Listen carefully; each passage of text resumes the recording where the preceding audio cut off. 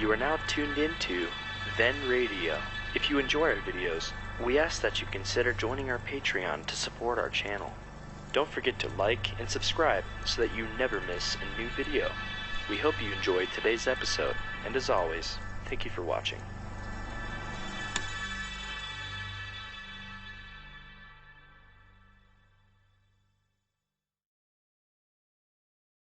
Now, the Roma Wine Company of Fresno, California presents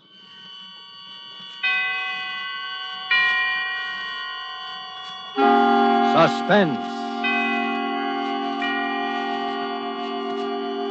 Tonight, Roma Wines bring you the suspenseful play called My Own Murderer, starring Mr. Herbert Marshall.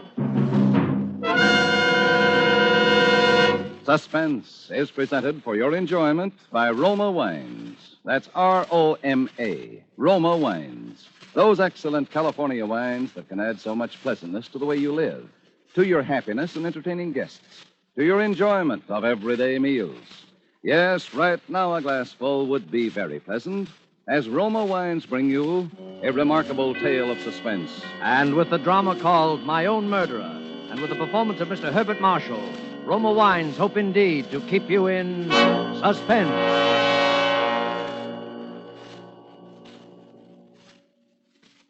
I was never really much attracted by Alan Rennick, even before he murdered Baines. It had been a raw March day, and I returned home at about 11:30 in the evening to find Alan Rennick waiting on my doorstep. Hello, Dick. Alan, what on earth are you doing here? It's a long story, old boy. Aren't you going to ask me in, or is it your habit to keep people waiting on your threshold? Well, give me a chance. After you. I say, this is cozy. Yeah, just about right for a bachelor who never entertains. I guess it wouldn't do for you at all. I wouldn't be too sure of that. Just one bedroom. There's a spare, but I've never used it. Not very hospitable, are you, old chap? I've never had any occasion to be. Well, you have now. What's on your mind, Alan? I'm coming to that. Remember Baines, my butler and valet?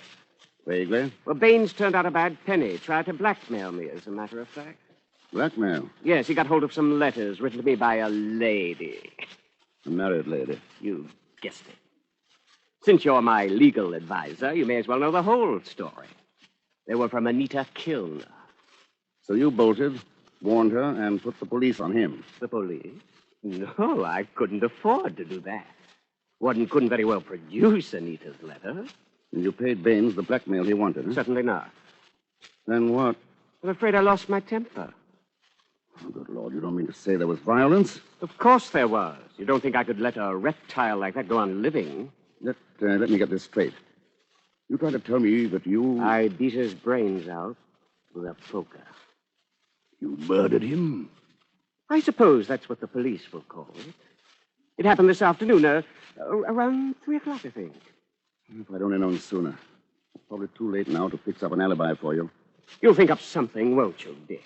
You always do when I'm in a jam. And in the meantime, I can hide out here, can't I? What possible good will that do? They'll track you down here sooner or later, and then we'll both be in the soup. No, Alan. Better get yourself up. Then I'll see what can be done about getting you off. Perhaps we could muss you up a bit and plead self-defense. Is that the best your devious legal mind can dream up? At the moment, yes. I'm a little tired. Well, I'm not going to cooperate. I'm going to stay right here till you figure out a way to get me clear of this. Alan, be reasonable. For your own good, give yourself up. Is it my own good you're thinking of? Or is it because you're afraid you'll be caught harboring a criminal and lose your filthy law practice? That settles it.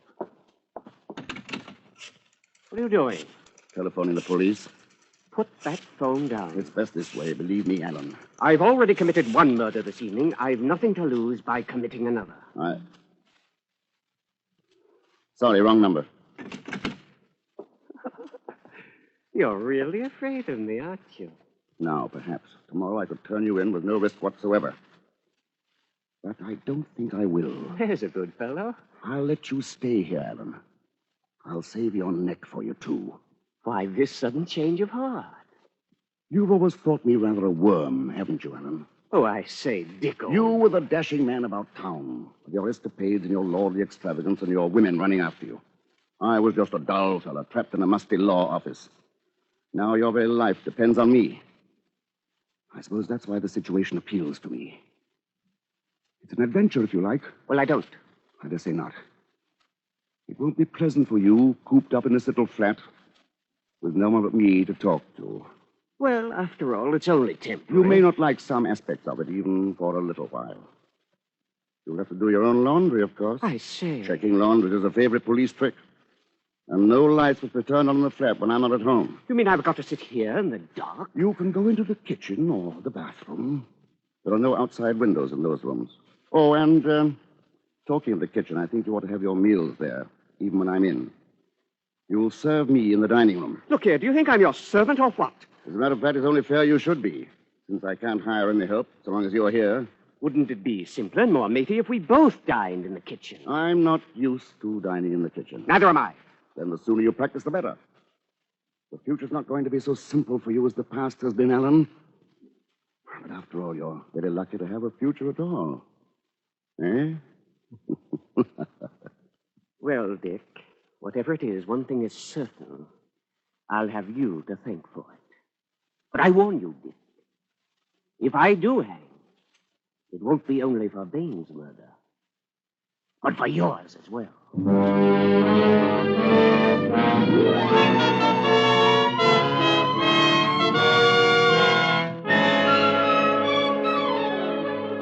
For Suspense, Roma Wines are bringing you as star Mr. Herbert Marshall, as Richard Sampson, with Norman Lloyd as Alan Rainick in My Own Murderer by Richard Hull, which is Roma Wines' presentation tonight of Suspense.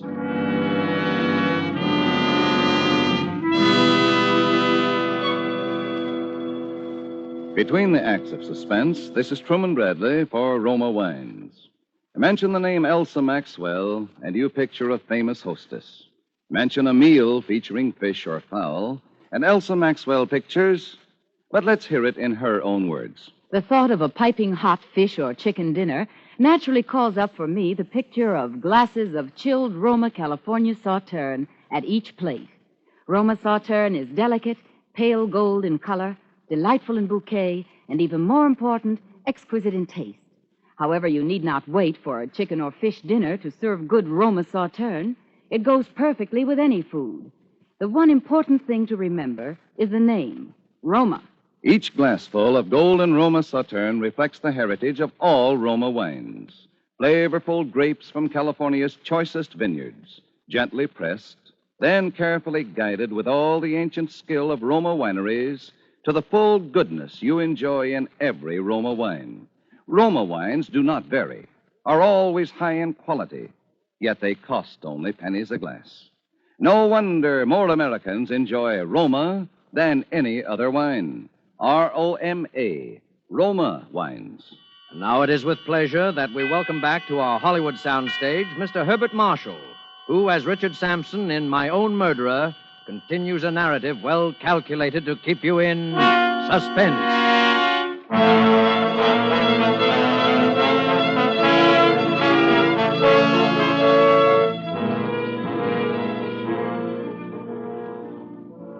Should Alan Rennick prove to be my own murderer, as well as Baines's, this document will serve as his death warrant. If not, well, I shall make good use of it anyhow. This, then, is what I decided to do.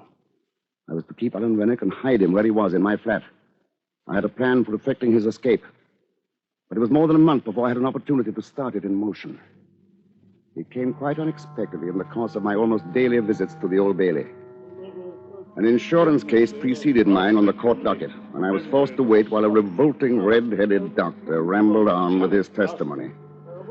That red hair of his really fascinated me, but not as much as his medical bag, which lay on the bench before me. But when he stepped down from the box, I was already on my way out of the courtroom. Hey, stop that man. He's stolen my bag. What's this? What's the trouble, Doctor? That man, the one with the tortoiseshell glasses, he's made off with my kit. What was it you say he took? A black leather bag, you know the type, with my name on it. I'm afraid he's lost in the crowd by this time, sir. But if your name's on it, could you identify him if you saw him again? Well, of course I could. He had on tortoise-shell glasses, and he had a bad mastoid scar just under his right ear. All the time he was talking to the policeman, I was standing not more than 5 paces away, lost among the curious crowd that had collected about them. I left the room with the crowd and hailed a cab. When I had taken what I needed from his bag, I threw it with its remaining contents into the ever-useful Regent's Canal. Its owner's name, stamped on the outer side of it, was as revolting as his red hair. Jeremiah Bloggins. Jeremiah Bloggins. Now my plans for Alan's escape swung into motion. Our chief accomplice was a woman friend of Alan's named Margaret Farley, whom I knew to be the most intelligent of his acquaintances. Hello, Dick. Where's Alan? All right, Alan, you can come out now. Well, it's high time. Hello, Margaret. Alan. Oh, Alan, my poor, poor darling. Long time no see. But you're still the prettiest girl in London. Look, I'm sorry to interrupt this touching little scene, but there's not too much time. Shall we discuss our plan? Yes, of course. Well, in essence, this is it. Alan's going to die. Huh? What do you mean by that? I see. Isn't that rather extreme? Not literally, of course. The point is to arrange a bogus death of some sort. To get you declared legally dead, and then you'll assume another identity. That has possibilities. Well, what about the body? Well, I'm afraid I'm forced back on the old expedient of the suicide note. The clothes left on the riverbank, and the body that's never recovered. Later, you're declared legally dead. It's a very old plan. And rather unlikely to deceive the police for that reason, don't you think, old boy? Oh, we'll admit later on, if necessary, that it was a put-up job. What's the good of that? Don't you see?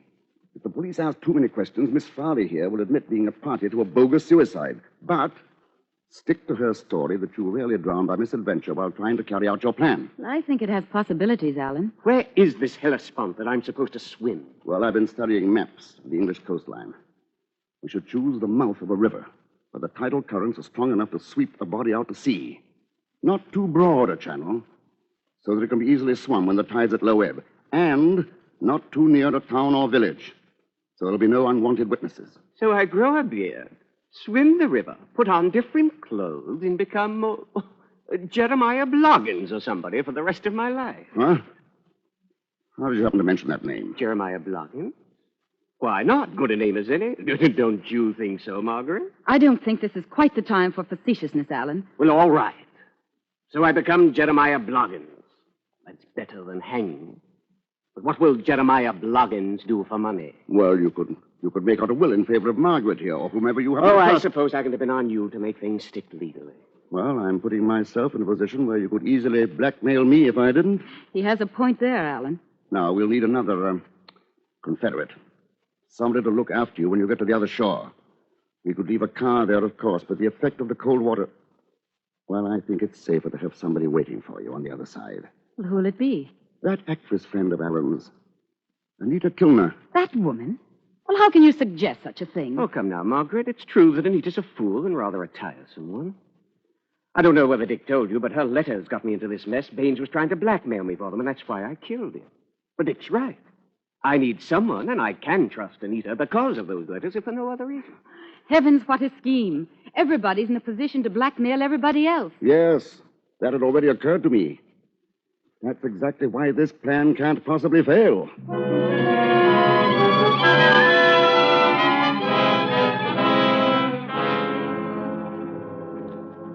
The river mouth we finally hit upon was near Mudeford. It was Margaret Farley's choice, and it was a good one.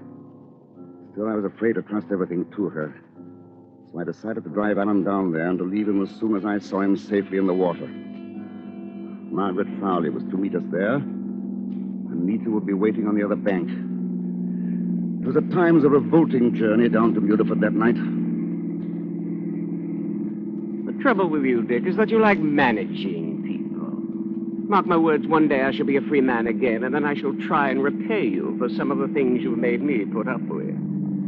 Cleaning up after you, making me say, yes, Dick. Certainly, Dick. Of course, Dick. I suppose it's quite useless to point out to you that what I did was not only for your own good, but absolutely necessary. Incidentally, I shouldn't be smoking quite so much if I were you. You've got to do some swimming tonight, remember. You're hopelessly out of condition. How I should like to give you just one on the jaw. Just one? 7 is your usual number, isn't it? Isn't that what it took to kill Baines? You unutterable swine. If you weren't driving the car, I'd give you something to remember me by. I shan't forget you easily as it is. Oh, well, forget what I said. I'm all on edge. It's a devil of a cold night, too. Did you bring that black coffee I asked you to? Where's the thermos? There on the back seat. Help yourself. Oh, thanks. Yeah. Filthy coffee. I should have made it myself. Better save a little for just before you go into the water. Well, Margaret's bound to have brought some, too. I'll just finish this off. Oh, bad as it tastes, it's making me feel a lot better.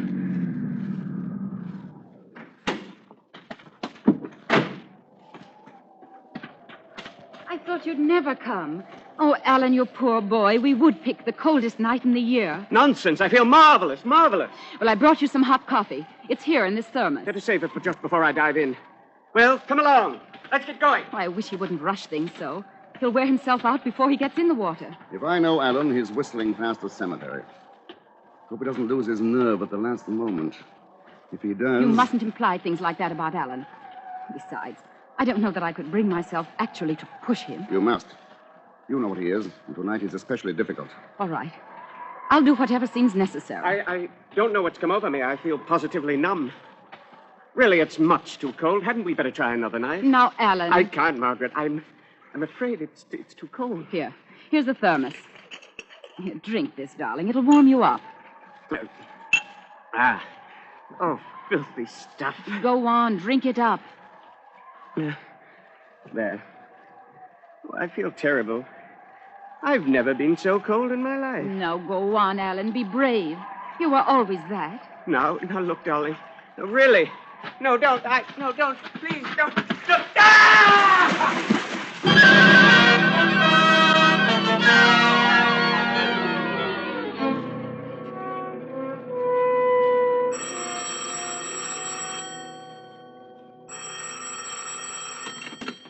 Yes?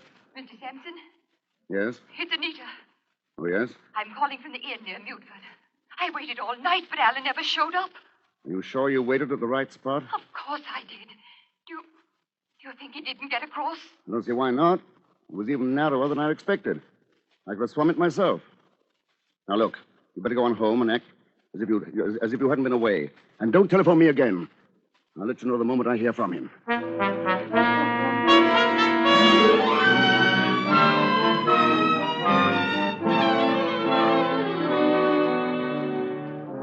Day followed day with no word from Alan. I had no alternative but to assume that he had drowned there in the estuary that night. The body had not been found, but then we had deliberately chosen a place where the tides could be alleged to have carried it out to sea. The uncertainty was a little distressing. I had not forgotten his threat to come back on even scores with me once he'd got free. And tonight came an unpleasant little scene which did not help my frame of mind. It began with Anita. I know you're angry at me for coming here, Mr. Sampson, but I've simply got to talk to someone. You ought not to have come round here. It isn't safe. Safe?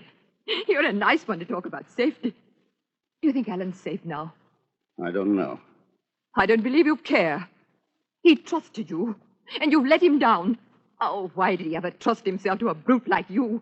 You and your plans and your cleverness. Well, where are they all now? And you sit back contented with what you've done. Let me interrupt your panegyric for a moment, Anita. I'd better answer that. You listen to me first. Oh, will I? We shall see about that.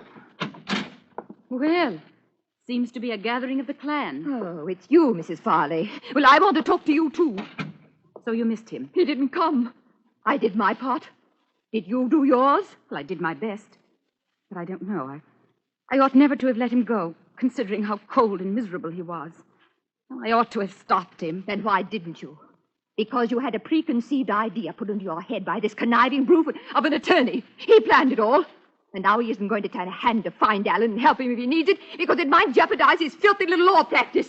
Well, I'm going to do something about it. I'm going to the police and tell them the whole story. Has it occurred to you the police can't possibly help anyone in this case and may possibly harm all three of us? And if Alan is alive, you will inevitably do him harm. Yes. Yes, he's right. I pushed him in. I pushed him in. Don't be morbid. You did what you could with excellent intentions. Are you going to clear your conscience by getting two other people into trouble? Are you, Anita? Well, I confess I'm not too keen on helping Margaret to be a martyr for Alan. How dare you? It was you and your hysterical letters that got Alan into this mess. And wouldn't it be ironic if they ended up by being published anyway? That would be a fine tribute to Alan's sacrifice, especially if he's dead and gone. What are you driving at? I have those letters. Oh, I'm not going to demand a price for them like Baines. But at the same time... You dirty blackmailer. I'm merely forcing you to do something for your own good. Just like giving a patient morphia to prevent him doing an injury to himself. Morphia? Or figure of speech, but I think you understand what I mean. Morphia.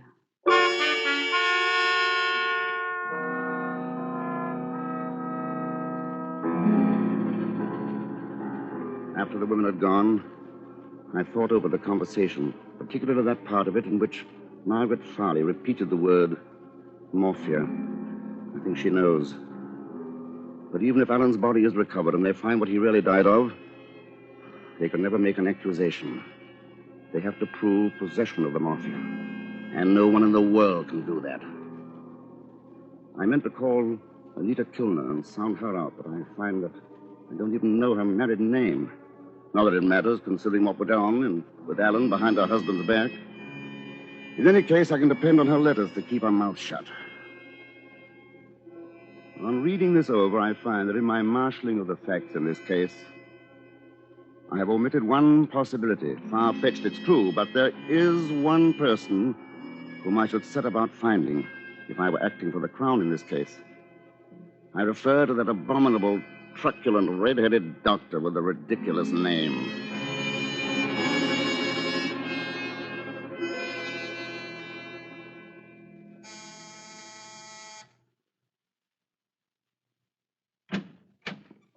Yes, Mr. Sampson. I'm leaving the office for the day, Chatsworth. Will you put these files in my briefcase? Oh, yes, sir. And will you please get out Rennick's file? His will goes into probate tomorrow, and I want to study it at home tonight. Very well, sir. Oh, by the way, that gentleman is still waiting in the outer office. What gentleman? Oh, I must have forgotten to tell you. He came in with a lady just a moment ago. Dr. Bloggins. Bloggins? Jeremiah Bloggins. Peculiar name, isn't it? Oh, beg pardon if it's a friend of yours, sir. No, not especially. You say I was in? Why, yes, I'm afraid I did. Chatsworth, if you ever become a solicitor, be sure your office has two entrances. Shall I send him away, sir? Jeremiah Bloggins. Yeah, I dare say he'd be unpleasantly persistent. Better let him come in. Yes, sir. Will you be needing me, Mr. Sampson? Yes, you'd better sit down. I want you to take down a statement. Yes, sir. Won't you come in, please? Thank you. Hello, Mr. Sampson. I want you to meet... Dr. Bloggins. Yes, we've met before. Oh, Strange you should have been the one to bring this about, Anita. I always thought Margaret Farley the cleverer one. Or should I speak so frankly? Dr. Bloggins knows everything, Mr. Sampson. Yes, I know, but just for the record, are you ready to take down that statement, Chatsworth? Yes, Mr. Sampson. Very well. I murdered Alan Rennick. well, just a moment, Mr. Please don't Sampson. interrupt. Yes, I murdered him. And why not? He was a killer. He forced himself on me and turned himself into my private property. He might indeed be called my own murderer. My motive? Well, perhaps one day the world will learn that the strongest compulsion to murder is hatred. I hated Alan Rennick, and I planned his murder brilliantly. I'd counted on the sea, holding Rennick long enough for the traces of morphia to have gone. I really can't be responsible for the treachery of the elements. Only one man had the evidence to convict me. And the odds against his being found and brought face to face with me were so slight that I'd risk it again. I'm not sorry I killed him. Even now I'm able to say that it's been a great adventure, requiring courage and daring beyond Rennick's wildest imagination. I have proved which of us was the better man. You have all that, Chatsworth? Yes, sir. Oh, add this note at the bottom. In view of the customary bumbling and obtusiveness of the Crown prosecutor, it'll probably be necessary to state that his case will be greatly facilitated by calling as his first witness Dr. Jeremiah Bloggins. Oh, look here, perhaps I'm obtuse, but why on earth are you trying to involve me in your beastly murder? Huh? I say, you mean to say you don't recognize me?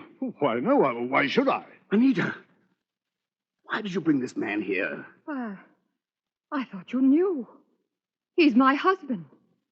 After Alan's body was found, I decided to tell him everything. We simply came here to get the letters. And you don't even remember me?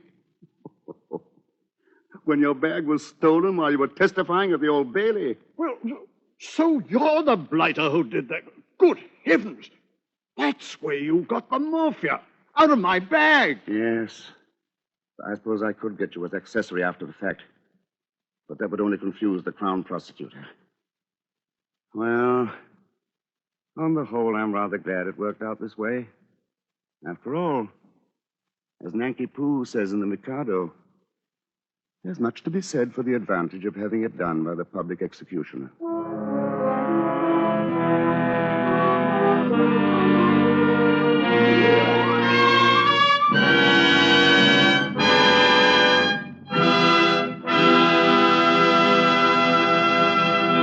And so closes My Own Murderer, in which Roma Wines have brought you as star Herbert Marshall with Norman Lloyd in tonight's study in Suspense.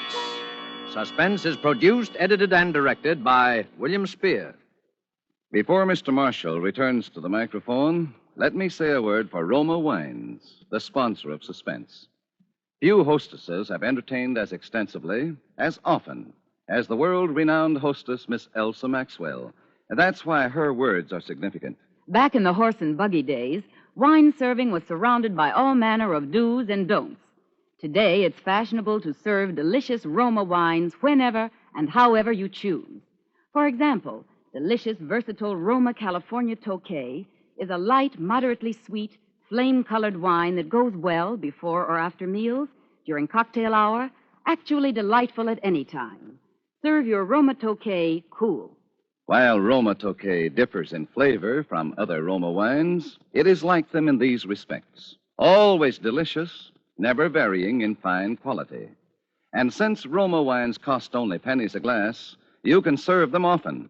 Remember, more Americans enjoy Roma than any other wine. And the next time you use vermouth, choose Roma vermouth.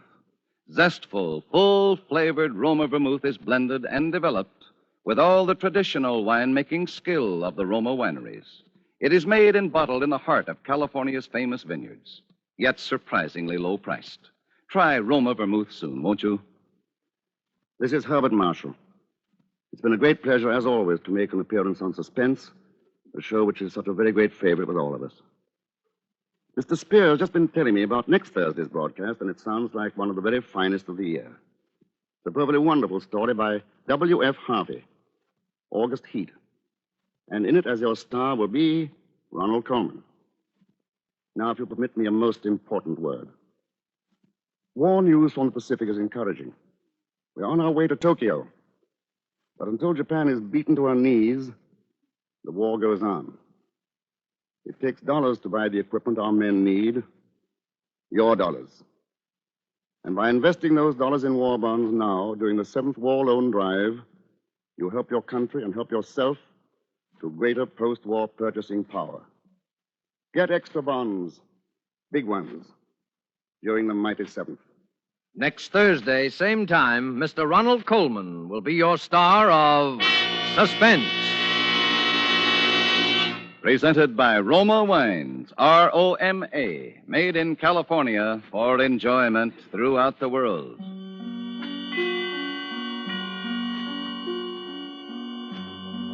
This is CBS, the Columbia Broadcasting System.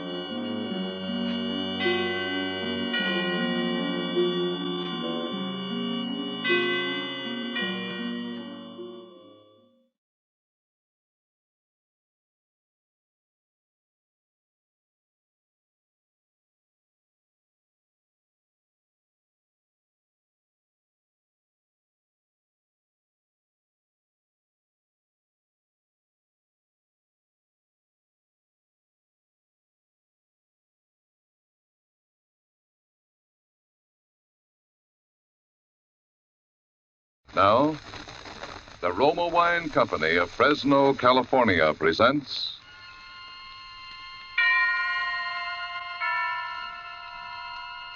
Suspense. Tonight, Roma Wines bring you the distinguished actor, Mr. Ronald Colman, in one of the great suspense stories of our time, August Heat. Suspense is presented for your enjoyment by Roma Wines. That's R-O-M-A, Roma Wines. Those excellent California wines that can add so much pleasantness to the way you live, to your happiness in entertaining guests, to your enjoyment of everyday meals. Before we bring you Ronald Colman and our suspense play, here's a brief message from Elsa Maxwell, famed for her great charm as a hostess. When food looks appetizing, it almost always lives up to expectations. When even so simple a main dish as a steaming, fragrant bowl of spaghetti or beans is surrounded by bright green salads, golden rolls or muffins, and brilliant Roma California burgundy, the food is more enjoyable, more delightful. And for a summery touch of the outdoors, a vase of flowers, perfect color complement to the deep, rich beauty of Roma burgundy. You'll enjoy the fruity, robust taste, the tart piquancy of distinguished Roma burgundy served cool. Truly a masterpiece of fine winemaking. Like all Roma wines, Roma burgundy is unvaryingly good, always high in quality of bouquet, color, and taste. The happy reward of selected grapes, brought slowly to perfection, gently pressed, then carefully guided to flavor fullness by the ancient skill of Roma's noted wineries in California's choicest vineyards. Yet all this goodness is yours for only pennies a glass. Remember, more Americans enjoy Roma than any other wine. R-O-M-A, Roma Wines. Yes, right now a glassful would be very pleasant, as Roma Wines bring you a remarkable tale of suspense. And with August Heat, W.F. Harvey's matchless narrative of premonition and the brooding terror of twilight and the unseen, and with the performance of Ronald Colman, Roma Wines hope indeed to keep you in suspense.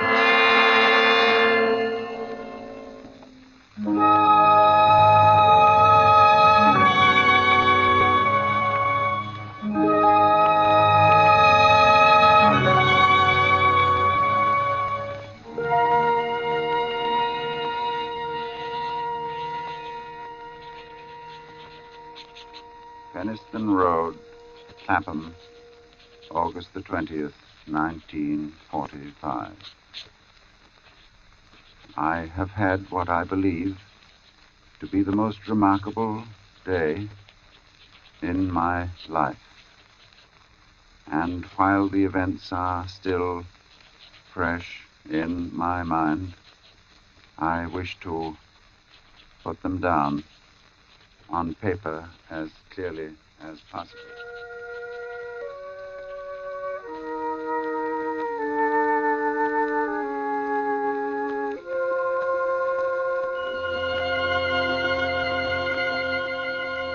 Let me say at the outset that my name is James Clarence Withencroft. You must remember that in order to have the full implication of my story. James Clarence Withencroft. I'm 40 years old, in perfect health, never having known a day's illness. By profession, I am an artist. Not a very successful one, but I earn enough money by my black and white work to satisfy my necessary wants. My only near relative, a sister, died 5 years ago, so that there is no one in particular to whom I address this manuscript. Only you, who might by chance read it someday. For, because of the peculiar circumstance about which you will soon hear, I have the strong premonition that I shall never live to tell anyone about it.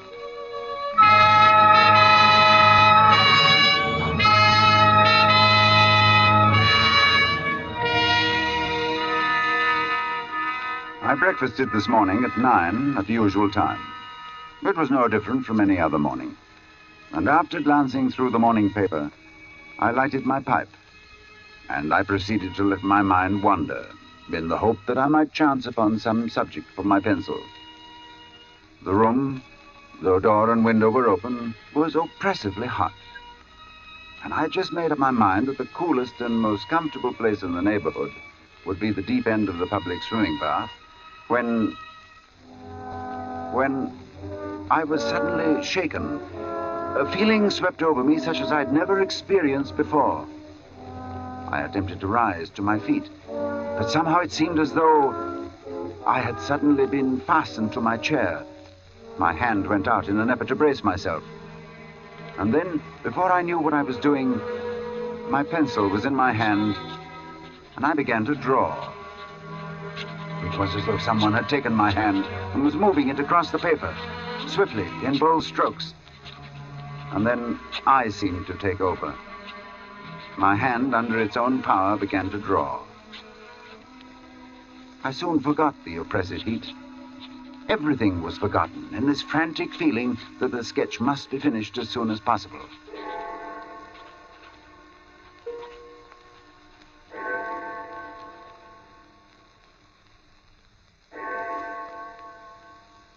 I had no idea how long I worked until I heard the clock of St. Jude's in the distance.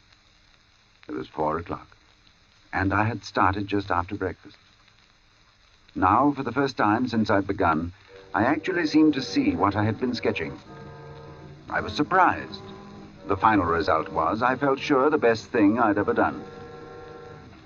It showed a criminal in the dock immediately after the judge had pronounced sentence. The man was fat, enormously fat. The flesh hung in rolls about his chin. It creased his huge, stumpy neck. He was clean-shaven, or perhaps I should say a few days before he must have been clean-shaven. And he was almost bald. He stood there before the judge, his short, clumsy fingers clasping the rail, looking straight in front of him. The feeling that his expression conveyed was not so much one of horror as of utter, absolute collapse. There seemed nothing in the man strong enough to sustain that mountain of flesh. And then I saw that the sketch wasn't complete, for the man's other hand seemed to be clutching an instrument of some kind, a weapon, but it hadn't been completed. I had made this sketch, and yet I had no recollection of what I'd intended the man to carry in his other hand. I took up my pencil again, and I attempted to fill in the fuzzy outline, but it was useless. It was as though my fingers had suddenly turned to lead. I sat down, and I felt the moisture slowly forming on my forehead. And once again, I was conscious of the oppressive heat. Then I knew that there would be no finishing of the sketch, at any rate not for the moment. So I rolled it up, and without quite knowing why, I put it in my pocket. In spite of my peculiar inspiration, I was filled with a rare sense of happiness which the knowledge of a good thing well done gives.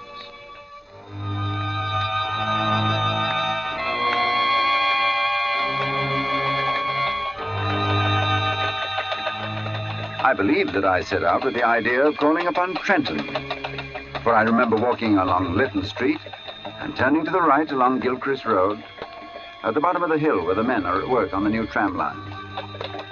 From there onwards, I have only the vaguest recollection of where I went. Through parks, along crowded streets, always conscious of the awful heat that came up from the dusty asphalt pavement in a suffocating wave.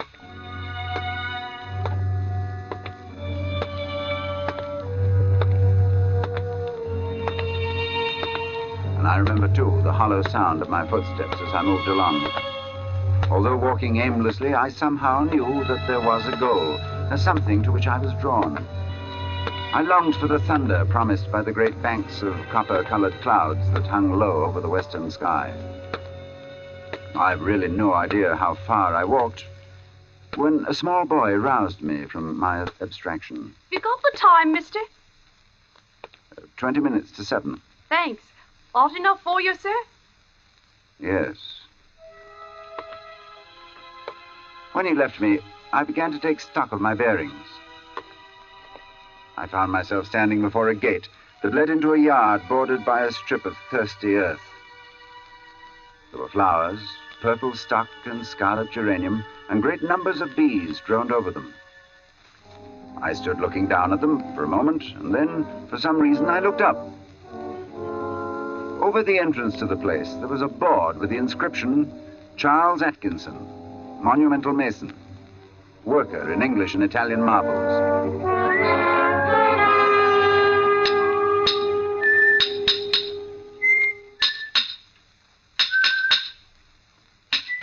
From the yard itself came a cheery whistle, the noise of hammer blows and the cold sound of steel meeting stone. A sudden impulse made me enter, and I went in the direction of the noise. There was a man, sitting with his back towards me. He was busy at work on a slab of curiously veined marble. Then, without turning, his hammer stopped in midair as he was about to bring it down on his chisel. He held this position a moment before turning, but I knew that he was aware of my presence, and when he turned, I saw his face. It was, although I'd never seen him before, it was the face of the man I had been drawing.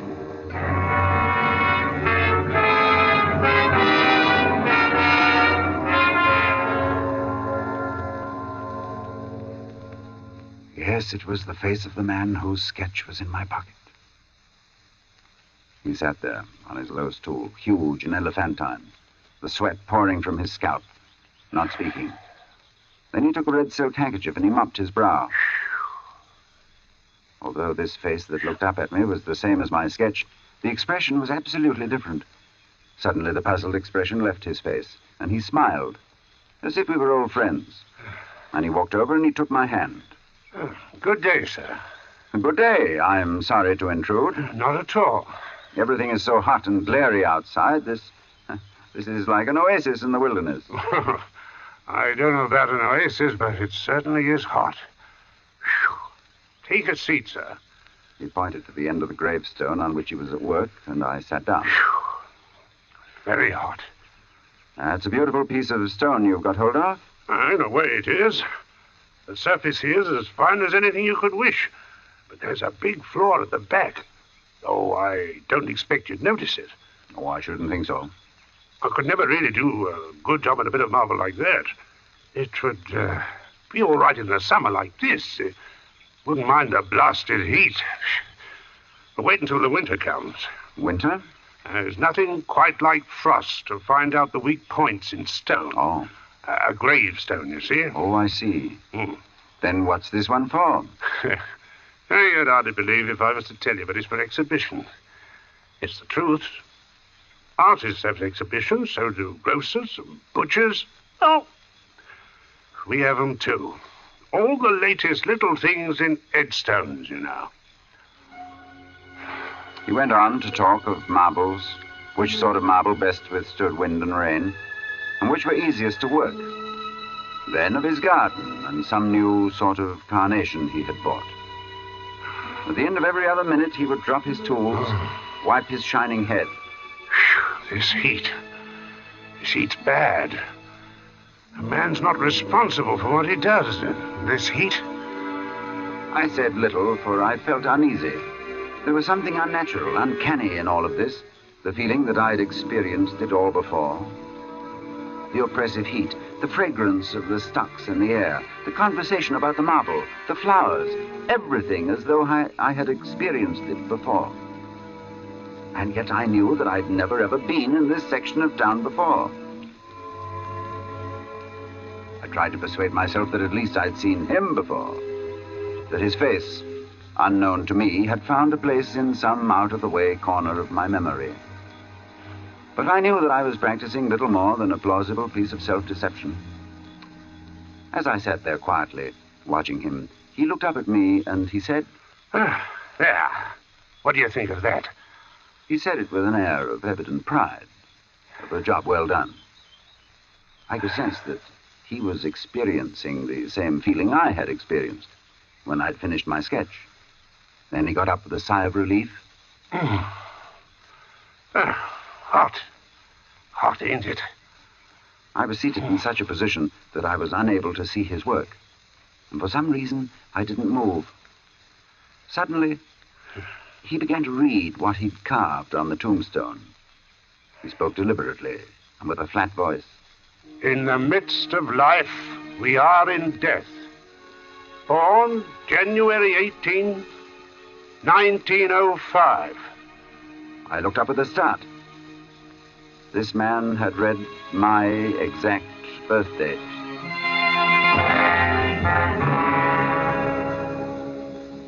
He passed away very suddenly on August 20th, 1945.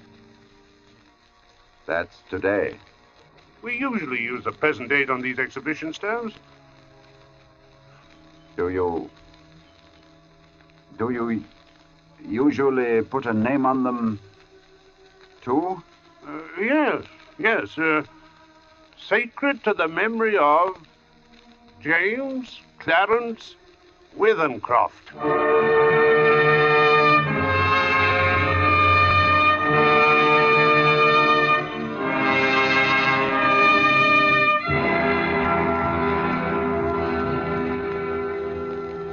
Cold shudder swept over me, and I sat there in silence.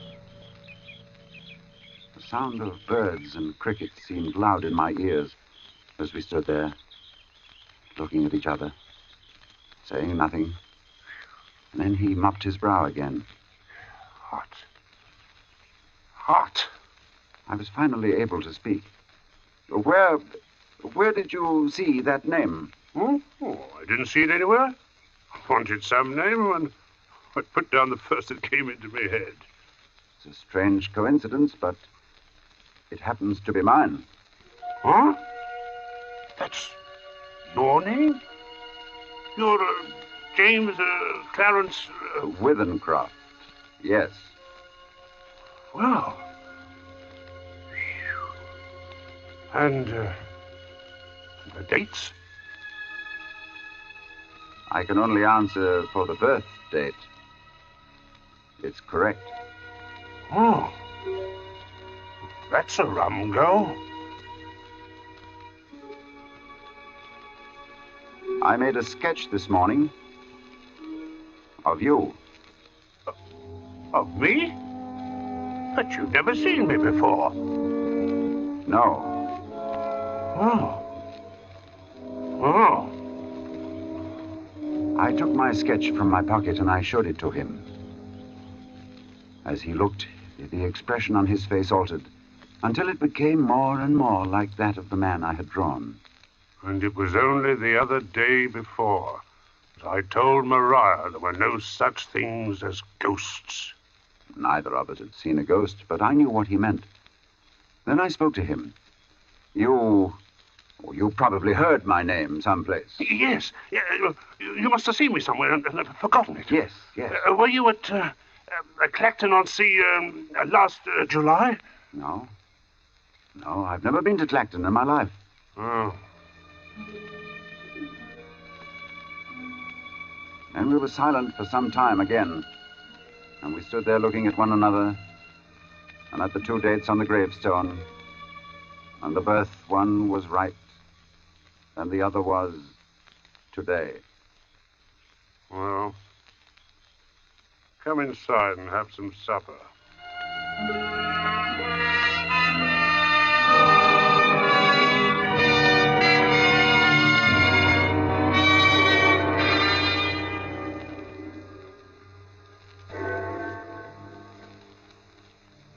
His wife was a strange little woman who was pallid with the look of those who live their lives indoors.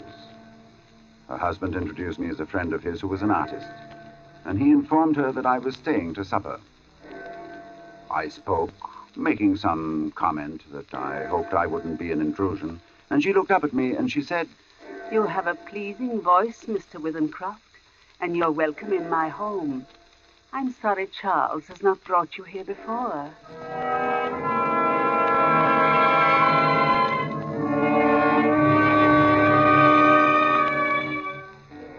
Very little was said during the meal, and after the sardines and watercress had been removed, she walked over to a cupboard and she took down a thin black book. And as she handed it to me, she spoke.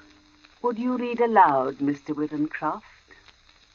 Puzzled, I looked down at the book which she'd opened and placed before me. It was a very tiny book. The Prophet, it was called, by an author unknown to me with a strange Eastern name, Khalil Gibran. And my eyes fell across the page, and suddenly I was reading aloud, as she'd asked me to. Then Almitra spoke, saying, we would ask now of death. And he said, you would know the secret of death. But how shall you find it unless you seek it in the heart of life? The owl, whose night-bound eyes are blind unto the day, cannot unveil the mystery of light. If you would indeed behold the spirit of death, open your heart wide unto the body of life. For life and death are one, even as the river and the sea are one. In the depth of your hopes and desires lies your silent knowledge of the beyond. And like seeds dreaming beneath the snow, your heart dreams of spring. Trust the dreams, for in them is hidden the gate to eternity. Your fear of death is but the trembling of the shepherd when he stands before the king whose hand is to be laid upon him in honor. Is the shepherd not joyful beneath his trembling, that he shall wear the mark of the king? Yet is he not more mindful of his trembling. For what is it to die but to stand naked in the wind and to melt into the sun? And what is it to cease breathing but to free the breath from its restless tides, that it may rise and expand and seek God unencumbered?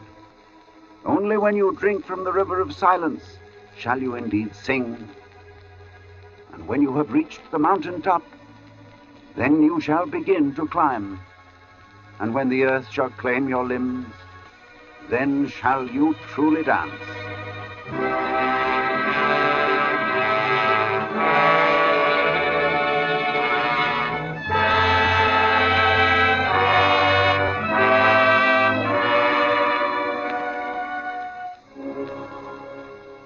When I looked up, Mr. Atkinson had gone. But his wife stood before me, and as she took the book, she spoke. Thank you. Then I went outside. And I found Atkinson sitting on the gravestone and smoking. He looked up at me. Hot.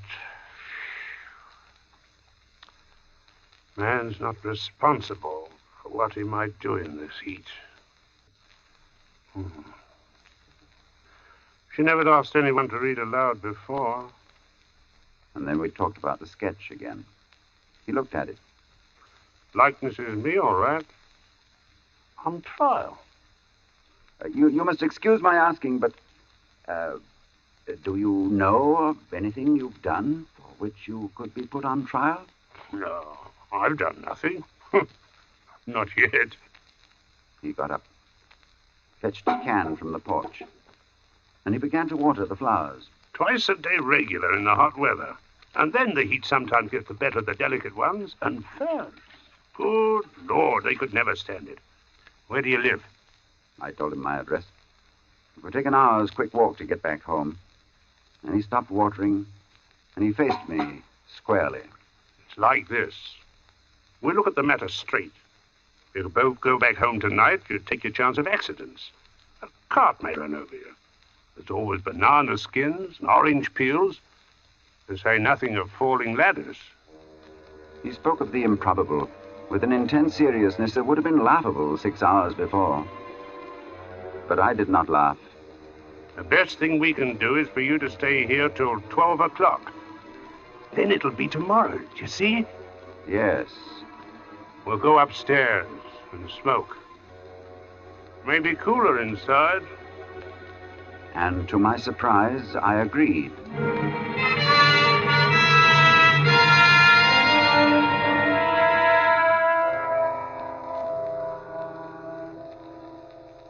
We are sitting in a long, low room beneath the eaves. Atkinson has sent his wife to bed. He himself is busy sharpening some tools at a little oilstone, smoking one of my cigars the while.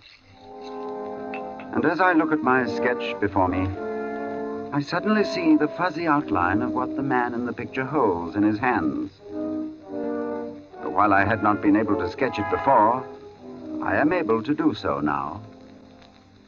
It is a chisel, and it is stained with dark liquid. The sketch is completed now. The air seems charged with thunder, and I hear it in the distance.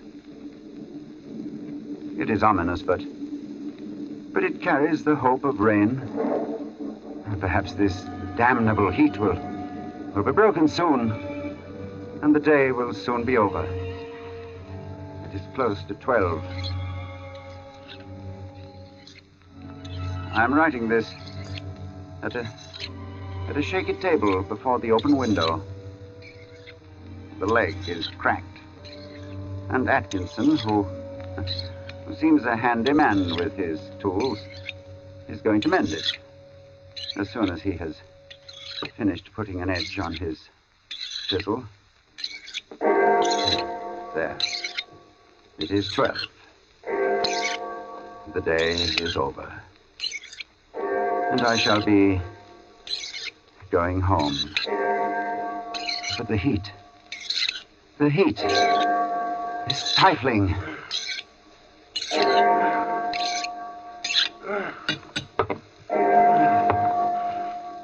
This heat is enough to send a man mad.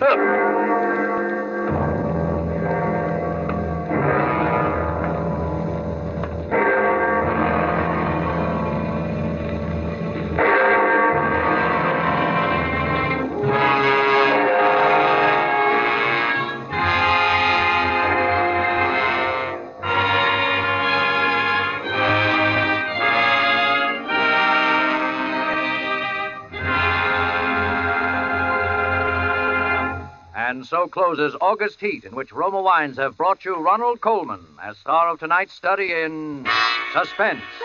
Suspense is produced, edited, and directed by William Spear. Music for August Heat was composed by Lucien Morawick and conducted by Lud Gluskin. Dennis Hoy appeared as Atkinson. This is Truman Bradley with a word for Roma Wines, the sponsor of Suspense.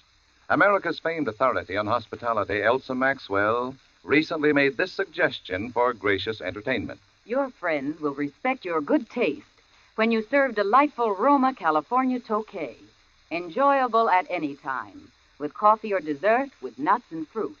I suggest serving Roma Tokay cool. A most timely suggestion from Miss Maxwell. You'll find flame bright Roma Tokay velvety smooth, moderately sweet, light, yet delightfully rich in color. And you'll find Roma wines always delicious, of unvarying fine quality and goodness. June is the month of weddings, and the most distinguished way to fate the June bride is by serving Roma California champagne. Its gold and sparkle and delicious, delightful dryness tell you that here is a truly fine champagne, Roma champagne.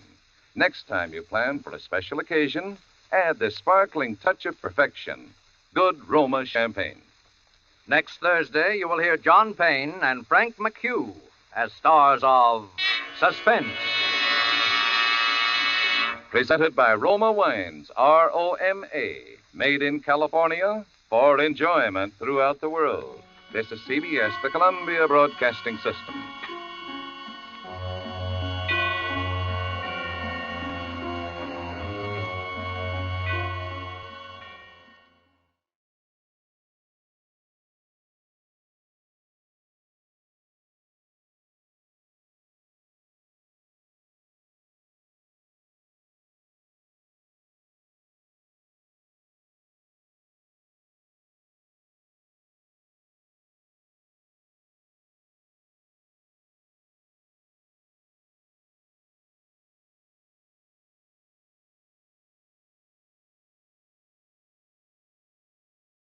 Now, the Roma Wine Company of Fresno, California presents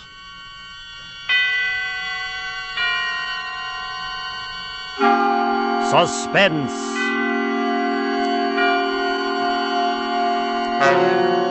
Tonight, Roma Wines bring you a suspenseful play by Dashiell Hammett called Two Sharp Knives, and starring John Payne and Frank McHugh. Suspense is presented for your enjoyment by Roma Wines. That's R-O-M-A.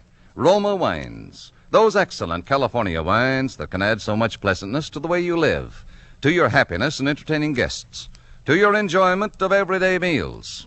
Yes, right now a glassful would be very pleasant, as Roma Wines bring you a remarkable tale of suspense. And with the drama called Two Sharp Knives, and with the performances of Mr. John Payne as Scott Henderson and Mr. Frank McHugh as Wally Shane, Roma Wines hope indeed to keep you in suspense. Shortly after 2 a.m., a poker game was breaking up at Ben Camsley's, the doctor coroner of Deerwood City. Scott Anderson, Deerwood's efficient chief of police, and Wally Shane, his easygoing assistant, were just about to leave. Oh, talk about thieves. Our own chief of police committed nothing less than larceny the way he won that last pot. Yeah. And having won it, I noticed he's losing no time in making off with the swag. Shucks, why don't you boys just break down and admit you don't know how to play like old Professor Scott here? What? You couldn't win a poker hand if it was on a punch board. Get here. It's a good thing he's chief of police. Come on, Wally. Let's get out of here before these amateurs break my heart. Okay, Scott. Anything you say. Where are we heading for, Chief? Just across the street, Wally. Railroad station. Oh, shucks. Aren't you afraid of the excitement? Don't you think that watching the 211 come in is apt to be too much for your blood pressure? Well, if it is, Wally, you can always carry on. You've been a fair imitation of an assistant to me for some time now. Yeah? Yeah. If anything happens to me, you'd be chief. Don't worry. It won't be any harder for you to fool the public as chief. Hi, Elmer. Huh? Oh, howdy, Scotty. Well, hello, Wally boy. Hi, Elmer. Say, it's kind of late for you bigs to be around, isn't it? Oh, I don't know. We sort of figured we'd put the town to bed tonight. How's the 211? On time? Right on the nose, Wally, right on the nose. She ought to be blowing for the bend in just about 3 seconds now. By golly, she fooled me. She's early. That's her now. Why, you expecting anyone on us, Scotty? No, Elmer, I'm not expecting anyone. Wally and I just thought we'd mosey over and watch her come in, that's all. You know, Elmer, you can never tell who might get off, though. Jesse James or Jack the Ripper, or even your Aunt Gussie. Yeah, I guess you're right, Wally. Well, here she be. Pardon me, Jess, but I gotta be rolling the wagon out to the baby store. Good. Hey, Elmer. How's it going? Oh, I can't complain, Cap. Well, maybe you can, Elmer, but I sure can. You hold us up with that freight there. How much more? No. This is the last piece now. Oh. Well, there you are, Cap. It's all done. Okay, see you tomorrow, Elmer. Oh.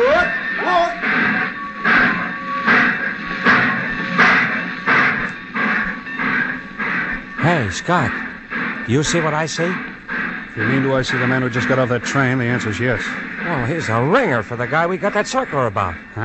That is the guy. Well, then, what do we do now? We take him, Wally. Let's go. Whatever you say, Scott. Here he comes, over toward the taxi stand. Driver, I want to go to the Deerwood Hotel. Oh, never mind. I see the hotel sign just a few blocks down the street. Sorry. I'll walk.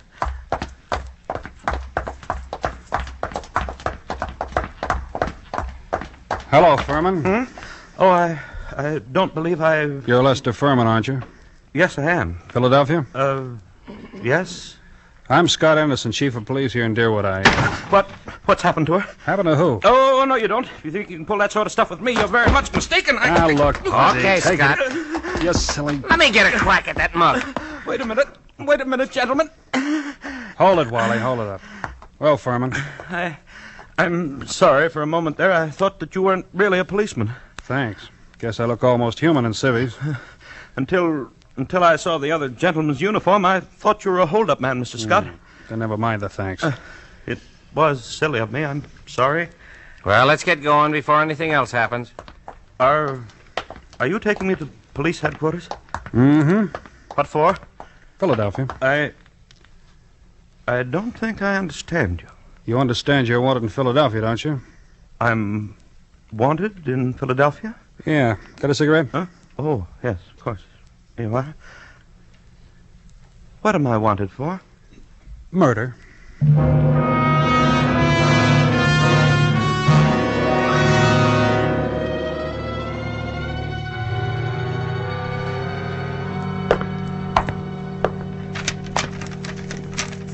Here we are. Here's the circular on Lester Furman. It was sent out by the Trans-American Detective Agency in Philadelphia.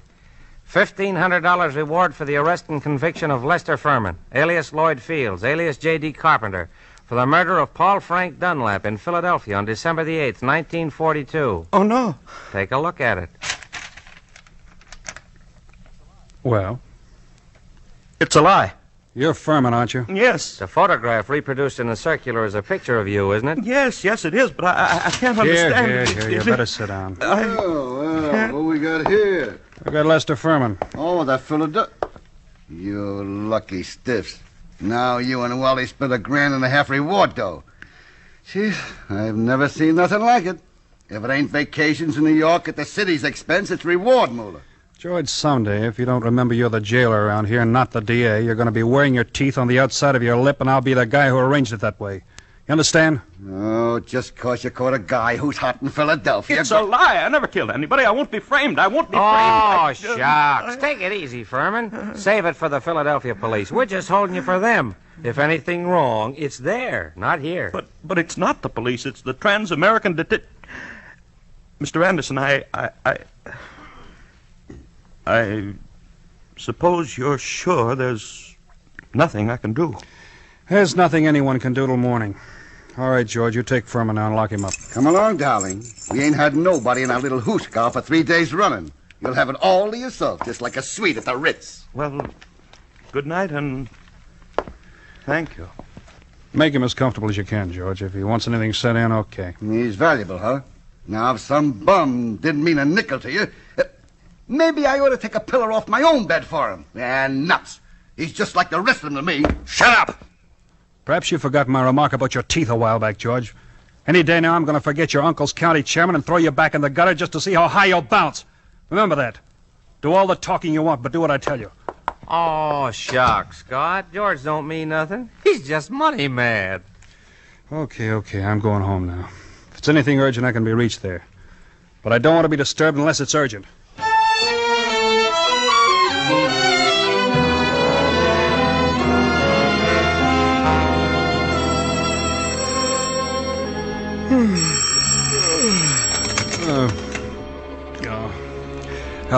Hello? Scott, this is Wally. Yeah, Wally? Oh, what time is it? It's 5 after 6 in the morning, and you'd better come right down, Scott. That fellow Furman's hung himself. What? Hung himself? Yep, by his belt from a window bar. Deader than a mackerel. I'll be right in, Wally. Phone Ben Camsley, tell him I'll pick him up on the way down. Oh, shucks. No doctor's going to do Furman any good now. Well, it won't hurt to have him looked at. You better phone the county court at Douglasville, too, and file a routine report. I already did that. And what's more, hold on to your seat. The DA's on the way over, in person. The DA? I'll be there before you hang up.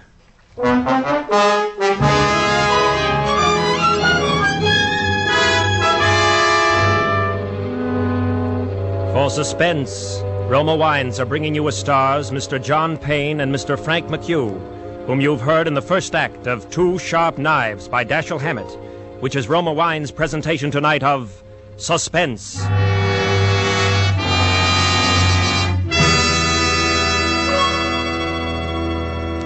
Between the acts of Suspense, this is Truman Bradley for Roma Wines. Elsa Maxwell, famed hostess, makes this suggestion for added mealtime enjoyment. It's smart, yet simple, to dress up ordinary meals. For a festive note, spread your table with a brightly colored cloth, a centerpiece heaped with fresh fruits and nuts, a basket of crispy brown hot rolls, and at each plate a glistening glassful of golden Roma Sauterne, well chilled. A most welcome suggestion from Miss Maxwell. And as you enjoy Roma California Sauterne, you'll be delighted with the flavorful delicacy of this truly distinguished table wine. Like all Roma wines, Roma Sauterne is always unvaryingly good, the goodness of selected grapes, picked at the peak of perfection in sunny California's choicest vineyards, carefully pressed, the rich natural juices guided to perfection, unhurriedly, by the ancient wine skill of Roma's famed wineries. Good Roma wines never vary, are always enjoyable, yet cost only pennies a glass. Remember, because of uniformly fine quality at reasonable cost, more Americans enjoy Roma than any other wine. R-O-M-A, Roma wine. And now, Roma Wines bring back to our soundstage John Payne as Scott Anderson, Deerwood City Chief of Police, and Frank McHugh as Assistant Chief Wally Shane in Two Sharp Knives, a play well calculated to keep you in suspense.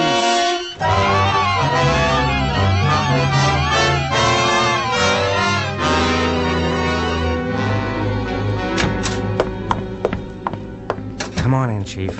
Good old Ted Carroll, the DA's here, and he's plenty hot under the collar. Yeah, what's he burning about? Oh, he's just mad. He's run up quite a phone bill for us, too. Been calling Philadelphia every couple of minutes since he got here. What kept you so long? I couldn't get my car started. Well, let's go in. Hello, Ted. Listen, Scott, what is all this? Oh, what? This fiddly-dee, this hanky-panky. I suppose you mean Furman.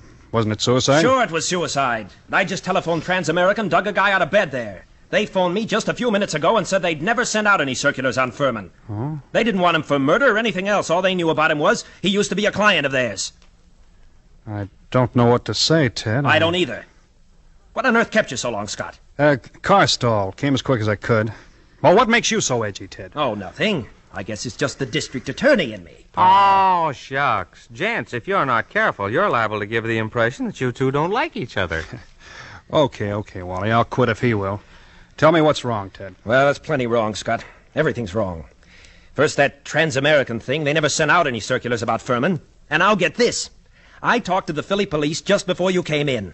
There wasn't any Paul Frank Dunlap murder down there that they know about. They've got no unexplained murder for December 8th, 1942. What did you get out of Furman before you let him hang himself? Only, that he was innocent. Well, didn't you grill him? Didn't you find out what he was doing in town? Wally, didn't you? Oh, shucks. What for? He admitted his name was Furman. The circular description fitted him. The photograph was him. Trans-American Detective Agency supposed to be on the level. Philadelphia wanted Furman. We didn't. But, Scott... Oh, sure, Ted, sure. If I'd known he was going to hang himself, but then if your aunt wore pants, she'd be your uncle. You said Furman had been a client of Trans-American. Then tell me what kind of a job they were doing for him. Well, his wife left him a couple of years ago, and he had them hunting for her for 5 or 6 months, but they never found her. They're sending a man up here tonight to look things over. They are, huh? Yes. And I might as well tell you, Scott, they're going to raise plenty of trouble over this. Yeah, I know that, Ted. There usually is trouble when somebody dies in a jail cell.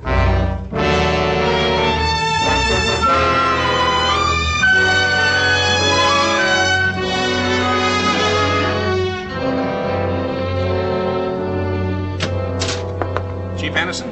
Yeah, come in. They told me I'd find you here. I'm Carl Rising, Assistant Manager of Trans-American Detective Agency in Philadelphia. This is Mr. Wheelock, who was Lester Furman's personal attorney. How do you do? Glad to know you, Mr. Rising. Mr. Wheelock, this is Wally Shane, my assistant. How are you? How do you do? I know you gentlemen are already in possession of most of the details concerning Mr. Furman from the time he arrived in Deerwood until the time of his death. But perhaps you don't know that the police of most towns in our corner of the state have also received copies of this reward circular. Get it for him, will you, Wally? Here you are. Why, this circular is a forgery. Wow. You're sure it's a forgery, Mr. Rising? Oh, yes, there's no doubt about it. And it's an excellent forgery. The paper, style, and type are almost exactly like those we use at Transamerica. Almost, but not quite. Wow, what do you know? A forgery. Tell me, Mr. Wheelock, was Mr. Furman a native Philadelphian? Oh, my, yes. He was well-known, respectable, prosperous citizen of Philadelphia. Married, wasn't he? In 1934, he married a 22-year-old girl named Ethel Bryan, daughter of a Philadelphia family. And the Furmans had a child, isn't that right, Mr. Wheelock? Yes, born in 1936. But the child lived only a few months. Mrs. Furman's wife disappeared after the child's death. What year was it she disappeared? Mr. Rising should remember that. His agency worked on that matter. Yes, I remember it very well. Mrs. Furman disappeared in 1937. We never heard anything of her again, although Furman spent quite a lot of money trying to locate her. Furman never divorced her, huh? No, sir. I should say not. He was very much in love with her. And he seemed to think that the kid's dying made her a little screwy so that she didn't know what she was doing. That's right, isn't it, Mr. Wheelock? Well, that is my belief, Mr. Rising. You said Furman had money, Mr. Wheelock. How much did he have, and who gets it? I should say his estate will amount to perhaps $500,000 left in its entirety to his wife. His wife, huh? That's quite a handy sum for anyone to have, huh, Wally? Yeah. Tell me, do either of you know why Furman came to Deerwood? No, Oh, shucks. You were his attorney, Mr. Wheelock. Don't you know if he told his servants or his office employees or someone why he came here? I know of no one of whom he told, and I can't see that these questions of yours are getting us anywhere. Why do you persist in asking them? Because, Mr. Wheelock, everything shows that somebody framed Furman into the Deerwood jail. And that frame-up drove him to suicide. Nothing shows anything else. And there has to be something else. A lot else. Well, Chief, what do we do now? I'm going across the street to Fritz's undertaking parlor. Maybe I'll find something else there.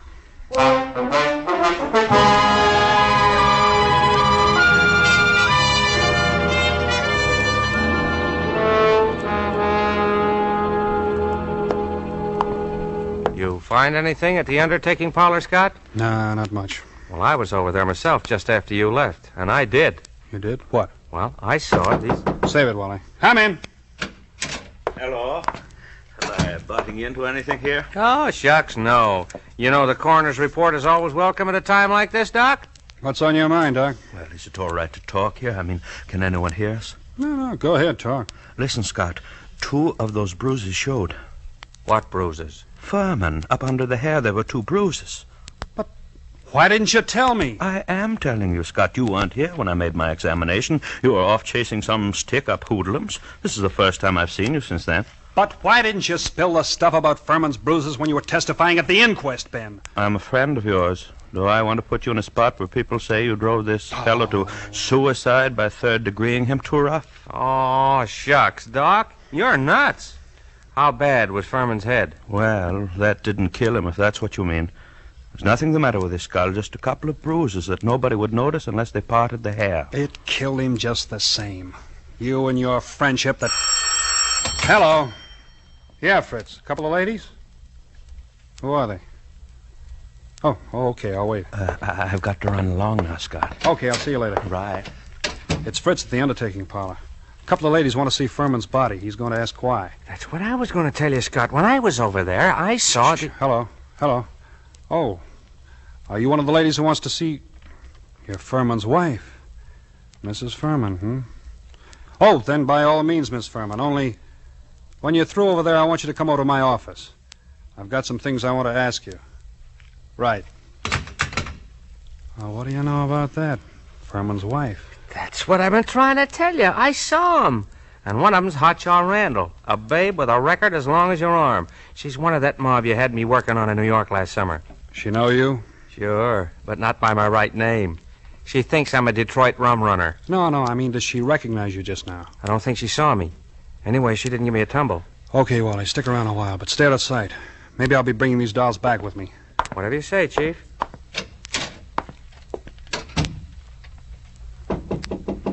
Come in. Chief Anderson? That's right. Mrs. Furman? Yes. This is my friend, Mrs. Crowder. Mrs. Crowder. Thought your name was Randall. What do you care, Chief? I'm not hurting your town any. Okay. Now, before anybody says anything, I want to tell you something. Furman didn't commit suicide. He was murdered. Murder? My husband murdered? We got alibis. We were in New York. We can prove it. You're likely to get a chance. How'd you people happen to come down here? Murdered. Who's got a better right to come down here? She was still his wife, wasn't she? She's got a right to look out for her own interest, hasn't she? Yeah, that reminds me of something. Excuse me just a second. I gotta make a phone call in the next room. Oh, take it easy now. Hey, Hamill. Yeah, Chief? I want you to have someone get hold of that lawyer, Wheelock, before he leaves town and tell him I want to see him. And is Wally around? No, he's not here. He said you told him to keep out of sight. I'll find him for you, though. Right. Tell Wally I want him to go to New York tonight. Send Mason home to get some sleep. He'll have to take over Wally's night trick. Okay. Feeling better, honey, now? Mr. Anderson, do you think I had anything to do with with his death? I don't know, Mrs. Furman. I know he was killed. I also know he left something like $500,000. Dollars? Dollars. All right, Chief. Now, don't be a clown. The kid here didn't have a thing to do with whatever you think happened. No? No. We read about Lester Furman committing suicide in yesterday morning's paper, and about there being something funny about it. And I persuaded her she ought to come down to Deerwood, and that's all. Mr. Anderson, I wouldn't have done anything to hurt Lester. I left him because I wanted to leave him, but I wouldn't have done anything to him for money or anything else. Well, if I'd wanted money from him, all I'd had to do would have been to just ask him for it.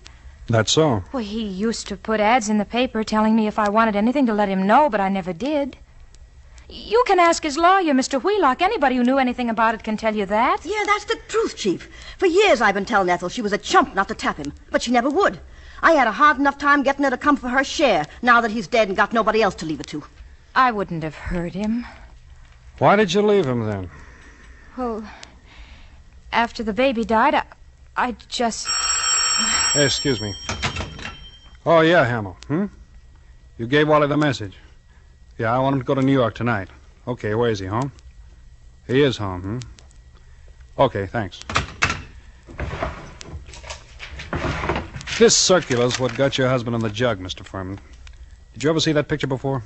No, Why, that... It can't be. It's a snapshot I have. It's an enlargement of it. Who else has one? No, nobody that I know of. I don't think anybody else could have one. Have you still got yours? Yes, I don't remember whether I've seen it recently. It's with some old papers and things, but I must have it. Oh, Mrs. Furman, it's stuff like this that's got to be checked up. Neither one of us can dodge it. Now, there's two ways we can play. Yes. I can hold you here on suspicion till I've had time to check things up, or I can send one of my men back to New York with you for the checkup. I'm willing to do that if you'll speed things up by helping him all you can. And if you'll promise me you won't try any tricks. I promise. I'm as anxious as you are to track this down. All right. How'd you come down? We drove. That's my car, the big green one across the street. Fine. Then my man can ride back with you. But no funny business. Funny shumminy. What do you expect, her? Huh? Oh, send him in. Hello, Mr. Wheelock. Is this really Mrs. Furman? Yes, that's really her, all right. Fine. How do you do? You wait here, Wheelock. I'll be back in a little while. Come on, girls. Where are we going? We're going to solve a murder, sister.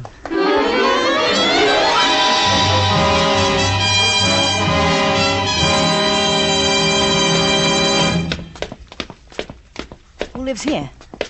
Wally Shane, my assistant. He's the man who's going to drive you to New York tonight. All right? Here we are. Wally? Who is it?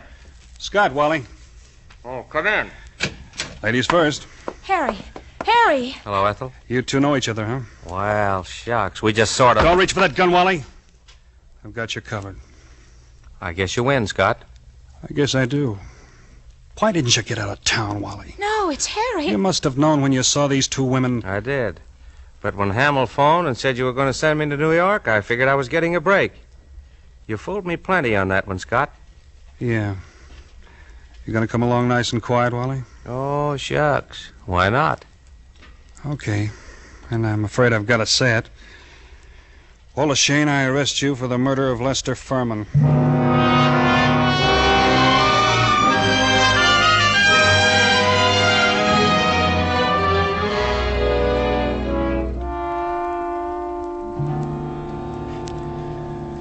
You, comfortable in here, Wally? Can't complain. For a cell. Say, Scott. You didn't just stumble on all this, did you? Nope. Furman had to be murdered by a copper. Only a copper would know reward circulars well enough to make a good job of forging one. Only a copper, one of my coppers, would be able to walk into Furman's cell, bang him across the head, and string him up. When you told me you knew the Randall woman, well, there it was. What got you like this, Wally? Oh, shucks. What gets most saps into jams? A yen for easy dough. I'm in New York, see, Scott? Working on that Dutton job for you. Then I run into this Ethel Furman, and she goes for me like a house afire. Like her, too, so that's dandy. But one night she tells me about how much dough her husband's got, and how it would all come to her if...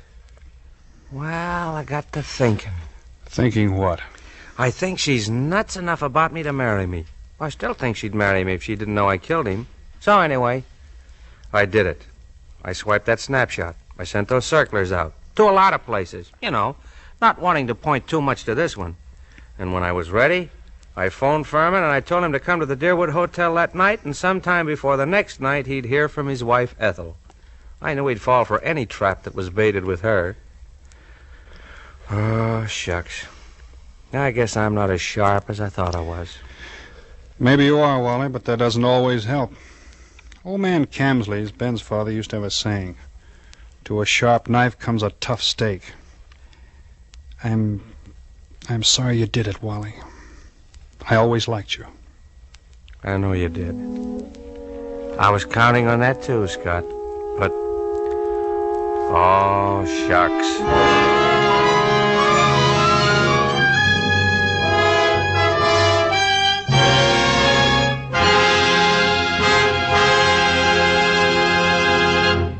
And so closes Two Sharp Knives, in which Roma Wines have brought you John Payne and Frank McHugh as stars of tonight's study in Suspense. Suspense is produced, edited, and directed by William Spear. Before our stars return to the microphone, let me say a word for Roma Wines, the sponsor of Suspense. Elsa Maxwell, noted authority on smart entertaining, has this suggestion. When the thermometer rises, it's time for cooling, refreshing drinks. Enjoy the taste thrill of frosty cold, thirst-quenching Roma refreshers. A Roma Sherry Cobbler is a gay and colorful drink, simple to prepare with distinguished Roma California Sherry. Miss Maxwell has an excellent idea there. And America's smartest drink, the Roma Sherry Cobbler, takes but a jiffy to prepare. Here is how. In a tall glass, dissolve 1/2 teaspoonful sugar in 2 tablespoons lemon juice. Half fill the glass with delicious Roma Sherry. Add ice to fill, stir well, and you have the most delightful summer refresher you've ever tasted. You know, June is the month of weddings and anniversaries, and a most distinguished way to honor this year's and yesteryear's June bride is by serving delicious Roma California champagne. Its delightful pale gold color, distinctive dryness, tell you that here is a truly fine champagne. Roma champagne. No better way to say happy days ahead than with Roma champagne. This is John Payne. I'm sure I speak for Mr. McHugh, too, in saying how delighted we have been to be invited to appear on Suspense. Before Mr. McHugh brings you a message from our government, I would like to pass along to you the billboard for next Thursday's half hour of Suspense. It will star that polished and sinister actor, Clifton Webb, in a radio play based on John Dixon Carr's novel, The Burning Court. Okay, Frank, take over. The Battle of the Pacific has moved into high gear. Our fighting men are doing more than their share in this big second half of our fight for victory. The current 7th War Loan Drive is an opportunity for you to do your share. The money you invest in war bonds now will increase in value. Will be your ready cash for tomorrow. Buy those extra war bonds today. John Payne will soon be seen in the 20th Century Fox Technicolor production, The Dolly Sisters. Frank McHugh can soon be seen in State Fair from the same studio. Next Thursday, same time, Mr. Clifton Webb will be your star of Suspense. Presented by Roma Wines, R-O-M-A, made in California for enjoyment throughout the world. This is CBS, the Columbia Broadcasting System.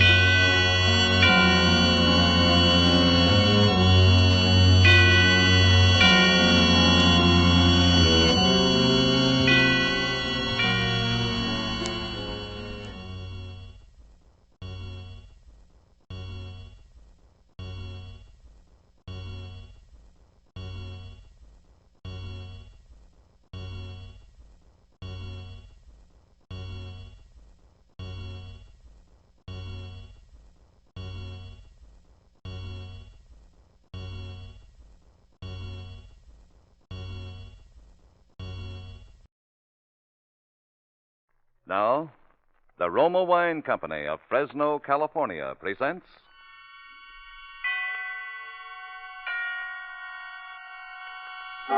Suspense.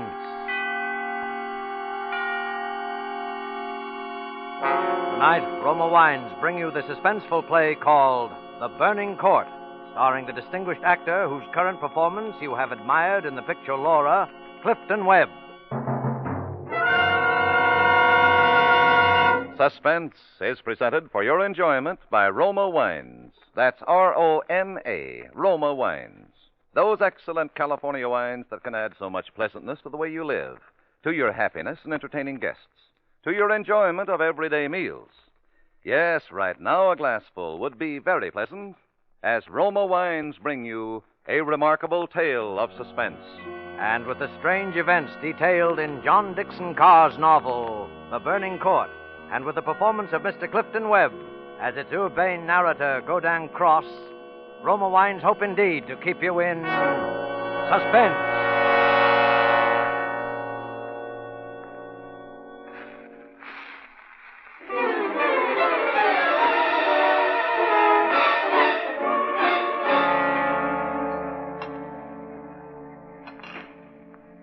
A pleasant fire, charming company, and a hostess who realizes that tea served in the Russian manner is the only manner in which tea should ever be served.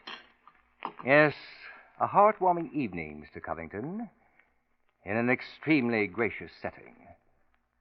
How fortunate that your uncle had the wealth to satisfy such an exquisite taste.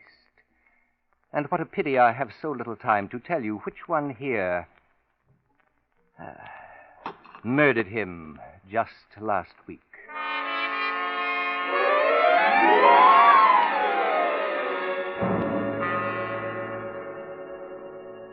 Now, I believe we're all here. Ted and Mary Covington, Mrs. Henderson, the housekeeper, Captain, Brennan, I believe. Yes. And incidentally, yourself, just who did you say you were? No wonder you police have had so much difficulty with the case. My name is Cross, Godin Cross, the writer. Well, why don't you say so? That book, A History of European Murder, that's yours, isn't it? Extraordinary. A policeman who reads. As a matter of fact, Captain, it's because of my latest book, Poisoning Throughout the Ages, that I happen to be with you now. Ted Covington there is a member of the firm which publishes my work. I'd never seen him until tonight, when he himself told me what happened. He went back to last Friday afternoon, for it was then that he began reading my manuscript for the first time. He began it on the train, the commuter's train, which every afternoon deposits him safely and soundly in this charming suburb of Crispin. That is, if you care for suburbs. At any rate, I imagine he was almost home by the time he finished the first chapter.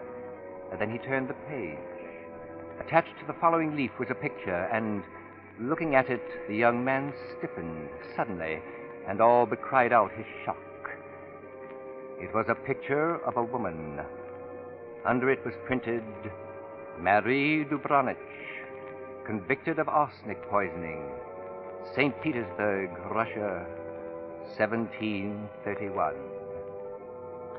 Ted Covington was looking at a picture of his own young wife.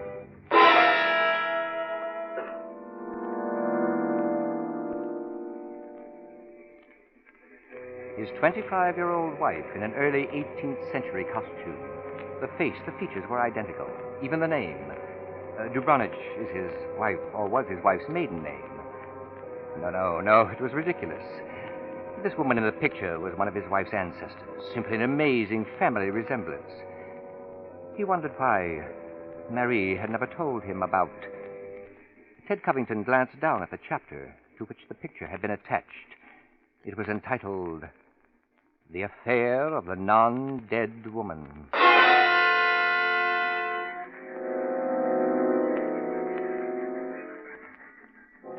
But then the train was approaching the station, and he rose and walked out to the platform. Standing there for a moment, his eyes ran down the page. Marie Dubranich, it appeared, was quite a continental charmer in her day. With the beneficent assistance of our snake, she had disposed of half a dozen husbands before she'd been caught. But caught she was. She was sentenced to death, the chapter concluded, and then beheaded and burned.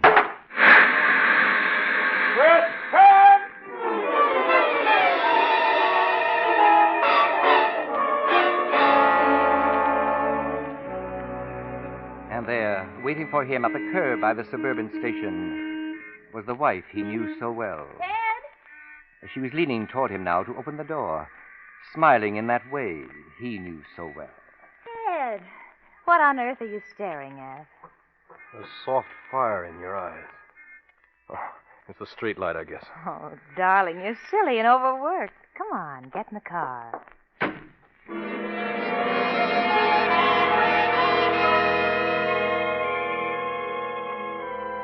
Thus, like a thin wisp of smoke, it was gone.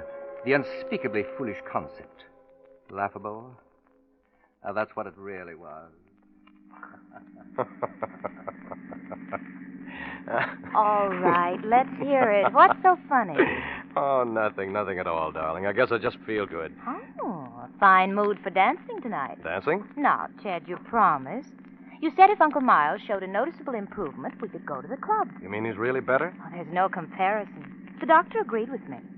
Darling, there's no reason in the world why we shouldn't let Mrs. Henderson stay awake for a change. None. Do her good, the old What is the matter with you? Oh, it's just that I started to call her a witch. It's a private joke, darling. Don't mind me. A private joke. And by the time they were home, it was even less than that. Ted was sitting in the living room when Marie entered and moved toward the fireplace. He studied her as she struck the match on the hearthstone, touched it through the little rolls of newspaper, stood back to watch the licking flames catch the charcoal, then the logs. As the light rose, illuminating her face and the lips barely parted in that ineffably curious smile, he was reminded again of her fragile loveliness and his absurd reaction to the manuscript. He glanced around. There it was on the table, where he placed it when he'd come in. Deliberately, he turned from it, and then back again. The manuscript had been moved, only an inch or so, but moved. Keeping his back to his wife, he thumbed through that early chapter and discovered, just as he was afraid he would, that the picture itself was gone. For a long moment, he thought of what to do. Then, slowly, he turned around. This book of crosses I brought home. Yes, dear. There was a story of a poisoner in it. It's funny, her name happens to be the same as yours. Your maiden name, that is. Look, darling, was she a relative of yours? Why, Ted, you're serious. Well, in a way, yes. I don't mean it's really important. It's just that, well, when you run across a person who was a top-flight poisoner a couple of 100 years ago and who's a dead ringer for your own wife, you want to hear about it, that's all. Ted, what on earth are you talking about? Darling, be honest with me.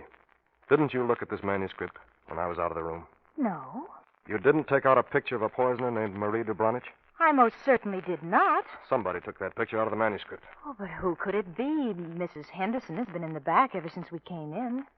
And Uncle Miles, well, he's in bed in his room. I'm sorry, darling. It'll turn up. Forget it. Maybe I am overworked. I guess a little dancing is just the thing I need tonight. When they returned home, it had happened. Mrs. Henderson met them at the door. Ted's uncle had taken a sudden turn for the worse. Hurry as fast as you can. We'll be right there.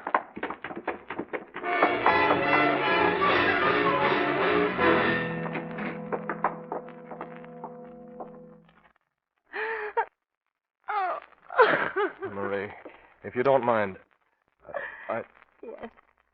Yes, Ted. Come, Mrs. Henderson.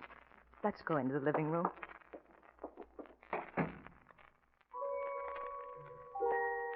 He had wanted to be alone in the room. Not because of his great attachment to his uncle, who, save for Ted himself, was the last of his branch of the Covingtons, but because he had seen something. It was the silver cup under the edge of the bed, the cup of the late patient had used for his medicine. Ted moved over to it, stooped down. There were still a few drops at the bottom. And then, just as he was rising to his feet, his heart seemed to miss a beat. He had seen the other thing, Uncle Miles' cat, 2 feet away from the cup, further under the bed. She was lying on her side. Fearfully, he extended his hand. The cat was still warm, but quite dead.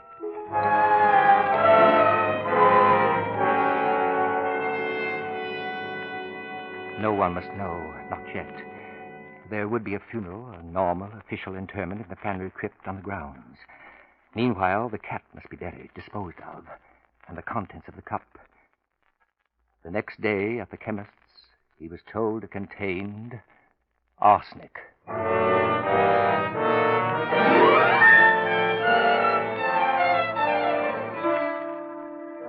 For Suspense, Roma Wines are bringing you as star Mr. Clifton Webb, whom you have heard in the first act of The Burning Court by John Dixon Carr, which is Roma Wine's presentation tonight of Suspense.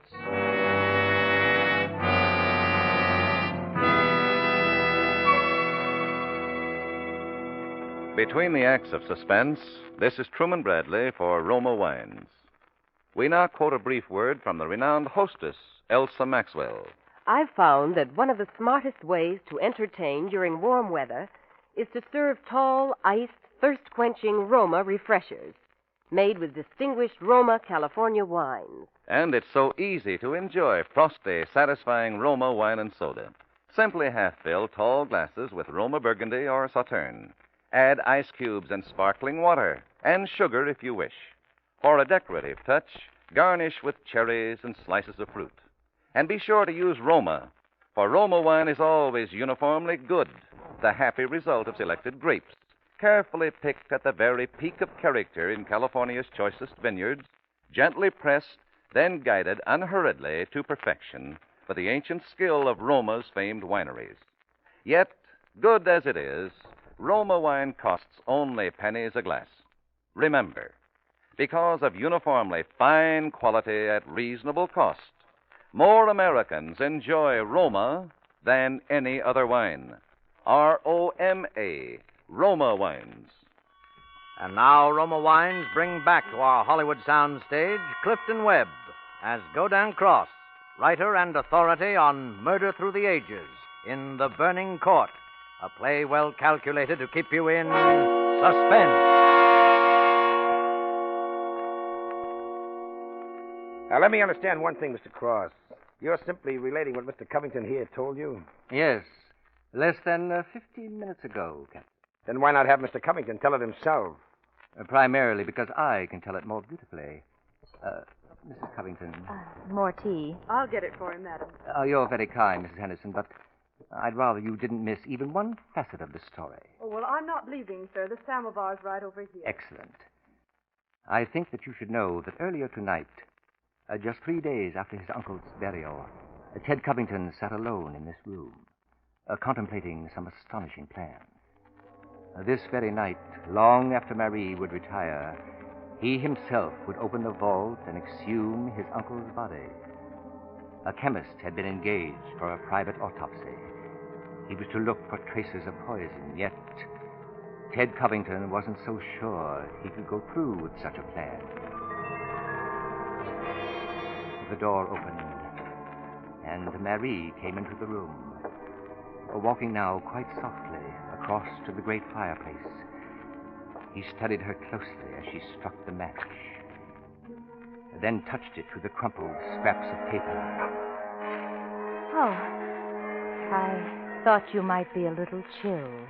Chill. If only she knew the chill that was wrapped around his heart. If only she... He stopped short in his thoughts, for now the glow had risen against that somewhat childlike face, And suddenly he saw, for the first time, the faint wrinkles of age at her eyes.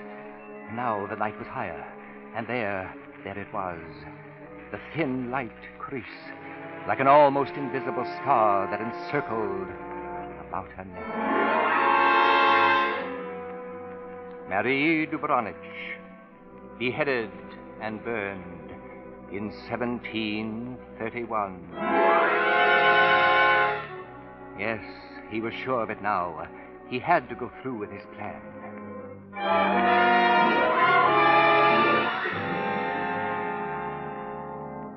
So, by the dim light of a lantern, he set about his task, pounding his way through the thick concrete that now covered the family tomb, drawing open the great subterranean door, descending to the ink-black chamber below. He found the coffin, wrested it from its crypt, and placed it upon the floor. He unclamped the lid, opened it, and then... The word of shock leapt from his throat. Empty. Empty!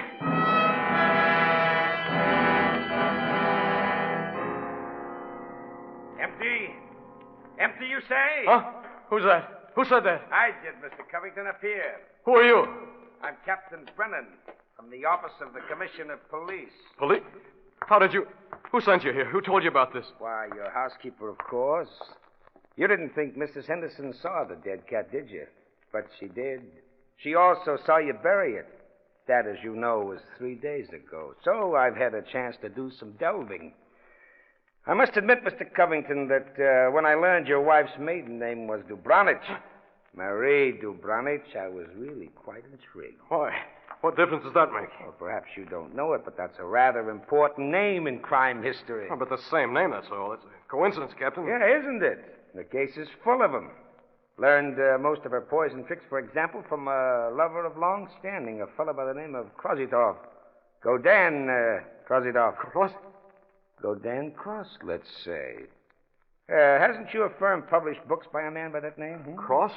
Oh, this is some kind of a joke. But what's even more interesting, Mr. Covington, is the fact that the name of the judge who sentenced Marie Dubronich to death by the burning court just happened to be Covington. Covington? Thurman Covington. An ancestor, wouldn't you say, of the man who just died? Or was murdered? An ancestor of yours, I might add. Oh, but you can't believe any of this. This nonsense about a long-time lover and a vengeance through the ages. Why, Oh, Captain Brennan? Yeah, down here, Freddie. Oh. No luck, sir. No answer at all. Place seems to be vacant. The Covington house? What? Yes, sir. Couldn't wake a soul. Get out of my way. Hey, Covington, come back here. Something's happened to my wife. You want me to stop him, Captain? Let him go. We'll follow him.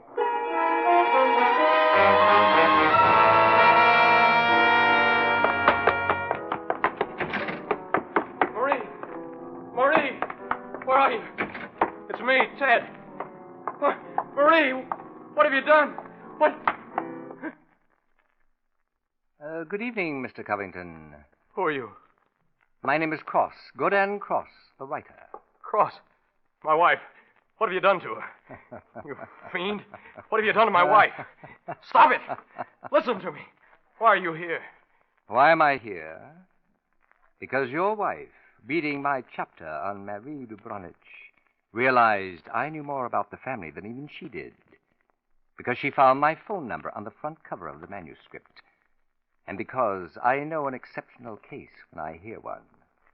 Does that answer your question? No, you know it doesn't. Can't you see I've got to know whether... I see. Whether your wife is really Marie Dubronich, who was burnt by order of the burning court. You're quite sure, no doubt, that I'm Godan Cross who first wooed her. No, my boy. Marie Dubronich is no more your wife's real name than mine is Godan Cross. What? Your esteemed wife, Mr. Covington, was adopted by people named Dubronich, remote members of the real family of poisoners. I can't believe it. Why didn't you tell me? Because until I told her half an hour ago, she didn't know it herself. I'd learned it through my research. Oh, that's too wonderful. For years, Mr. Covington, that young woman has been haunted by the fear that she might be a poisoner by blood. You can see, can't you, why she was willing to lie, steal a picture, Yes. do anything, to hide her past from the man she wanted to hold. Yes, I can see that now. Mrs. Covington. You mean she's... Yes, Mr. Cross. Oh, Marie, darling, you're all right. That will be our old friends, the police. Will you take them into the front room, Mrs. Covington? Meanwhile, you, my friend, will tell me everything that's happened up to now. Having just delivered your wife from the burning court, I'll see if I can't save her from the electric chair.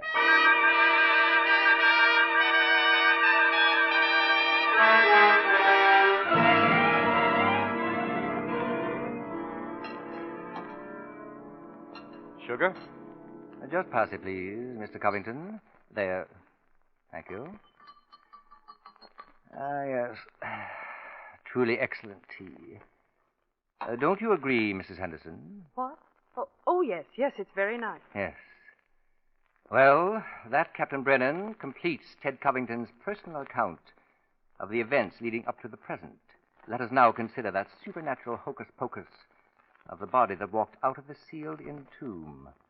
That body, let's agree, that never was in that tomb. Never in that tomb? No, Mr. Covington. It was disposed of long before. But who could have done it? Who could have kept that body out of the tomb? Who, Mr. Covington? Why, you, sir. What are you saying? What are you driving at? I don't understand what you... It's very simple. You had to get rid of the body, Mr. Covington. You knew that eventually there was going to be an investigation. This is a joke, isn't it? A rather bad joke on your wife. From a few historical coincidences, you built a murderess in your own wife's image. I won't listen to this anymore. Why should you? Look, Cross. Why would Covington here spend an hour smashing into a crypt for a body he knew wasn't there? Obviously, my dear Captain, to induce you to ask such a question, to impress you with his own innocence and his desperate concern for his wife's guilt. No, this isn't true. It can't be true. Of course not. Cross, just how, for example, could I have been in this house to poison my uncle and also at the dance that night? Easily. You simply left the dance that night. I left. It was Marie who... I explained how I looked for her. So you did. And you didn't see her, Mr. Covington, for the very good reason you weren't there. No, wait a minute. You were here, my friend, in this house, just as you had planned to. No, you... Who but you, the nephew, could so naturally have handed his uncle a cup presumably of medicine? Don't listen to me. And who but you, of all those here, would have the strength to carry that body to the furnace, where it's now probably nothing but ashes? Lies. All lies. Why should I do such a thing? Why would I murder my own uncle? For the best reason that's ever existed. A fortune. No, stop. You were the only heir. You'd get the estate, the money, the independence. Oh, please, Marie. Brennan, he's making this up. He's... Now. It isn't as bad as all that. Why, the police can never touch you. After all, where's the body? Where's the evidence?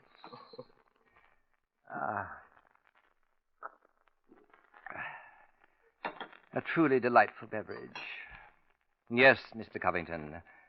I'm sure you'll be quite comfortable in an asylum for the insane. And that is... Mr.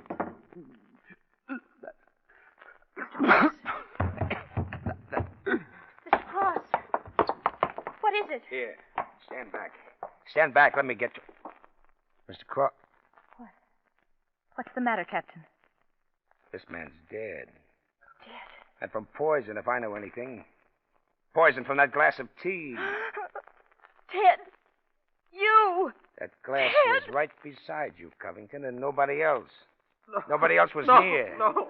Too bad he didn't drink it as soon as you hoped. I didn't do it. Because a second ago, Covington, we had no evidence, no body to use against you. But we have now, Mr. Covington. We have now. I arrest you for the murder of Godin Cross.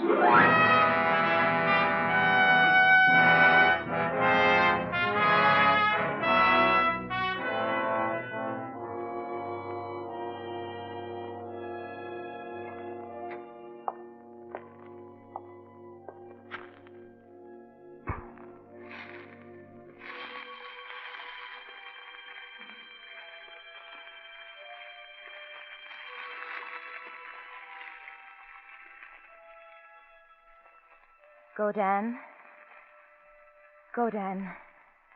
You're much too far away, my love. Godan. Much too far from the flame. So you've come back, dear Godan. Back within the hour. Back for you, Marie. For with all the Covingtons disposed of now, with the old score settled at last. I know. There's no need to tarry longer. You were brilliant as ever, Godan. Superb in building the case against him. Magnificent in the suicide. I never even saw you take the poison. And I thought I'd taught you all the tricks. Closer now. Much closer. Yes. Closer to the flame, Marie. Yes. Yes, Godan. Closer to me, my love.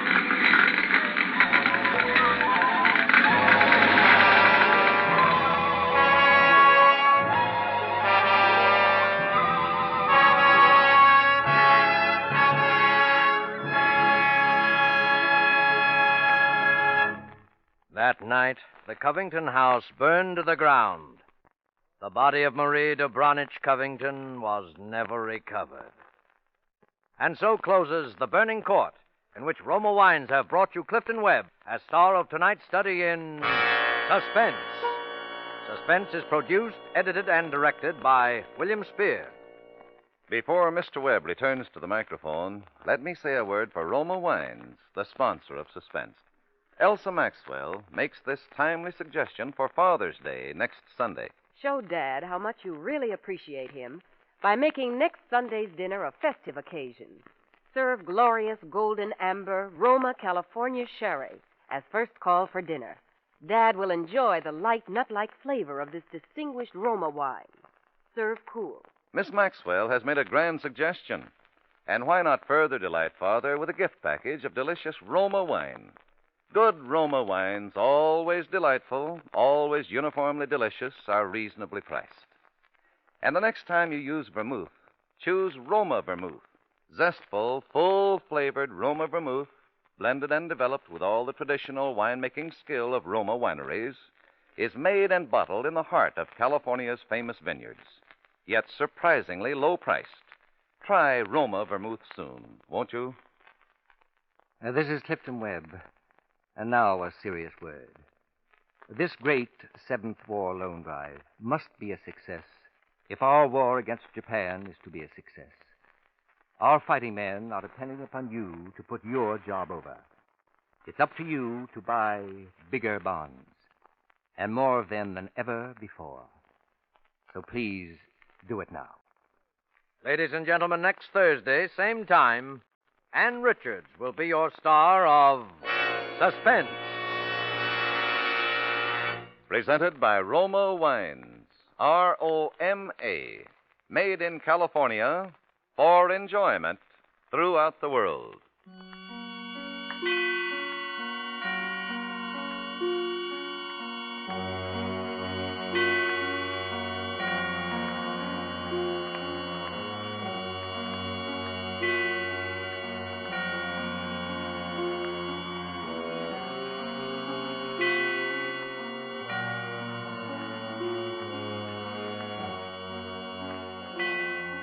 This is CBS, the Columbia Broadcasting System.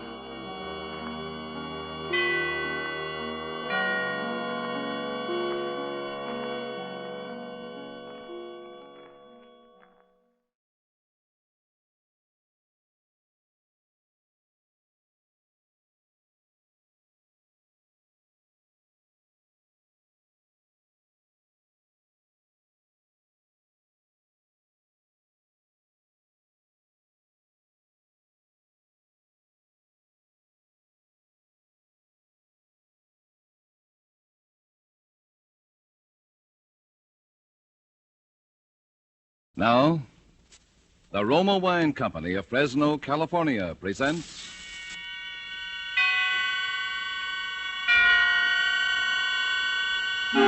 Suspense.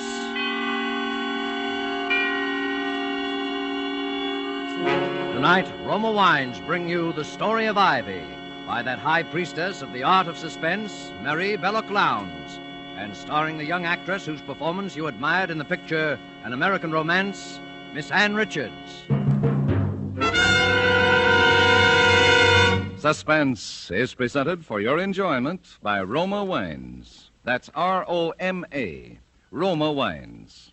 Those excellent California wines that can add so much pleasantness to the way you live, to your happiness in entertaining guests, to your enjoyment of everyday meals. Yes, right now a glassful would be very pleasant, as Roma Wines bring you a remarkable tale of suspense. And with The Story of Ivy and with the performance of Ann Richards as its extraordinary heroine, Roma Wines hope indeed to keep you in suspense.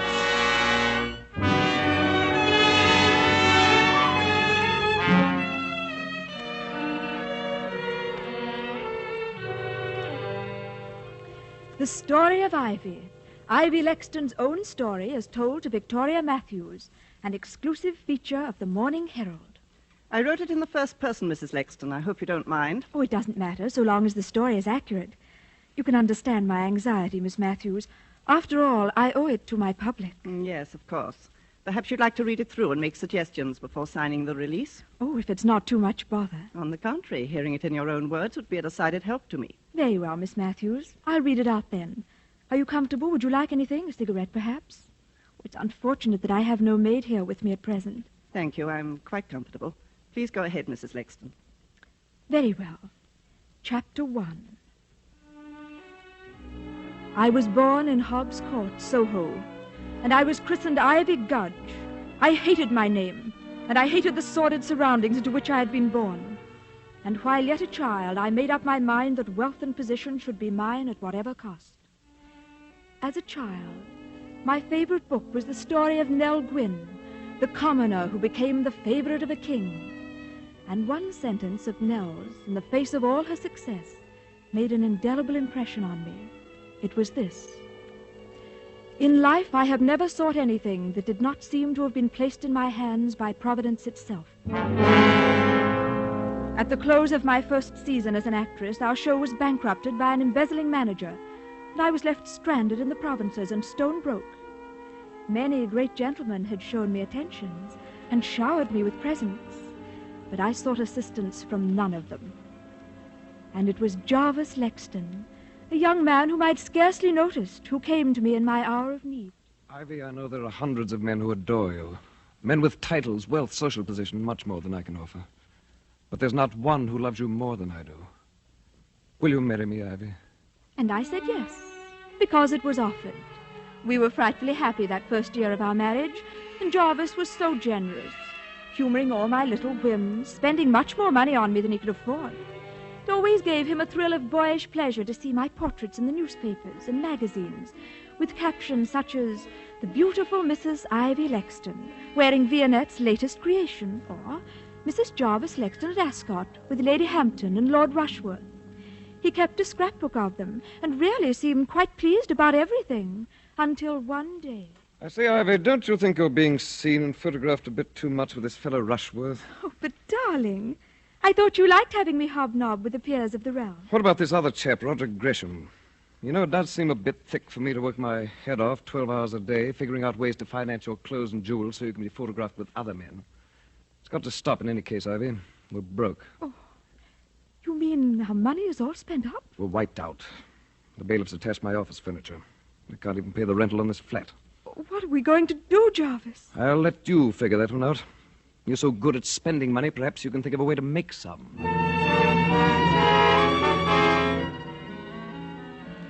So you see, Jarvis really made the suggestion to me himself. I don't know what we'd have done during the next few months if it hadn't been for the generosity of Roger Gresham and Lord Rushworth. Roger was only a young doctor starting out in practice and couldn't help a great deal, of course, though he was even fonder of me than Miles Rushworth, now that I look back on it. It was in July that things took such a distressing turn. I'd been out to dinner with Roger Gresham, and I asked him up to the flat afterwards to say hello to Jarvis and cheer him up. Poor Jarvis hadn't been feeling well lately. Well, Ivy, This is a fine hour to come home to your loving husband. Where have you been? Out, darling. Aren't you going to say hello to Roger? I suppose I should thank him for keeping my wife amused. I say, old fellow. Roger has just been telling me the most fascinating things. He was called as an expert, you know, for the Crown and the Bronson case. I asked him to come up and tell you about it, darling, since you're such a detective fan. Well, that's nice of you, Roger. Do tell me all about the Bronson case. Well, there was nothing so interesting about the murder itself. It was just a simple case of arsenic poisoning. You don't say. As a medical man, what interested me about it was what a doctor ought to do in a case where he suspects a patient's being secretly poisoned. What would you do, Roger? Well, it's hard to say. If you called in the police and your suspicions turned out to be unfounded, well, it would just about finish your career. I suppose that's why so many poisoners get away with it. Well, I guess I'd better be getting along. Drop in again sometime, Roger. And bring your own arsenic. Jarvis! Well, cheerio. Ivy, see you later. Really, Jarvis, I've never been so humiliated. You know I don't like him. Why do you persist in bringing him here? Why, darling, I do believe you're jealous. Well, why shouldn't I be? I like it when you're jealous. It's like old times, isn't it? Do you deny that he's in love with you? And that you've encouraged him? Him and I don't know how many others? Oh, now, darling, don't be like that. There's only one other. You admit it? Well, darling, we may as well be realistic. We're still Stony Brook, and you don't seem to have any prospects. What are you driving at? Well, Miles got back in town today, and I'm Who's seeing Miles? him tomorrow night. Lord Rushworth, darling. Oh, that titled idiot. That titled idiot has been paying the rent on this flat for the past 6 months, if you want to know the truth. Why, you little... Well, now, darling, can I help it if Miles Rushworth is awfully, awfully fond of me? And if it helps us, what's the difference? Go on. I'm listening. Darling, look. I'm just a burden to you at this stage, aren't I? So you want me to give you a divorce, is that it? Needn't make any difference between us, darling. As soon as I'm Lady Rushworth, I'll settle a nice allowance on you. Are you serious? Of course I'm serious, darling. Well, I don't play your rotten, filthy game. Jarvis! You married me for richer or poorer, and you're going to stick to your bargain. And if you try to divorce me, I'll make such a scandal your precious Lord Rushworth will wish he'd never met you. In fact, I've a notion to do it anyway. Oh, Jarvis, you wouldn't. That would spoil everything. Now, you're frightened, aren't you? Well, I'll give you your choice. Either you give up your boyfriends and keep me, or you'll lose all three of us. Which will it be? Well, all right, Jarvis. I'll tell Roger and Miles both. I can't see them again, ever. Why didn't you just ask me to kill myself? I might have obliged if you'd been more honest. Jarvis, you mustn't say such things. You're poison to me. I ought to let you go. I won't. And if it's any satisfaction to you, I'd be better off dead than with things the way they are.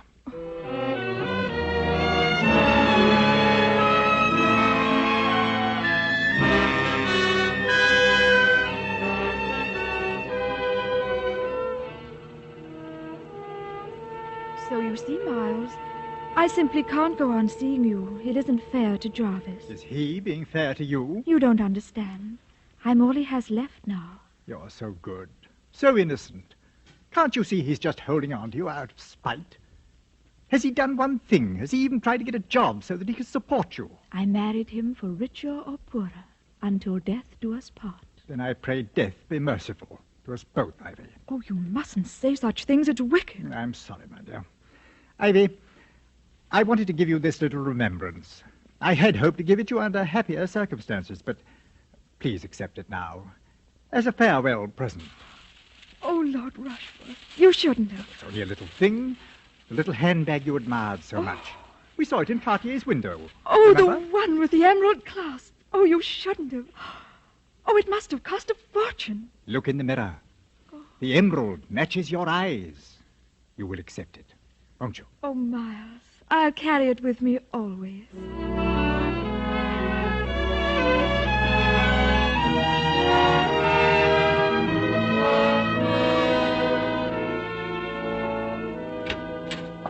Ivy, darling, come in, come in. Oh, I was just in the neighborhood, Roger, and I thought that Yeah, let me take your things. I say. Oh, what a smart handbag. Real emerald, isn't it? Yes, Miles gave it to me. Isn't it lovely? You know what it means, accepting a present like that from him? Oh, don't be silly, Roger. It was a farewell present. Farewell? Darling, do you really mean that? Roger, please. What if your housekeeper walked in? Oh, I'm sorry. Well, come along, darling. Come in here. I was just putting up a prescription. What a queer sort of room. I never knew a doctor's surgery looked like this. Weren't you ever in here before? No. What's in that bottle? Oh, arsenic. I thought it was a poison. Well, it is. It's also a fine tonic, taken in the right amounts. How much would it take to, kill someone? Oh, about the same amount as the amount of sugar it would take to sweeten your coffee. Oh, doesn't it give you an eerie feeling? What? That little glass jar. There's death in it. Prison, waiting to escape. Oh. Aren't you being rather morbid? Will you have 1 or 2 spoonfuls of death in your coffee, darling? I say, you are a little Borgia, darling. Oh, it's my patient now. Wait here, darling. Shan't be a moment. As soon as he'd left the room, I picked up the glass jar on the end of the table, unscrewed the top of it, almost without being aware of what I was doing. How strange and exciting to know that death was in that jar, in those little white crystals. Then, as if some power outside myself had suddenly taken possession of me, I pressed the catch of that lovely jeweled handbag and commenced spooning out the white crystals. 1, 2, 3, 4. Sorry to be so long, darling. I had to listen to a recital of the Colonel's symptoms. Oh, that's all right. I was just fixing my makeup. I can't seem to find my lipstick. I say, old girl, you're looking rather pale. Perhaps I'd better prescribe a tonic for you. Oh, no. I'm just a little tired, that's all. Hello. What is it, Roger? Oh, nothing. I could have sworn I put the cap back on this bottle. Oh, well.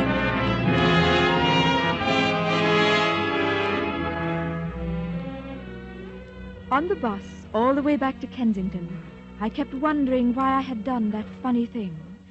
It seemed as if everyone was staring at me and at the little handbag with the emerald clasp. In a momentary surge of panic, I wondered if they'd guessed my secret. The little white crystals of death I had carried away with me. For what? For whom? Then of a sudden it came to me. Providence had placed in my hands the means of helping my poor, unhappy husband.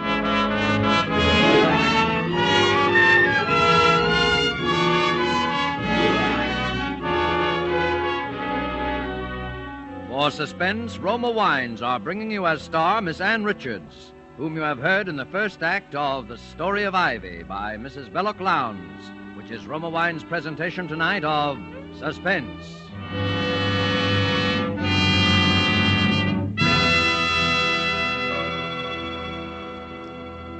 Between the acts of Suspense, this is Truman Bradley for Roma Wines.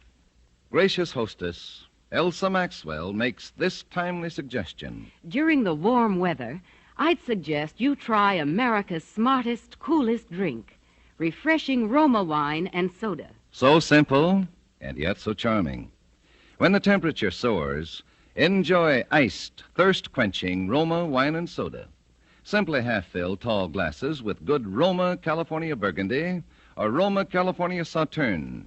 Add ice cubes and sparkling water. A little sugar if you wish. And for a decorative touch, garnish with cherries and slices of fruit. The secret of the flavorful goodness of Roma wine and soda is the distinguished Roma wine, unvaryingly good, always high in quality of bouquet, brilliance, and taste.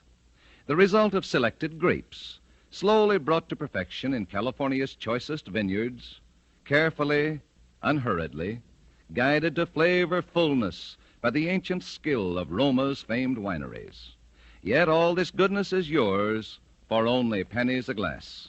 Remember, because of uniformly fine quality at reasonable cost, more Americans enjoy Roma than any other wine. R-O-M-A, Roma Wines. And now Roma Wines bring back to our Hollywood soundstage Ann Richards, who continues the story of Ivy A play well calculated to keep you in suspense.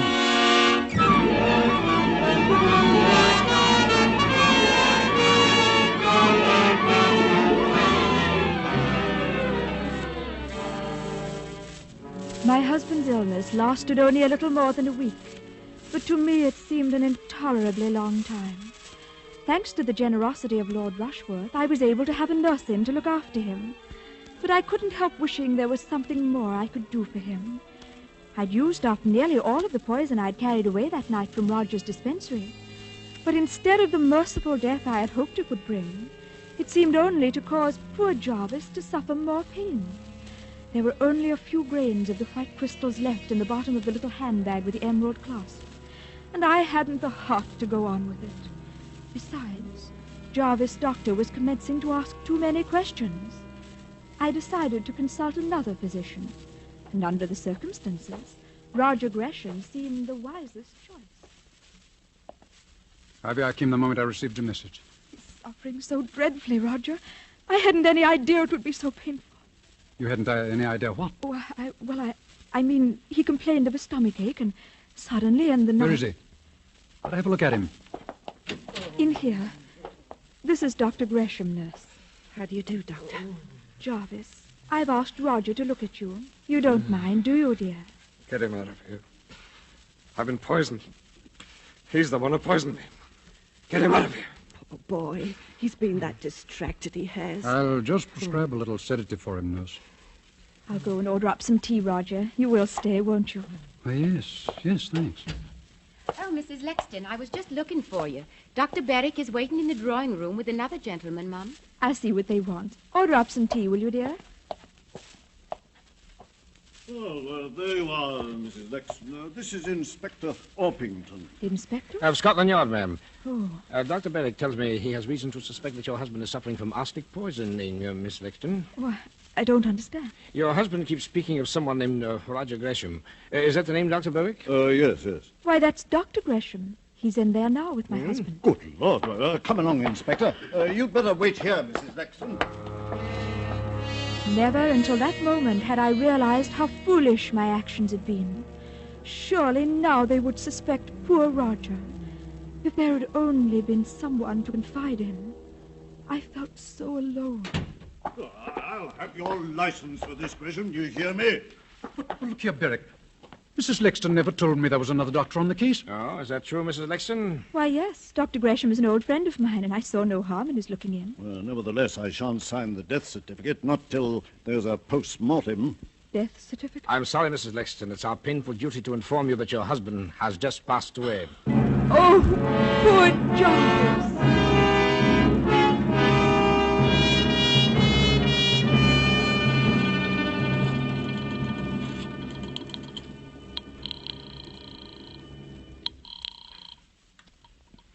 Dr. Gresham speaking? Roger, it's Ivy. Ivy, why haven't you called me before? What's been happening? Oh, Roger, it's been such an ordeal you don't know. And that dreadful man, that inspector from Scotland Yard, has been here again asking questions. What kind of questions? Well, darling, I can't tell you everything over the telephone, but he said it was his duty to find out the truth. The truth about what? They found out that poor Jarvis died of arsenic poisoning. Suicide?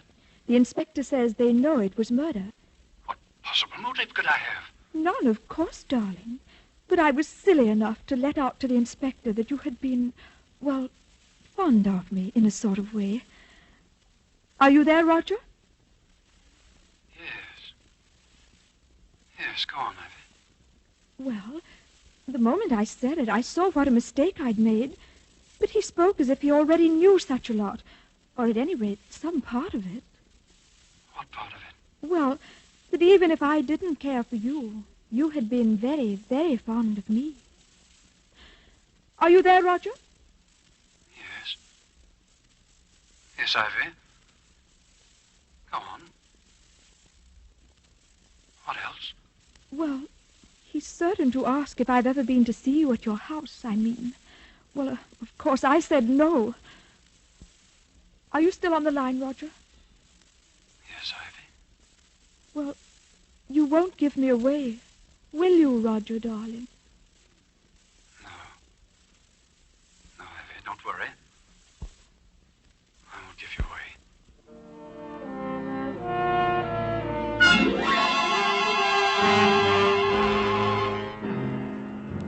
Roger Gresham. The jury, after a careful and patient hearing, have found you guilty of the willful murder of Jarvis Lexton. The sentence of the court upon you is that you be taken from here to a lawful place of execution, and that you be there hanged by the neck until you be dead.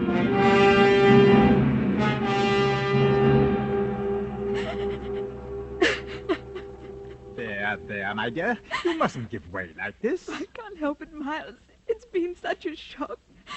First poor Jarvis and now. Well, it's all over now. Look here, Ivy. Why not take a long voyage somewhere, far away from here? The CM is marvelous for forgetting one's troubles and make a fresh start somewhere. Rio, for instance. Oh, I've always wanted to see Rio.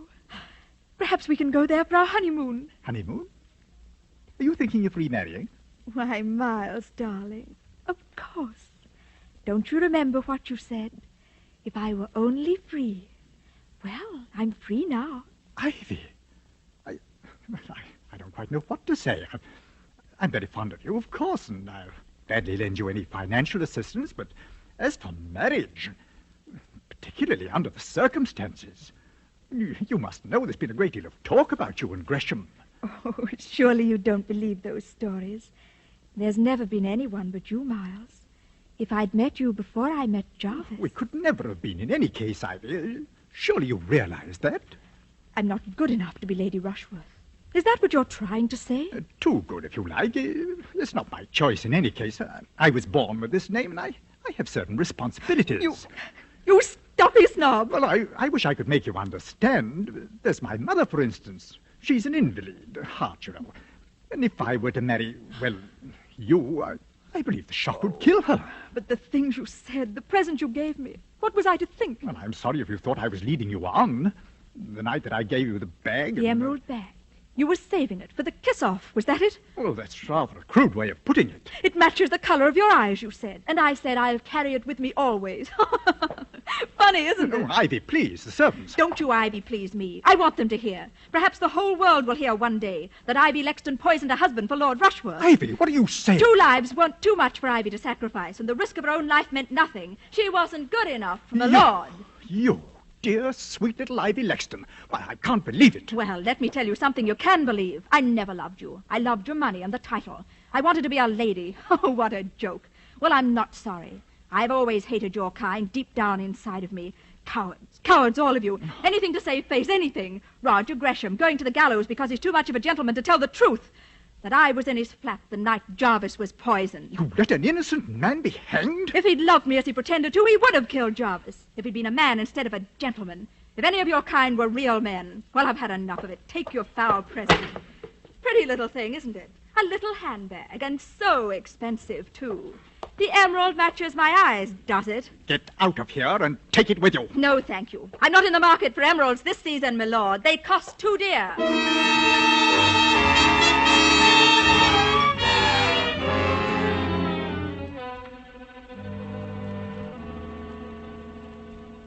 We've analysed the residue in that handbag, Inspector. Oh, good, good. What did you find? Well, quite a lot of face powder, some tobacco crumbs, and about 3 grains of chemically pure arsenic. Leave it here. Sergeant, bring in Mrs. Lexton. Yes, sir. Bring in the prisoner. What's the meaning of this, Inspector? Please instruct your officers to treat me with respect. I'm not a common criminal. Let her go, officer. Thank you, Inspector. Mrs. Lexton, have you ever seen this handbag before? Oh, where did you get that? I'll ask you a question. Where did you get the arsenic that we found in it? I'm sure I don't know. Why don't you ask Lord Rushworth? My dear Mrs. Lexton, surely you know that Lord Rushworth is in no condition to answer questions. What do you mean? Lord Rushworth died last night of the effects of arsenic poisoning.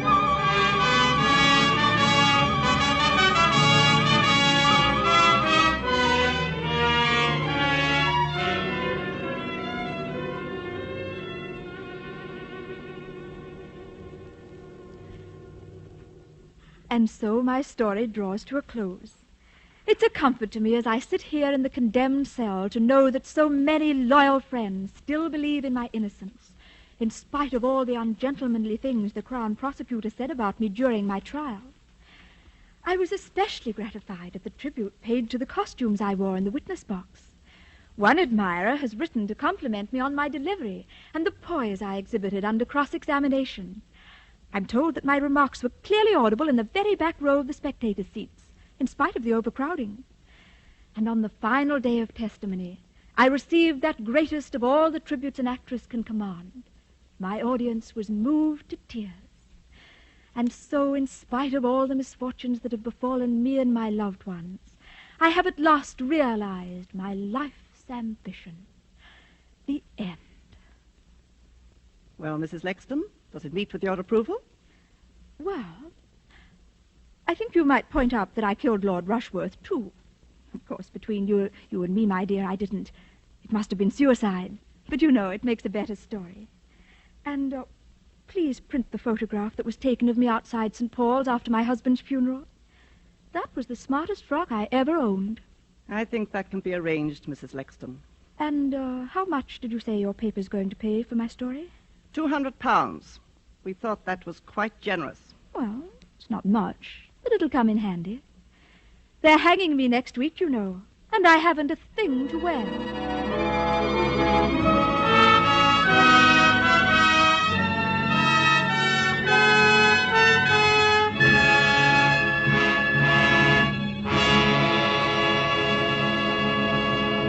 And so closes the story of Ivy, in which Roma Wines have brought you Ann Richards as star of tonight's study in Suspense. Suspense is produced, edited, and directed by William Spear. Before Miss Richards returns to the microphone, let me say a word for Roma Wines, the sponsor of Suspense. Famed hostess Elsa Maxwell recently said this about gracious entertaining. Serving glorious amber golden Roma California sherry is truly a distinguished expression of hospitality. Your guests will appreciate the delightful flavor, aroma, and color of Roma sherry before dinner and during the evening. Serve cool. From California's choicest vineyards come distinctive Roma sherry and all other fine Roma wines. The quality of Roma wines never varies, always the same tempting flavor, always pleasing to the palate, yet cost only pennies a glass. And the next time you use vermouth, choose Roma vermouth. Zestful, full-flavored Roma vermouth is blended, developed, with all the traditional winemaking skill of the Roma wineries, is made and bottled in the heart of California's famous vineyards, yet surprisingly low-priced. Try Roma vermouth soon, won't you? This is Ann Richards with a very important word. Our fighting men still need lots of weapons, ammunition, food, and supplies to defeat Japan, and they still depend on us at home to help pay the way. There'll be one less war loan this year. So to do our share, we must buy bigger war bonds now during the 7th war loan. War bonds, remember, are the world's safest investment. Thank you, Ann Richards. Next Thursday, same time, Mr. Henry Daniel will be your star of Suspense. Presented by Roma Wines, R-O-M-A, made in California for enjoyment throughout the world.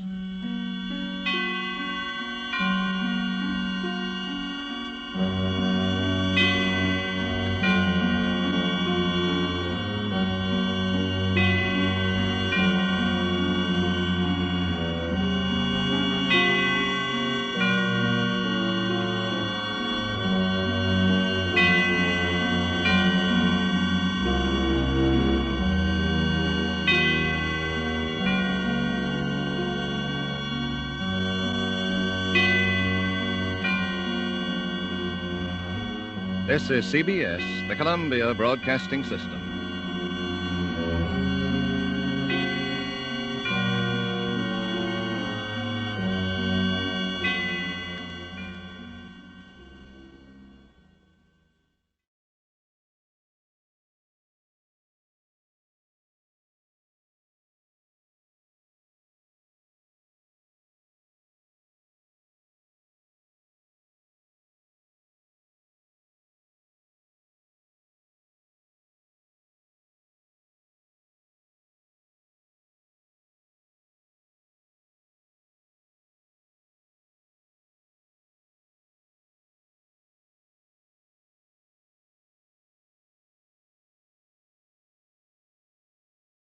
Now, the Roma Wine Company of Fresno, California presents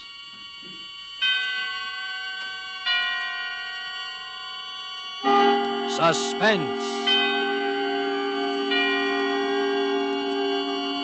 Tonight, Roma Wines bring you the distinguished actor, Mr. Henry Daniel, as star in a play especially written for suspense by a contemporary master of crime fiction, John Dixon Carr. Suspense is presented for your enjoyment by Roma Wines. That's R-O-M-A, Roma Wines. Those excellent California wines that can add so much pleasantness to the way you live, to your happiness in entertaining guests, to your enjoyment of everyday meals. Before we bring you Henry Daniel in our suspense play, here's a brief message from famed hostess, Elsa Maxwell. When even so simple a main dish as a steaming, fragrant dish of spaghetti or beans is surrounded by bright green salads, golden rolls or muffins, and brilliant Roma California burgundy, the food is more appetizing, more enjoyable. And for a summery touch, a vase of flowers. Perfect color complement to the deep, rich beauty of Roma burgundy. You'll enjoy the fruity, robust taste, the tart piquancy of distinguished Roma burgundy served cool. Truly a masterpiece of fine winemaking.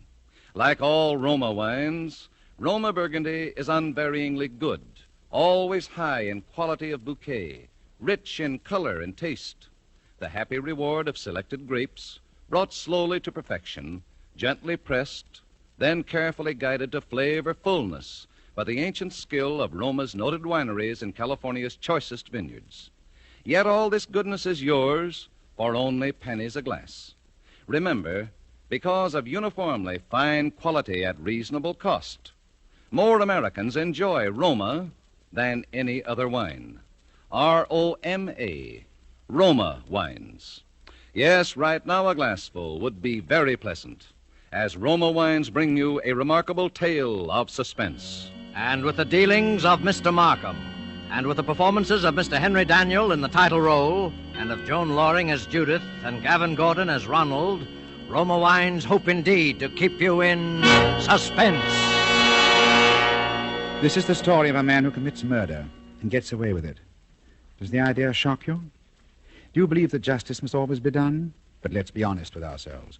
You and I needn't be cynics to know that justice is very seldom done. Innocence flinches. Guilt is childlike and bland. Innocence is imposed upon.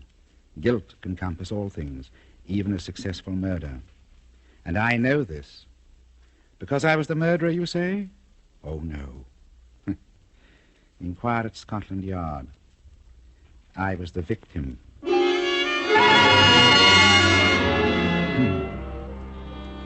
In Bond Street, not far from Piccadilly, there used to be an establishment which in a less fashionable part of town would have been called a shop.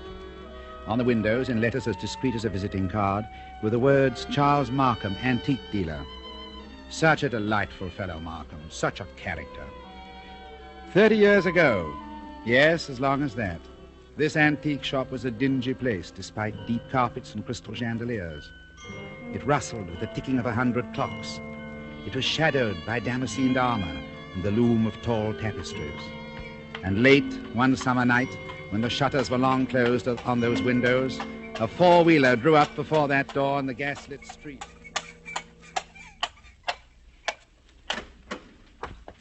That's all, cabby. You needn't wait. Very good, miss. Good night. Good night. Here. Hello.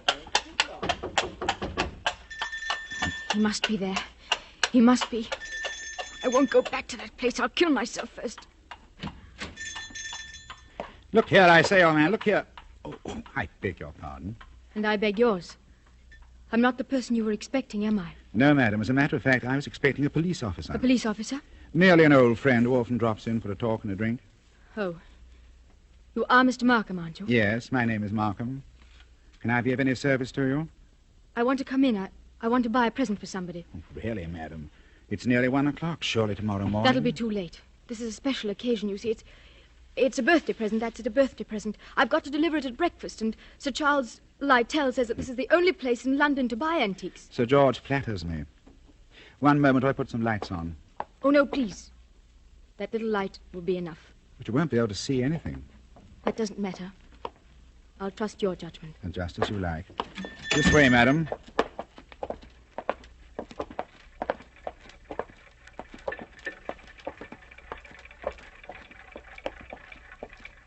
What's that? That noise? You mean the clocks, madam? There are more than 100 clocks in this room. I'm very fond of them. Might I interest you perhaps in a clock? No, I hate them. All the same, this grandfather clock might amuse you. What about it? Observe the signature. Johannes Carver, Londini, Fake it AD 1752. You could see better, madam, if you raised that veil. I'll keep my veil down, thank you. Just as you please. But look at the clock. I opened the glass face like this. I pushed the minute hand forward like this. And... What? What was that voice? Only the clock, madam, nothing more. The clock spoke? Clever, isn't it? A device of old John Carver, anticipating Mr. Edison's gramophone by more than 100 years. But you don't like clocks? No. May I ask whether the present is for a lady or a gentleman? It's for a man. Has he some knowledge of antiques? No. Yes, I mean... Furniture, perhaps? Porcelain? Bronzes? Tapestries? Weapons? He might be very much interested in weapons, yes. Then I imagine his name is Mr. Ronald Gilbert. Will you tell me, Miss Ray, why you really came here tonight?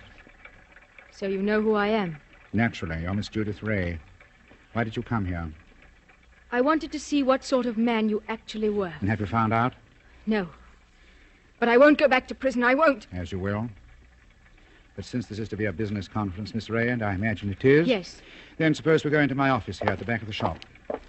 Will you precede me? Thank you. You must excuse the dust covers I put on the chairs here. I'm leaving for a holiday tomorrow, and the shop will be closed. When I return next week, Miss Ray, I shall expect the amount requested. In cash, of course. But I can't raise £2,000. You ought to know that. Your fiancé could raise the money, I imagine. Ron? Do you think I'd have Ron know where I've been and what I've been? It's better than having his father learn it, surely. Sit down, Miss Ray. I'd rather stand, thank you. Now, that's a very foolish gesture. But the ladies will do it. They think it gives them dignity and shows their disdain of the poor blackmailer. You see, I make no bones about it. I am a blackmailer. You seem rather proud of yourself. Why not? I'm the one person in England, perhaps in the world, who has made it a large-scale business. Congratulations. What is all life but blackmail? The child says, if you don't give me that, I'll scream. The grown woman says, if you go on behaving like this, I'll leave you. Your sex, Miss Ray, are blackmailers from the cradle. You know Charles Markham? Yes. I wonder if anyone has ever hurt you very much. Hurt me? What do you mean? When you talk about the world and people in general, your face goes white under the eyes. You pick up that letter opener from the desk. Not a letter opener, please, Miss Ray. A Medici dagger. 16th century work. It isn't the money that really interests you, is it? I don't understand. You hate the world. You just want to torture people as you think you've been tortured. Isn't that so? This is a very sharp dagger, Miss Ray. If I throw it down on the desk, it sticks. Like that. Isn't it so, Charles Markham? My motives, Miss Ray, aren't in question. I wonder. Whereas your motives are. Let me see. 10 years ago, in 1903, a certain girl called Letty Wilson, your real name, I believe, fell in love with a rather contemptible underworld character named Arthur Akers. Please. No humiliation was too great for her. She worked for him, lied for him, stole for him. I was only 18. I didn't know what I was doing. This girl, for a very shabby theft, was sentenced to 3 years hard labor at Holloway Prison. 5 months later, she escapes from prison and disappears. All these years afterwards, she appears in the West End as Miss Judith Ray, fashionable milliner. Haven't I made up for it, haven't I? No. For one mistake after 10 years. That's the way of the world, my dear. I didn't create it. And I'm forgetting the best part of the comedy. This paragon of virtue next falls in love with Mr. Ronald Gilbert, son of Major General Sir Edmund Gilbert. Such a respectable family, too. Stop it, please. Then shall we say £2,000? Suppose I did raise the money. I don't know how, but suppose I did raise it. Well? What guarantee would I have that you wouldn't ask for still more money? I probably shall ask for more money, Miss Ray. That's my privilege as a blackmailer. Then I'm never going to be free of you, is that it? Frankly, that's it. Unless I kill you, of course. What if I did kill you? People have threatened that before, but they haven't meant it. Maybe I mean it. Well, you can easily test you out. There's a sharp knife stuck in the desk in front of you. I'm going to get up and deliberately turn my back on you. Like this. Be careful, Charles Markham. As a student of human nature, I'm curious. How much will you risk to keep this secret? Have you the courage to kill and risk hanging? Yes, I think I have. What was that? Aren't you glad you held back at the last moment, Miss Ray? I said, what was that? That, my dear, was the front doorbell. Probably my friend Inspector Ross from Wigmore Street Police Station. Come on in, old man. Make yourself comfortable. I'll be with you in a minute. You wanted me to try to kill you, didn't you? No, I was merely curious. And in any case, Miss Ray, it would be useless to kill me. Useless? Why? Because I shouldn't die. Don't talk rot. It's quite true. A man in my position must take certain precautions. If you killed me, I should be back to haunt you within half an hour, and I don't happen to be joking. Come in. Look here, Markham. Ron! Good Lord. Judith. Mr. Ronald Gilbert, as I live. Ron, what are you doing here? He hasn't got anything against you, has he? Speak up, Mr. Gilbert, have I? The fact is, Judith, Look at him, Miss Ray. See how he changes color and twists his moustache, and altogether resembles a boy caught at the jam cupboard. The perfect picture of a gentleman being a gentleman. Look here, Markham. I'm not very clever. You can always make a fool out of me when you start talking. So, let's stop talking. I've brought the money. What money? My fee for keeping quiet about you. So you went to Ron, too. You told him about it. Naturally. If possible, always sell your wares in 2 markets. How much money? Never mind, Judith. I'd hoped I could do this without your knowing. How much money, Ron? 3,000. It's all I could raise. Has he told you who I am and what I've been? Look here, Judith. Who that ever cares who you are, what you've been? I happen to be in love with you. Oh, never mind. Let's get out of here. Ron, it's no good. He'll only come back for more. I know that, but what else can we do? Nothing, I'm afraid. Where? What's that knife doing there? Stuck in the desk. Nothing dangerous, I assure you. Oh? Only a curio. Very sharp, of course. Miss Ray was much interested in the dagger. May I have that envelope with the money, please? There you are. Take it. Thank you. As I explained to Miss Ray, I'm leaving tomorrow for a holiday. Hence the general disarray and the dust covers on the chairs. I'm glad we could settle this affair, as you would say, like gentlemen. This is your job, Markham, I suppose. You can't help being what you are. But never again, as long as you live. Well? Never even say that word, gentlemen. Be careful, Ron. Look at his face. Tell me, Mr. Gilbert, how much money is in this envelope? You heard what I said. 3,000 pounds. Then take it back, my friend. I find we can't strike a bargain after all. What do you mean? Just what I say. Here's your money. You will now oblige me, both you and Miss Ray, by leaving my shop. What do you mean? What are you going to do? Tomorrow morning, perhaps even tonight, I'm going to get in touch with the police. I shall tell them where they can find Letty Wilson, alias Judith Ray. You can't do that, Markham. Oh, yes, he can. You've hit him where it hurts. 3,000 pounds, my friend, is not enough compensation for the way you talk. There's the way through the shop. Shall I escort you to the front door? No. You prefer to stay here and make a fool of yourself? You're not going to tell the police, Markham. I promise you that. And how are you going to stop me? With this. Ron, put that gun away. It's a funny thing, Judith. I felt a bit of a fool, bringing this revolver along, and now I've got a use for it. Oh, yes, I've got a use for it. Maybe the best thing would be for me to go into the street now and call the police. You'll never get to the street, Markham. Get back in here. So both of you, it appears, came here under false pretenses. You said you wanted to pay me some money. The money's still there, but you've lost your chance to get it. And our dear Judith said she wanted to buy a present for you. I showed her this grandfather clock there. This talking clock. Don't go a step beyond that clock, Markham. I warn you. You wouldn't dare. Wouldn't I? No, and I'll call your bluff. 1 step. 2 steps. Run! I know your whole silly tribe. You wouldn't risk it. You wouldn't. What's happening to me? Don't try to grab at the clock, Markham. It won't save you. You wouldn't risk your life. You wouldn't risk your family position. You wouldn't.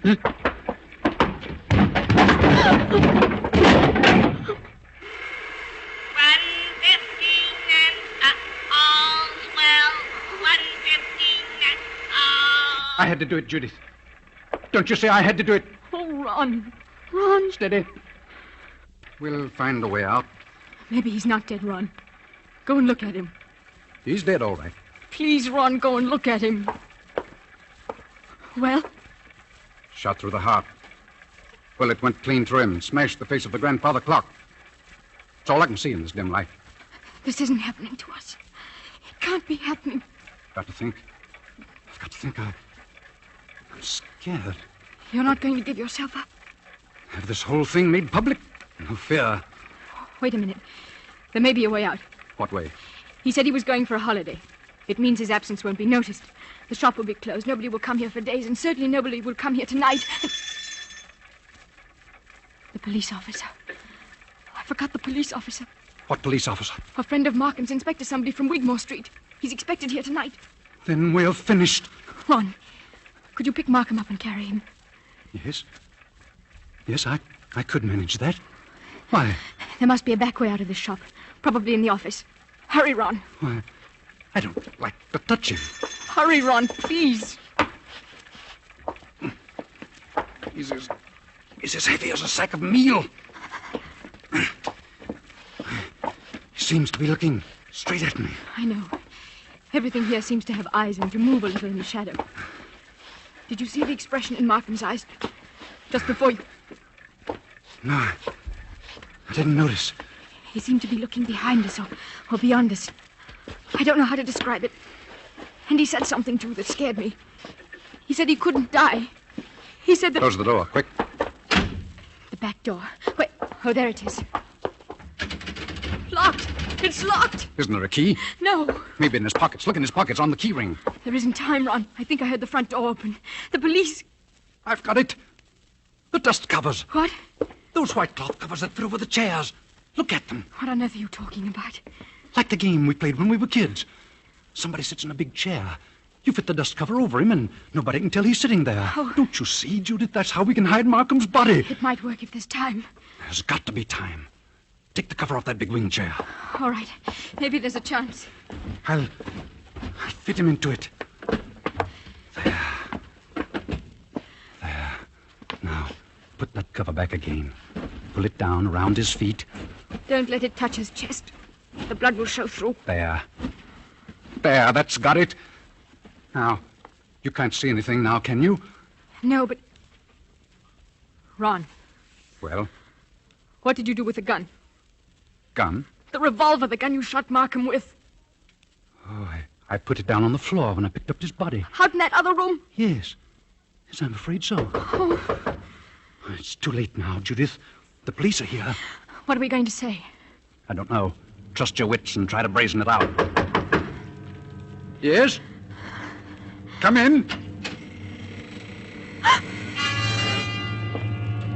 Good evening, Miss Ray. Good evening, Mr. Gilbert.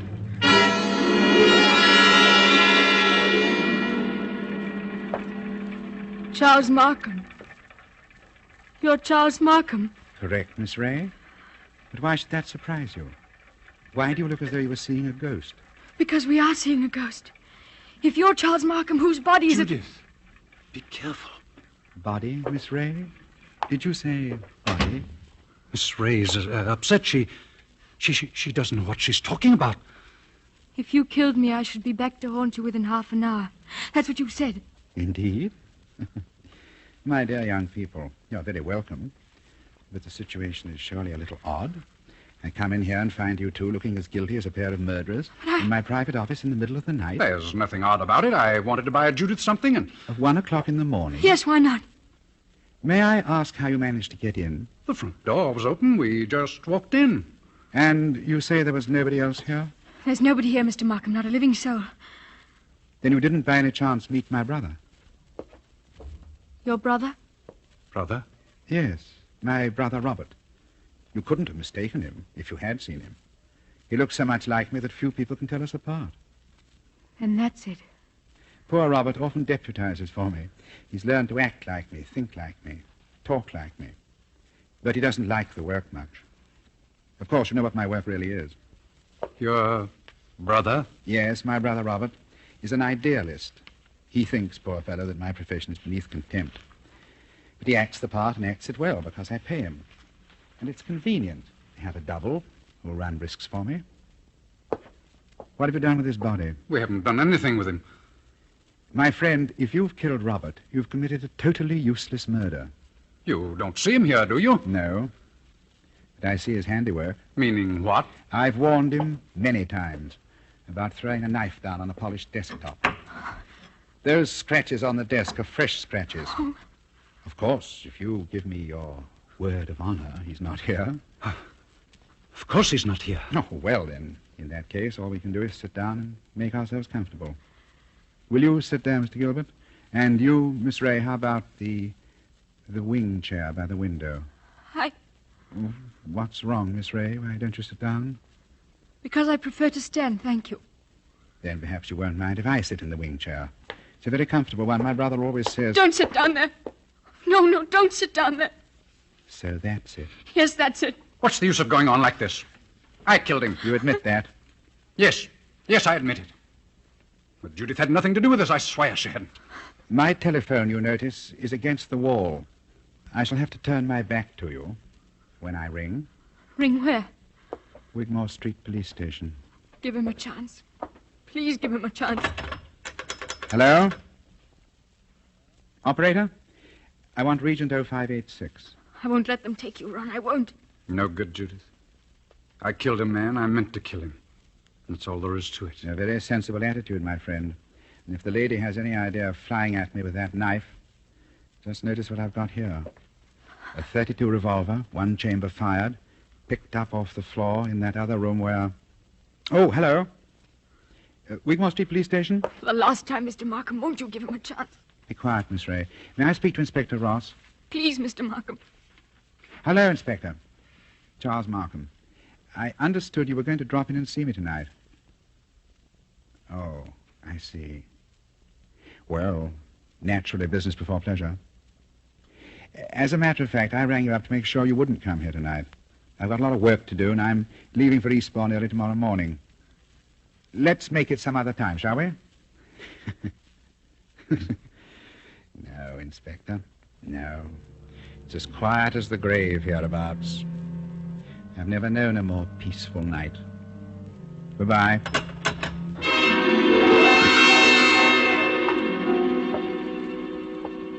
Why did you do that? Please don't excite yourself, Miss Ray. Didn't you hear what I told the inspector? Yes. Is this some more trickery? Trickery? How can that be? I don't know. That's what I'm asking you. I should call it generous when I let my poor brother's death go unavenged. You're not doing this without a reason. Naturally not. Has it occurred to you, either of you, that I might not want my business dealings revealed in court? What are you driving at? Has it also occurred to you that a man's double, who looks exactly like him and shares all his secrets, may become a danger rather than an asset? He knows too much. He wants too much, and so... I think I understand. You're glad he's dead. Not glad, my dear. You've shocked my brotherly feelings, but definitely relieved. Look here, you can't get away with this. Get away with it, sir? Come now. Aren't you forgetting that you're the murderer? And what are you going to do? It's very simple. We three, in an unholy partnership, will dispose of Robert's body. Or would you rather hang? He's got us, Ron. There's no other way. But how can we dispose of the body? Oh, this seems worse than killing him. It's a filthy, cold-blooded... Practical necessity. As for disposing of the body, nothing is easier. We shall simply gather the necessary materials and then...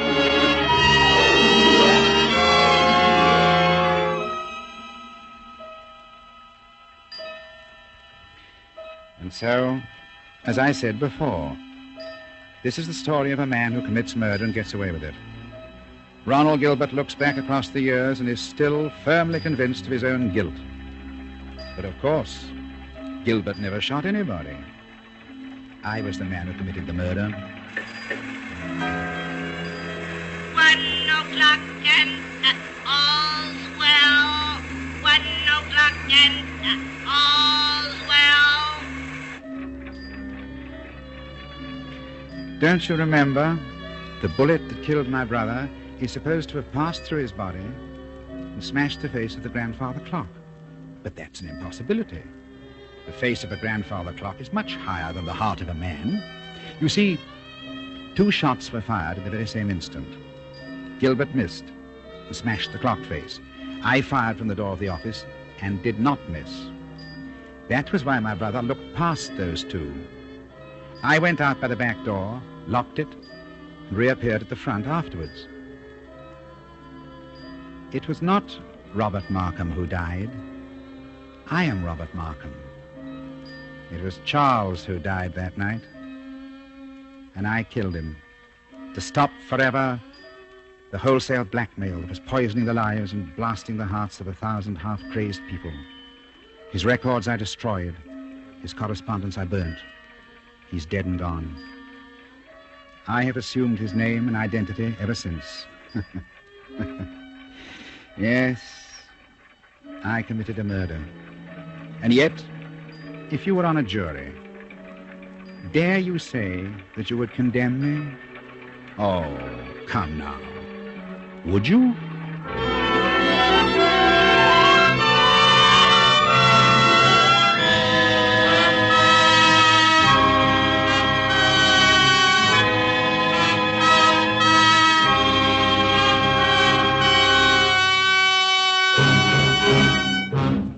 And so closes the Dealings of Mr. Markham, in which Roma Wines have brought you Henry Daniel as Star, with Joan Loring as Judith, and Gavin Gordon as Ronald, in tonight's study in Suspense.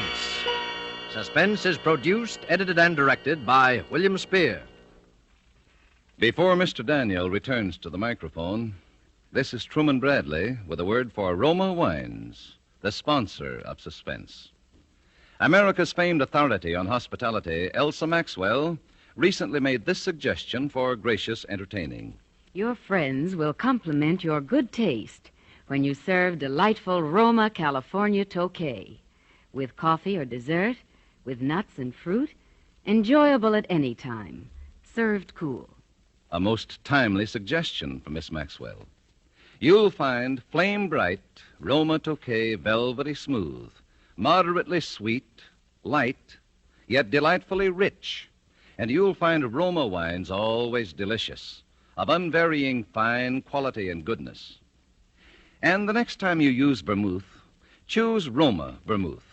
Zestful, full-flavored Roma vermouth is blended, developed with all the traditional winemaking skill of Roma wineries, is made and bottled in the heart of California's famous vineyards, yet surprisingly low-priced.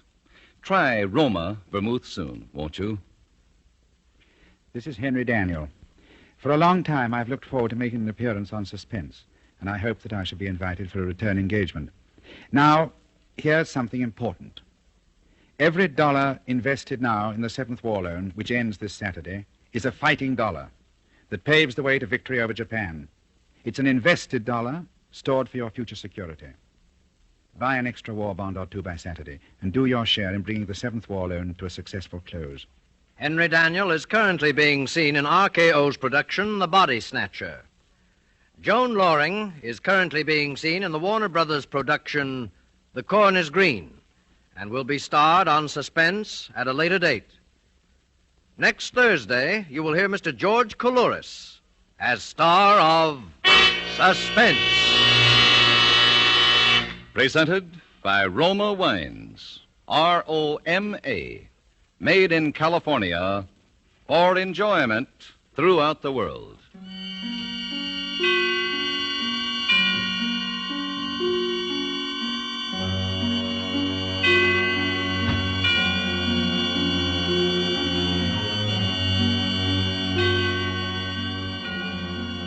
This is CBS, the Columbia Broadcasting System.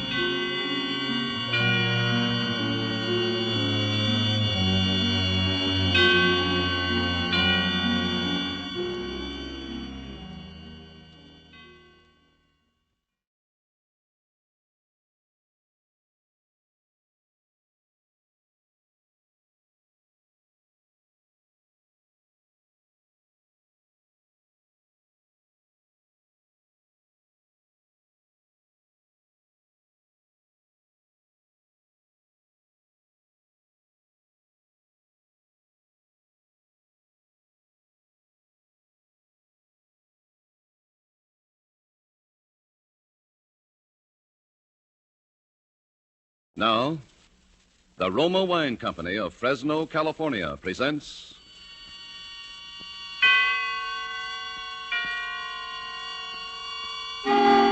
Suspense.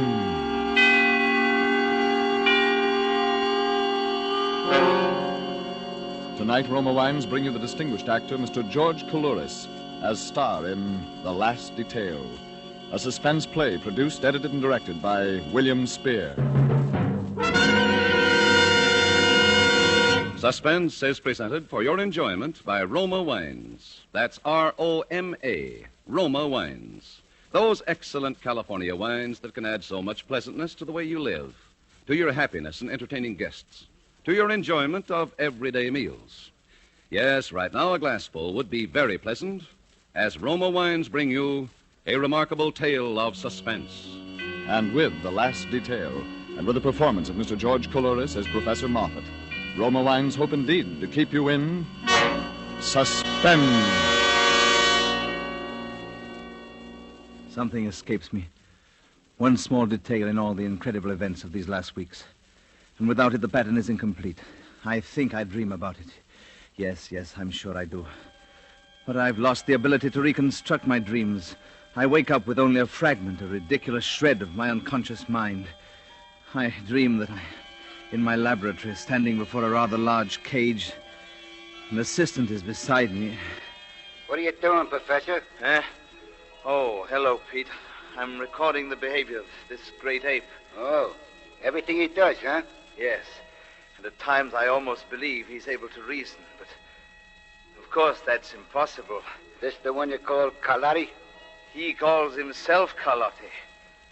And look, now he's pretending that he's the scientist. Why, he's taking notes on me.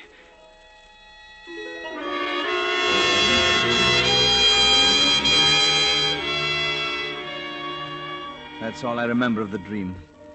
But after that, something about the cage. Well, as a scientist, I should be able to reconstruct from what I actually saw and heard. I'll take a cue from my dream.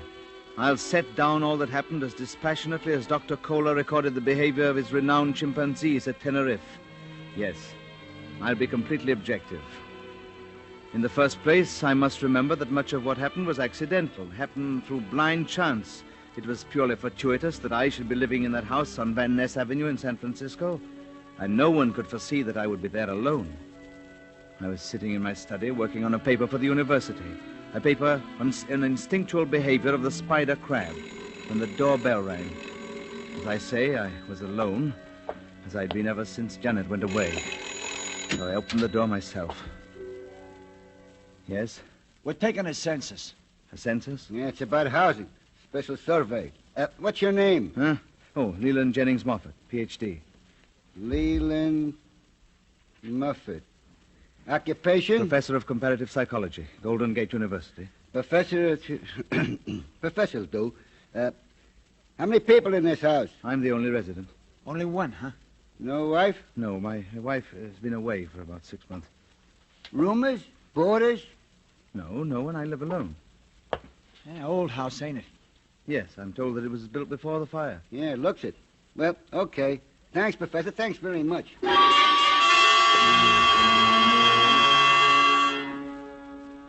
Yes, that was the beginning. A week later, I got the letter. Dear Professor Moffat, I'm only an amateur in your field, comparative psychology, but I've made a discovery in my private laboratory which I want you, a foremost authority, to check for me. If you find my observations have been correct, I'd also like you to take full credit for the discovery, since I dislike publicity. To avoid premature and adverse notice, please tell no one about this, but phone me collect for information. Anthony Carlotti, Carlotti Realty, Los Angeles. Well, Janet would have been wary of such a letter, but I suppose the one weakness of a higher intelligence is that it's slow to simple animal suspicion. Well, in any case, I phoned Mr. Carlotti at once. His secretary told me that if I caught the morning plane, Mr. Carlotti would meet me at the airport in Los Angeles. Pardon me, you Professor Moffat? Eh? Oh, yes, Mr. Carlotti? No, I'm just one of the boys. I was sent to pick you up. Oh, thank you very much. You work for Mr. Carlotti? I guess you'd call it that. This bag yours? Yes. I got a car right over there. Let's make it snappy. Fine.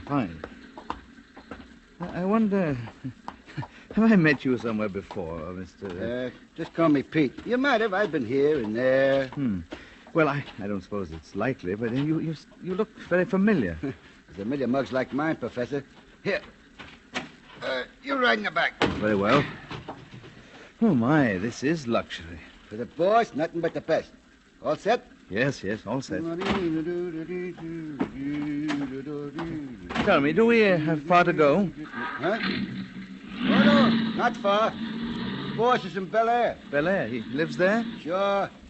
Some layout he's got. Quite a change for you, Professor. What? Oh, yeah. Well, you're one of the census takers. You were at my house last week. Look, Professor, I made a slip. Forget it, will you? Why should I forget it? It's the boss. I wouldn't want the boss to know, you see? Oh, you were trying another job, is that it? Yeah, something like that. I was trying another job.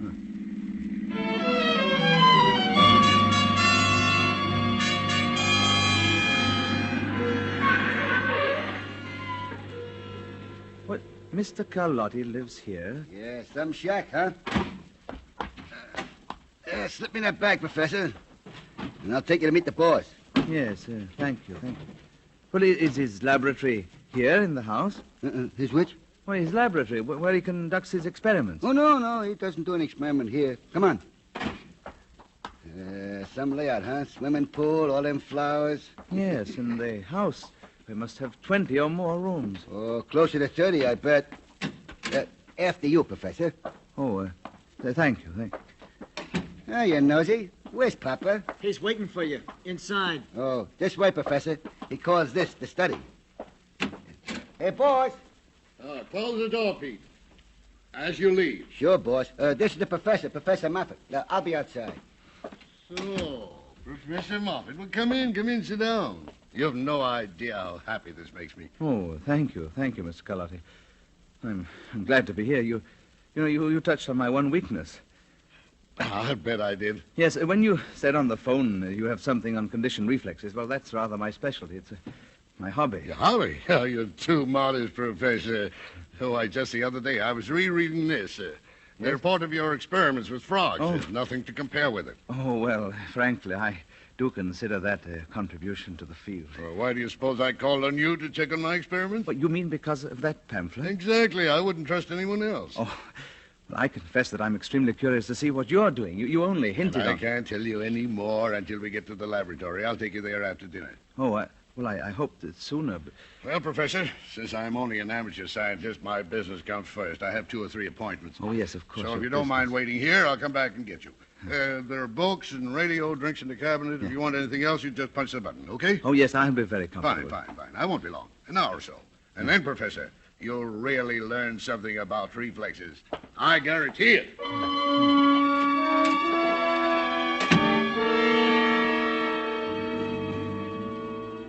Yeah, he went out. I took a book off the shelf and settled down to read. Yes, but my mind wandered. Mr. Carlotti intrigued me. He certainly wasn't an intellectual in either appearance or manner. He was altogether a bit coarse and ruthless-looking. And I was quite sure his capacity for abstract thinking was limited, to say the least. And yet the report on my labyrinth experiments with frogs had been stimulating to even so dull a mind as his. I walked over to his desk and looked down at my pamphlet with a feeling of some little satisfaction. I picked it up and idly flipped the pages. And it was then I realized that something was terribly wrong. Because in the pamphlet which Mr. Carlotti told me he had read twice, the pages were still uncut. I threw it down on the desk and went to the door. The door was locked.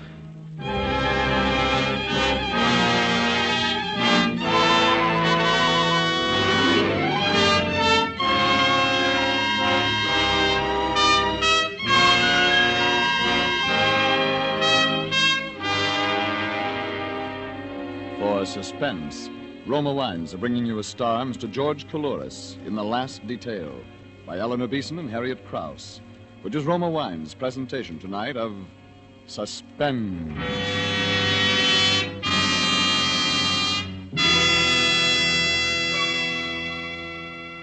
Between the acts of Suspense, this is Truman Bradley for Roma Wines.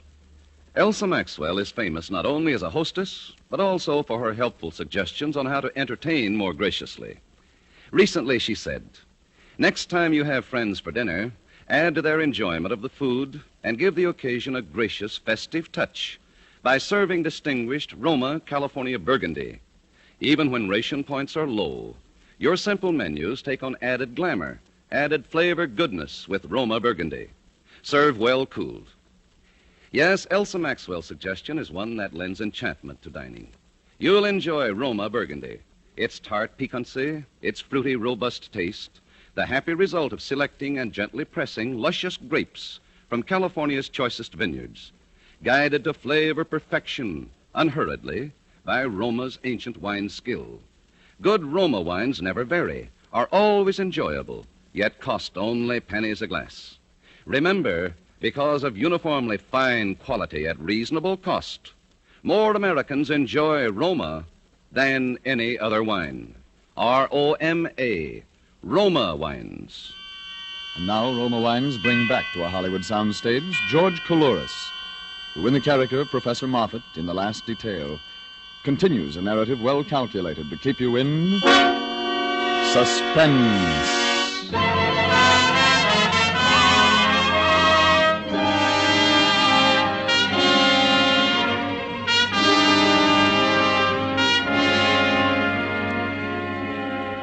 I regret to say it, but when I found that door locked, I actually lost my temper. Open this door. Do you hear? Open the door. Let me out. Mr. Carlotti. Pete. You can't keep me in here. I'll call the police. Let me out. Oh. Well, Mr. Carlotti. There's something wrong, Professor. Look here. Why is this door locked? Locked, is it? Oh, it has a spring lock, and I'm afraid the spring is weak. I thought it had been fixed. I rang the buzzer, pounded on the door, but no one came. Oh, I'm terribly sorry to have kept you waiting. You've done more than keep me waiting, Mr. Carlotti. You've thoroughly annoyed and angered me. Oh. What's going on? Why did you bring me down here? Why, to make experiments. Oh, yes, but my pamphlet. You said you'd read it twice. Well? The pages haven't even been cut. Look. Oh, not that copy. That's a copy I'm sending to a friend. Another fan of yours, Professor. My copy is in my reference library at the laboratory. Oh, I'm awfully sorry you misunderstood. Oh, I'm not sure I've misunderstood. Well, what about this trip to your laboratory? Well, we go there now. Pete has a car outside, and I've invited a friend of mine to go with us. His name is Sam Schwartz. I think you two will have a great deal in common. Well, Professor? Oh, well, all right. Let's hurry then. I want to take the plane back tomorrow, and I also want a good night's sleep. Well, I give you my word you'll be in San Francisco tomorrow, Professor. And a good night's sleep? Why, you'll have time to spare.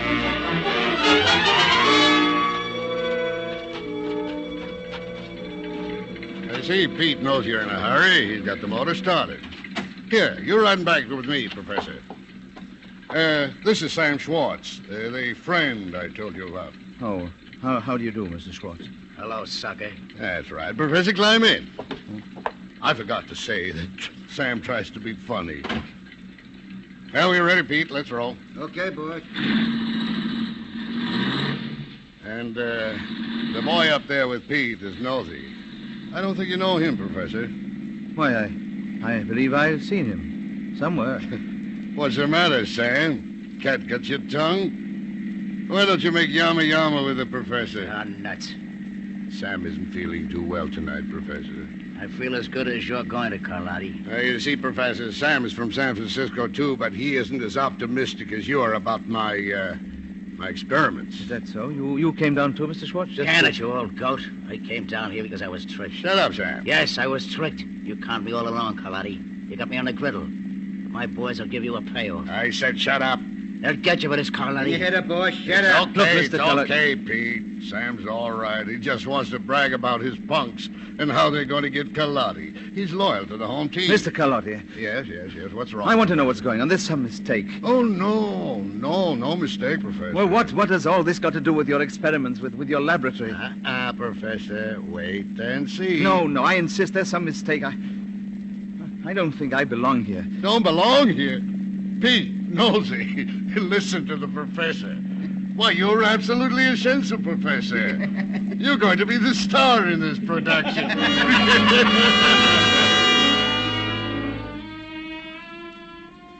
I knew then that events had gotten rather beyond me.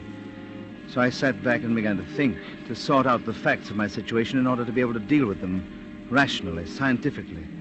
Nosey, the other man with Pete, I knew now was the second census taker. And it was apparent to me that I was part of some plan of Carlotti's, that Carlotti was, after all, what he appeared to be, a ruthless, stupid man. Well, at any rate, I would be able to outthink him. The car swung off the highway and pulled up in front of a closed gate over which there was a sign that said rear entrance. A man in a guard's uniform opened the gate, and as our car went through, Carlotti leaned out and said, "Nice going, Mike." The headlights were switched off. There were no other lights on the narrow drive inside, but on each side of the car I could see huge open stalls filled with all sorts of furniture, fireplaces, pieces of scenery, theatrical props. Then suddenly we were passing through what looked like a city street, and I knew where we were. Why, this is a motion picture lot. Elementary, my dear Professor. Paratone pictures. Yes, I've never been to one before. It's very interesting. Oh, you're going to find it very interesting. Yes, I gather that. Now tell me, Carlotti, who is going to be killed tonight? Huh? Wise the guy up, Carlotti. Shut up, Sam. Will it be me or Mr. Schwartz or both of us? What makes you think there's going to be a killer? Oh, come now. I've been on alert, I admit it, but I certainly can recognize an objective situation when I have to. Well, you won't be bumped off, not tonight. But my friend Sammy here... Why don't you just drill me? What's all the trimmings? You know how I like things, Sam, a little gaudy. Oh, and I am the trimmings, is that it? You, Professor, are the works, because you're going to kill Sam. Well, nonsense. Well, you won't really pull the trigger, but you'll look the part. What on earth are you talking about? Now, see now, Professor. Now, on the right, another street. Now, do you know this city? What? Why, it's San Francisco. Yeah, Van Ness Avenue, in fact. What? Why, yeah, this is my block. There's the house. Why, it's astonishing. Fantastic. A movie set. Really gives you a thrill, doesn't it? Oh, my goodness. What a passion Hollywood must have for detail. Yeah, they really do it right, don't they? This is San Francisco now. They got another set off before the fire. Yes. I remember. I read about it. Yeah, the Collin's been telling all about it. That's how I knew. Okay, Nosey. Pete, outside. You too, Pete. Come on. Okay. Cover our friends as we go out. Professor, Sammy, go on. What are you going to do? It won't take long, Sam. Just pile out. Yes, Mr. Schwartz. Come on. Yes, that's my house. Every detail. Paint flaking off and a bit shabby looking. Yeah. You'll be able to tell your friends you were in movies, Professor. They'll never believe you. Oh, I see your plan now, Carlotti. You're going to photograph me shooting Mr. Schwartz. Isn't that the idea? On the steps of my house. Who tipped you off? Oh, really? I'm a psychologist. It's relatively simple for me to follow your mental processes. Oh, it's simple, is it? Pete, get Sam up there. About the third step and watch him. Okay, come on, punk. My boys will figure this one, Get Carlotti. going, Sam, get going. Yeah, break her. Get a gun. Then get you, So it's simple, Professor, eh? Well, now that you know how I'm doing it, how do you like it? Oh, it's a colorful plan, unique, but it won't work. Oh, you think not, eh? No, to be blunt, you haven't the mind to carry it through. You've bitten off more than you can chew, Carlotti. You haven't the higher intelligence necessary for so much detail. Look, you'll be laughing out of the other side of your mouth tomorrow, so I'll let it pass. Very well. Now, you take this gun, Professor. It ain't loaded. I'll get up there by the front door. And when I tell you to, point the gun at Sam like you mean it.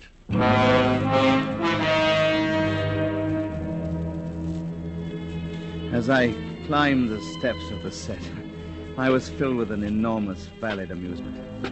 Carlotti's plan was so ornate, so melodramatic. I could picture his self-satisfaction when he first thought of it, the immature pleasure he'd derived from working out the details. And I could picture the blind, stupefied obedience of Pete and Nosey when they went to San Francisco to find the right house on Van Ness Avenue. Mine was right, because I lived alone. But mine was also wrong, because I was trained for detail, trained to see and evaluate. Yes, it was like the reasoning of a human being pitted against that of a fairly adaptable chimpanzee. And as I stood in the doorway of the admirable replica of my house, I looked around quickly for the one or two flaws which I could later use, flaws which would prove that that night I was in Los Angeles, not in San Francisco. And then Carlotti gave his signal. Okay, Professor. Aim your gun. Pete. Yeah? Get Sam moving, and then let it fly. Perfect. What a shot, and what a picture. Is he dead, Pete? Get us some mackerel. Yeah. You did good, too, Professor. In that picture, it'll look like the real thing. Yeah, thank you, Carlotti. I enjoyed it. Yes, I suppose everybody likes to act. Yeah, I got to hand it to you, too. You didn't bat an eye. Well, to see a man killed, a scientist can't be too perturbed about death. Yeah, I guess not. Pete, get the late Mr. Schwartz into the car and watch the blood. There won't be a trap, boss. I got the coat under him right away. Now, Professor, I promised I'd get you home. No? Oh, Pete's going to drive me there. All the way to San Francisco? Sure. We've got to have Sammy found up there, don't we? Oh, of course. Well, so I figured you'd better go along for the ride.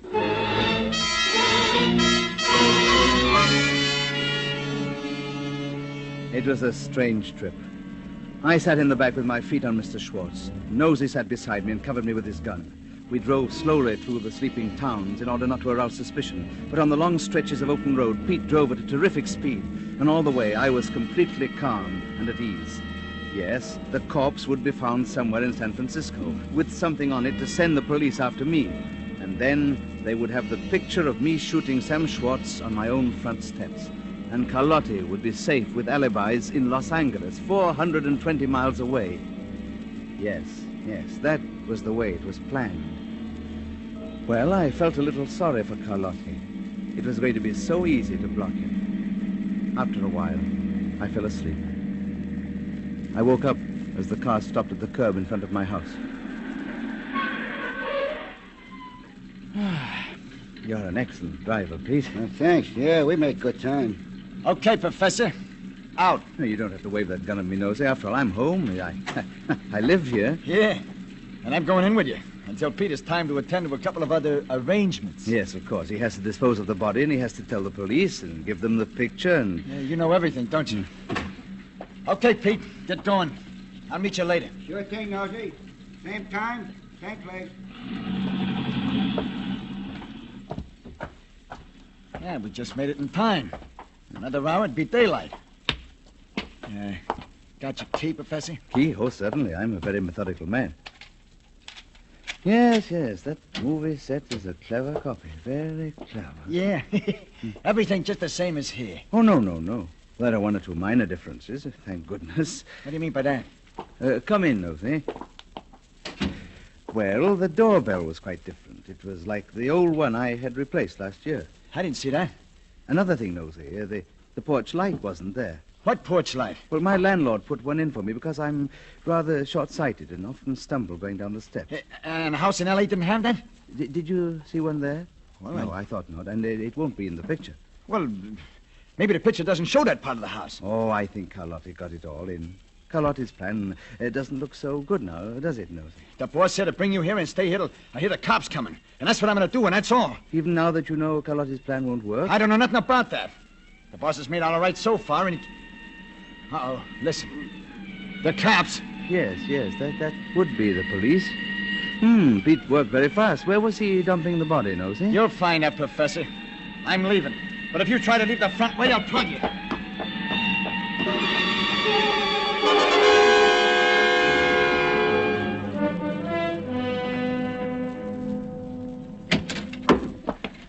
Yes. Come in, gentlemen. I was expecting you. You Professor Moffat? That's right, and you're from the homicide squad. Come in. Hey, how'd you know we were coming? Well, you found the body of a man named Schwartz, and somebody told you that I killed him, right? No, we didn't find any body. Oh. Well, then someone sent you a photograph of me standing on my front porch shooting Sam Schwartz. Look, we don't know anything about you or Sam Schwartz, and we didn't see any pictures. Oh, then why are you here at this ungodly hour? We got a phone call. A phone call? Sure. Someone phoned in that you had a body here, so we came to check. Here? A body here? In this house? That's right. We always check these calls, even though a lot of them are from crackpots. This one said the body was in your cellar. What? No. My cellar? Yeah, so if you don't mind, we'll just look at it. No, hey. you can't go in the cellar. There's nothing there. There's nothing in the cellar. Hey, grab the old upper whitey and hang on Get to away him. from the I'll cellar. take a look, Get away see? from the door. No, you...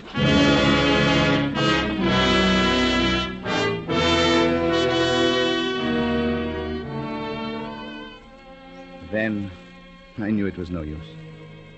Then I knew that they'd never believe what had really happened that night.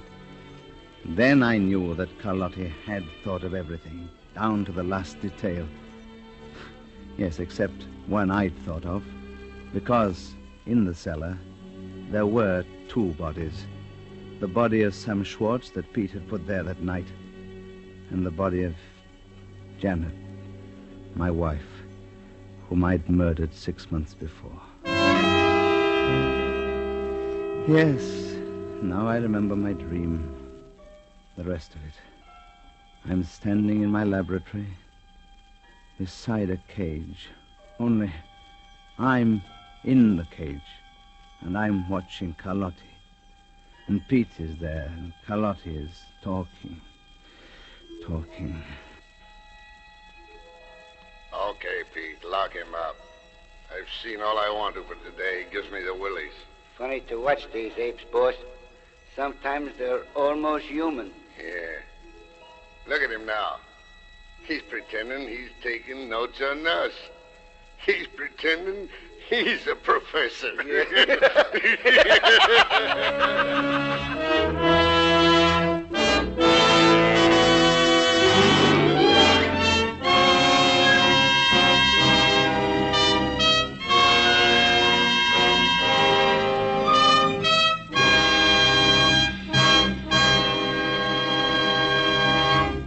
And so closes the last detail, in which Roma Wines have brought you George Coulouris as star of tonight's study in Suspense.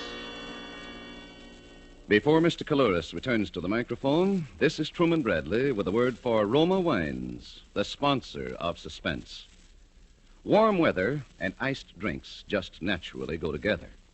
And as famed hostess Elsa Maxwell recently remarked, for a gay and colorful warm weather drink, I recommend Roma Wine and Soda, a delightful, frosty, cold thirst quencher that's as delicious as it is refreshing. Yes, and Roma Wine and Soda, made with distinguished Roma California Burgundy or Sauterne, is quick and easy to make. Half fill the tall glasses with good Roma Burgundy or Sauterne. Add ice cubes, sparkling water, and a bit of sugar. And for a decorative touch, garnish with cherries or fruit. And for a delightful aperitif, sip delicious Roma sweet vermouth, well chilled. Zestful, full-flavored Roma vermouth is blended and developed with all the traditional winemaking skill of Roma wineries, is made and bottled in the heart of California's famous vineyards, yet surprisingly low-priced. Try Roma vermouth soon, won't you? This is George Coulouris with a word from our government.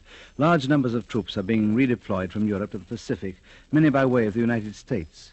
They will have, and their friends and relatives may learn, facts about their weapons, tactics, training, and future assignments which would be of immense value to the Japanese enemy. There may be a tendency to relax our caution about such war information now that Nazi Germany has been defeated. But the fact is that never before in this war has secrecy been so important. Don't talk. Keep the Japs in the dark. Thank you. George Coulouris appeared through the courtesy of Warner Brothers, producers of Rhapsody in Blue. Next Thursday, you will hear Mr. J. Carroll Nash as star of Suspense. Presented by Roma Wines, R-O-M-A, made in California for enjoyment throughout the world. This is CBS, the Columbia Broadcasting System.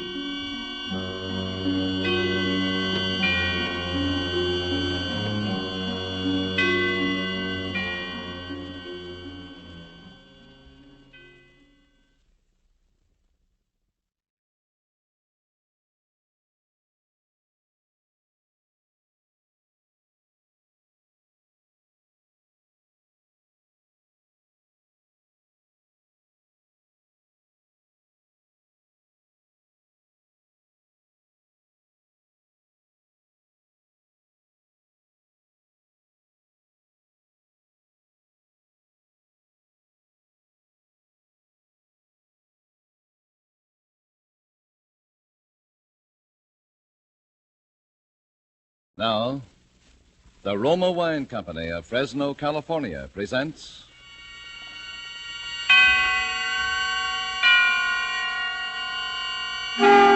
Suspense.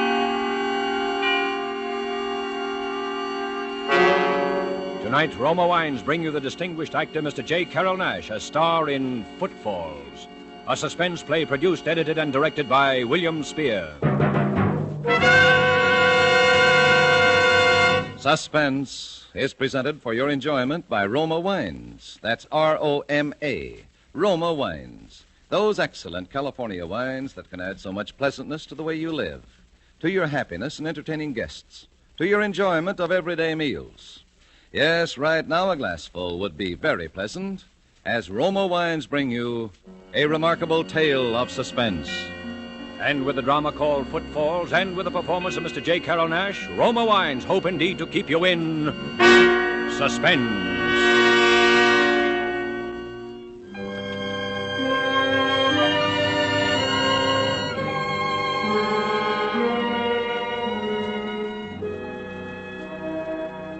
How you feeling, Bose?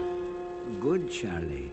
I feel good for a man who is going to die. Oh, don't be silly. What do you want to talk that way for? Oh, it is true. I know. But I do not feel bad. I asked you to come here only because I feel like talking a little while.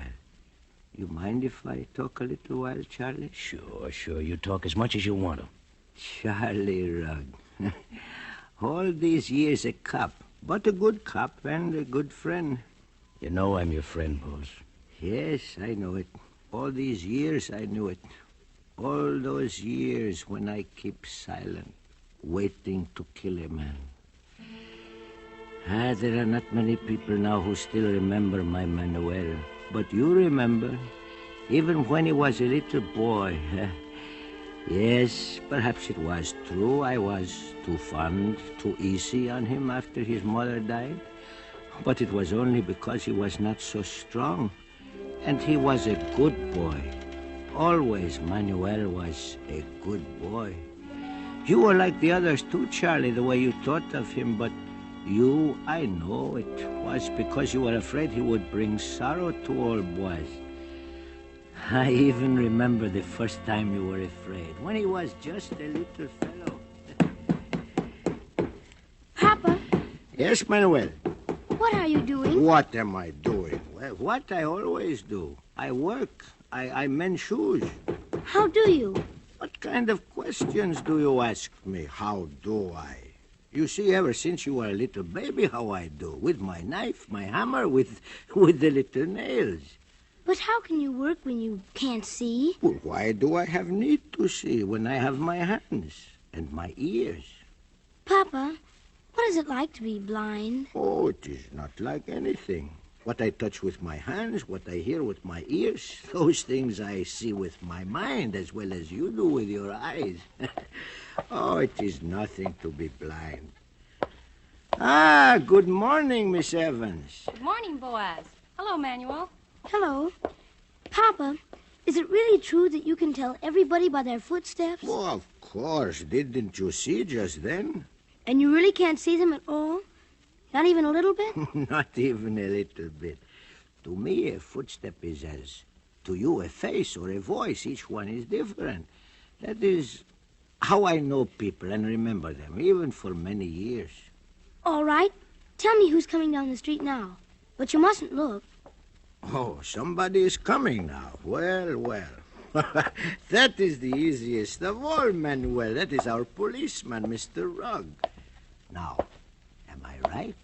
Mm-hmm. Oh, hello, Charlie. You come for your shoes? No, just passing by. But I'll pick them up if they're ready. Well, not yet, Charlie. But do you come back this afternoon, then they will be ready. Papa, can I have a nickel? Always a piece for the pocket, huh? Here's what I have. Now, you take a nickel out, huh? Thanks, Papa. Here, you young scamp. Let me go. Well, what is it? It wasn't a nickel he took. It was $50. Well, that was only a mistake. Huh, Manuel? You keep the $50. Now, go on. Run along. Thanks, Papa. Goodbye. I didn't mean to butt in between you and your young one, Bose, but I thought maybe you didn't... That I did not know. Oh, I knew. But Manuel, he needs things now, and he is not like other boys. Well, he's not so strong. It's none of my business, but spare the rod, you know. He is a good boy. My Manuel is always a good boy.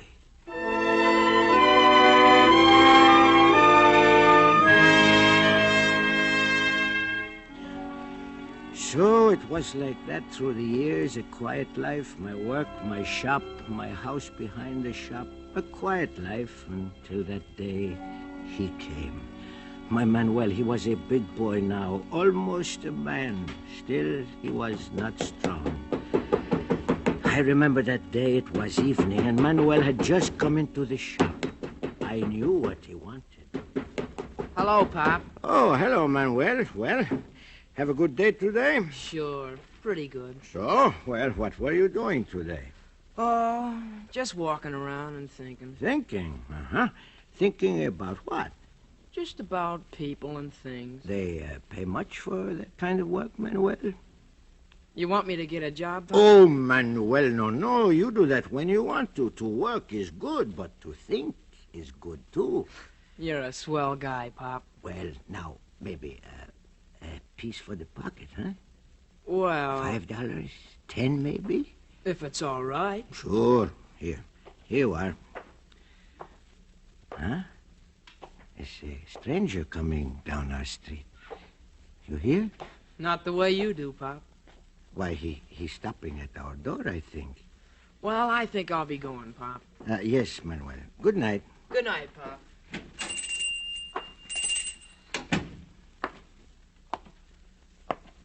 Mr. Negro? Mr. Boaz Negro? Yes? I'm a stranger in town, Mr. Negro, and I understand... Yes, I know. What? What was that you said? Oh, nothing. I was merely thinking out loud. Please continue, Mr. Wood. Campbell Wood. Wood. Mr. Campbell Wood. Uh-huh. Well, as I was saying, I'm a stranger in town, and I was told down at the depot that you had a room to rent. Well, matter of fact, I have. Well, I'm just starting at a new job in the bank, and I can't afford to pay too much, but... I always like to help a young fellow to get a start in life. How would $5 a week suit you, Mr. Wood? Oh, that is if you like the room, of course. That'd be just fine, Mr. Negro. Now, if I could see the room? So you are making your start in life, Mr. Wood? Well, I hope so, Mr. Negro. You know, I can tell something about you, Mr. Wood, by your voice, but even more by your footsteps. By my footsteps? That is a sort of specialty of mine, yes? I think you will, as they say, go places, Mr. Wood. Well, I'll certainly try. Oh, yes, you will, Mr. Wood. Very definitely you will go places.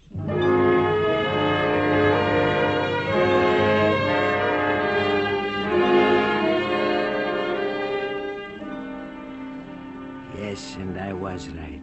He did go places, maybe even a little too fast, and there was talk.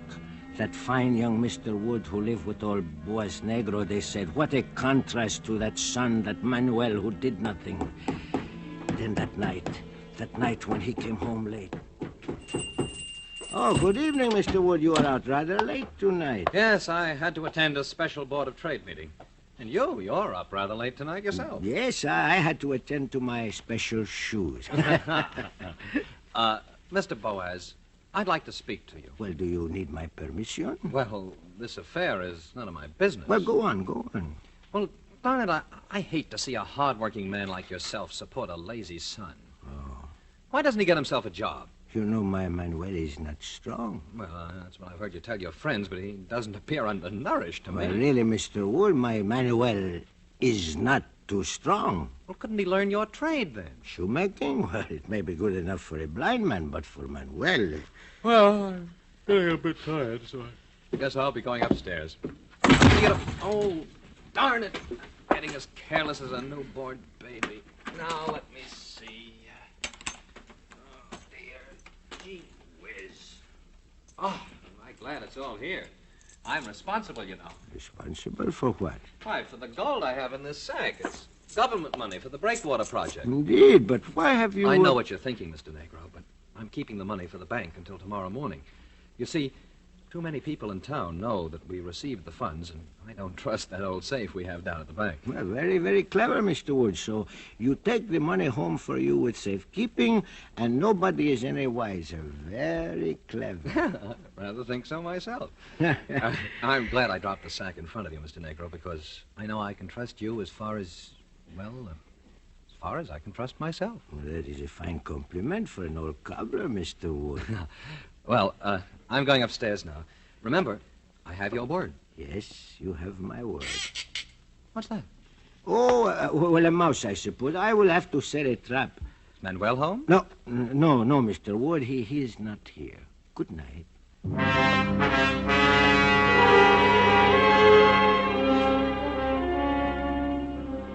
That was the first time I was frightened. That was the first time I ever thought of such a thing. Manuel was home, and he has heard everything I thought. Manuel has heard the tinkle of gold. The tinkle of gold. Manuel. Yes, Pop? Did you hear, my boy? Yes, I heard, Pop. You won't say anything. Why should I? You are a good boy, Manuel. Are you short of money? Perhaps $10? Thanks, Pop, but I don't need it now. Well, are you sure, Manuel? A fiver or a tenner? Not now, Pop. Some other time, huh? Sure, Pop. Sure, some other time. Some other time. My Manuel was a good boy. Yes, but I wished he did not know about the money. I tried to return to my work, but I could not. And suddenly I knew that I was listening. First I heard footsteps there in the house behind the shop. The footsteps prowling here and there, halting, advancing again. Then others pacing back and forth, back and forth. A door opened. A voice. Hello, casino or gin rummy? Sure, why not? The steps again. The door closing. And then silence. Oh, how I wished to know what that silence meant.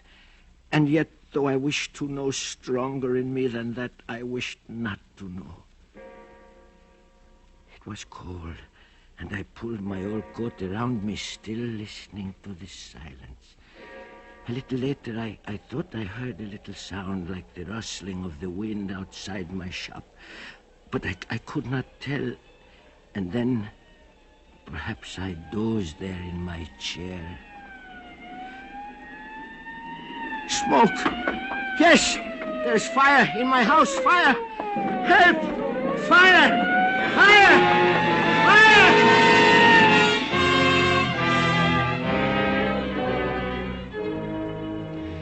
The rest was like a nightmare, because I knew. Even as they poked and searched through the ashes of my house, I knew. Hey, look here. A body. A man's body. Yeah, what's left of it. Oh, a dreadful accident. It wasn't an accident. Well, why not? A guy can fall asleep with his clothes on. But this guy's got his skull smashed in. And that makes it murder. Murder.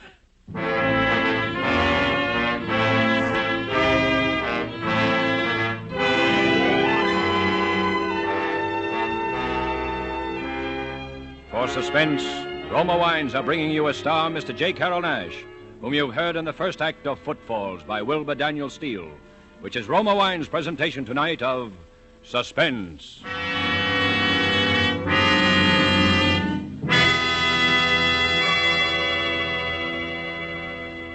Between the acts of Suspense, this is Truman Bradley for Roma Wines. Elsa Maxwell's ideas on gracious entertaining are followed by women all over America. The other day, she said this about Roma wine. One of my favorite wines is distinguished Roma California Sherry, a glorious gold and amber wine, delightfully light and nut-like in taste. Roma Sherry is ideal for any occasion, before dinner with appetizers, or during the friendly evening hours.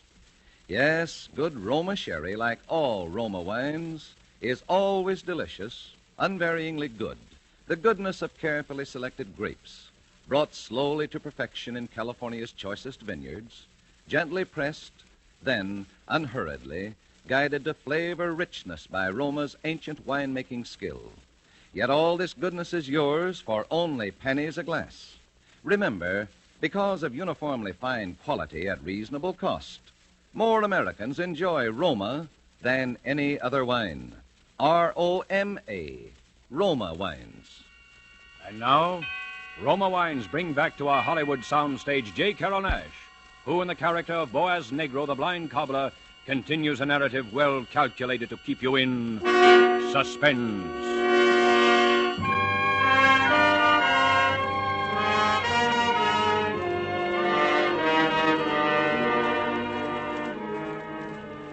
It is very kind of you to listen, Charlie. I feel suddenly so old. I feel that it is right for me to tell about it because sometime tonight I am going to go. Oh, but that nightmare day when the body was found in the ashes of my house, when I was forced, with my heart breaking, to agree with you that a dreadful crime had been committed. You remember, Charlie, you came to me here and... Listen, Bose. We have identified the body every way there is. The clothes, the cufflinks, the watch they gave him at the bank. You know that. And the money's gone. Yes. All right, then. For the 100th time, where is Manuel? Where is Manuel? And for the 100th time, I do not know. Come on, Bose. Quit stalling. Where is he? I am not stalling. I don't know, I tell you. Oh, all right. When did you see him last? After supper. He was in the shop. You knew about the government money, Bose. Yes. And Manuel, he knew too? Manuel knew? Yes. I see. Just as I thought. Well, you must not think those things about my Manuel, Chief. He is a good boy. What happened after you saw Manuel? Nothing. He went into sleep. I stayed in the shop and worked. I see. Did you hear anything, Bose? Yes, I heard the men moving about. What men? Mr. Wood upstairs and my son down here. Ah, then Manuel wasn't asleep. No, he was not asleep. Go on. A while later, the noises stopped and... We must know everything, Bose. Well, a while later, Mr. Wood called down to Manuel and asked him if he cared to come upstairs and play cards with him. You heard him ask that? Yes. Are you sure it wasn't Manuel who asked Mr. Wood? It is as I said. I do not lie to you. All right, all right. Did Manuel go up to Mr. Wood's room? Yes, he went up. I see. How did you hear anything else after that? No, nothing. Nothing, hmm? Well? There is something else. Sometime during the night, I thought I heard something, footfalls perhaps, stealing past my shop. I see. That you wouldn't swear in court that you heard them? No, not in court or here in my shop. I cannot swear to something I am not sure of. Bose, you're a good man. We don't want to cause any trouble, but you understand, a man has been murdered, government funds are missing, and your son is gone. What else can we think? As far as I'm concerned, it's an open and shut case. I've issued a warrant for Manuel's arrest. No, you cannot. Yes. And if you know where he is, it'll go easier for him if you pass on that information. I've told you all I wish to tell. All right, be stubborn. Stubborn? Do you wish me to dance a jig? I tell the truth and you do not believe me. What more can I do? Gosh, put yourself in my place, Bose. This is serious business. And will you change places with me? I have lost everything. My house, even my honor. My only son. Well, I'm sorry.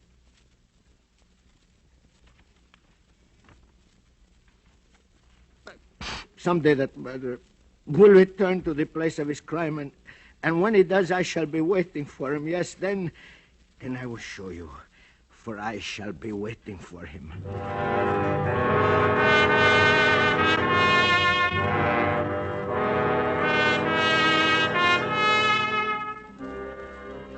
To questions, I gave no answer. To threats, I gave no heed. I scarcely heard them, for my ears were deaf to all sounds save one. The sound of footfalls. The footsteps of a murderer. Patiently as the weeks, the months, then the years moved by, I listened. For 3 years I listened, wondering only when they would come. For 3 years more I wondered if they would come. Only the last 3 years was I troubled by the growing of a terrible doubt. Suppose the steps had come and gone and I had not heard. Suppose I were to make a mistake. Suppose my ears should fail me and I could not remember. Could not remember.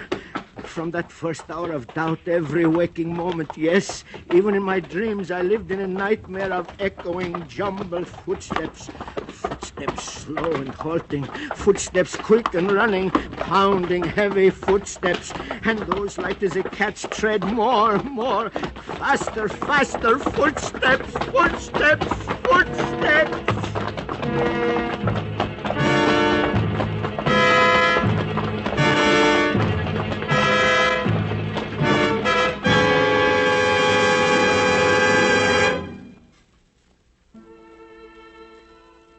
It was the evening of the winter holidays, the Portuguese festival of Menunheso.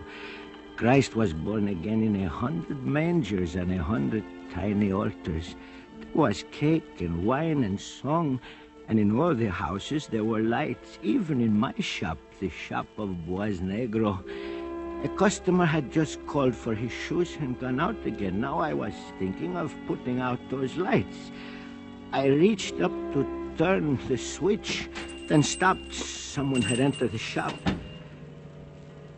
The newcomer stood by the closed door. I wondered why I had not heard the footfalls leading into the shop. Yes, what can I do for you? Well, I don't know. To tell the truth... You'll have to come nearer, please. I am a little deaf. Oh, all right. Can you hear me now? Fine, just fine. I have a pair of expensive boots with me, and they're in need of repair. Could you fix them? I think so, if you'd care to leave them with me. Well, darn it, I haven't got them with me now. I just thought could I look around a bit? Look around. Well, you are welcome, but I assure you there is not much interest in a poor cobbler's shop. Well, that may be true, but the lights. Put on these lights. I can't see. Why did you turn them off? I can see much better in the dark. You're crazy. You can't see at all. How did you know? Put on those lights. Stay where you are. I can hear every move. What are you going to do? Keep away from me. Don't touch me. No! Murderer. Murderer. I have waited 9 years. I have lived for this day. Murderer.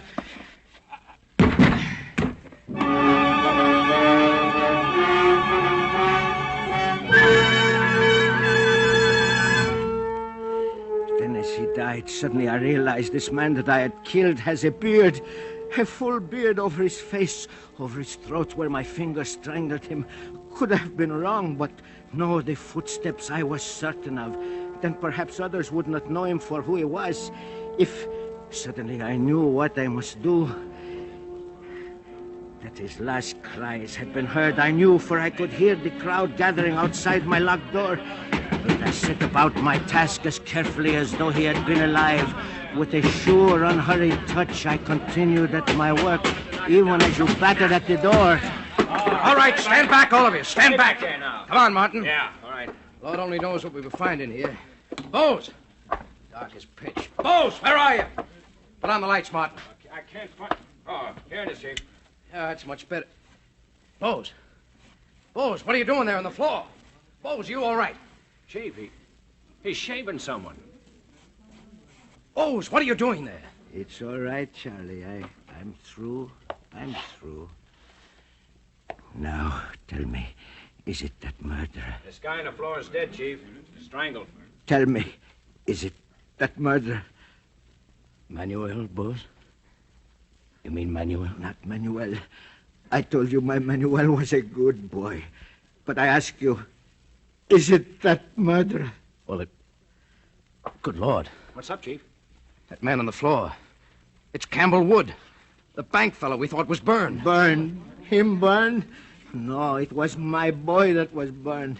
That murderer killed my boy. He put his clothes on him and set fire to my house. I knew that all the time. Why didn't you tell us all this before? And have you laugh in my face? Could I tell you that I thought those footfalls moving along the side of the shop belonged to Mr. Wood? A blind man with crazy ideas, you would say. Could I stop him and ask where he was going? If I were not blind, he would have killed me too. No, it was not my son that ran away. It was this murderer all the time. But I told you he'd come back. And I killed him. I showed you. Now you can hang me for my crime.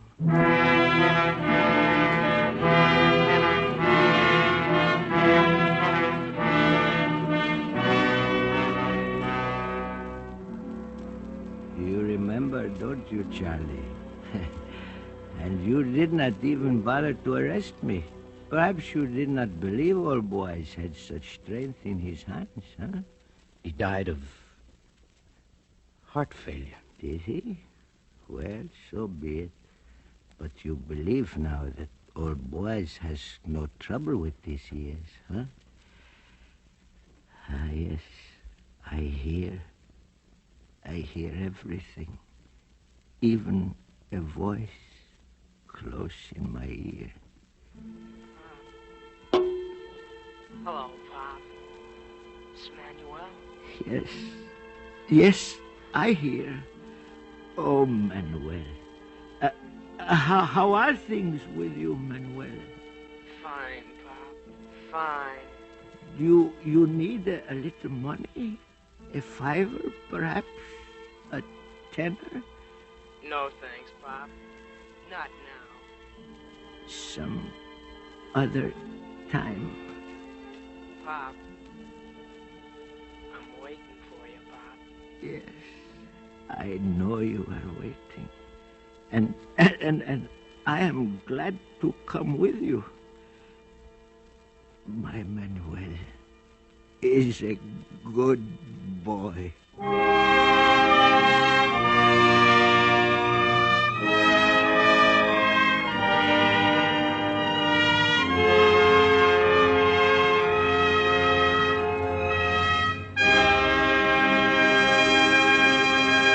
And so closes Footfalls, in which Roma Wines have brought you J. Carroll Nash as star of tonight's study in Suspense. This is Truman Bradley with a word for Roma Wines, the sponsor of Suspense. July, one of the warmest months, calls for tall, frosty, iced drinks. And famous hostess Elsa Maxwell recently said, "I've discovered the perfect hot weather drink, wonderfully cooling and refreshing, one that guests really go for. I mean Roma wine and soda, made with distinguished Roma California Burgundy or Sauterne. Yes, Roma wine and soda is simple to prepare. Half-fill tall glasses with Roma Burgundy or Sauterne. Add ice cubes, sparkling water, and a bit of sugar. And for a decorative touch, garnish with cherries or fruit. And be sure to use Roma wine, always uniformly good, yet costs only pennies a glass, so you can serve it often. And the next time you use vermouth, choose Roma vermouth, sweet or dry. Zestful, full-flavored Roma vermouth is blended and developed with all the traditional wine-making skill of Roma wineries, is made and bottled in the heart of California's famous vineyards, yet surprisingly low-priced. Try Roma vermouth soon, won't you?" J. Carroll Nash appeared through the courtesy of Paramount Pictures and is currently being seen in their production, A Medal for Benny. Next Thursday, same time, you will hear Bonita Granville as star of Suspense. Presented by Roma Wines, R-O-M-A, made in California for enjoyment throughout the world. This is CBS, the Columbia Broadcasting System.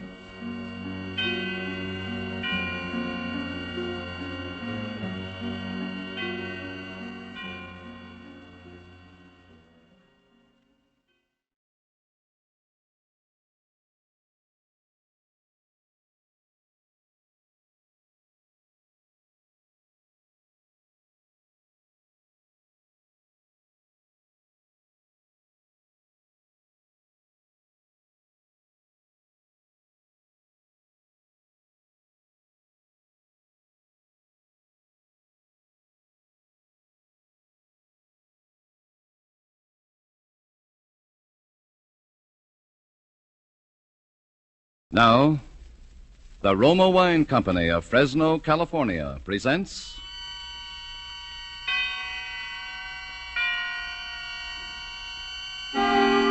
Suspense. Tonight, Roma Wines bring you from Hollywood Miss Bonita Granville as star in Bank Holiday, a suspense play produced, edited, and directed by William Spear. Suspense is presented for your enjoyment by Roma Wines. That's R-O-M-A, Roma Wines. Those excellent California wines that can add so much pleasantness to the way you live, to your happiness in entertaining guests, to your enjoyment of everyday meals. Yes, right now a glassful would be very pleasant as Roma Wines bring you a remarkable tale of suspense. And with Bank Holiday and with a performance of Bonita Granville, Roma Wines hope indeed to keep you in suspense.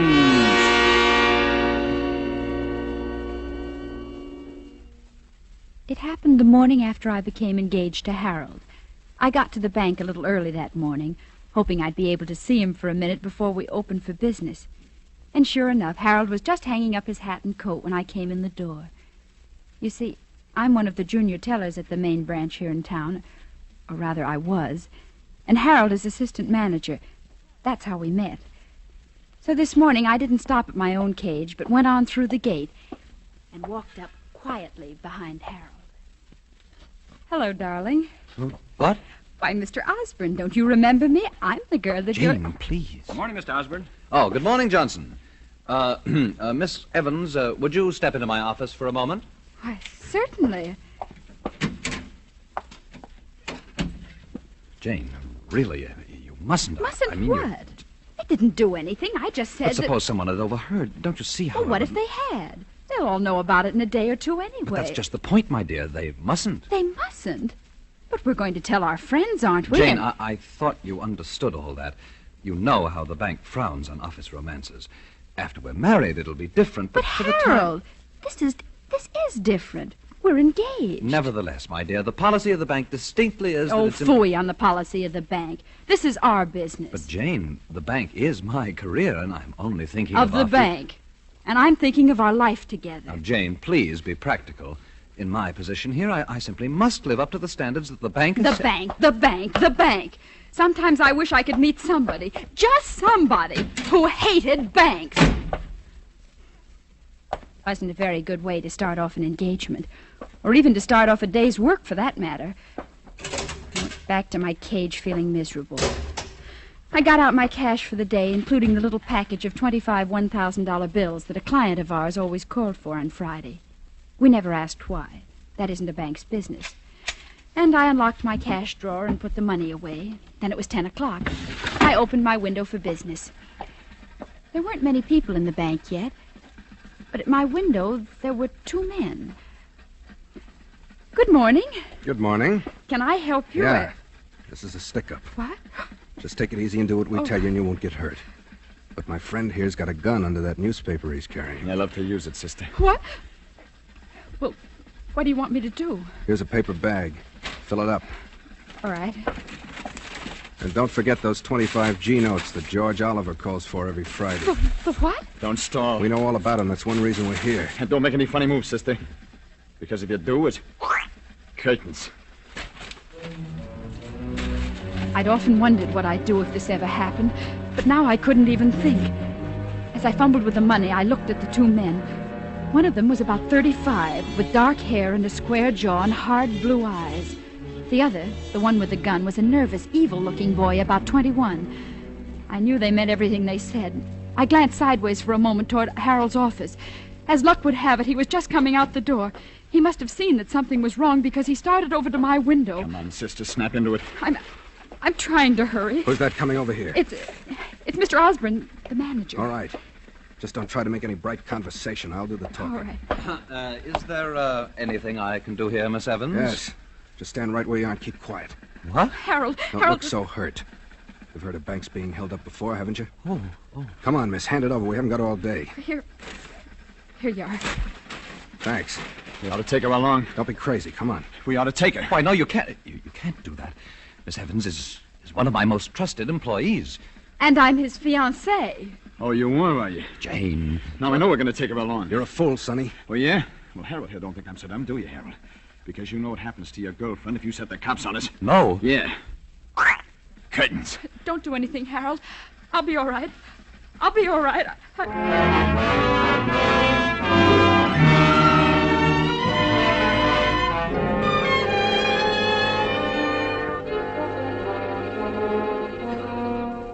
For Suspense, Roma Wines are bringing you a star, Bonita Granville, whom you have heard in the first act of Bank Holiday by Robert Richards, which is Roma Wines' presentation tonight of Suspense.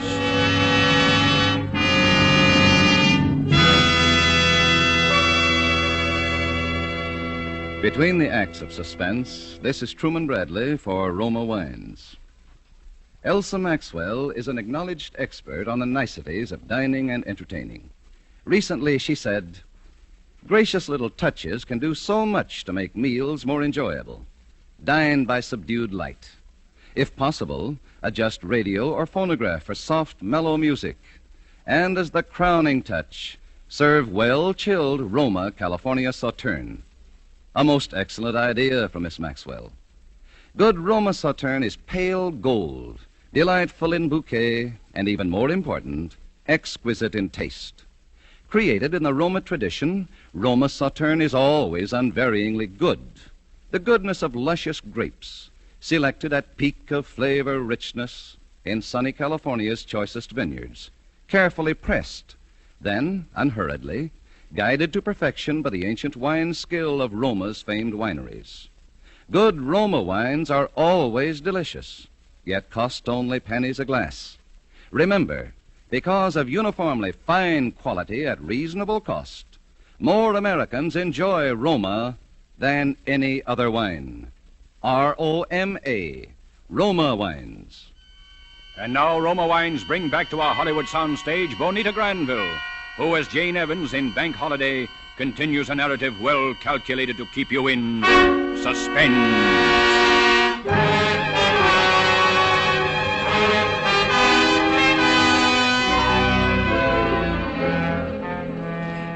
Why would I tell a couple of bandits who came in to hold up the bank that I was engaged to Harold, particularly when Harold was the manager of the bank? It was crazy, but there were a lot of crazy things I did that day that I didn't understand myself until later. Naturally, when I told them that, they took me along as a hostage. And the next thing I knew, I was sitting in the front seat of a big blue car beside the one called Frank, and the other one called Sonny had tied a blindfold over my eyes. And we were driving. Once we drove in somewhere, and for 15 or 20 minutes, there was a lot of banging and clattering around the car. Then we drove on. At first, I was too frightened to even breathe. Then I began to get angry. Just what do you think you're going to do with me? To tell you the truth, I haven't quite made up my mind. Yeah? Well, I have. Shut up, Sonny. I demand that at least you take this silly blindfold off. No, we couldn't do that, darling. Well... Then you might see how we'd strip this car down just now. Change the hood and the fenders and the Shut brakes. up, Sonny. You talk too much. What's the difference? She ain't gonna be around to telling you... I said shut up! What's the matter? You getting soft? No, but a bank rap is enough without having some trigger-happy punk of a kid. You better not talk to me that way. I'll talk to you any way I want to. Watch out the back for cops. Cops? You don't think the little lady's boyfriend is gonna... I wouldn't want to bet too much on it. Would you, Miss Evans? I don't know what you're talking about. All I know is that at least Harold isn't a cowardly, bullying... Oh, I'm sure Harold is the perfect gentleman. But I got a hunch he's also the perfect banker. I don't know what you're talking about. You just don't want to admit what I'm talking about. Which is that in spite of anything that might happen to you, Harold will turn us in. He wouldn't. No? Maybe we can check on that. I'll turn on the radio. What's that going to prove? Short wave. All the latest equipment for bank robbers, sweetheart. That's us. LAPD. Car 17. Car 17. Disturbance at 8th and Pico. A disturbance at 8th and Pico. That's all. LAPD. Car 17. Roger. That's all. Car 17. Well? LAPD. General alarm. A general alarm. Uh-huh.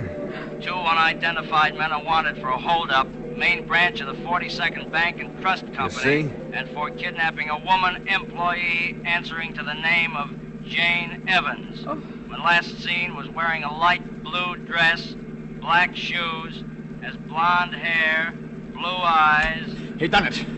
See what I mean, Miss Evans? Well, it was his duty. Why shouldn't he? Nothing, no reason at all. It's just a question of who rates the most with a guy, I guess, his boss or his woman. All right, he asked for it. I told him what I'd do.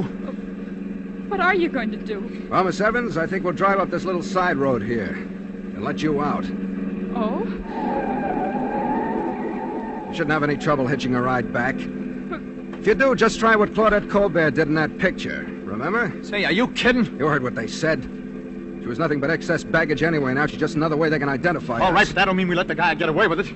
I told him what I'd do to her if he squawked, and I'm You're gonna do what I tell you. Oh, yeah? Well, if I'd known you were so yellow, Now, what was that you said, Sonny? All right, Frank, but... Cops. They're turning in here. Give me a gun, Sonny, and get down on the floor under that blanket. I'll plug him, Frank. Give me I'll that plug gun him. and get down on the floor. You're nuts. They'll get us, Frank. I know what I'm doing. You do what I tell you. That's right. Keep covered up and keep quiet. All right. Take off that blindfold, Miss Evans. Well, look here, if you Now think you're going to that- kiss me, and you better make it good, because this gun's going to be right in your ribs. All right, Oh, now. no. Let go. Hey. Where?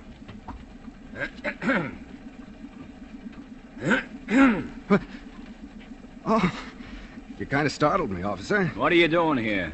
Well, if you must know, I'm getting engaged. Is there anything wrong with that? Let me see your license. We haven't got the license yet, Your but we're... driver's license. Oh, sure.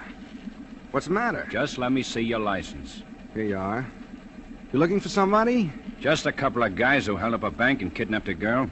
Is that right?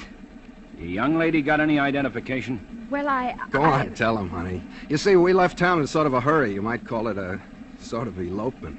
Oh, sort of elopement, huh? Yes. Well, I guess you're all right.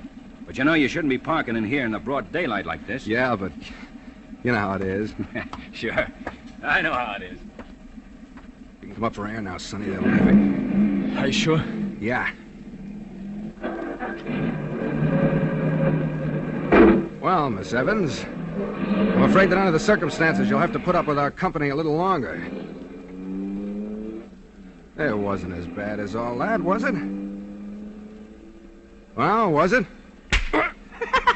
She slaps him right in the voice. Does that answer your question? Yeah. I guess it does. That was crazy, too. Here I was, my life completely in this big ape's hands, and I had to slap his face. I knew I'd made him angry, and what was even more dangerous, I'd hurt his pride. But there was nothing to do about it now. For a long time, we just drove along, and nobody said anything. We were crossing a stretch of desert, heading toward a mountain range, and had just passed through a little town. I saw the car pull out of a side road as we flashed by, but neither of the two men did.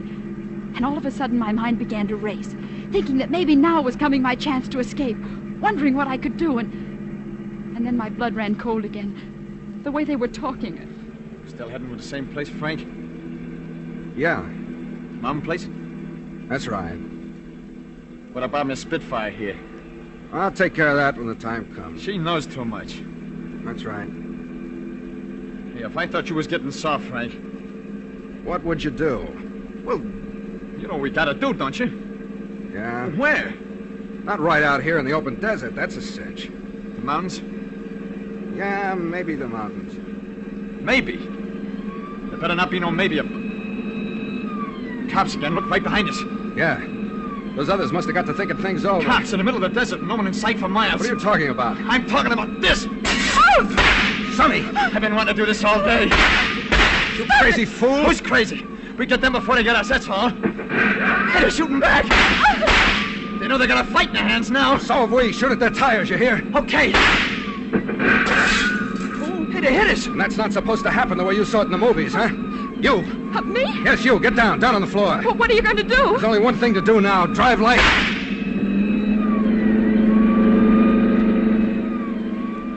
First, I wasn't afraid at all. It was even a little exciting. I kept thinking that maybe in just a few minutes I was going to be rescued and wondering what Harold would say. And and at the same time feeling the exhilaration of being in a race and wanting my side to win. And, of course, that was crazy, too. And then suddenly the car took a sickening lurch.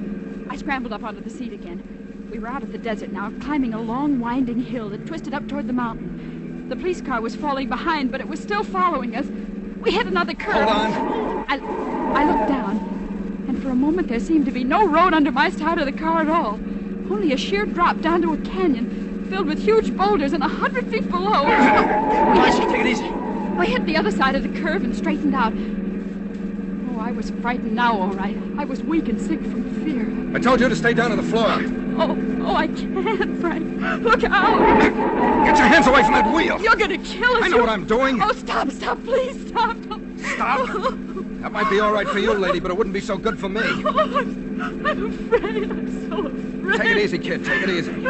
Close your eyes. Like you do on the roller coaster. You'll be all right. Oh, I'll be killed. What do you think I'm running for instead of fighting? Just so nobody will be killed, not even cops. Frank, look out. Keep away from that wheel, I told you. Look out. Keep away. I hate to do this, but...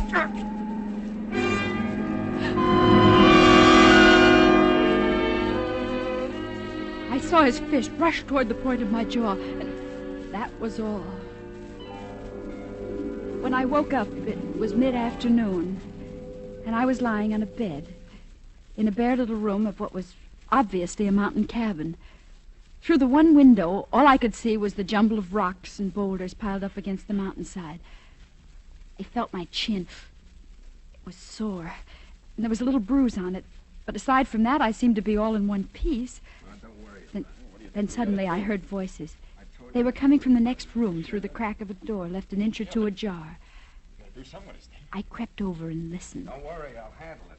Okay. Right? Yeah, sure. Now go on down in the tower, get some grub like I told you. Okay, Frank. Are you sure you don't want me to? No. Get going. Okay, Frank.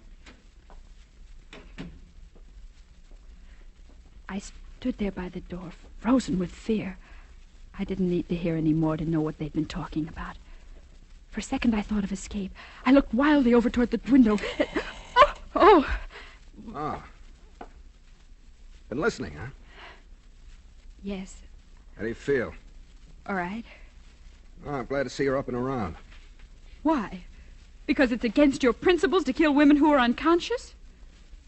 There's a path down the backside of the mountain that leads into the main highway. It's 4 or 5 miles long and pretty rugged, but you ought to be able to make it before dark if you hurry. Oh. Does that answer your question? Yes. I guess it does. Better get going. How do you know I won't... Because you're going to promise me not to.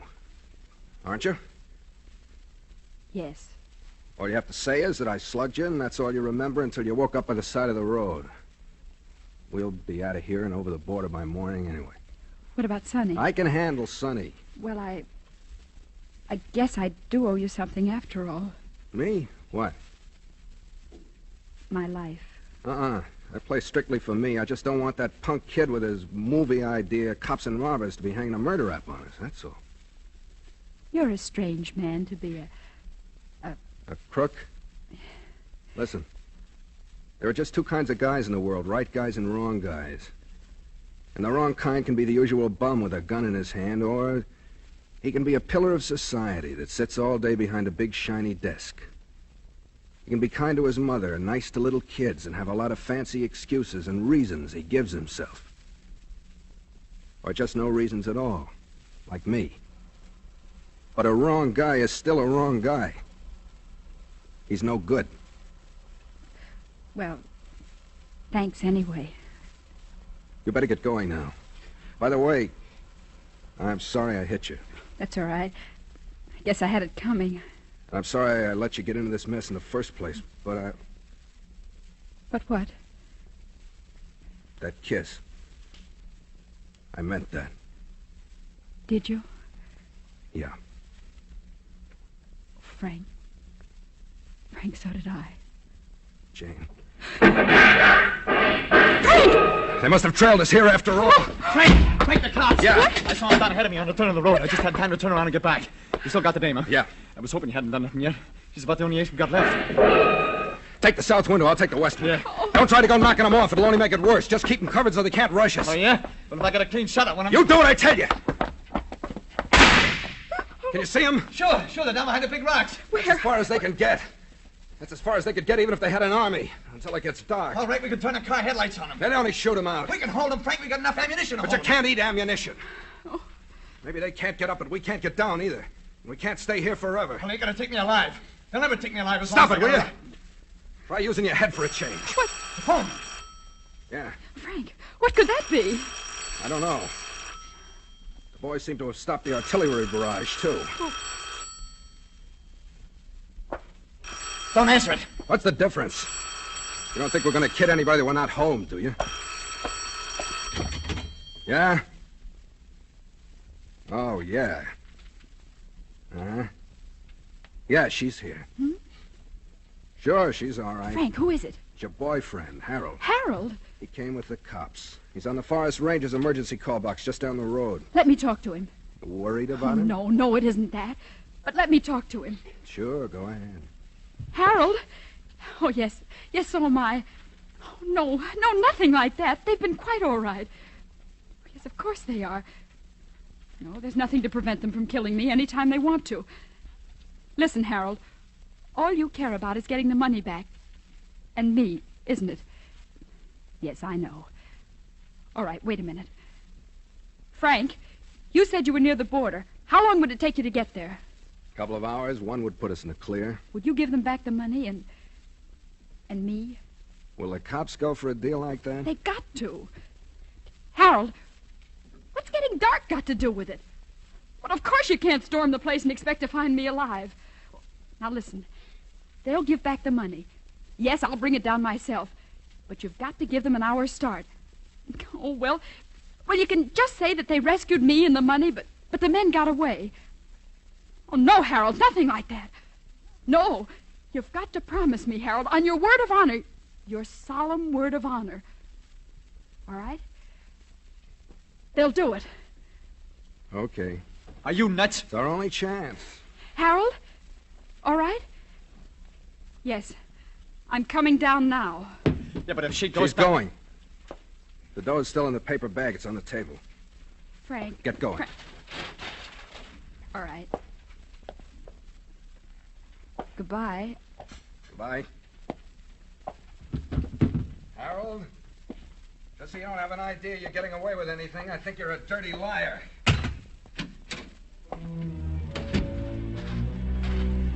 I hardly heard and didn't even think about it. I was so relieved and still so bewildered by everything, running down the hill with a paper bag of money clutched in my hand. And then I saw Harold crouching behind a rock, and then some policemen, and then I was around the bend, and they were all running up to me, and I threw myself into Harold's arms. Jane, dearest, you are all right. I'm all right, Harold. Here's the money. Oh, yes. Yes, it's all here. All right, officer. Okay, Chuck. Let him go. Come, my dear. Harold, what is that? Tear gas.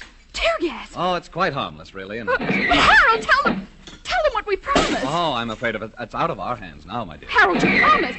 You gave me your word of honor. Well, of course I did, but you didn't think you knew all the time. Well, you planned to... Stop it! Stop it! Please, my dear, you're over. Let go of me. Stop it. Stop it!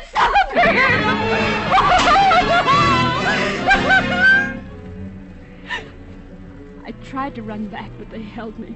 And I had to watch. I couldn't help it. It seemed like hours. It was only minutes, I suppose, with the tear gas bombs exploding around the cabin and crashing through the windows as they got the range. And then something white flooded from the door, and they came out. The boy first, with his hands in the air, and then Frank, stumbling toward us like blind men and coughing. Oh, those terrible rocking coughs that just seemed to be tearing them to pieces. Oh, Frank! All right, come on. Hello. Oh, Frank, I didn't know. I swear I didn't know. I know, I did, though. I knew before you left. Oh, why did you let me go? I wouldn't have gone if Because he's just the kind who would have stormed the place. Maybe I couldn't have handled Sonny then. I'll help you. I'll do anything, everything I can, anything. Skip it. Just take some advice, will you? Next time, be sure it's a right guy.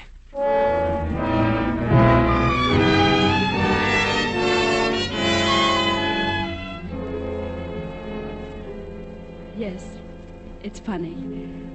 It's like he said. People can be honest and dishonest in so many different ways. I got to the bank early the next morning, too. Harold was already there waiting for me. Hello, darling. Hello? I'm so glad you're here early. There are some things I wanted to talk over with you. You know, you're quite the heroine now. Am I? Oh, yes. And you know, I've been thinking, perhaps I was a little too conscientious yesterday, about our marriage, I mean. I think perhaps you were right after all. We ought to tell... Harold, about our marriage. Yes? There isn't going to be any marriage. Isn't going to be any? I found out something about a girl getting married, Harold. Marriage is something you do second. Do second? Yes. First, you find a right guy.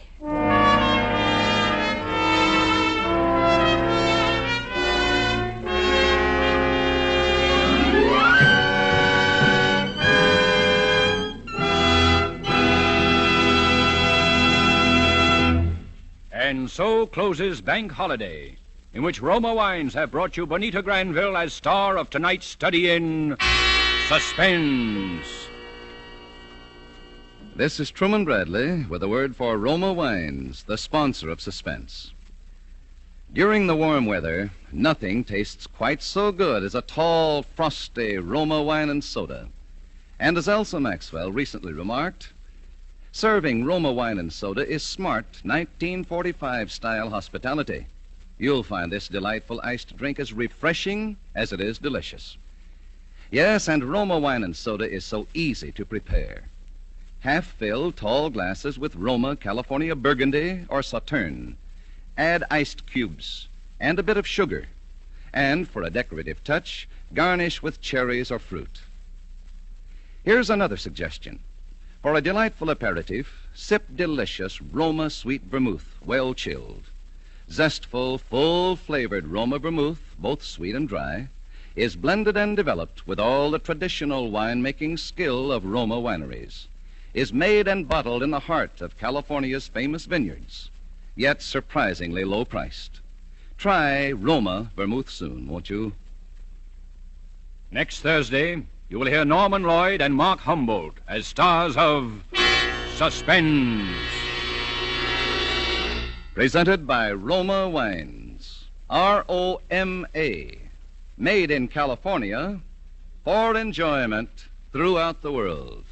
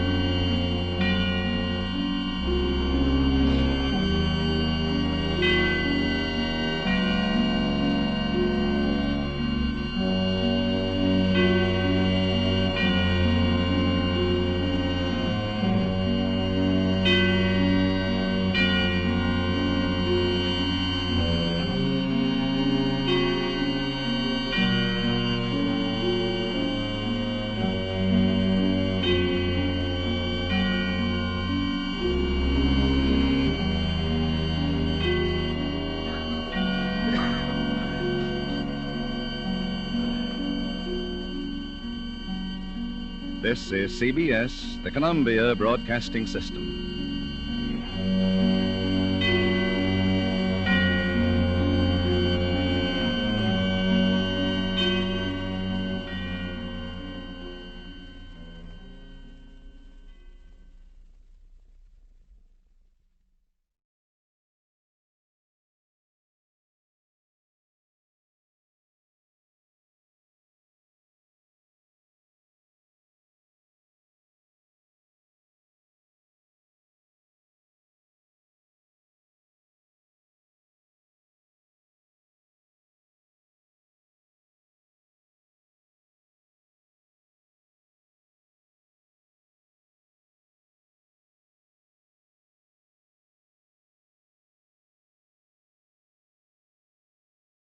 Now, the Roma Wine Company of Fresno, California presents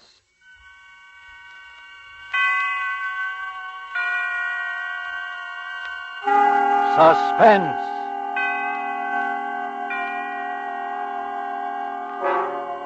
Tonight, Roma Wines bring you the remarkable young actress whose performance you have admired in the Warner Brothers production, The Corn is Green. Miss Joan Loring as star of A Man in the House, a suspense play produced, edited, and directed for Roma Wines by William Spear. Suspense, radio's outstanding theater of thrills, is presented for your enjoyment by Roma Wines. That's R-O-M-A. Roma Wines, those excellent California wines that can add so much pleasantness to the way you live, to your happiness in entertaining guests, to your enjoyment of everyday meals.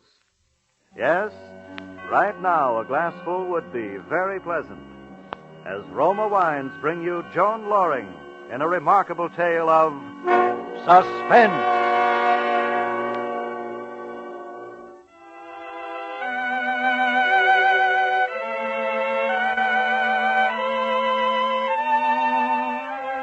When I was 17, they called me that pretty little Barrett girl. I never imagined then that 5 years later I'd be working in the public library day after day and 2 evenings a week. One of the mousy, tight-mouthed librarians who frown and rap a pencil when the adolescent scuffling and giggling becomes a little too unruly. I never dreamed that pretty little Barrett girl would become prim Miss Barrett, nor that my mother would... Well, one evening my father came home from the office looking a little more tired than usual. He barely touched his dinner and said he thought he'd lie down on the sofa for a nap.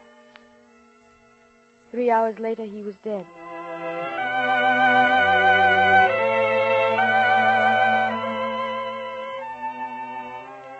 From that day, Mother was a changed woman, and our house was a changed house. She became suspicious and bitter and solitary.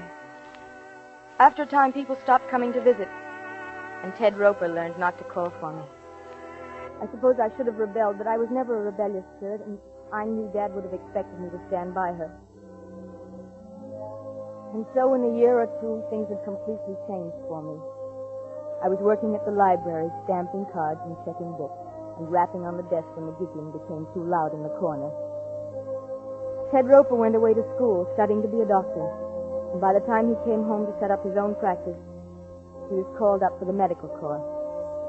I'd get postcards from him from time to time, and meanwhile I worked at the library and came home and cared for Mother, because her health had grown progressively worse. Now she was in a wheelchair and always in pain, although she'd never consent to see a doctor.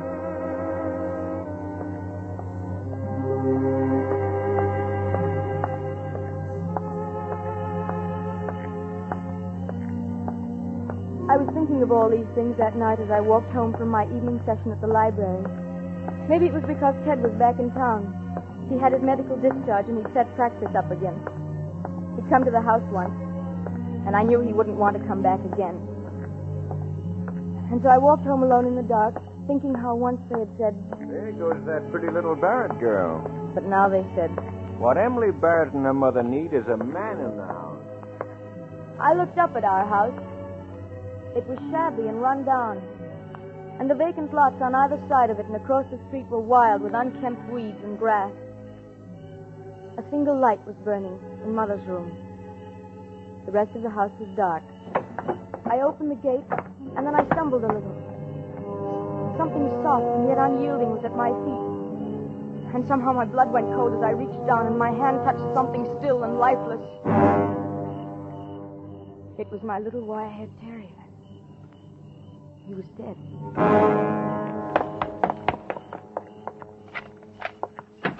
Mother, poor Rover, he's...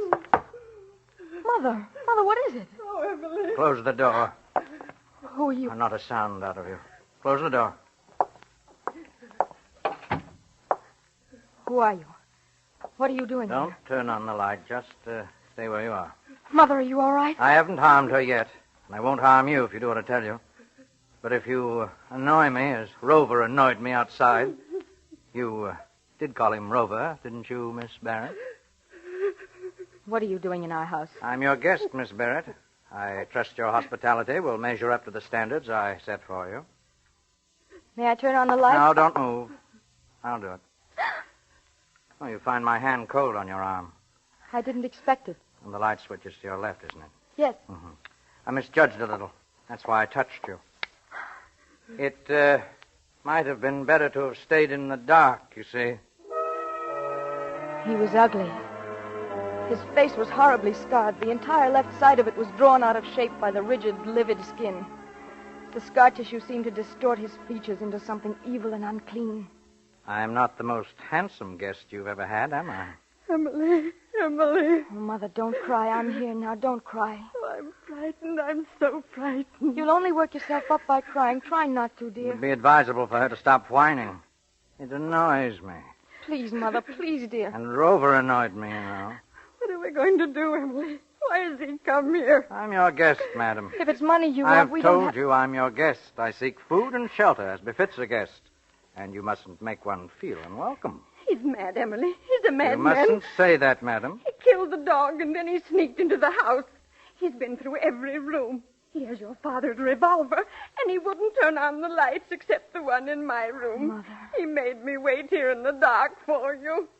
Oh, Emily. Emily, I feel sick. Oh, stop that whining. It annoys me. Don't you hurt me. Don't you dare. Mother, please, dear. You annoy me, madam. I suggest you retire for the night. Emily, no, I couldn't. I couldn't sleep. Will you be good enough to take your mother into her bedroom, Miss Barrett? What are you going to do? I've told you. I'm your guest. Well, Miss Barrett. Come along, Mother. Let me wheel you into your room. Oh, I don't want to, Emily. I don't want Mother. to. Your conveyance needs oiling, madam. Don't speak to me. Don't talk to me. Oh, by the way, Miss Barrett, Yes? don't trouble to close the door. And don't attempt to talk secretly with one another. I find it a very annoying habit. Emily, he's mad. He's insane. I don't know what I've ever done if it should happen to me. Try to be calm, Mother. Let me help now. Lie down on the bed, why don't you, dear? Try to relax. Oh, I couldn't. But if you could get some rest, you'd feel so much better. I'm not getting out of this wheelchair. If you could let yourself sleep, Mother. No, I tell you I can't, Emily. If you just take your pills... What was that? What did you say? Answer me. My mother ordinarily takes sleeping pills for her insomnia. Not tonight, Emily. I won't take them tonight. I couldn't. I think you will, madam. No, I won't. You can't make me. Is that her bottle on the bedside table there?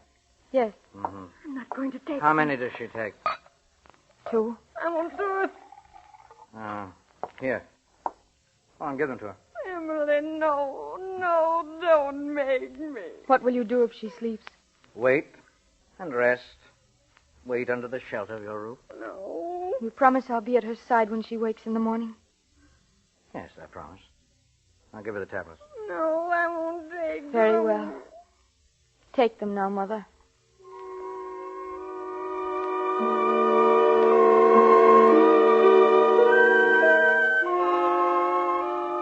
Mother swallowed the sleeping tablets with difficulty, her eyes wide with fear, unable to look away from that scarred, awful face. Then he walked away into the living room while I stood by her wheelchair holding her hand. After eternities, her eyelids drooped and closed over the frightened eyes. Her face relaxed. She was asleep. I made her as comfortable as possible in the wheelchair, put a blanket over her. Turn off the light and come out here. Did you hear me? Yes. Oh. Sit down. Yes, that chair there. How do you spend your evenings, Miss Barrett? You read? No, not often. I get enough of books at work. Why did you break really? into our... What do you do for a livelihood? I'm a librarian. Why did you choose don't our... usually stay up late, do you? No, I don't. In that case, then, we'll turn off the light. You're rather isolated at this end of the street, but someone might wonder why lights are burning in the Barrett house at this hour.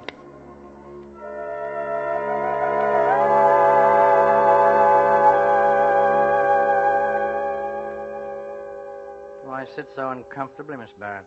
Go on, lean back. Be at ease. Why don't you leave us in peace? We won't give I you... need rest. The safety of rest and solitude. But why our house? Why? Because you have few visitors. Your mother's to blame, isn't she? My mother? Weak, selfish, complaining. Not the most delightful of companions. You're a librarian, you say, huh? How long do you intend to stay here? Your curiosity annoys me. She'll stay here as long as I please, for a very long time if need be. You can't. You'll be found out. Oh, I doubt that very much. But if I fail to report for work... Oh, you won't. I don't understand. You will go to work at the library as usual. And leave my mother here with you? Yes. As a hostage, shall we say. Hostage?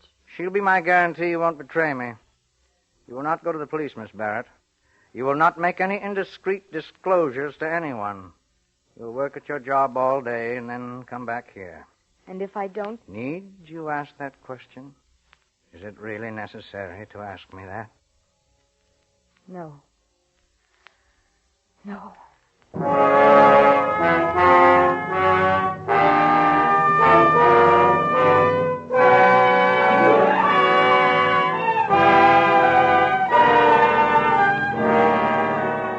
For Suspense, Roma Wines are bringing you a star, Miss Joan Loring, in A Man in the House, by Leslie Edgley.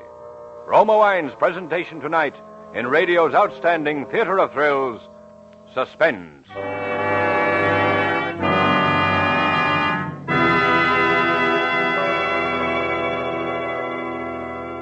Between the acts of suspense, this is Ted Myers for Roma Wines. Elsa Maxwell is famous not only as a hostess, but also for her helpful suggestions on how to entertain more graciously. Recently she said, "Next time you have friends for dinner, add to their enjoyment of the food and give the occasion a gracious festive touch by serving distinguished Roma California Burgundy. Even when ration points are low, your simple menus take on added glamour, added flavor goodness with Roma Burgundy. Serve cool." Yes, Elsa Maxwell's suggestion is one that lends enchantment to dining. You'll enjoy Roma Burgundy. Its tart piquancy, its fruity, robust taste, the happy result of selecting and gently pressing luscious grapes from California's choicest vineyards, guided to flavor perfection, unhurriedly, by Roma's ancient wine skill. Good Roma wines never vary, are always enjoyable, yet cost only pennies a glass. Remember, because of uniformly fine quality at reasonable cost, more Americans enjoy Roma than any other wine. R-O-M-A. Roma Wines. And now, Roma Wines bring back to our Hollywood soundstage Joan Loring as Emily Barrett, with Joseph Kearns as the man in the house, in a radio play well calculated to keep you in suspense.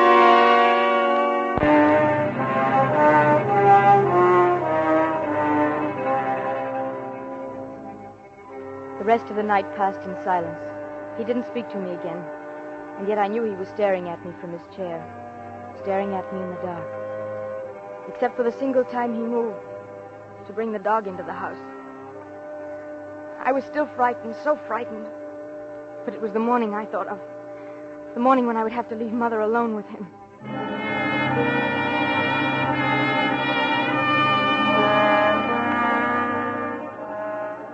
We ate breakfast together, the three of us silent at the table. His face was uglier than ever in the morning light. He had watched me prepare breakfast with wary eyes. Now he wolfed his food down as though he hadn't eaten in some time.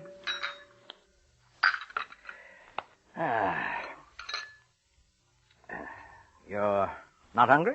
No. And you, madam? I'm not hungry. I'm sorry to hear that. Is it time for you to leave, Miss Barrett? Leave? Emily, what does he mean? Your daughter has a job, Mrs. Barrett. You wouldn't want her to leave it, would you? Emily, no, you can't leave me here. You can't. You'll be all right, Mother. Really, you will. It's the only thing I can do. Emily, no. You'd please. better go, Miss Barrett.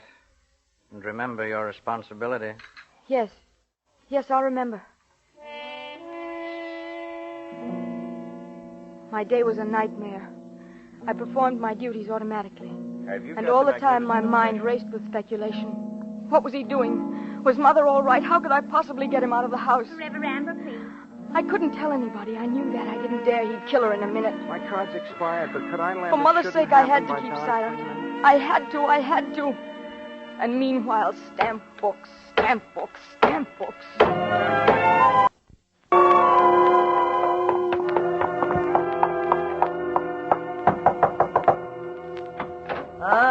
Good evening. Where's Miss my Barrett. mother? Your mother? In her room. Lock the door. Mother, are you all right? right? She's all right. Lock the door. All right, now give me the key. Mother! I'm here, Emily. Told you she was all right. Give me the key. That evening, I didn't have to go back to the library. Again, he watched me prepare our meal, and again, he wolfed his food down, while Mother and I left our plates untouched. I washed and dried the dishes after dinner, and then all three of us sat in the living room. This is an ugly house. A barren house. There's no laughter in it. I'm not interested in what you think of our house. Well, you should be. You're still young. Your life is being ruined by this selfish woman. How dare you?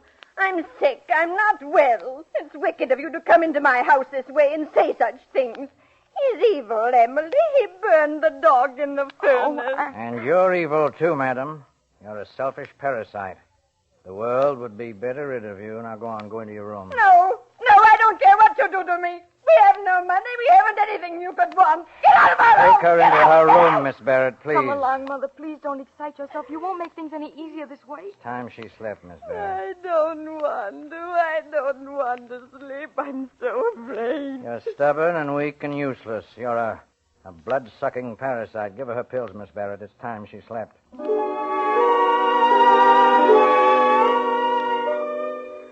Mother refused to leave her wheelchair again, but I persuaded her to take her sleeping tablet. And after she'd fallen asleep, I returned to the living room. He sat in a chair where he could watch the door and windows. One side of his face was twitching, a nervous tic he couldn't control. You have permitted your mother to ruin your life. That isn't true. Of course it's true, I know. I've seen it happen before. I know all about it. I've been trapped just as you're trapped now by your mother. I won't stand for you talking like that. I know about women, domineering women. There was one. Well, she'll never bother me again. You killed someone. Did I? That's why you're hiding here. Is it? Did you kill someone? Well, I'm not sure. Maybe someone annoyed me. I'll kill if anyone annoys me.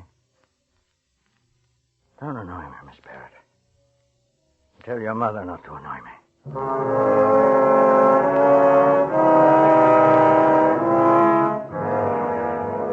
That night went by, crawled by as the first night had done. At 10:30, he switched off the light, and then we were sitting in the dark again in silence, hour after hour.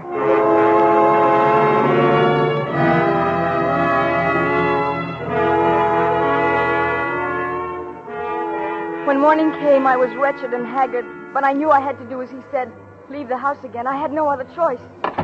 I had to leave Mother with him. I'd have to go about my duties as usual. For a moment, I thought of going for help. But I knew what he'd do to her if someone even approached the house. And then as I came down the front steps, my heart almost stopped. For Ted Roper was coming up the front path. Morning, Emily. Hello? I'd heard your mother wasn't too well, and I thought I'd drop in a minute and see her. Well, no, I don't think you'd better. She's asleep. Well, that's too bad. I wish I'd stopped in last night. I was in the neighborhood, and I was just on the verge of knocking on your door, and I noticed your lights were out. Oh, yes, we retired early. Is there something wrong, Emily? No, there isn't. You look worn out. Getting plenty of sleep? Yes, I am. You've got to get a lot of sleep. And as he stood there chattering on about my mother and my health, I could see the curtain in the living room move. He was watching us. He could probably hear every word that was being said. Emily, you're not listening. Are you well? Of course I'm well. Will you leave me alone, Ted? Of course, if that's the way you feel. I'm sorry, Ted, but I have a headache. I'd appreciate it if you'd go on. Certainly. And as Ted disappeared down the street, I turned and looked into the window. He was standing there back of the curtain, smiling, as if in approval.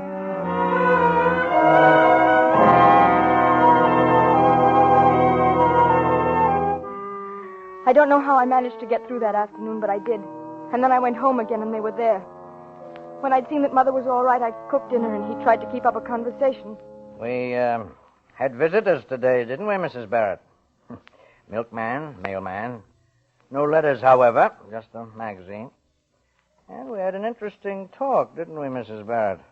About mothers and daughters, you know. I looked at Mother across the table. The panic in her eyes had given way to another emotion. One hard to name at first. And then I realized it was resignation. As though she were resigned to her fear.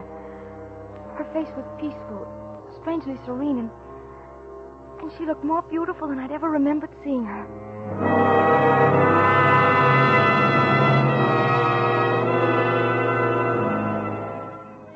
After dinner, we sat in the living room, silently. He looked tired, deep circles under his eyes, and his face twitched involuntarily. I felt unbearably tired, my eyes so heavy. Miss Barrett, I think you'd better go to bed. Go to bed? You'll sleep. No, I couldn't. There's no excuse for not sleeping. You see how easily your mother can do it? You'll take some of her tablets. No. Take them. But my mother... She'll take them, too. She knows how. And then I knew why he wanted me to take the pills. He needed sleep for himself. All right, here, Miss Barrett. All at once, I had no resistance left in me. I took the water from him. He was leaning over me in the chair. And then I swallowed the tablets. Sleep couldn't have come immediately, and yet somehow it was like a swift black curtain shrouding my mind.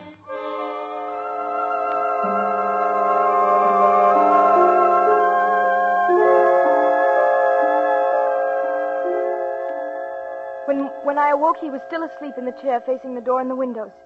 But the moment I moved... Good morning. Where's my mother? In her room, of course. Mother was still sleeping in her wheelchair. But something was wrong. She looked so strange. Something was radically wrong. She was ill. My first impulse was to cry out, to run to him and plead with him to help me. But I knew that was useless. I turned around, knowing that I shouldn't leave her, and yet I was powerless to help her. It's late. I won't have time to make breakfast this morning. Yes, we seem to have overslept, didn't we? I'll have to go now. The key, please unlock the door. Mother's still sleeping. Please don't disturb her. That still depends on you, Miss Barrett. Have you forgotten?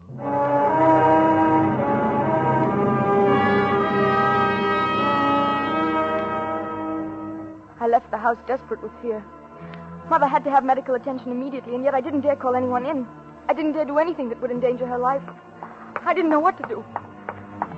I walked blindly and rapidly along the sidewalk, almost running, not knowing where I was going. And then I saw Ted. Hello, Emily. Headache better? Oh, Ted. What's wrong? What is it, Emily? Ted, you've got to help me. You've got to. Oh, Ted. Here's my car, Emily. Sit down now. Tell me what's wrong. And then I told him the whole story. And when I'd finished, he said... I'd better go to your house at once. But you can't, Ted. I can't let you in the house. You won't have to. I'm not letting you go back there. But I must. I can't leave Mother with him. All right, then. Go back to the house. Tell him you went for a doctor. Oh, I couldn't. Tell him that, Emily. Tell him you saw your mother was ill when you woke up. Tell him you called a doctor and you said nothing about him being in the house. But he won't believe me. I know he won't. We've got to gamble he will.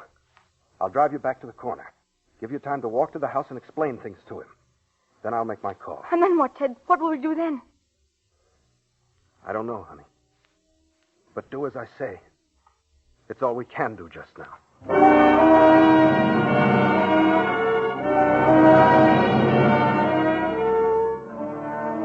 When I faced him again in the house, I knew I'd blundered. I should never have taken the chance. I shouldn't have left Mother in the first place. What are you doing back here? Why aren't you at the library? I didn't go to the library. Huh? My mother's sick. I called for a doctor. What? I phoned for a doctor. He'll be here soon. You told him about me? Oh, no, I didn't. You're lying. You're lying about your mother. You tricked me. My mother's ill, I tell you. She was sick when I looked at her this morning. You must believe that. We'll find out. Come on, in the bedroom. Oh, wait, the doctor's here. Huh? You see, he's coming up the walk. Don't let him in. Tell him to go away. I can't do that, not after calling him. He'll know something's wrong. Then he'll call the police, won't he? And that's exactly what I warned you not to do, isn't it? My mother's sick. That's all that matters. All right. Let him in. I'll wheel your mother into the living room. I'll be behind the curtains. Keep that in mind. If you try any tricks, I'll kill her. No, I have your father's revolver, you know. I don't care what happens to me. I'll kill her first. No. Go on. Let him in. I'll be ready for him.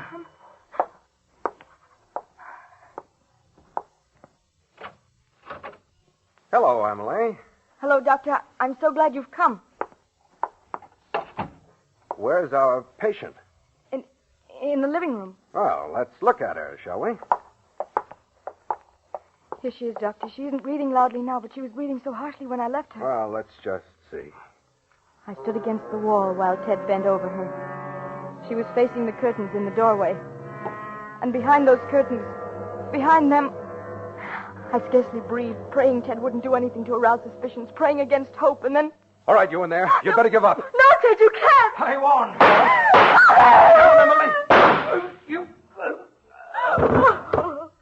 Oh, Mother. Easy, honey. Take it easy.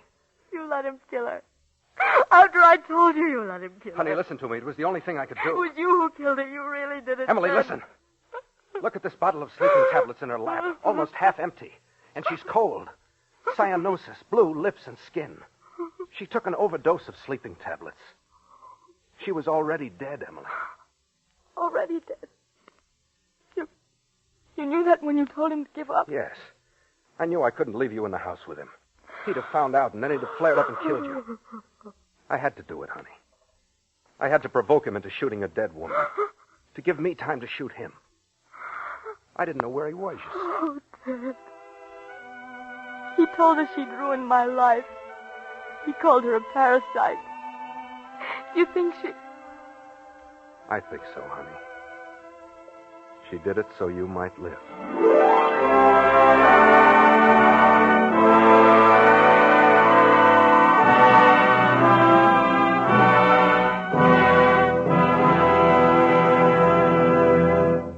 Roma Wines have brought you A Man in the House, starring Joan Loring as Emily and Joseph Kearns as the man, in tonight's study in Suspense. Before Miss Loring returns to the microphone, Ted Myers with a word for Roma Wines, the sponsor of Suspense. Warm weather and iced drinks just naturally go together. And as famed hostess Elsa Maxwell recently remarked, for a gay and colorful warm weather drink, I recommend Roma Wine and Soda, a delightful, frosty, cold thirst quencher that's as delicious as it is refreshing. Yes, and Roma Wine and Soda, made with distinguished Roma California Burgundy or Sauterne, is quick and easy to make. Half fill the tall glasses with good Roma Burgundy or Sauterne. Add ice cubes, sparkling water, and a bit of sugar. And for a decorative touch, garnish with cherries or fruit. And for a delightful aperitif, sip delicious Roma sweet vermouth, well chilled. Zestful, full-flavored Roma vermouth is blended and developed with all the traditional wine-making skill of Roma wineries. Is made and bottled in the heart of California's famous vineyards, yet surprisingly low-priced. Try Roma vermouth soon, won't you? This is Joan Loring with a message from our government. America's war production program calls for the retention of millions of war workers in their jobs until the Pacific War is won. Stay on the war job until released. Keep buying more and more war bonds and hold on to them. And keep supporting all home front activities and observing all wartime regulations. Price controls, rationing, volunteer service, and salvage drives. Thank you. Next Thursday, you will hear Lloyd Nolan as star of Suspense, radio's outstanding theater of thrills. presented by Roma Wines, R-O-M-A, made in California for enjoyment throughout the world.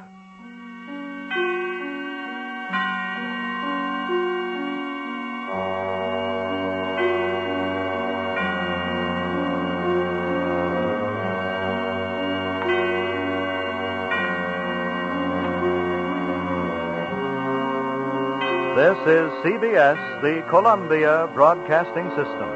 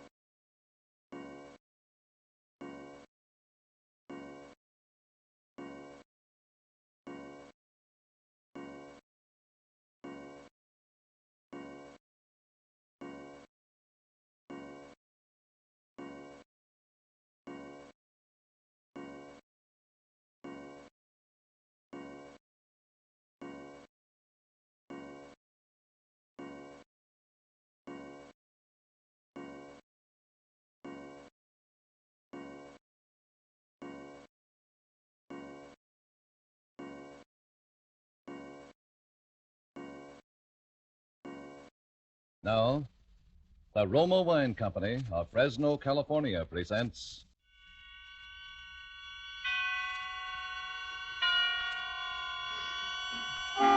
Suspense.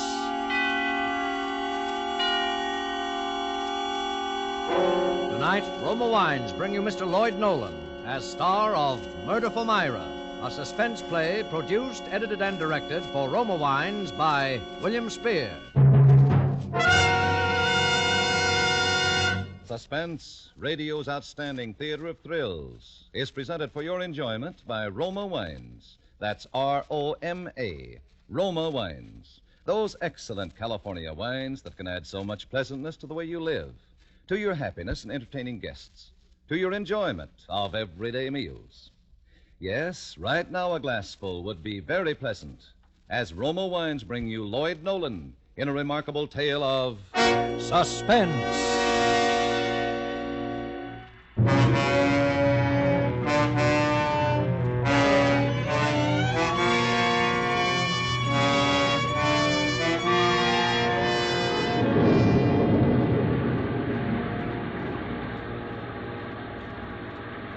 It was raining hard.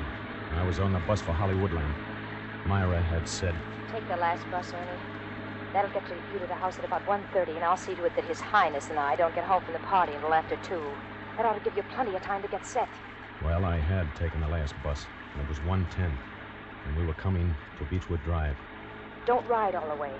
Get off at Beechwood and Franklin and walk up, just in case. I pulled the cord. I was following Myra's instruction to the letter.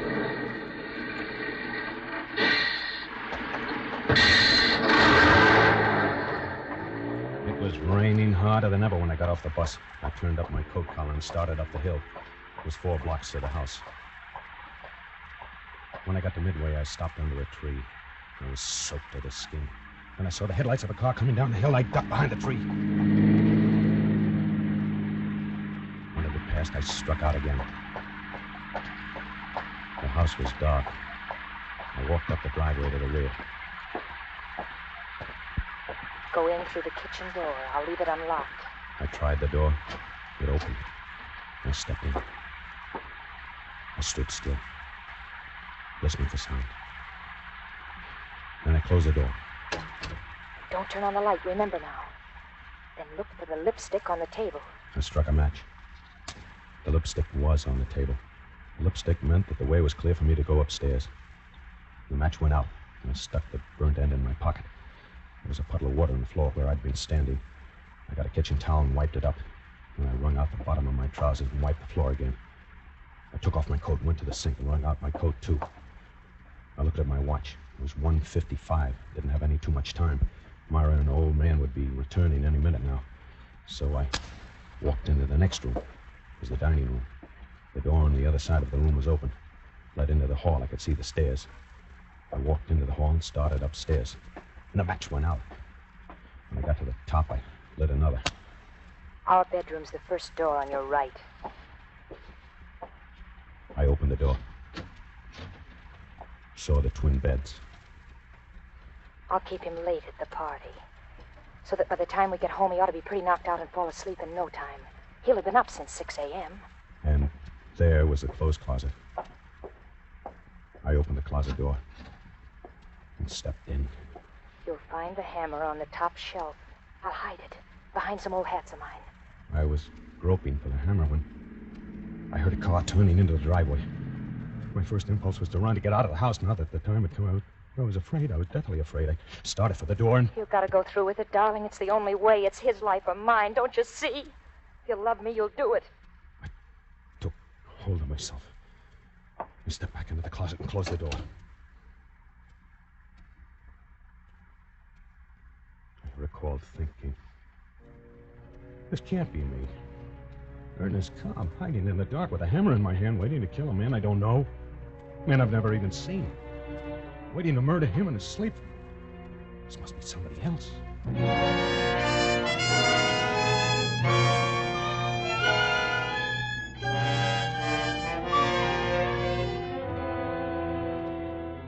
For Suspense, Roma Wines are bringing you as star Lloyd Nolan in Murder for Myra by Lee Horton and Paul Bernard. Roma Wine's presentation tonight in radio's outstanding theater of thrills, Suspense.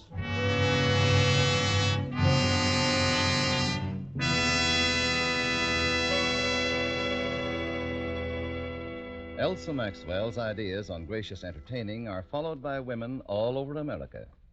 The other day, she said this about Roma wine. One of my favorite wines is distinguished Roma California Sherry, a glorious gold and amber wine, delightfully light and nut-like in taste. Roma Sherry is ideal for any occasion, before dinner with appetizers, or during the friendly evening hours.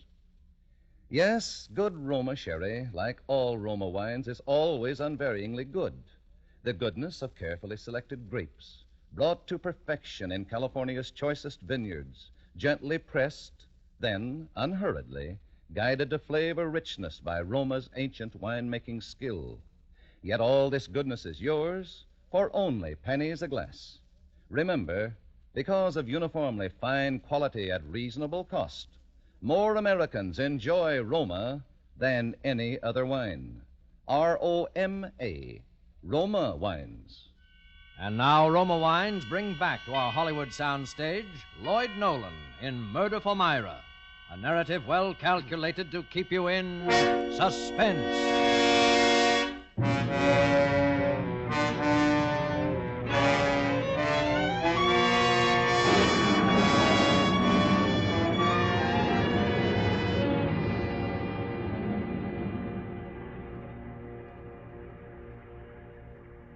I stood in the closet and waited.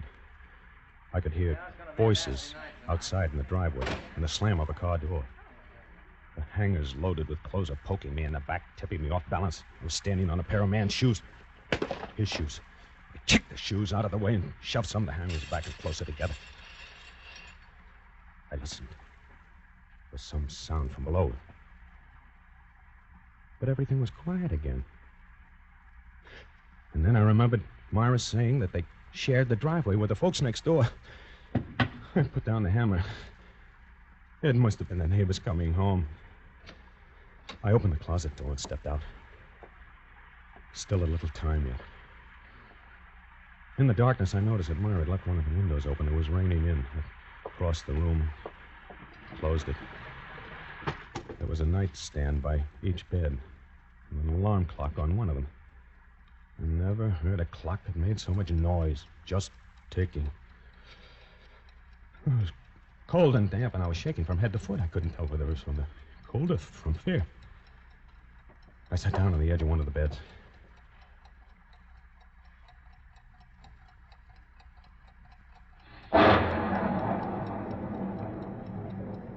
Then I decided to have another look at the hammer. In a few minutes, I was going to have to use that hammer. It's a big, heavy one, Ernie. It'll do the trick all right.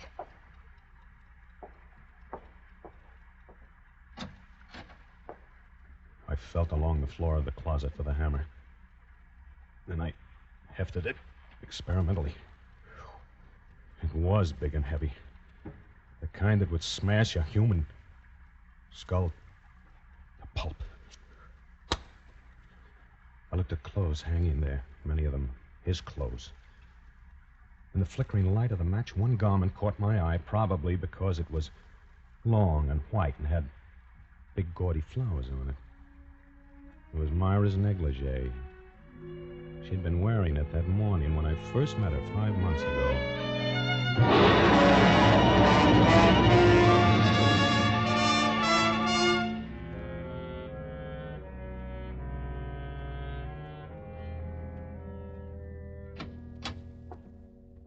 Hello. What can I do for you? Oh, good morning. I hope you'll excuse me for bothering you. See, I'm taking a poll of homeowners. What kind of poll? Well, it has to do with your post-war plans. I don't have any. My husband does the planning in this family. I just go along for the ride. Oh, I see. Well, still, if you're not too busy, I would like to ask you a few questions. Why not? I'm just sitting around twiddling my thumbs. Come on in. Thanks. Thank you. It's a beautiful day outside, isn't it? Is it? I hadn't noticed. I sat down on the sofa and opened my portfolio. I felt ill at ease. bare emotions do that to me, and Myra's emotions that morning were as bare as her throat in that low-cut negligee. I knew right away that she'd had a row with her old man. In my business, you get so you can figure out things like that. And it was as plain as the nose on my face.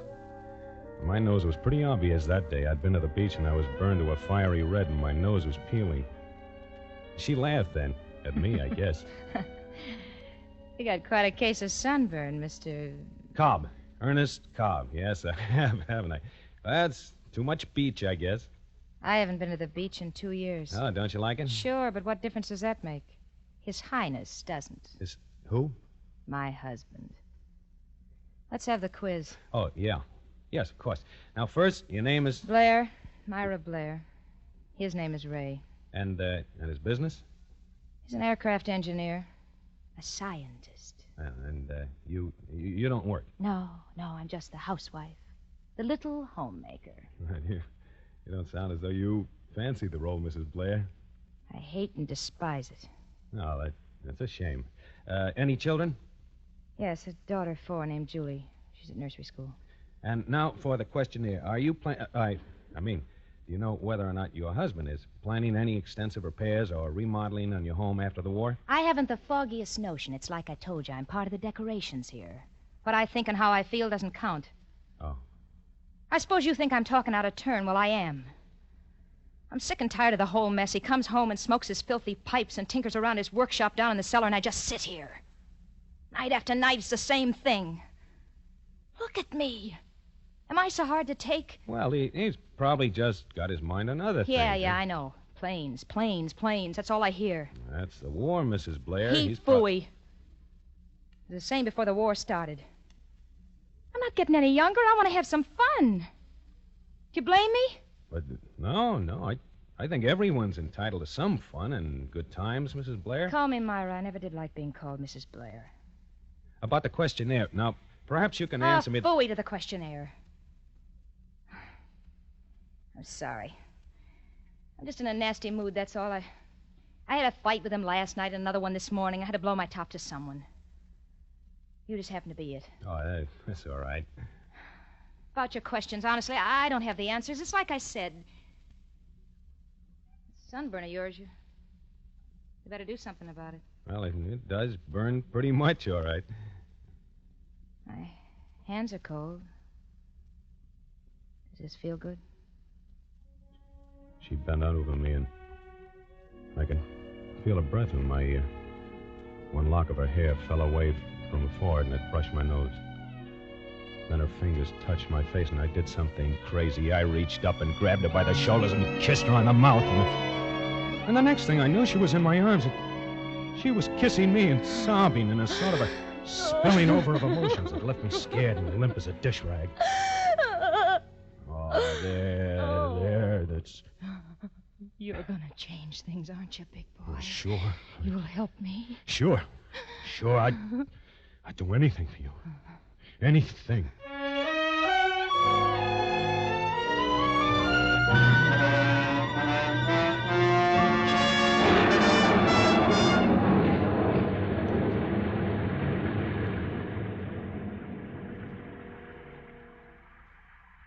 The match went out. The negligee merged back into the other clothes there. I stuffed the hammer back into the corner and came out into the room again to wait for Myra and His Highness to come home from the party. His Highness. He's unbearable, Ernie. Every time he puts his filthy paws on me, I go all raw inside. No matter what we did or where we went, he was always there, in her mind. We had another fight this morning, Ernie. Do you want me to show you the black and blue marks? And then one night when we were having dinner, it all spilled out.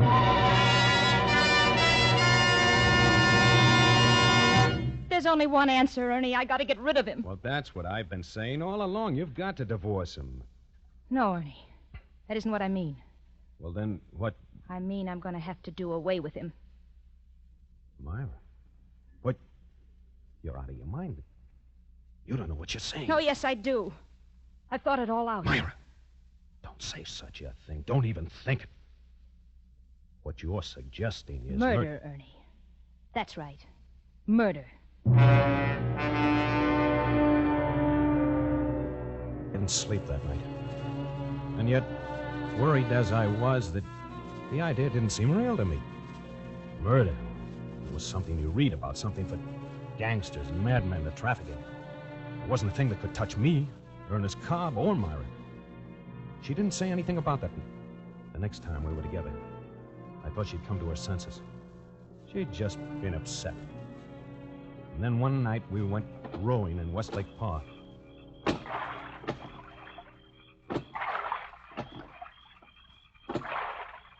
He's bought a gun.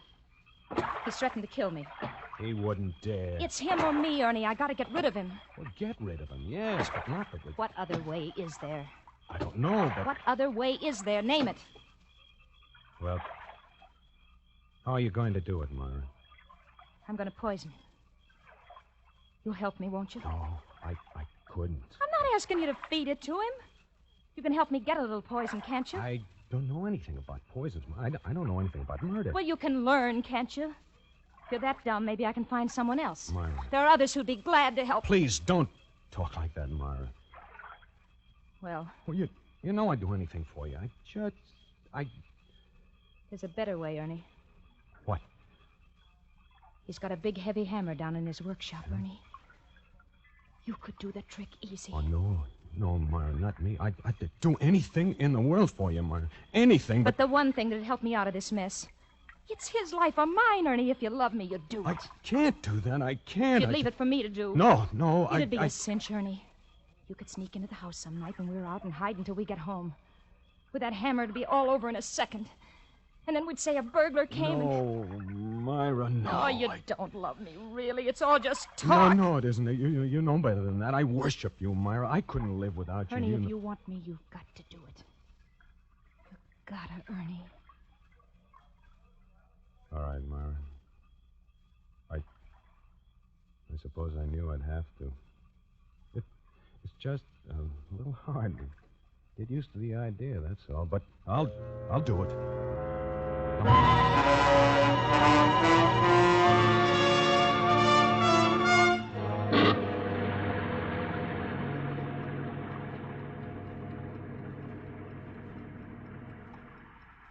I looked at my watch. It was 2:10. I'd be home soon. I lost my nerve once and started downstairs, and someone walked past the house, that's all. Just walked past the house. I ran back up into that bedroom with my heart pounding so that it drowned out the sound of the clock. Then the headlights of a car flashed across the wall. A car that was turning into their driveway. There was no mistaking it this time. This was it. I could hear the voices of a man and a woman. The woman's voice was Myra's. Slam up a car door. Footsteps on the cement driveway. I eased back into the closet once more. Felt for the hammer on the floor and closed the door. All but a little crack. Then I heard the front door open and close. Somebody walking upstairs. Come on, Julie, wake up. Wake up now, darling. Come on.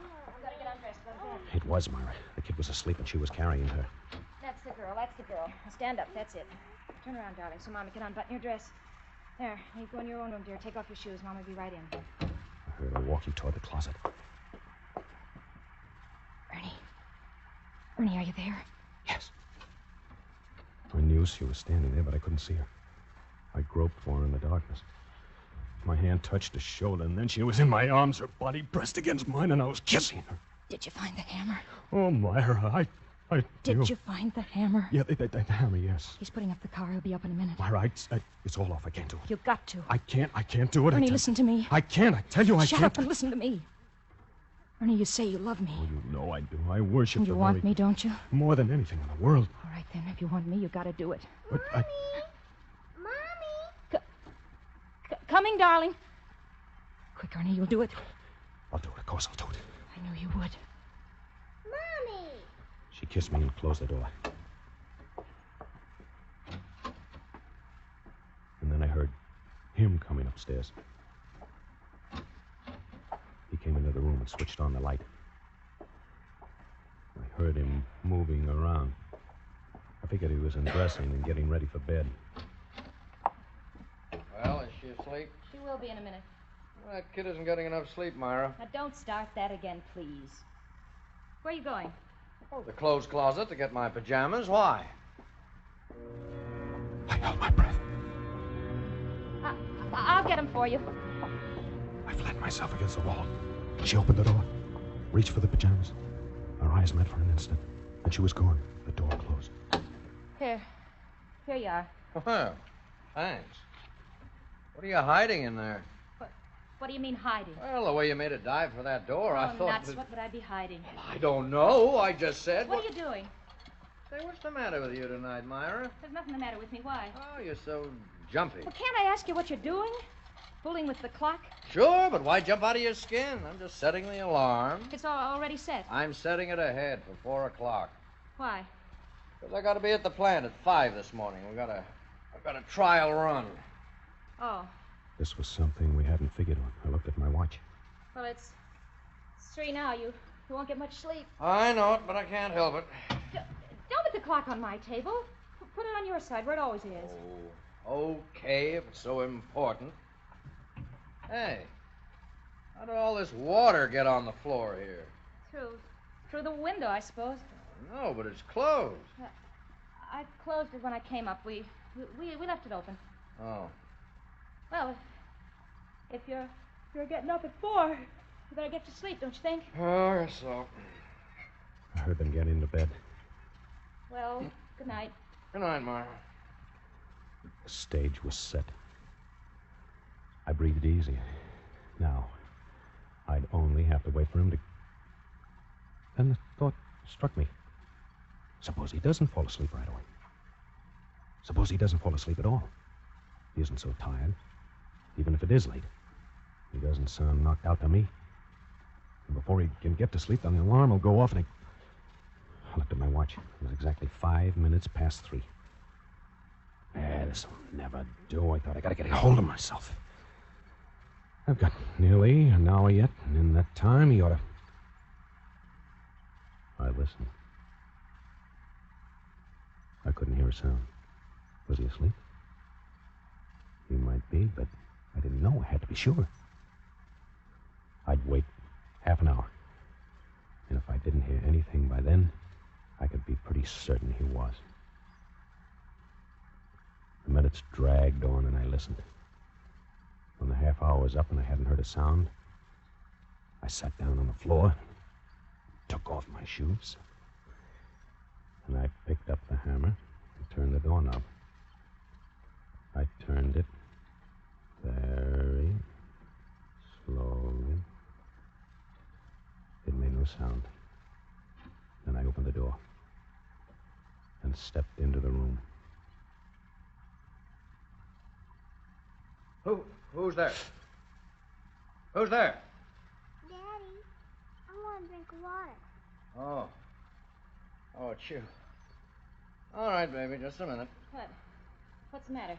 Oh, it's the kid. She wants to drink water. Oh, no, don't get up. Don't get up, Ray. Go back to sleep. I'll get it. I stepped back into the clothes closet and closed the door. I felt the blood drain from my head. I leaned against the wall. I heard Myra go into the kid's room. And then I slid to the floor.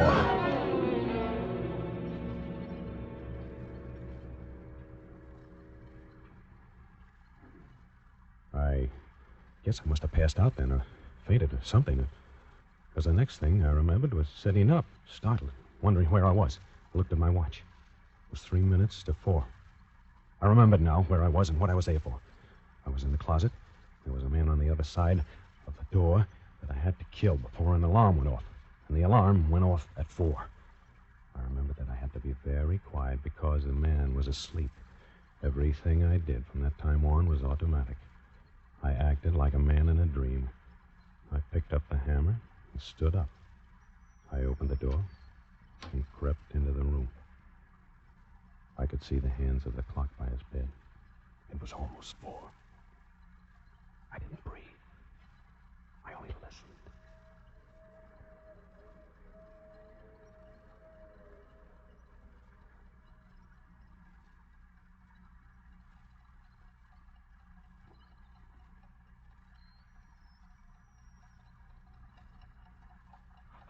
I touched the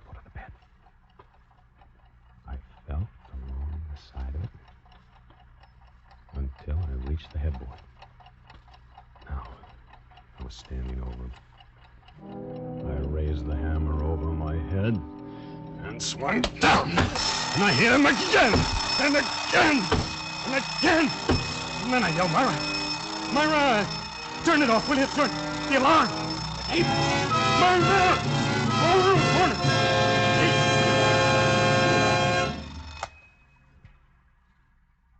And then the light went on. And I was looking at a man sitting up in the other bed. And he was pointing a gun at me. Hello, Ernie. I moved the clock. You saved me a lot of trouble. I looked down at the bed I was standing over. And I saw Myra. And blood. And the hammer. And suddenly I felt an insane desire to laugh. And then a sob caught in my throat. I couldn't control myself. I started to laugh. I couldn't stop.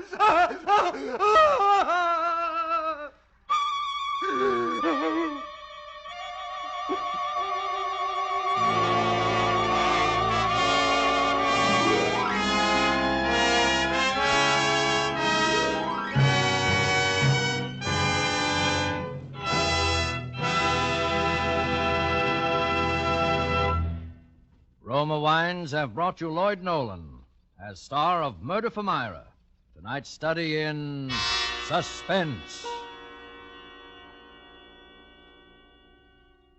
This is Truman Bradley for Roma Wines, the sponsor of Suspense. August, one of the warmest months, calls for tall, frosty iced drinks. And famous hostess Elsa Maxwell recently said, "I've discovered the perfect hot weather drink. Wonderfully cooling and refreshing. One that guests really go for. I mean, Roma Wine and Soda, made with distinguished Roma, California Burgundy, or Sauterne. Yes, Roma Wine and Soda is simple to prepare. Half-fill tall glasses with Roma Burgundy or Sauterne. Add ice cubes, sparkling water, and a bit of sugar. And for a decorative touch, garnish with cherries or fruit. And be sure to use Roma wine, always uniformly good, yet costs only pennies a glass, so you can serve it often. And next time you use vermouth, choose Roma vermouth, sweet or dry. Zestful, full-flavored Roma vermouth is blended and developed with all the traditional wine-making skill of Roma wineries, is made and bottled in the heart of California's famous vineyards, yet surprisingly low-priced. Try Roma vermouth soon, won't you? Lloyd Nolan appeared through the courtesy of 20th Century Fox and will soon be seen in their production Captain Eddie. Next Thursday, 3 of radio's most distinguished actors whom you have heard often in this series will be stars of Suspense, radio's outstanding theater of thrills. Presented by Roma Wines, R-O-M-A, made in California, for enjoyment throughout the world.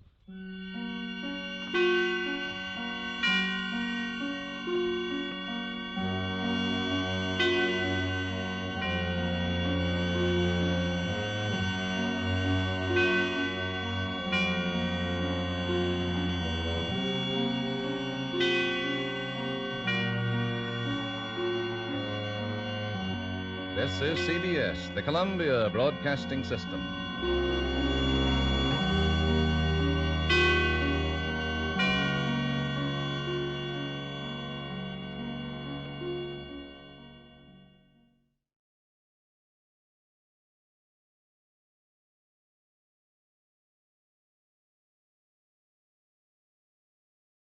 Now, the Roma Wine Company of Fresno, California presents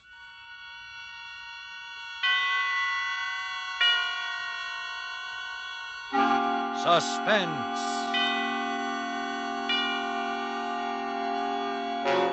Tonight, Roma Wines bring you Short Order, a suspense play produced, edited, and directed for Roma Wines by William Spear.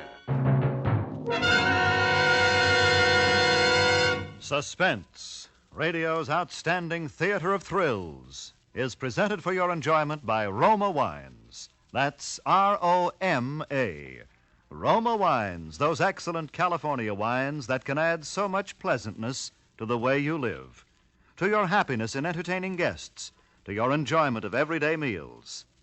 Yes, right now a glassful would be very pleasant, as Roma Wines bring you Short Order, a remarkable tale of suspense.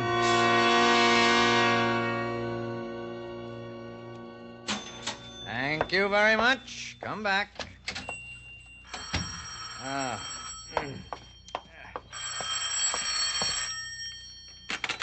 Bailey's Diner. Oh, this is Mr. Bailey speaking. Oh, I'm sorry. You're just a little late on that. Well, I hired a fry cook day before yesterday. I'm sorry I forgot to tell the newspaper to stop running that ad until this morning.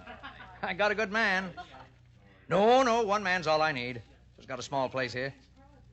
That's all right. Goodbye. You see that, Johnson? You better keep on your toes. Oh, Plenty of Mr. people Bailey. after your job. If you're not careful, something might...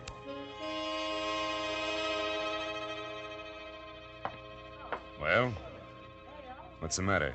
Don't you want to take my money? What? Oh, sure. Yes, of course, sir. 75 out of 1. 5, 1. Thank you. Okay. Hey, Johnson, good Lord, did you see that man's face? Yeah, you're telling me. It's enough to haunt your dreams. Kind of made you nervous, didn't he, Mr. Bailey? Well, after all, it's kind of a shock to look up and see... Yeah, I noticed you hung kind of close to that gun you keep under the cash register. Oh, did I? Automatic reflex, I guess. Oh, the poor guy. I ought to be ashamed. Probably got that way in an explosion accident or something, Yeah, looks like a plastic surgery job. Only some doctor like Frankenstein must have done the surgery. Yeah. Well, here you are. Enjoy this. Oh, thank you. Come back. Yeah. Yes, sir. He liked your cooking, too, Johnson. 2 deluxe sandwiches, 2 coffees. That's not bad. Right. Seems to me business has been picking up ever since you started working here. Just thought you'd like to know. Thanks a lot. You like this work, Johnson? Yeah, it'll do. The hours kind of get me sometimes, and when the rush hour starts in half an hour, I can't pretend I'll be liking it. But it's all right. Sure. Well, someday you'll have a place of your own, be your own boss. Never get anywhere working for someone else, Well, I'm doing okay now, Mr. Bailey. Yeah. You'll never go hungry for lack of a job. You're too good a cook. But your own business. Now, you take me. I'm doing well, even if I do say so. People come here to eat. All right, I see that they get 'em. Yeah, it makes you feel pretty good having your own place. Makes the saving and scraping seem sort of worthwhile. You seem to get the business. Well, of course, you got a terrific location. Well, this place has a name that means something. At least I think it has. As a matter of fact, there was a man in here trying to buy it just last week. That's so? That's right. Real estate agent. Name was Sloan. Had a customer. Who's this customer? Oh, I don't know. I told him I didn't want to sell. Oh, here, how about opening that refrigerator door for me, will you? Okay. Thanks. No, I'm not going to sell. Couldn't afford to. I'm not in a position to retire. The way things are, it'd be too hard to start up somewhere else. Uh-oh, well, here we go again. Good evening. Evening. Yes, sir. What'll it be? Special, I reckon. Right. Coffee. Oh, good evening, sir. Is it still chilly out? Oh, yeah, a little. Thought some of your chili would warm me up. Get it? I get it, yeah. Chili, coming up. All right. Bailey's place. Oh, Virginia, what's... What? What? All the windows? Well, who could possibly... Well, where were you? Well, now, why would anyone want... Oh, no, none of those kids would do a thing like that. They're nice kids. Yeah, hoodlums, I guess. Well, I don't know what you can do. Got no witnesses or anything? You sure it was rocks, huh? Well, I guess there's nothing you can do. Well, I wish I could, too, but I got to stay here. All right, dear, yes. All right, goodbye. Bad news, Mr. Bailey? Darndest thing. Hoodlums or something. It just broke every window in my house. I don't know what to think of. Hey, Bailey, this a new kind of bread you got here? Better than usual. Oh, you like it? Yeah. Well, it costs a little more. Oh, Good evening. Hello? Good Lord. Yes, sir. What'll it be? Hamburger and coffee. Right. How do you have the hamburger? Well done. Cream in the coffee? No. Black. Yeah, right. Hey, Bailey, come here a minute. Oh, yes, pardon me, will you, please? Hey, did you see the face on that fella that came in a minute ago? Yes, I did. It's pretty bad, isn't it? Bad, I'll say. Boy, I can stand a lot of things, but that gets me. Well, I've left half my meal on my plate. I was enjoying myself until that came in and sat over there. Then I didn't want anything more. Oh, that's too bad. Oh, look, don't pay. No. It's not your fault. Maybe mine. Gee, how do you suppose he got that way? Oh, a burn, perhaps, or maybe some other kind of accident. I wouldn't know. Oh, boy, that's the worst I ever saw. It's too bad whatever happened. Sure. Well, yeah, too bad. Yes, it is. Ketchup. Okay. Here you are. What? This little paper cup, where's the bottle? Sorry, but ketchup's hard to get. That's all we can serve anybody. Oh, profiteers. Will there be anything more? No. Okay. Your check and pay at the desk. Thank you. Hey, Mr. Bailey. Yes, Johnson. How's your luck? Well, sometimes good, sometimes bad. Why? The way I figure, somebody around here is sure gonna need plenty of luck. Why? I don't know. I just got a feeling. If that isn't bad luck for somebody sitting back there at the counter, I'll eat this grill here. And I never saw a recipe for making a steel grill tender.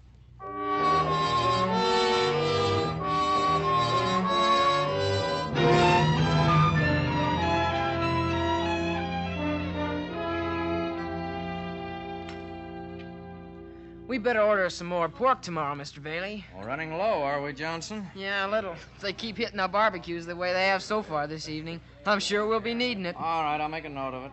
Yeah, lucky we got any unspoiled meat left after that guy was in here twice yesterday. I thought the milk had sour. Bingo. Just like that when he looked at it. Yeah, but it didn't. Ah, Johnson, you shouldn't talk like that. He can't help it. You know he can't. We should feel sorry for him, not joke about it like that. Yeah, I'm sorry. Yeah, sure. You gotta have sympathy for a guy like that. Just the same, I hate to look at it. I guess we'll have to look at it some more. I think he's coming up to the door now.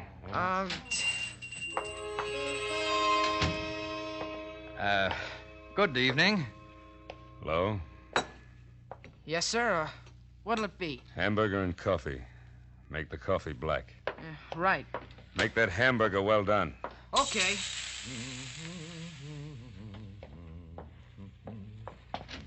Oh, good evening. Evening.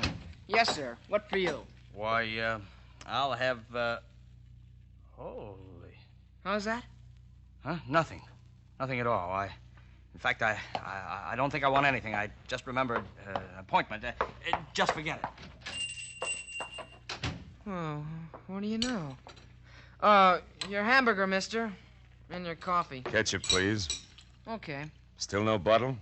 No bottle. Sorry. Here. You go buy an extra bottle. Put it back on the shelf just for me. You gonna eat here some more? Yeah. I like this place.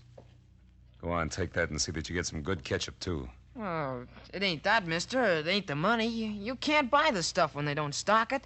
Well, you better ask Mr. Bailey. Mr. Bailey! Oh, yes, Johnson? Oh, you tell him. I just gave your man some money to buy a bottle of ketchup. But he doesn't want to take it. Well, you see, sir, it's not that we can't afford to buy ketchup. No, indeed, we want to please the customer. Something a lot of people seem to have forgotten how to do nowadays, but ketchup's very hard to get just now, and we have to ask our customers to bear with us.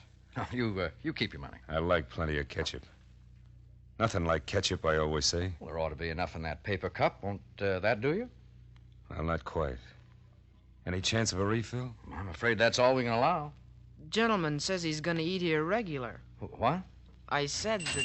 Oh, just a moment. Good evening. Hello there. Could I do something for you? Well, I sort of thought Oh, no. No, thanks. No. Well, we hadn't finished our discussion. Yeah. As I was saying, Mr. Bailey, it looks like we got ourselves a regular customer.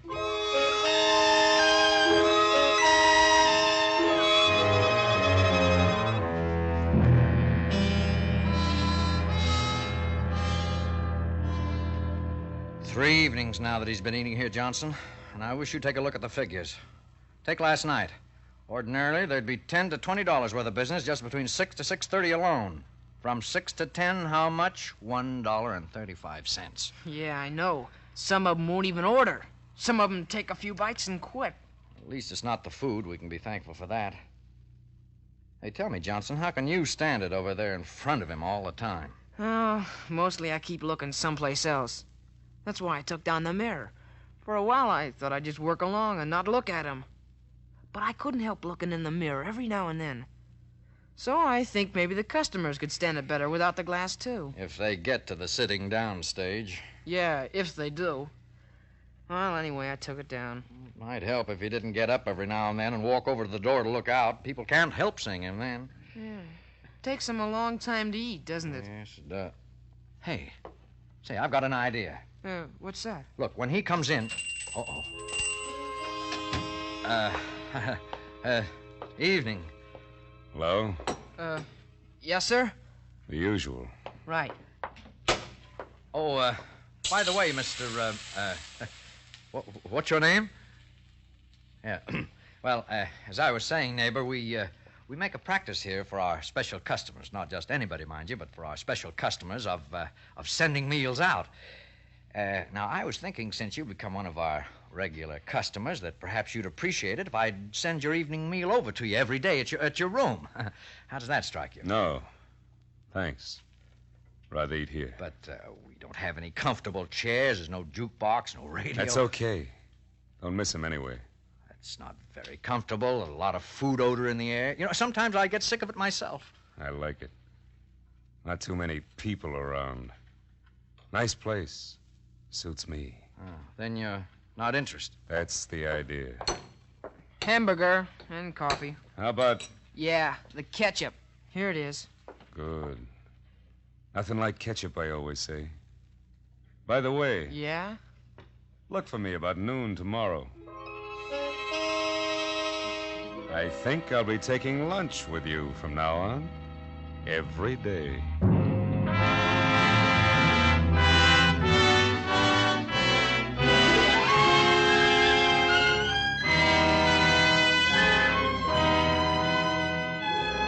For Suspense, Roma Wines are bringing you a cast of Hollywood's outstanding radio actors in short order by John F. Suter. Roma Wines' presentation tonight in radio's outstanding theater of thrills, Suspense.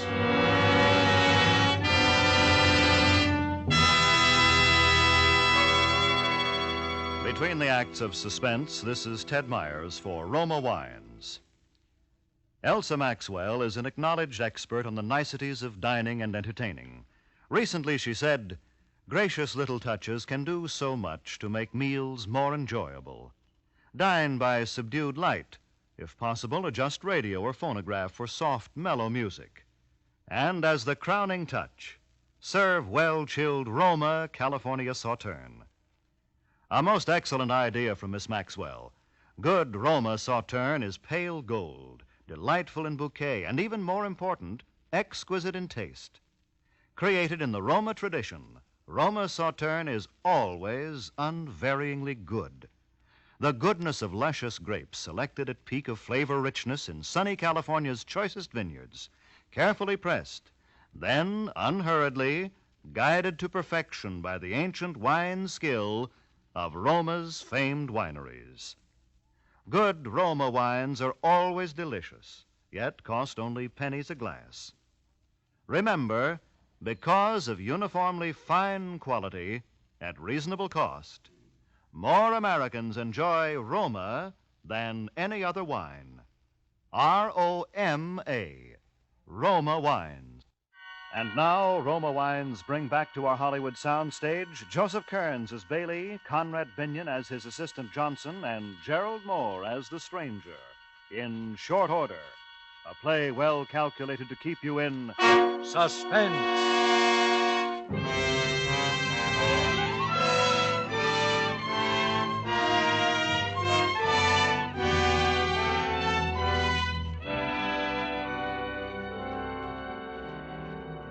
Johnson, I'm at my wit's end. What are we going to do?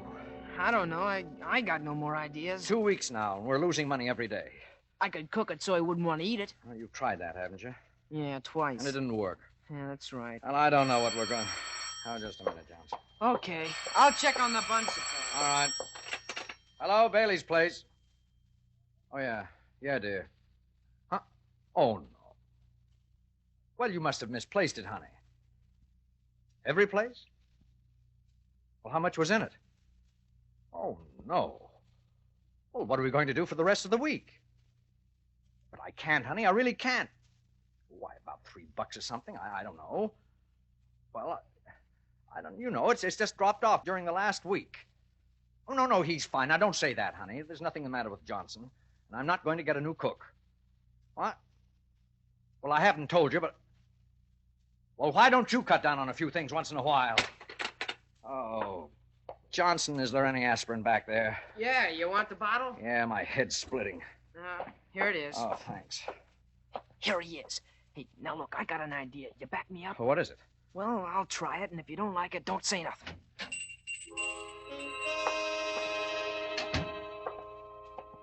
Hello?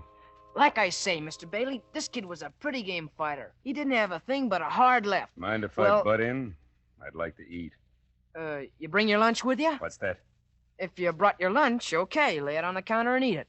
It'll be funny, Johnson. Bring me the usual. I got other things to do. What other things? I don't see any other customers. You want me to call the boss? Look, mister, I don't like you, see? I'm tired of seeing you around. You go someplace else and eat. We'll see about that. Hey, Bailey. Yes, sir. What can I do for you? This moron you call a cook says he won't serve me. Yes? Well, do something about it. What do you want me to do? Tell him to serve me, or else have him fired. Well, Johnson's a good cook. Good cooks are scarce nowadays. What is this? Are you standing up for him? Just told you, good cooks are hard to get. What about customers? Well, it's too bad, but I see. Well, look, both of you. I came in here to get something to eat, and we're going to get it. If I have to sit here all night. Suit yourself. Yes. Oh, I'll get it. Bailey's place. Yes, dear, I am, but... What? Wrecked? Where? Were you in it? Were you hurt? Oh, in front of the house. Oh, I don't know what's happening, Virginia. It just seems every time... Well, of course, I'm glad you were in the house when... Well, how bad was it? Almost a complete wreck. Well, could they find out anything from the driver of the other car? Did he have any insurance? No, they never do they? Well, no, I'm all right, dear. I'm just almost out of my mind is all. It's getting so I'm afraid to answer the phone. Well, we'll just have to do without a car, that's all. Oh, I'm sorry, dear. Yeah. Well, I'll talk to you later. Bye. Mr. Bailey. Yes? Whoa, what's the matter, Mr. Bailey? Bad news? Oh, wrecked my car right in front of my own house. Had no insurance, of course. No money to pay. Oh, that's tough. Yes, sir, that's tough. Him. Look at him. Still sitting there, waiting. I'll have to think of something. So now I can't seem to think at all. Yeah, I'm stopped, too. Boy, you sure get the luck, don't you? What's the matter? I never used to have luck like this. Just lately. Just since he started coming in here. Yeah, could be. Looked like bad news right from the start to me. There he sits. If we could get him out of here once and for all. Hey, wait a minute. You go to the door and see if Ryan's inside. If he is, call him in, will you? All right, I wouldn't. Oh, okay. Right outside. Orion, would you come here a minute? Okay. Well, Mr. Bailey wants to see you. What can I do for you, Mr. Bailey? See that man sitting at the counter, Ryan? I want him either arrested or thrown out of here. I don't care which. That's so? Giving you trouble, is he? Hey, you. You talking to me? Nobody else. Come here. What do you want? Now, Mr. Bailey, what's the charge? Well, he, making a nuisance of himself. What's this? All I do is come in here to eat. And I'm making a nuisance of myself. I don't get it. Look at him, Ryan. I am. Not very pretty, is he? Officer, the law doesn't give you the right to criticize a man's face. I'm sorry, mister. Hello, Mr. Bailey. Every day he comes in here 2 or 3 times. I can't get anybody else to come near the place while he's here. He stays and stays. He drives all most of my business away. I have to eat, same as anybody else. You do anything bad? Get tough, insult people, disturb the Well, peace? no. All I do is come in and eat. Look, we reserve the right to refuse service to any customer. Well, I don't know now, Mr. Bailey. That's all very well, but technically speaking... What do you mean? He means that even if you don't like it, you can't run me out if I mind my own business. He means you can't run me out if I ask you to serve me. Well, how about that? Well... And if I ask for something to eat and offer you money for it, you gotta sell it to me. Oh, no, I don't. Oh, you'd better. Or I'll have you in court before you know it. Afraid he's right about that, Mr. Bailey. Well, all right. Sorry I can't help you, Mr. Bailey. Is there anything else? No. No, be getting on then. Night. Well, how about it? All right. Go sit down. Johnson, get him whatever he wants. Okay. I'm not going to answer it. I'm not... Mr. Bailey, the phone, you busted I don't care. Mr. Bailey, put that gun down. What are you gonna do? You'll see. Now, look here, you. I can be pushed just so far. Now, either you get out of this place and don't come back, or as sure as I'm standing here, I'm going to pull this trigger. Go away. I'm hungry. Did you hear what I said? I hear you. Now go Now, away. look, I'm going to count 3. 1. Go away. 2. 3!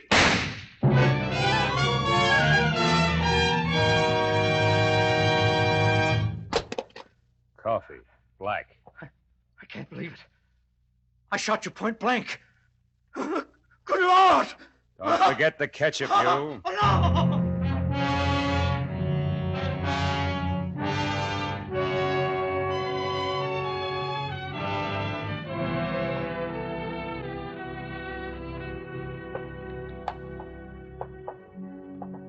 Well, you got the lay of the place now, Mr. Tanner. You figure on making any changes? No. Bailey had a good thing here. Better leave it just the way it was. We'll hold the trade easier if we do. How did he seem when the deal was closed? I can't say. I'll let the lawyers handle everything. He took a beating on the deal, or I don't know you. No, not too much.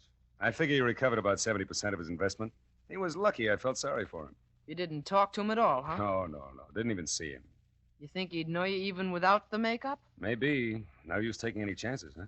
Lucky I changed the bullets in that gun for blanks, or you'd be a dead pigeon. Yeah, I'm glad I foresaw that possibility.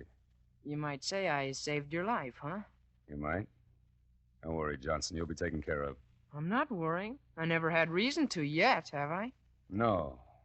But just for your information, Johnson, we haven't committed any crime. We didn't take this place away from Bailey by force. We didn't swindle him. I paid money right on the line for it. Just remember that. Oh, I will. Customer. What? Why, it's Mr. Bailey. Oh, come right in. Hello, Johnson. Come on, have a seat. Oh, by the way, you know Mr. Tanner, don't you? He bought the place. Oh, I never met him. Glad to know you. A pleasure, Mr. Bailey. Well, you know, there's something familiar about you. Maybe I did meet you someplace. I was in once or twice. Looked the place over before I had Sloan talk to you. Oh, that's it. Well, how are you making out? Just getting started. I'm sort of breaking Mr. Tanner in, you might say. Hope you had better luck than I did. I was doing fine until this man started coming in. Johnson knows the man I mean. Bad luck in person. If he ever comes back, you just better close up and go home. That's so? Yes, that's right. Well, it's a wonder I have any mind left. Tell the truth, I'm not even sure I do. Mr. Bailey, would you let me fix you something while you're in here? Huh? Oh, no, thanks. I'm not hungry. We got some good steak. Oh, thanks, Johnson. Not even steak now. Okay, you're the boss. Boss? No, not anymore. But I would like to step behind the counter one last time just to sort of look around. Do you mind, Mr. Tanner? Oh, come ahead. Thanks. Well, you haven't changed anything, I see. Not a thing. We intend to operate the same way you did. I think it'll pay. Thanks for the compliment. But I hope you don't draw my luck. How about some coffee, Mr. Bailey? You look tired. Coffee? Well, that sounds like a good idea. I don't mind if I do. Yours is cream and sugar, right? No, thanks. Black this time. Say, this coffee is hot. Yeah, I forgot to cut the burner back, and the whole tankful is plenty hot. I'll have to let it cool. It's too hot for me. Well, just one last look. Things I won't be seeing for a while, I guess. Buns, butter pats, coffee cream. You know, it's funny how you miss things like these. Mustard, ketchup. Where did you get all this ketchup, Johnson? Why, I ordered those. Ordered them? Well, so did I, but I never even got a look at a bottle of ketchup. You're lucky. All in knowing how, I guess. Yeah, I guess you're right. I rather like it myself, you know. Nothing like ketchup, I always say. What was that? I said I'm rather fond of ketchup. Fond of ketchup? Ketchup? I think I know who you are now, Tanner. I think I know who you are. That face. Sure, that face. Makeup, wasn't it? That face. And Johnson had to be in on it with you, too, didn't he? Johnson helped you, didn't he, Tanner? He fixed the gun, didn't he? Well, didn't he, Tanner? Now, Bailey, wait a minute. I can explain. Now, you admit it. I'm telling the truth. Isn't that so, Tanner? Isn't that so? Bailey! Hey, Bailey, stop! Pull him off, Mr. Tanner. I'll get a cop. Police! Riot! Help! Police! Coffee. You always take it black. Mr. Tanner! Good Lord, the coffee! His face! And then what is this? Oh, it's all right, Ryan. There's nothing wrong, Ryan. Nothing really wrong. That's not his real face, Ryan. He likes it that way. Don't let him fool you. What else do you want? Oh, yes, ketchup. Plenty of ketchup. Nothing like ketchup, I always say. Nothing like ketchup.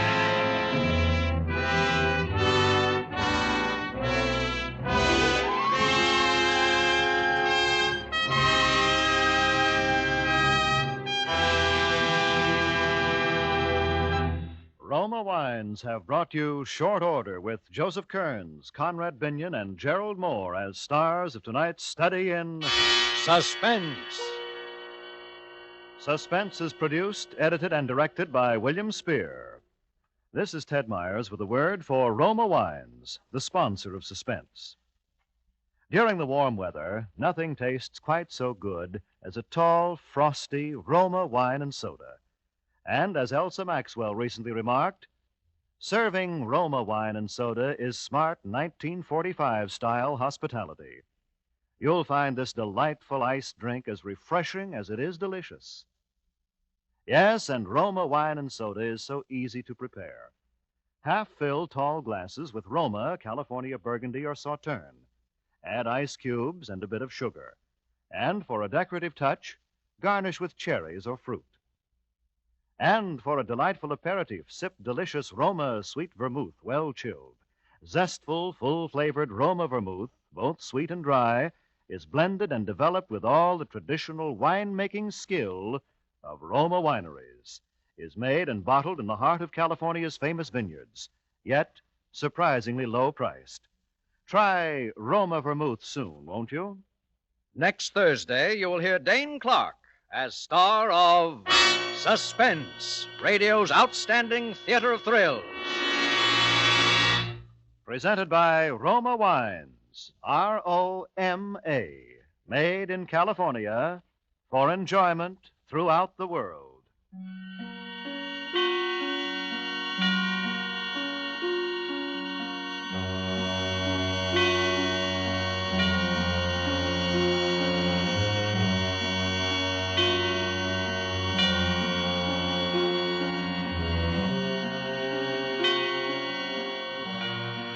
This is CBS, the Columbia Broadcasting System.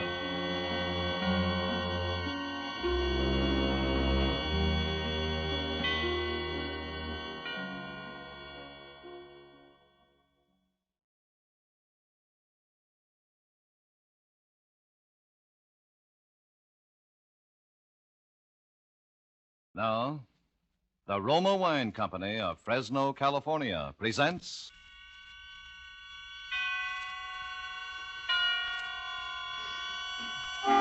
Suspense.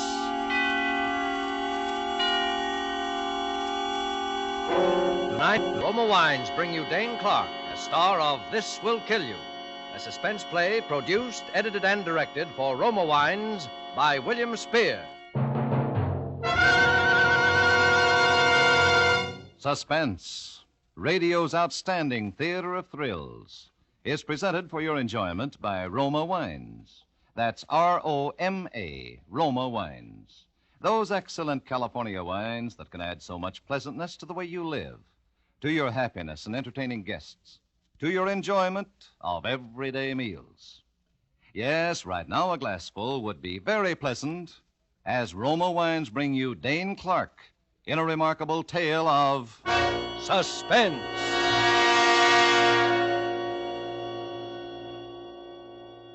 Listen, get a load of this. This'll kill you.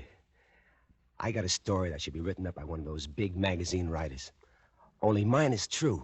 The whole thing is true, so help me. You know, they say truth is stranger than fiction, don't they? Well, get this.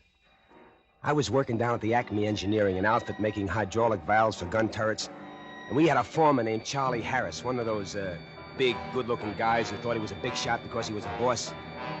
Well, this guy was always picking on me. Like, for instance, one morning I come to work a few minutes late, and this Harris says, "Well, good afternoon, Jordan."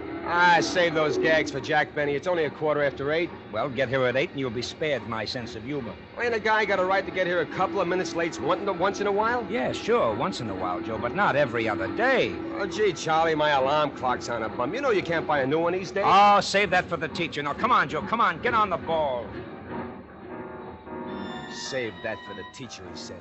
Always throwing up to me that he graduated from engineering school and I never even had a chance to go to high school. As if you need an education to be a smart guy. Well, I could tell you 100 guys who never even went to school could buy and sell that guy $1 million. Well, that's another story. Anyway, this Charlie Harris kept giving me the needle. Joe, can I talk to you for a minute? What is it now, Chief? Quit calling me Chief. Now, look, kid, look. I don't know what's wrong, but you're slowing up. The other boys are turning out 100 parts a day, and you're only averaging 80. Now, what's the trouble, Joe? Well, I don't know. My eyes hurt. This work gets tough on the eyes, and I gotta stop once in a while. My eyes hurt bad. You complained last week, too, Joe, and the company doctor's report said there was nothing wrong. Ah, what does that quack know? All right. Now, quit the complaints and get on the job, Joe. We've still got a war on our hands, even though you and a lot of other guys have forgotten it since Germany took the count.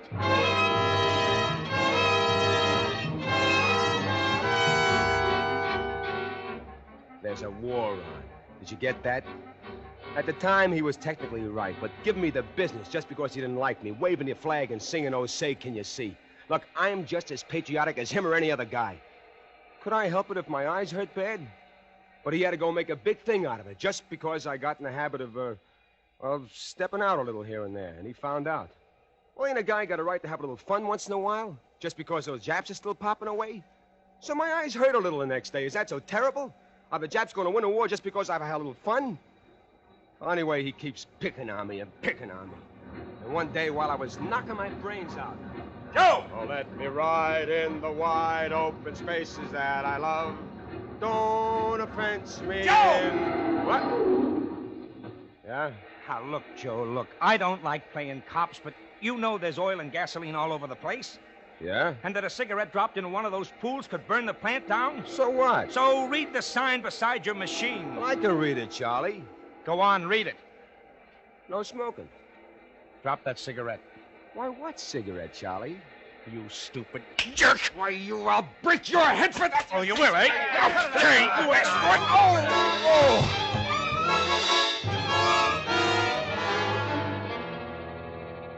I would have mobilized the guy, but he hit me a lucky punch. Never would have happened again in a million years, but, well, he knocked me out. Charlie was standing by the cot when I came to looking worried, and he started to apologize, but I gave him a quick brush. Why, that stinking rat, he was scared of me. That's why he didn't report me to the front office. He acted as if he were doing me a big thing by not snitching, but it was because he was scared of me. He thought I'd forget. Joe Jordan never forgets. Remember that. And Joe Jordan always gets even. But I played my cards right. I didn't let him know I was still sore. Now, that was smart, wasn't it? I went on working as if nothing happened, even though the rest of the guys started picking on me, too. Because he was a boss and they were trying to get in good with him, they kept it after me every day until I thought my head would explode, always rubbing it in. Hey, Jack Dempsey, still leading with your chin? Quit using my tools all the time, Joe. Hey, Joe, you ain't smoking again, are you? You're liable to get another lucky punch from Charlie. Hey, quit throwing your shavings on my machine, Joe.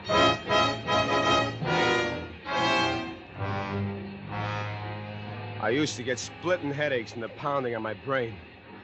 Well, you would, too, getting it from all sides like that, wouldn't you? It wasn't so bad during the day. The Machine drowned out the noise in my head, but at night, that pounding would start steady like my machine. Banging away all the time so I couldn't sleep. It might have got another guy, but not me. Not me. I'm too tough. And I got plans for Joe Jordan. Be a big guy someday with my brains. No foreman of some small-time outfit. Be head man of the biggest shop in town with a classy car, a big house with servants, and a beautiful wife. Yeah, beautiful wife. And I had her all picked out. Her name was Harriet Slate, and she was a stenographer at Acme. All the guys was on the make for her, but, well, she had a yen for me. Not that she ever said anything, but I can tell. You see, I know dames. Well, at the water cooler this day, I managed to bump her as I got a paper cup and... Oh, pardonnez-moi. Oh, you speak French. Oh, a little. I knew a guy from Paris, France once, and he taught me a couple of things. Cherchez la femme. Comment allez-vous? Quite an accent.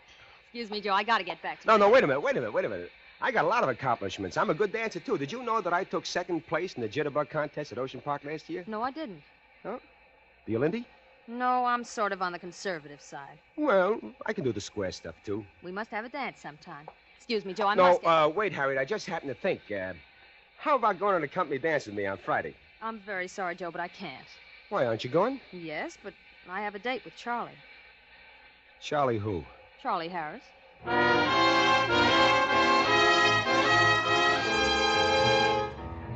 Charlie Harris. Charlie Harris. Charlie Harris. He moved into my life. Then he moved into my head and he started banging. And now he moved in with my girl. That guy was doing everything he could to burn me up. He knew I was going to ask Harry to the dance, but he beat me to it. Okay, I said to myself, I can wait a week. But I'll get to dance with that little lady, and once I get her in my arms and I show her a couple of steps, she won't want to dance with him again. Well, it was a long week, and I kept hearing reports that Charlie and Harriet were engaged. But that was just to burn me up, see? And then came the dance. Hey, didn't you bring a dame, Joe? I got a doll here, pal. Where is she? Dancing with some other guy? Yeah, she's dancing with some other guy. Don't stand there with egg all over your face. If my dame was dancing with another guy, you can bet I'd cut in. Well, that's a good idea. Pardon me, I'm cutting in. Oh, no, you're not, Joe. Look, I wasn't asking the pleasure of you, Charlie. Now, if you don't mind... This is our favorite number, Joe. Well, why can't I cut in once? Just because he's a big foreman or something? No, because you're the big dope. Dope. Did you get that? He called me a dope. But he didn't know I was smart. You know, all good things ain't on the surface, you know. I went home, I tried to sleep, but the pounding on my brain was coming like a sledgehammer. Bang, bang, bang, bang, and I could hear her laughing at me. That dirty, double-crossing dame, laughing at me. Laughing at me! And the bang in my head was coming louder and louder and crashing against my brain, exploding on my forehead. And then the pounding stopped.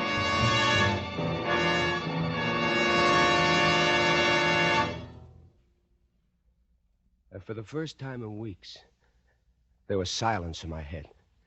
That soft, cool quiet, like Sunday morning when you were a kid and no one was awake in the house but you. Like Christmas night after the excitement was over and you went to bed and you thought about the new sled and the wonderful dinner you just ate. And there was peace on earth and then I got the idea. No more pounding in my head now. I was going to eliminate the cause of the pounding, kill the root. Yeah, I was going to kill two birds with one stone. Charlie Harris was going to burn for murder. And the murder? The murder of Harriet Slate.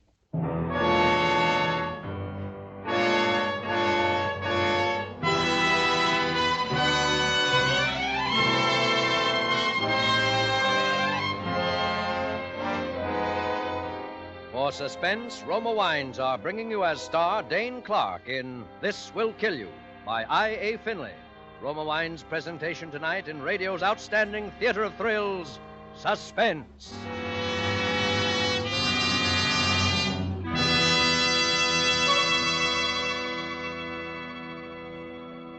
Here's a suggestion from the internationally renowned hostess, Elsa Maxwell, who says this about smart and gracious hospitality. Next time you entertain, flatter your guests by serving glorious gold and amber Roma California sherry. Perfect before dinner, perfect at any time.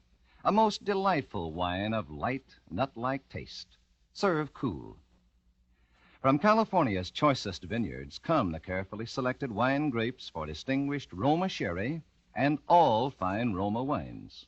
Remember, good Roma wines never vary in fine quality, are always pleasing, the happy result of selected grapes, carefully picked at their peak of flavor goodness, gently pressed, then unhurriedly, guided to perfection by the ancient skill of Roma's famed wineries. Yes, good Roma wines are always delicious, yet cost only pennies a glass.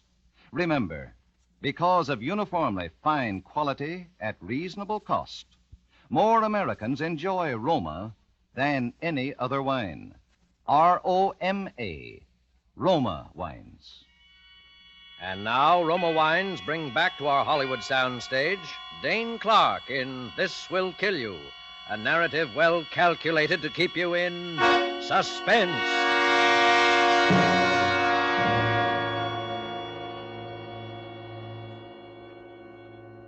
Are you still with me? Well, listen. Like I was telling you, I decided to kill Harriet and pin the rap on Charlie. Fooled you, didn't I? You thought I was going to knock off Charlie myself, didn't you? No. The law was going to do that. You see? You get the switch? Now get this. I knew how I was going to knock off the dame, and I knew how I was going to pin the blame on Charlie. But the only thing missing was a motive. You understand the motive? So before I killed her, I started supplying the motive. Every day down at the plant, I dropped something here and I dropped something there to the guys. Hey, I just heard that Charlie and Harriet was having an argument down the hall. Oh, lover spat, probably. No, I understand things aren't so hotshot between those two. Oh, you're crazy, Joe. Well, that's what I heard. Hey, Charlie's been doing a lot of bowling these nights, hasn't he? Yeah, he loves it. Well, he didn't seem to when he and Harriet were so palsy-walsy. I heard something about that, but I don't believe it. No, I do. I heard him arguing plenty in the hall the other day. Say, did you hear that Charlie and Harriet had a big blow-off last night? Something about another guy? Yeah, I heard things weren't going so hot with those two lately. Hey, listen, did you hear that Harriet and Charlie had a big scrap the other night? Old news, Marty. It's old news. I understand she's got a guy up north, and Charlie is burning. Oh, he ought to bust her head wide open. It'd serve her right for two-timing a white guy like Charlie.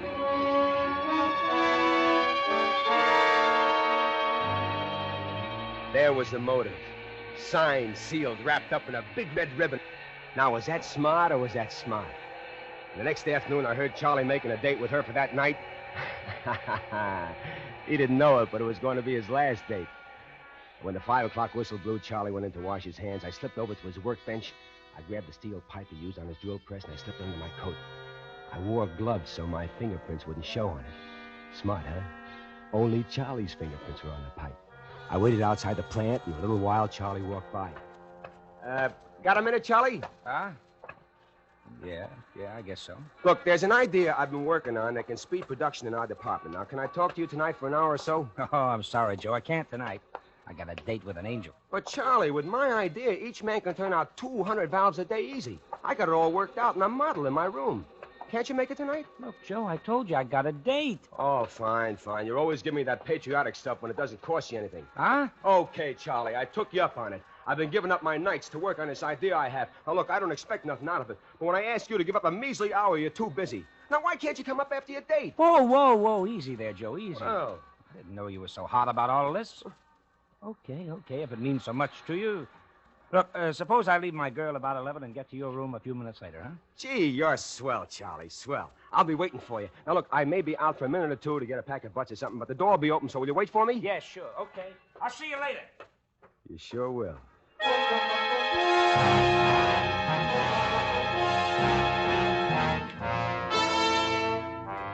Everything was working out just like I planned. Pretty good for a dumb guy, huh? I grabbed a bite of dinner, and then I dropped over to Charlie's boarding house. He lived on the first floor in the back. I looked at his window, and it was open. Perfect.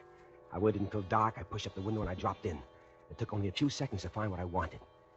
A handkerchief with Charlie's initials on it. I was outside and walking down the street before I had a chance to even get nervous. I killed time till about 10:30, and then I drove over to Harriet's house, and I waited across the street. In a little while, Harriet and Charlie walked up. And they talked, and then Charlie looked at his watch, and he kissed her goodnight. Kissed her goodnight. I waited for a few minutes after he left, and I walked up to her room and knocked on the door.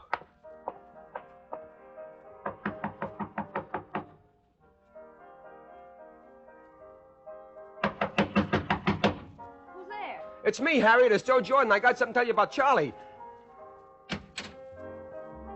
What is it, Joe? Don't get nervous. Nothing's happened. I'm just playing a little trick on Charlie. Oh, you had me scared for a second. Come on in, Joe. I was just making a little home recording of this song on the radio. You know, singing along with the band. I know Charlie will get a big kick out of it. That's your favorite song, isn't it? Mm-hmm. It's Charlie's, too. We love it. You really go for that guy, don't you? Is there any question about it? Joe, we were going to tell everybody in a few days anyway, so you may as well know now. Charlie and I are going to be married in 3 weeks when we get our vacations. Isn't that wonderful? Yeah, that's wonderful. Only you're taking your vacation a little sooner than that, baby. What do you mean? You're not marrying him or anybody else. Are you kidding? Get out of here, you big dope. Oh, I'm a big dope, huh? I'm a big dope. Joe. Joe. What are you going to do with it? Joe! Joe, no! Ah!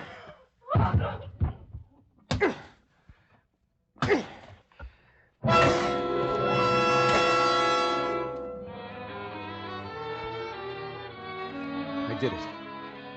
It was done. I looked at the clock. It was 11:10. He'd just be getting to my room now. 5 minutes to kill. Hey, did you get that? Now I had time to kill. That was a good one, wasn't it? I dropped Charlie's handkerchief on the floor, then messed up the joint to look like a struggle. And I waited till 11:15, and then I smashed the clock. It stopped dead. Did you hear that one? The clock stopped dead. Good, huh? I dropped the steel pipe on the floor, blew the place fast, and raced home. I ran up the stairs, worried that maybe Charlie had left, but he was still there. Well, where have you been, Joe?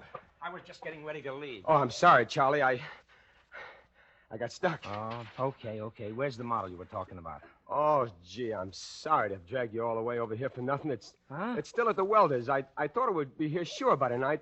Can we make it tomorrow? Oh, you're a corker, Joe. You've messed up my whole evening. I sure did. I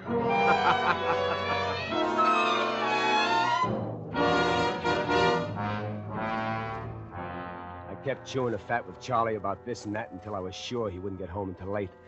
And then I dropped off to a nice, restful sleep. The next morning, I was on the job at 8 on the dot. Charlie was there already, but that didn't worry me. It wouldn't be for long. And about an hour later, the kid from the front office came up and said something to Charlie, and he left the shop. Now, that was it. Those were the dicks, and Charlie was a dead pigeon. I went on with my work, not doing very much, just faking, you know, because I knew I was going to be next. And I was. The same kid came at lunchtime and told me I was wanted at the front gate. Got a little nervous when I saw the two big coppers, but as soon as they spoke, I felt it was going to be all right. Joe Jordan? Yeah? Yeah, that's me. I'm Lieutenant Sullivan, Homicide Squad. This is Sergeant Carter. Hello. Hop in. Hope you don't mind coming down to headquarters with us. Want to ask you a couple of questions. No, I don't mind. What's it all about? Where were you last night, Jordan? Last night? Well, I hit the hay early. What time? I was awful tired. I had a tough day at the shop yesterday. I guess it was about 9:30. Did you see Charlie Harris last night? No, I saw him when we left the plant yesterday about 5, but... Hey, wait a minute. Where's Charlie now? He left the shop about 10 this morning. Never mind. But he says he was in your room at 11:15. He says he was in my room at... Well, maybe he was. No, Charlie Harris is a white guy. He don't lie. If he says so, then he's probably right. I thought you said you went to bed about 9:30. Well, I did. Maybe I was asleep when he came, and maybe I was talking in my sleep when he was there. You know, I wouldn't want to do anything that contradicts Charlie. Say, what are you guys trying to pin on me? If Charlie's in a jam, I got to know what he said because I got to back him up. Save it, kid. Tell me, Huh? Do you know Harriet Slate? Why, that no-good two-timing dame double-crossing a good guy like Charlie. Why, you know, he was telling me yesterday when we left the plant yesterday that he was going to get us settled last night once and for all. As a matter of fact, he... Say, what are you guys smiling at? Did I say something? Why, did I say anything to make Charlie... Did Charlie... Smart, huh? I handled that smart, didn't I? You see now how I worked the whole thing out? Every little detail? Remember now how I planned it that night in bed when the pounding stopped like I told you before? Oh, the trial was a cinch. The DA had all the evidence he needed and a little more. Charlie was with her that night? Proved. The steel pipe was his, wasn't it? Proved. They were his fingerprints on it, wasn't they? Proved. And the motive? The boys in the plant furnished that. They were perfect witnesses. They liked Charlie. They tried to help him, but they had to admit the stories that were going around. And the piece de resistance... That's French, you know, was the way I knocked his alibi for a loop. Now do you see why I smashed the clock at 11:15? Do you? It was airtight. Charles Harris, will you rise and come before the court? Charles Harris, a jury of your peers have found you guilty of murder in the first degree, and I...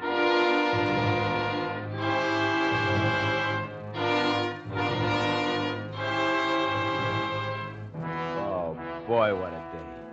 You should have seen him. He stood there trying to put on the big shot stuff even then, trying to act like he wasn't scared. But I could tell he was ready to faint right there and then. But the newspaper guys were taken and they said he stood straight and fine and brave, like a soldier facing a firing squad. That's what they said, the dopes. But I knew he was yellow. Or else he wouldn't have picked on me just because he was boss, would he? Would he? Huh? So you see... I was smarter than he thought, than anybody thought, even the DA and those dicks. Now, there was a funny situation for you, wasn't it? The real murderer was in court, furnishing the testimony that convicted that poor... and no one knew it.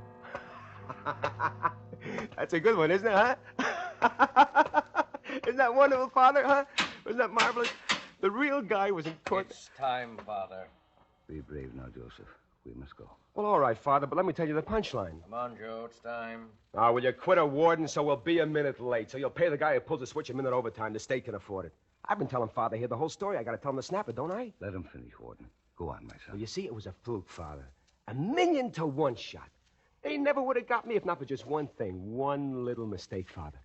You see, the night I knocked the doll off, she up and told me that she was making a recording of that song on the radio. She told me, do you hear? And I forget all about it. So all the time I was spilling my guts to Harriet, that machine was taking down every word, and I forgot about it. Why, if I had only thought of the record, if I only smashed it that night. But I didn't. Then Harriet's old lady got a hold of her stuff, and months later she decided to play the records, and she heard the whole thing. My whole confession, just as if I spilled it to the dicks. Father. We must go now, Joseph. Okay, Father. I'm coming. Come on, Warden. Come on. Watch a real man walk down the last mile. The Lord is my shepherd. I shall not want. He maketh me to lie down. You seen plenty of guys walking down this road, didn't you, Warden, huh? I bet none of them ever took it as good as me, did they? They say guys crack up on this little walk, don't they? Not me. I got guts. I bet Charlie would have cracked up by now, huh, Warden? You know, those newspaper guys said he stood straight and fine and brave that day. He wouldn't be standing that way now, would he, Warden? He'd be screaming his yellow head off. He wouldn't be taking it like me. See, there's nothing to be scared of. Guy pulls a little switch, it's all over. They say you don't feel a thing. You don't feel nothing, do you, Warden? But you should know, you've seen plenty of it. It doesn't hurt. Does it? I would have been a big man in this town. Classy car. Big house with servants. Beautiful wife. It's a beautiful wife, but I got a tough break. You know, 1 in a million, I tell you, but it's all in the game, see? Come see, come saw. It's French, you know. I'm taking it pretty good, ain't I? Nobody take it like me. Nobody. Not many of them, do they? Do they, Warden, huh? Huh? Do you think the paper will say I stood straight and fine and brave? Like a guy facing the firing squad, huh? Do you? I'm taking it pretty good, ain't I, Warden? Ain't I, Father? Tell me. I said, tell me. I'm not afraid. You hear me? I'm not afraid. I'm not afraid to burn. Look, I'm laughing. Ah. Ah. No, don't take me in there. Oh, God. Please don't take me in there. Don't take me in there. Oh, don't take me in there, doctor. Oh, please, Lord, I will do it. I will be like me in front.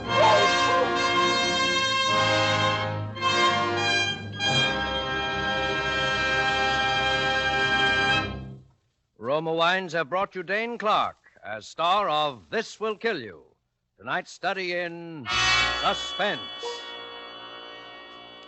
Before Dane Clark returns to our microphone, this is Truman Bradley for Roma Wines, the sponsor of Suspense. As the temperature goes up, so does the popularity of tall, frosty, thirst-quenching drinks.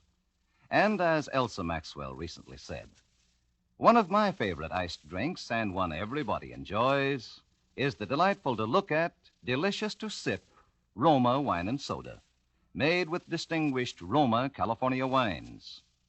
And, Miss Maxwell might have added, made so easily, too.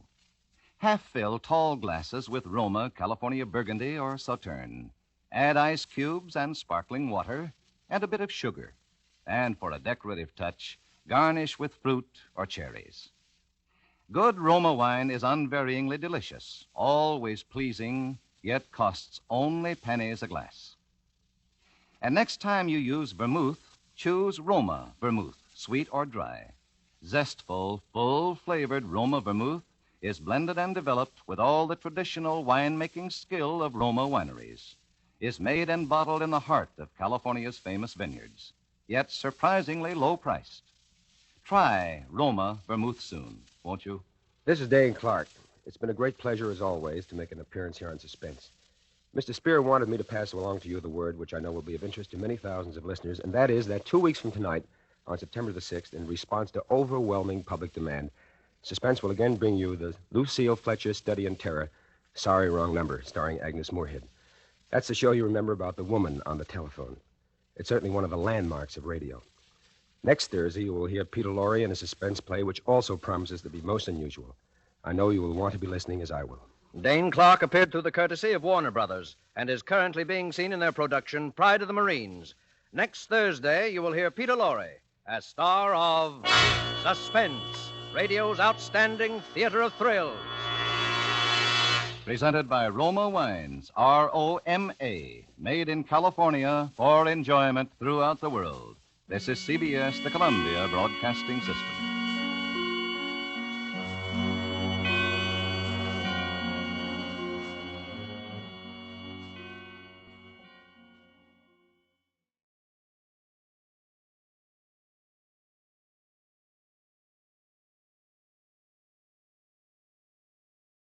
Now, the Roma Wine Company of Fresno, California presents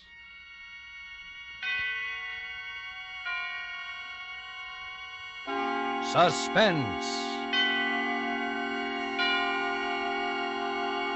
Tonight, Roma Wines bring you Mr. Peter Lorre as star of Nobody Loves Me, a suspense play produced, edited, and directed for Roma Wines by William Spear. Suspense, radio's outstanding theater of thrills, is presented for your enjoyment by Roma Wines. That's R-O-M-A, Roma Wines. Those excellent California wines that can add so much pleasantness to the way you live, to your happiness in entertaining guests, to your enjoyment of everyday meals. Yes, right now a glassful would be very pleasant as Roma Wines bring you Peter Lorre in a remarkable tale of suspense.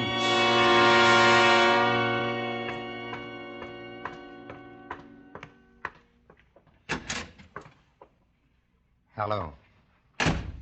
Are you guys in charge of this precinct? Well, hello, Bright Eyes. Who's in charge here? Just a minute. How did you get in? I walked in. Who's the top man here? This is the squad room, son. If you have a complaint, give it to the desk sergeant. No, I don't want to bother him. He's sleeping. Jenkins sleeping? Wait till I tell... You better sit down. Hey, Costello, he's got a gun. Yeah, I got a gun. Sit down. Hey, son, you must be crazy. Maybe, but I think I know what I'm doing. Well, you can't hold up a police station, mister. No? There's no dough here. No, look, son, look. Keep your hands up. I didn't move. Hey, you. Shove that chair over for me. Yeah. Okay, mister. Yeah, I have a lot to talk about, and I want to be comfortable. I've come to tell you cops a story. Look, mister, this isn't funny. Just tell you a story and give you a present. How's that? Oh, what do you mean, a present? Why, I'm a regular Santa Claus. Going to give you $10,000. Now look.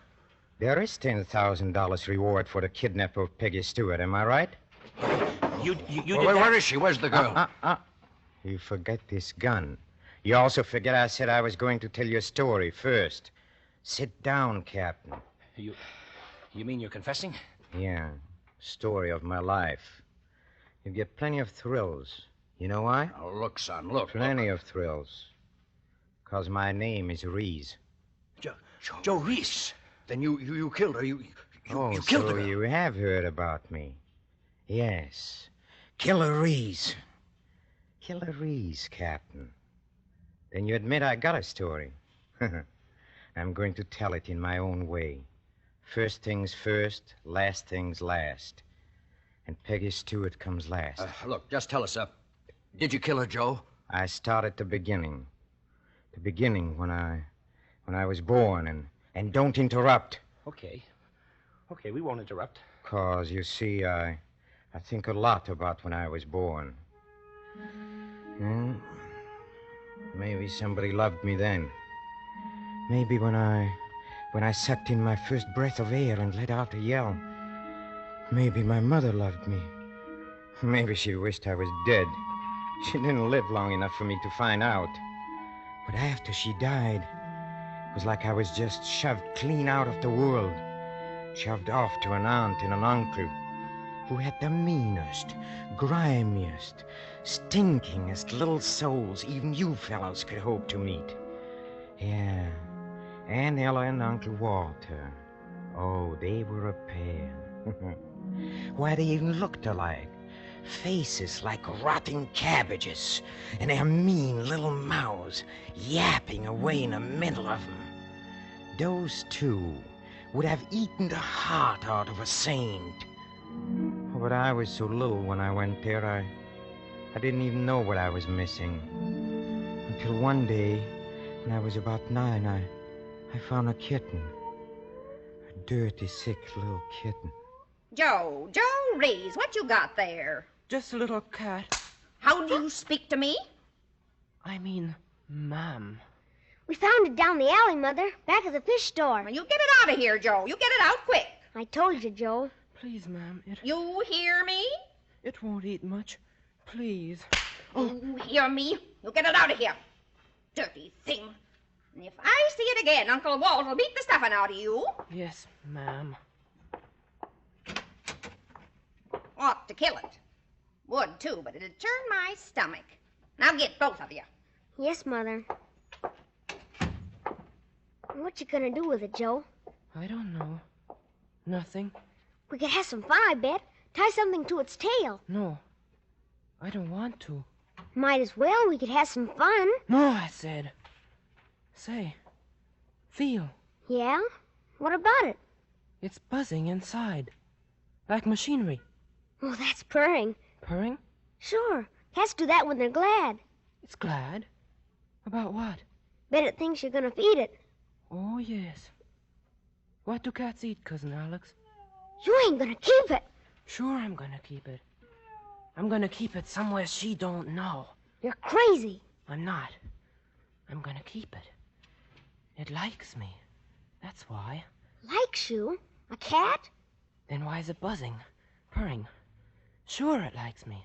Oh, it doesn't. It's hungry. I'll stop it purring. Look. What you doing, Alex? Watch when I twist its tail. No, don't. Hey, now look what you done. See? Now it ain't purring. Joe! Joe, what are you doing? It clawed me. It clawed me, and now it's scared. It clawed me. It's scared now.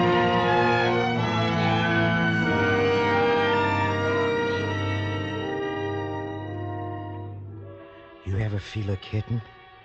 What it's really like? A skinny little kitten? Why, it's nothing but fur. Soft and a head. And its backbone is like a thin string of beads. Curled just so. When it's scared, its eyes stare. All one color. And its neck is thin. Thinner than a match. Like a string of beads. Just nothing between your fingers. Just nothing.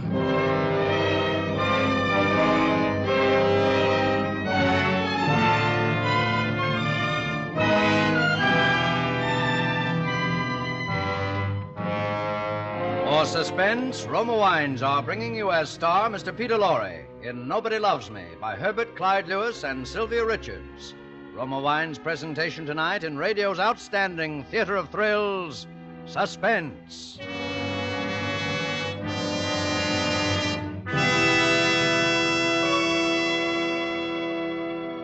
Between the acts of Suspense, this is Truman Bradley for Roma Wines. This holiday weekend, millions of Americans will return to the traditional way of observing Labor Day by having friends in for dinner. That's why Elsa Maxwell makes the most appropriate suggestion. She says, we have good reason to celebrate Labor Day this year. So make your holiday entertaining really festive by enjoying good Roma wine. At dinner, serve Roma California Burgundy Cool. This splendid wine, so delightful, delicious, distinguished, lends charm and flavor magic to any meal.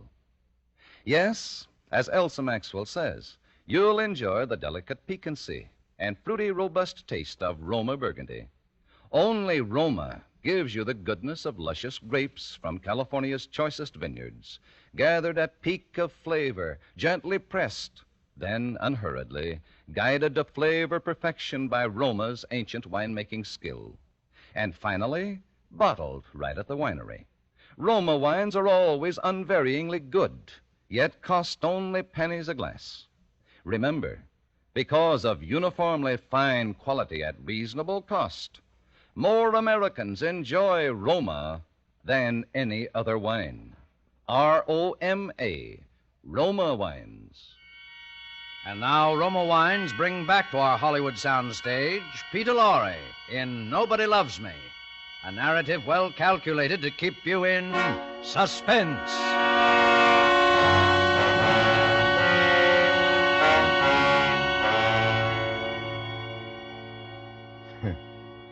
Never turned my stomach. It's always easy. Very easy. Yes, but Joe, where did you leave the girl, Peggy? Didn't I tell you not to interrupt? I am telling you what I have to tell. Cats first and girls last. I sat in the backyard holding the dead kitten, and it was soft for a long time. Next day, it was stiff and hard on its fur. Funny, a kid 9 years old even knew about killing, but I knew. 'Cause when I was more than 4, I saw Uncle Walter kill a chicken. I saw his mean, stringy shoulders jump when he brought the axe down. You know, that's how I knew, because watching Uncle Walter, I could tell he liked to kill. Liked it way down inside of him. And I hated him. So whenever I killed anything or anybody, after that, I was killing Uncle Walter and everybody like him. I hated him. I hated him till he died. Joe, come here. Your poor Uncle Walt is passing on, and I want you to see him before he goes. Joe. Yes, ma'am. Don't say a word unless he speaks to you. I won't. Go stand on the other side of the bed. Oh, listen to the blessed man fighting for his life. Just listen to him. Yes, I listened. Oh, did I listen? And I only wished he knew he was dying. I wanted to tell him. I wanted to say, "You are dying, Uncle Walter, and I'm wishing you dead." That's why I'm strangling the wind out of your turkey neck. I'm burying a knife in your filthy heart. I am doing it. Me, Joe. Oh, look at him. I think he's going to speak. Oh, no, he's not.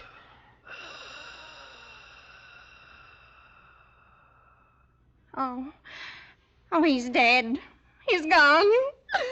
Yeah, he's gone. Oh, that blessed saintly man. Joe, you'll never know how much he did for you. You'll never be able to thank him. He's in heaven now. Yeah, I bet. Don't you understand, Joe? Your poor Uncle Walt is dead. Sure, I understand.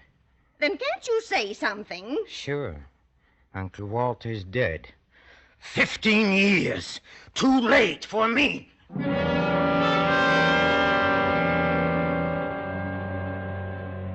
One day after that, I mashed a toad under a rock. And there was a white dog I caught in a fence, in a corner, and threw stones at it, dozens of stones. Each day I killed one thing, and some things died quick, and some died slow. But I always felt the same. I felt good.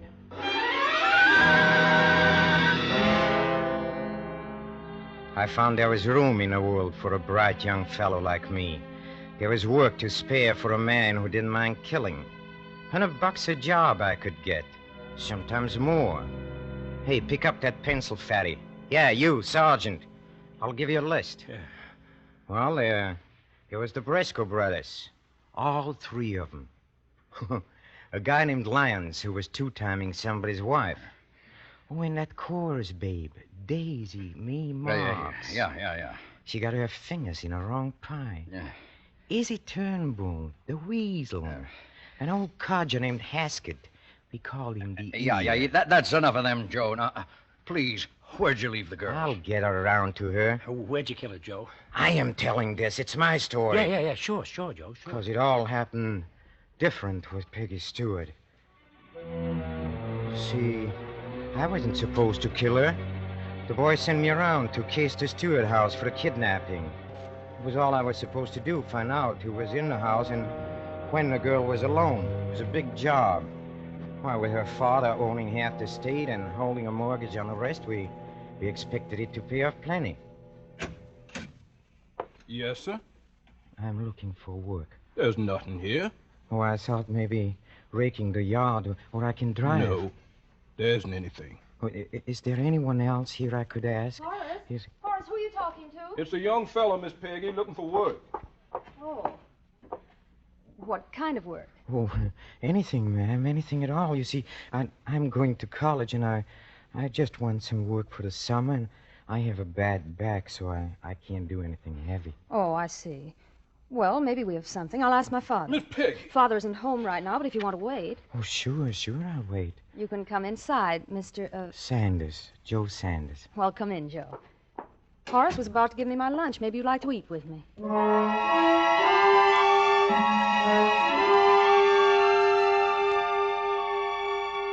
So for more than an hour, I was on the inside, looking out, just for once. It did things to me. That room, all sunshiny, where we ate, blue dishes, the food cooked in little dabs, and so good. I was just boiling with hate. I couldn't look at her, at the girl, or talk. She didn't seem to notice what was happening to me. And that's what really got me. She didn't once look scared. Hey, you ever see Miss Peggy? She's little, all curved and little and bright and soft. Even her voice is soft. I'd never known anybody like her, except people in books I read in a modern library, you know. I couldn't take it. I want to make her like the other girls I'd known. Make her get that look in her eyes. You're not eating, Joe. Huh? Oh, I've been thinking. Oh? Aren't you scared? Scared? Being alone like this with a fellow you don't even know? Scared of you? Lots of girls are. Why? Are you dangerous? I don't know. Lots of girls think I am. There must be something in it. You mean you're a wolf? No, I don't mean it that way. Well, if you are, I think you're a nice wolf. The nicest I know. It's not what I mean. Anyway, you just don't know me. It's funny. I feel like I do. I feel I've known you for a long time. What's the matter, Joe? Nothing. Nothing is the matter. Guess I better be going. But aren't you going to wait for Father? He'll be here pretty soon. No, I guess I better not wait. But you said you... You see, I just remembered I got to be someplace at 2 o'clock. Oh.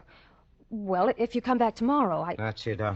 Yes, I'll come back tomorrow. Maybe that'll be even better. I can talk to Father tonight about you. Then I'm sure he'll give you a job. Sure, you do that. That'll be swell.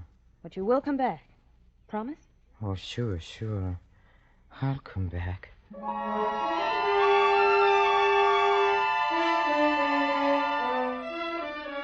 I couldn't figure it out.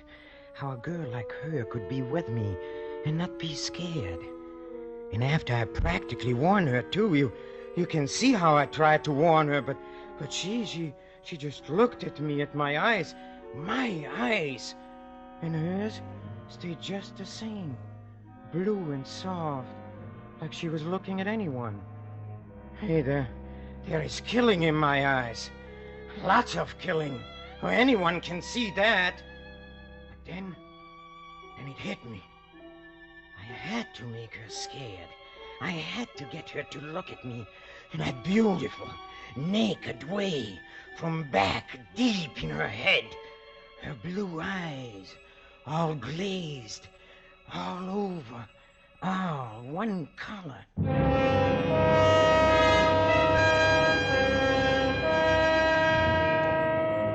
Well, I got my car out and drove back to her house. It was night already, and there were lights on, and windows were open, and this time I went right to the front door. I'll go, Father. What, Joe? Hello, Miss Peggy. Well, did you come to see Father tonight? I haven't talked to him yet. No, I came to see you. Well, that's nice, Joe. I came to get you. Get me? Sure, don't you remember? I came back, like you said. Going to take you away. Like Yeah. I said. Yeah, see? Now you're getting that look. Now you're beginning to look at me the right way. Don't, Joe. You're hurting me. No, I'm not hurting you, Peggy. Not much yet. Just enough so you'll look up at me like something in a trap. It won't hurt much more when I kill you. When you... Joe, please. That's what I said when I kill you. Oh, no. It won't.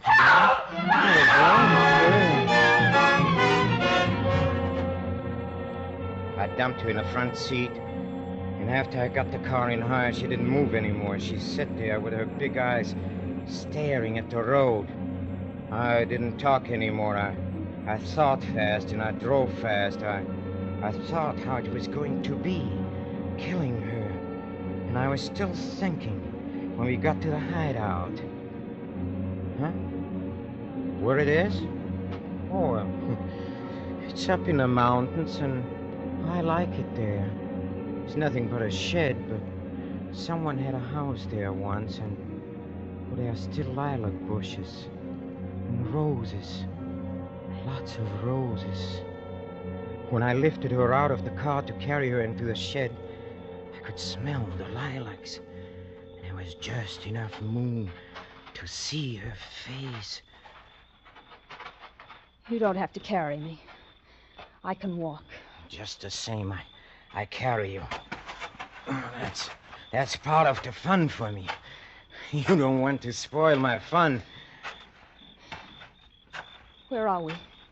What difference does it make? No difference. Then don't ask so many questions. You won't see much of it anyway. Okay. Inside.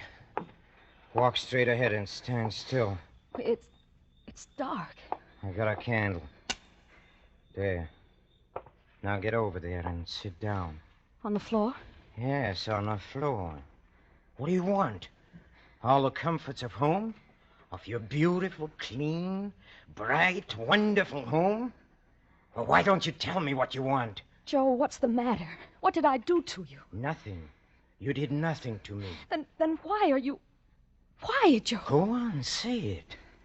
Why am I going to kill you? Yes. It's a very foolish question. I got to kill you. But why? I got to talk to you, watch your eyes, and tell you a lot of things. I got to hold you. Please, Joe. I got to know how you feel before you die. Hold you like this. Do you love me, Peggy?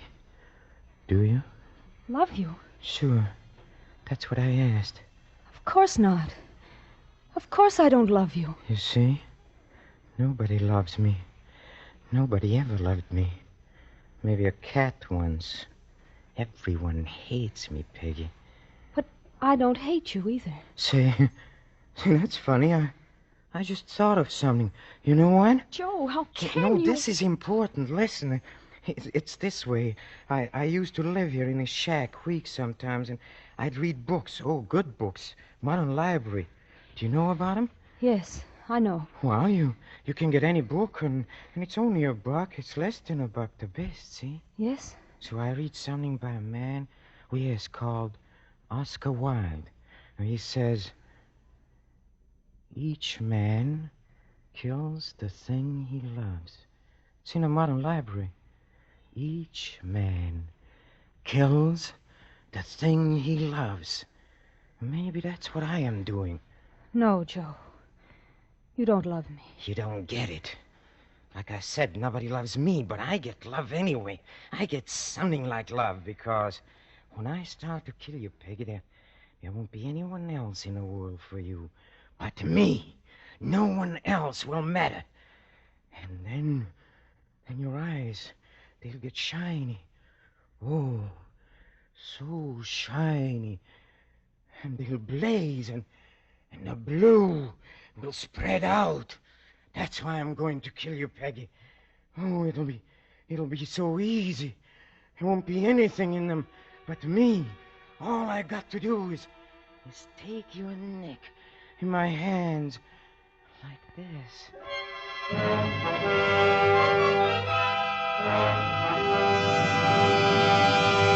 Hey, Peggy, I'm going to kill you. You heard me say it. I'm going to kill you now. Why don't your eyes... Poor Joe. What? What did you say?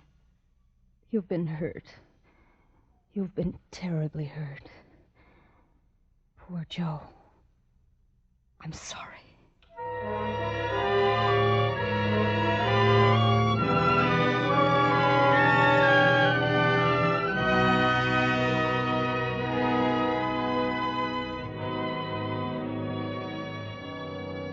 Well, that's it. But, where did you leave the body, Joe? What are you talking about? After you killed her. Who said I killed her? Why, you said that you... Listen, you bonehead. That's what it's all about. That's why I came in here, to give myself up. See, nobody ever loved me except that cat, and when he got scared, it clawed me, and I had to kill it. But Miss Peggy, she wasn't scared. I don't get it. Miss Peggy looked at me and into me and through me, and she knew what I was. Rotten. But she said, poor Joe. To me, Joe Reese. I figured that was as close as I'd ever get to love. Well, I figured it was enough. Go ahead, answer it, Sergeant. Guess that's her father saying she's home. And then you can lock me up, Captain. I need sleep. I'm dead for sleep.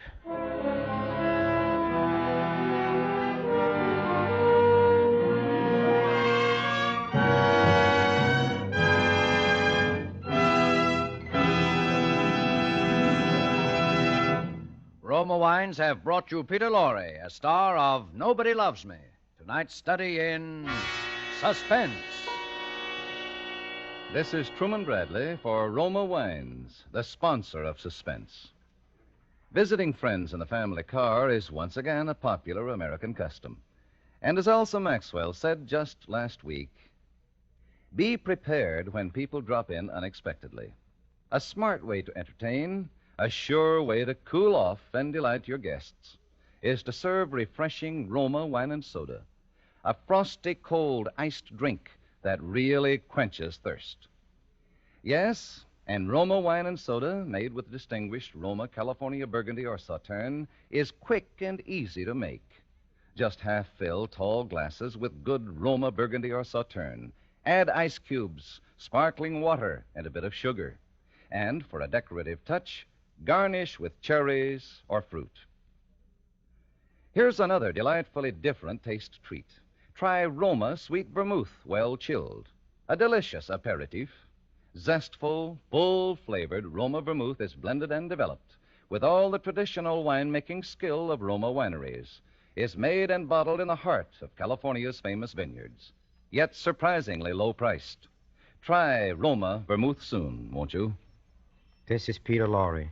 I want to remind you to be sure not to miss next Thursday's Suspense show.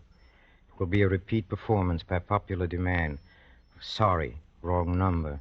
That's the famous radio play about the woman on the telephone, in which Miss Agnes Moorehead gives such an overwhelming performance. Peter Lorre appeared through the courtesy of Warner Brothers and will soon be seen in their production, Three Strangers. A word from our government. Despite the lifting of some restrictions, travel is still tight in many parts of the country and over many railroads used by the armed forces. Play safe by staying off crowded trains during the coming Labor Day holiday. Next Thursday, you will hear Agnes Moorehead as star of Suspense, radio's outstanding theater of thrills. Presented by Roma Wines, R-O-M-A, made in California for enjoyment throughout the world. This is CBS, the Columbia Broadcasting System.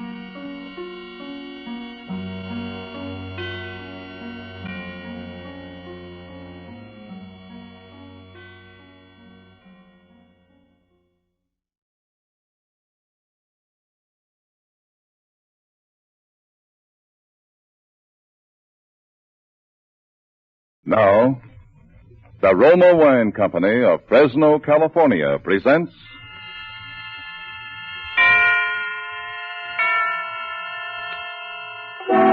Suspense.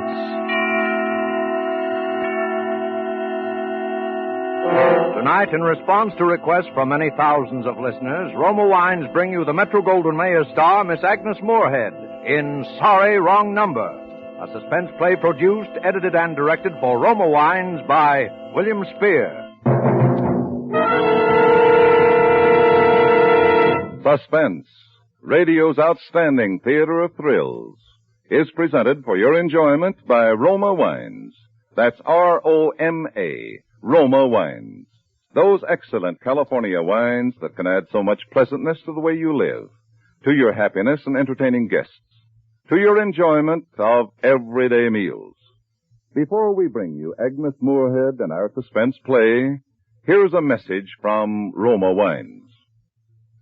Today, big transports were warped into piers on both sides of the continent.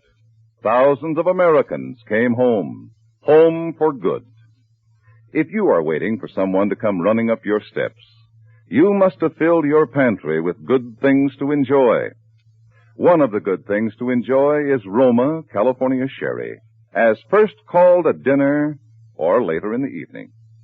In the words of famed hostess Elsa Maxwell, there is nothing friendlier, nothing more heartwarming than delicious Roma Sherry. A good and happy wine. Golden amber with a rich nut-like taste. Serve cool. Roma Sherry, like all famous Roma wines, is made from carefully selected grapes from California's choicest vineyards. Grapes gathered at the peak of their flavor goodness when every grape is hanging firm and full on the vine, quickly but gently pressed, then by a process as slow as time, brought to delicious liquid perfection and bottled in Roma's famed wineries. Always unvaryingly good, yet Roma wines cost only pennies a glass. Remember, because of uniformly fine quality at reasonable cost, more Americans enjoy Roma than any other wine. R-O-M-A, Roma wines.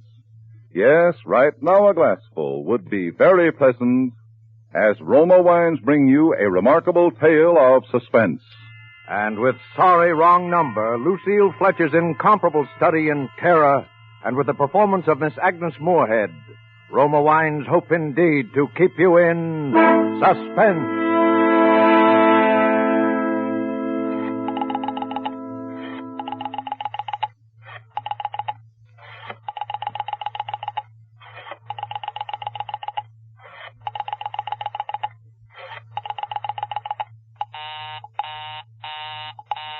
Oh, dear.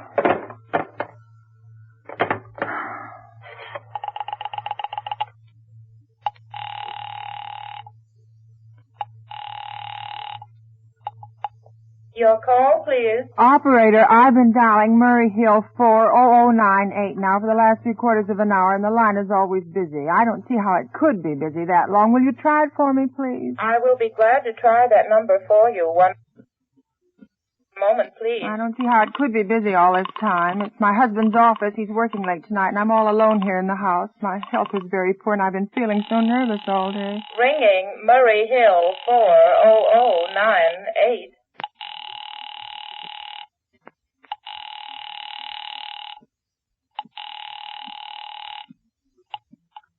Hello? Hello? Hello, is Mr. Stevenson there? Hello? Hello? Hello? Hello? Hello? George? Yes, sir. This is George speaking. Hello? Who's this? Now, What this is number am George. I calling, please? I'm here with our client. Oh, good. Is everything okay? Is the coast clear for tonight? Yes, George. He says the coast is clear for tonight. Okay. Where are you now? In a phone booth. Don't worry. Everything's okay. Very well. You know the address. I know. At 11 o'clock, the private patrolman goes around to the bar on 2nd Avenue for a beer. That's right. 11 o'clock. Okay. Be sure that all the lights downstairs are out. There should be only one light visible from the street. Okay. What's that? Just a minute, George. Oh, our client tells me that at 11:15 a train crosses a bridge. It makes a noise in case her window is open and she should scream. Yes. Hello? What number is this, please? Okay, I understand. What? That's 11:15, the train. Yes. Do you remember everything else, George? Yes. I'll make it quick, as little blood as possible. Because our client does not wish to make her suffer long. That's right. You'll use a knife? Yes, a knife will be okay. Then afterwards, I remove the rings and bracelets and the jewelry in the bureau drawer. Because our client wishes it to look like simple robbery. Don't worry. Everything's okay. I never... Oh, how awful. How unspeakably awful. I never... Your call, please. Operator, I've just been cut off. I'm sorry. What number were you calling? Why, it was supposed to be Murray Hill 40098, but it wasn't. Some wires must have got crossed. I was cut into the wrong number, and I've just heard the most dreadful thing, something about a murder. And, well, operator, you'll simply have to retrace that call at once. I beg your pardon. I don't quite... May I help you? Well, I know it was a wrong number, and I had no business listening, but these two men, they were cold-blooded fiends, and they were going to murder somebody, some poor innocent woman who was all alone in a house near a bridge, and we've got to stop them. We just got to. What number are you calling, Well, that doesn't matter. This was a wrong number, and you dialed it for me, and we've got to find out what it was immediately. What number did you call? Oh, why are you so stupid? What time is it? Do you mean to tell me you can't find out what that number was just now? I'll connect you with the chief Oh, operator. I think it's perfectly shameful. Now, look. Look, it was obviously a case of some little slip of the finger. I told you to try Murray Hill 40098 for me, and you dialed it, but your finger must have slipped, and I was connected with some other number, and I could hear them, but they couldn't hear me. Now, I simply fail to see why you couldn't make that same mistake again on purpose, why you couldn't try to dial Murray Hill 40098 in the same sort of careless way. Murray Hill 40098. I will try to get it for you. Oh, thank you.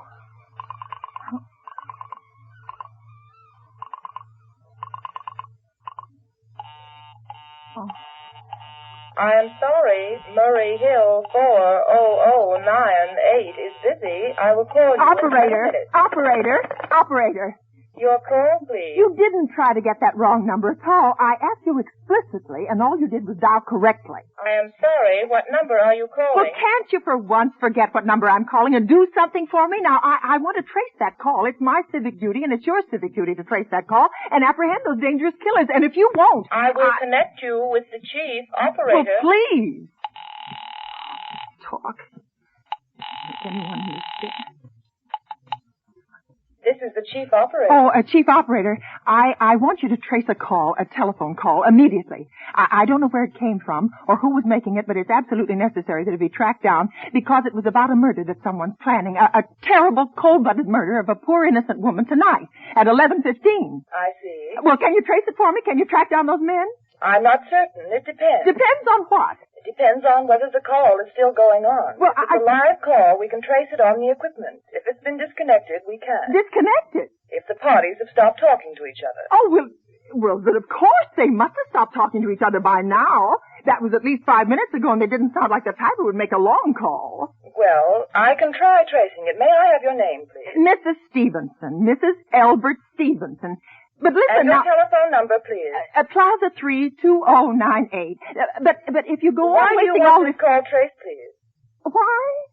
Oh, no reason. I merely felt very strongly that something ought to be done about it. These men sounded like killers. They're dangerous. They're going to murder this woman at 11:15 tonight, and I thought the police ought to know. Have you reported this to the police? Well, no, not yet. You want this call checked purely as a private individual? Yes, but meanwhile... Well, I'm sorry, Mrs. Stevenson, but I'm afraid we couldn't make this check for you and trace the call just on your say-so as a private individual. But I We have to have something more official. Oh, for heaven's sake. You mean to tell me I can't report that there's going to be a murder without getting tied up in all this red tape? Why, it's perfectly idiotic. Well, all right, I'll call the police. Thank you. I'm sure that'll be the best way to... Ridiculous. I never heard of such nonsense. Police department. You have to go...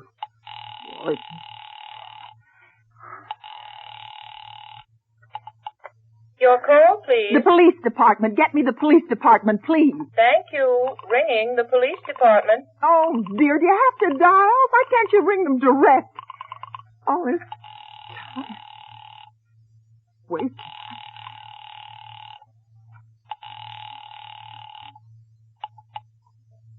Police Station, Precinct 43, Sergeant Martin speaking. Police department, this is Mrs. Stevenson. Mrs. Albert Smythe Stevenson of 53 North Sutton Place. I'm calling up to report a murder. The murder hasn't been committed yet, but I just overheard plans for it over the telephone, over a wrong number that the operator gave me. And I've been trying to trace down the call myself, but everybody is so stupid, and I guess in the end you're the only people who could do anything. Yes, ma'am. Well, it was a perfectly definite murder. I heard their plans distinctly. Two men were talking, and they were going to murder some woman at 11:15 tonight. She lived in a house near a bridge. Are you listening to me? Huh? Oh, yes, ma'am, yes, ma'am. And there was a private patrolman on the street. He was going to go around for a beer on 2nd Avenue. And there was some third man, a client, who was paying to have this poor woman murdered. They were going to take her rings and bracelets and use a knife. Well, it's unnerved me dreadfully. And I'm not well. I'm very nervous. I see. And when was all this, ma'am? Well, about 8 minutes ago. Then you can do something. You do understand. What is your name, ma'am? Mrs. Stevenson, Mrs. Albert Stevenson. Uh-huh. And your address? 5353 North Sutton Place. That's near a bridge. The Queensboro Bridge, you know, and we have a private patrolman on our street, and Second Avenue is the next street, what was the number you were calling, please? Murray Hill 40098. But that wasn't the number. I overheard. I mean, Murray Hill 40098 is my husband's office. Well, he's working late tonight, and I was trying to reach him to ask him to come home. I'm an invalid, you know, and it's the maid's night off, and I hate to be alone, even though he says I'm perfectly safe as long as I have the telephone right beside my bed. Well, we'll look into it, Mrs. Stevenson, and see if we can check it with the telephone company. But the telephone company said they couldn't check the call if the parties had stopped talking. I've already taken care of that. Oh, you have? Yes, I have. And personally, I feel you ought to do something far more immediate and drastic than just check the call. Well, what good is checking the call if they stop talking? By the time you track it down, they'll already have committed the murder. Well, we'll take care of it now. Don't you worry. I'd say the whole thing calls for a search, a complete and thorough search of the whole city. Yes, but... I'm very near the bridge, and I'm not far from 2nd Avenue, and I know I'd feel a whole lot better if you sent around a radio car to this neighborhood at once. And what makes you think the murder's going to be committed in your neighborhood, ma'am? Well, I don't know. Only the coincidence is so horrible. 2nd Avenue is a patrolman, the bridge. Well, look, you see, 2nd Avenue is a very long street, ma'am. Well, I know You know how many bridges there are in the city of New York alone? Yes. Not to mention Brooklyn, Staten Island, Queens, and the Bronx. And how do you know that there isn't some little house on Staten Island, on some little 2nd Avenue you never heard about? How do you know they were even talking about New York at all? But I heard the call on the New York dialing system. Well, maybe it was a long-distance call you overheard. Oh, Telephone's a funny thing. But I did... Now, look, lady, look. Why don't you look at it this way? Now, supposing you hadn't broken in on that telephone call. Suppose you got your husband the way you always do. Now, you wouldn't be so upset, would you? Well, No, I suppose not, only it sounded so inhuman, so cold-blooded. A lot of murders are plotted in this city every day, ma'am, and we manage to prevent almost all of them. But a clue of this kind is so vague, ma'am. Well, it ain't much more use to us than no clue at all. But surely you can Unless, of course, you have some reason for thinking this call was a phony, and that someone may be planning to murder you. Me? No, I hardly think so. I mean, why should anybody? Well, I'm alone all day and night. I see nobody except my maid, Eloise. She's a big girl. She weighs 200 pounds. She's too lazy to bring up my breakfast tray. And the only other person is my husband, Albert. He's crazy about me. He just adores me. Yes, he waits on me hand and foot. He scarcely left my side since I took sick 12 years ago. Well, then there's nothing for you to worry about, is there, huh? Now, if you'll just leave the rest to us, we'll take care of it. But what will you do? It's so late. It's nearly 11 now. We'll take care of it. Will you broadcast it all over the city and send out squads and warn your radio cars to watch out, especially in suspicious neighborhoods like mine? Lady, I said we would take care of it. Now, just now, I've got a couple of other matters here on my desk that require immediate attention. Good night, ma'am, and thank you. Oh, you idiot. Oh, now, why did I hang up the phone like that? Now he'll think I am a fool. Oh, why doesn't Albert come home? Why doesn't he? Why doesn't he?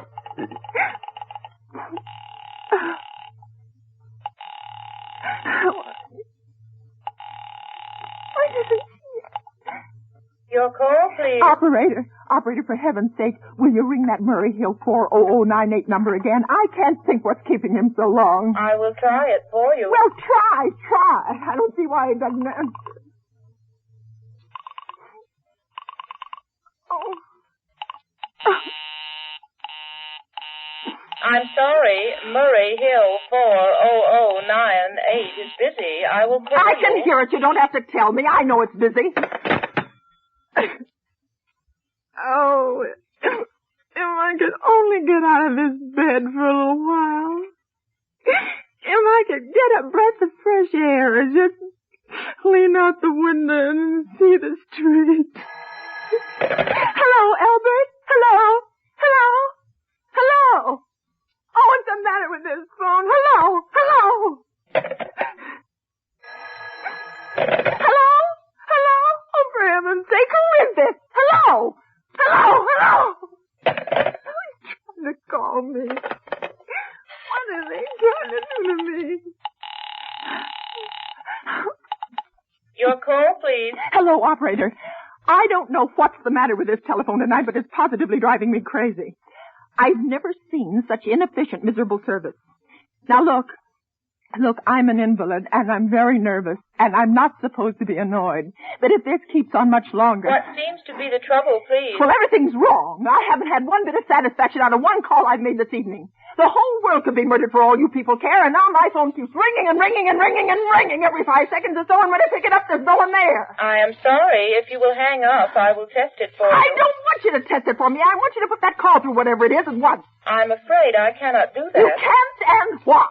Why, may I ask? The dial system is automatic. If someone is trying to dial your number, there's no way to check whether the call is coming through the system or not, unless the person who is trying to reach you complains to his particular operator. Oh, well, I'm all this stupid. And meanwhile, I've got to sit here in my bed suffering every time that phone rings, imagining everything. I will try to check the trouble for you. Check it. That's all anybody can do. Oh, what's the use of talking to you? You're so stupid. Oh, God. It's her. I'm only impudent.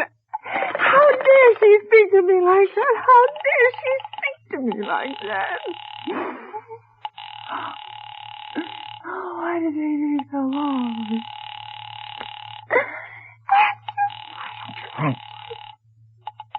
Your call, please. Young woman, I don't know your name, but there are ways of finding you out, and I'm going to report you to your superiors for the most unpardonable rudeness and insolence it's ever been my privilege. Give me the business office at once. You may dial that number direct. Dial it direct? I'll do no such thing. I don't even know the number. The number is in the directory, or you may secure it by dialing information. Listen here, you... Oh, what's the use? Oh, dear. Oh, for heaven's sake, I'm going out of my mind.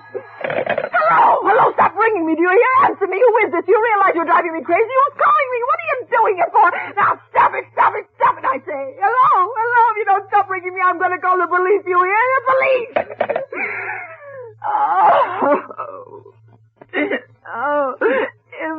If Albert would only come home. Oh, let it ring. Let it ring. Let it go on ringing. It's a trick of some kind. I won't answer it. I won't, even if it goes on ringing all night. I won't answer it. Oh, what's the matter? Why did they stop ringing all of a sudden? What time is it? Where's my clock? Oh, where did I put it? It's 5 to 11. They've decided something. They're sure I'm home. They've heard my voice answer them just now. That's why they've been ringing me. Why no one has answered me.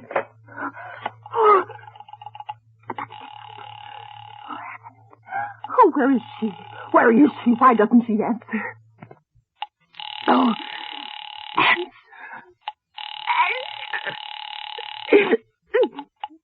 Your call, please. Where were you just now? Why didn't you answer at once? Give me the police department. Oh.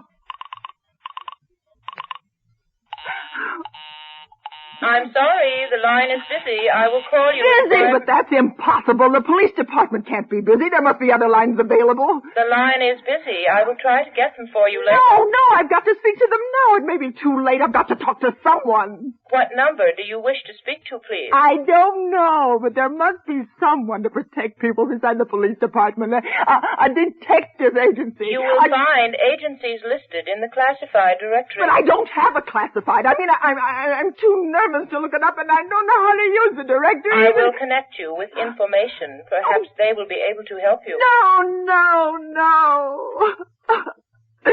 Oh, you're being spiteful, aren't you? You don't care, do you, what happens to me? I could die and you wouldn't care. Oh, stop it! I can't stand anymore. 32099? Yes. Yes, I'm sorry. This is Plaza 32099. This is Western Union. I have a telegram here for Mrs. Albert Stevenson. Is there anyone there to receive the message? I'm Mrs. Stevenson. The telegram is as follows. Mrs. Albert Stevenson, 53 North Sutton Place, New York, New York. Darling, terribly sorry. Tried to get you for last hour, but line busy. Leaving for Boston 11 p.m. tonight on urgent business. Back tomorrow afternoon. Keep happy. Love, signed, Albert. Oh, no. Do you wish us to deliver a copy of the message? No. No, thank you. Thank you, madam. Good night. Good night. No. No, I don't believe it. I don't believe it. He couldn't do it. He couldn't do it. Not when he knows I'll be all alone. It's some trick, some fiendish. Some fiendish.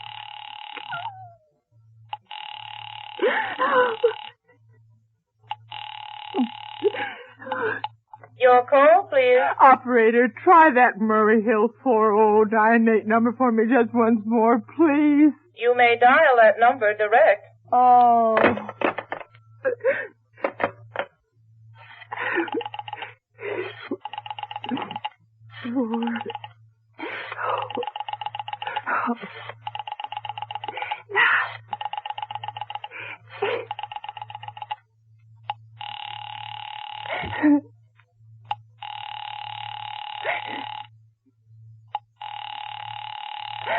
Oh, no.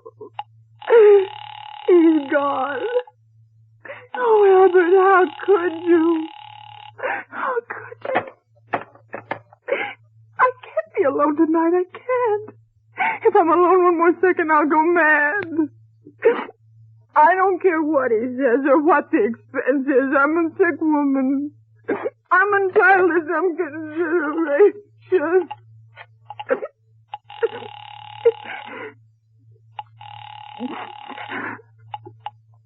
This is information. May I help you? I want the telephone number of Henchley Hospital. Henchley Hospital? Yes. Do you have the street address? No, it's somewhere in the 70s. It's a very small, private and exclusive hospital where I had my appendix out 2 years ago. Henchley, H-E-N-C. One moment, please. Oh, please hurry. And please, what is the time? You may find out the time by dialing Meridian 71212. Oh, for heaven's sake, I've no time to be dialing. The number of Henchley Hospital is Butterfield 89970.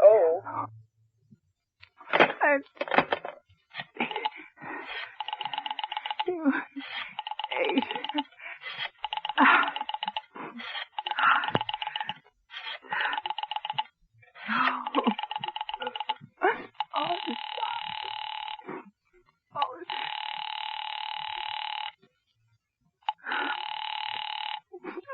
Please. Henchley Hospital, good evening. Nurses Registry. Who was it you wished to speak to, please? I want the nurses registry at once. I want a trained nurse. I want to hire her immediately for the night. I see. And what is the nature of the case, madam? Nerves. I'm very nervous. I need soothing and companionship. You see, my husband is away, and Have you been recommended to us by any doctor in particular, madam? No, but I really don't see why all this catechizing is necessary. I want a trained nurse. I was a patient in your hospital 2 years ago, and after all, I do expect to pay this person for attending me. We quite understand that, madam. But we're not completely back on a peacetime basis, you know. I know that. Registered nurses are very scarce just now. And our superintendent has asked us to send people out only on cases where the physician in charge feels it is absolutely necessary. Well, it is absolutely necessary. I'm a sick woman. I'm very upset, very. I'm alone in this house, and I'm an invalid. And tonight I overheard a telephone conversation that upset me dreadfully. A woman's going to be killed when a train comes.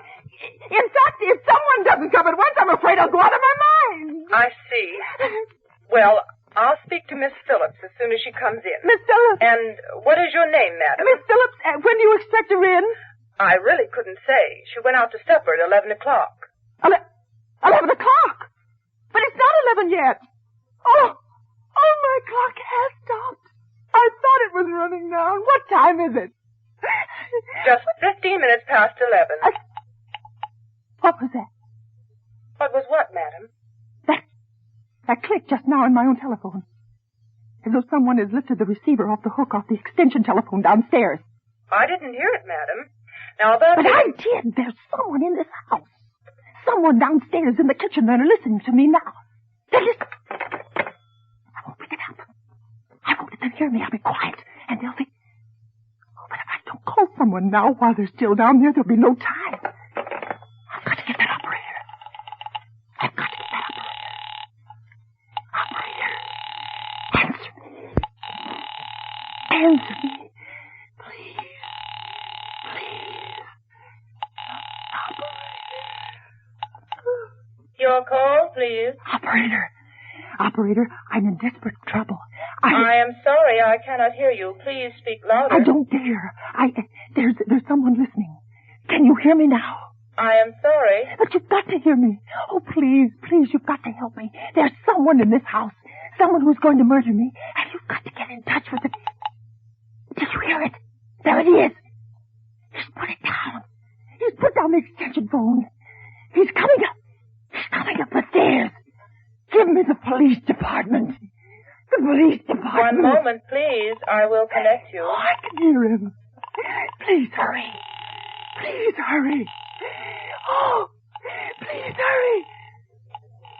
What are you going to do? Oh, no, come hear me. I haven't done anything. Oh, please don't. Oh, no. Oh, no.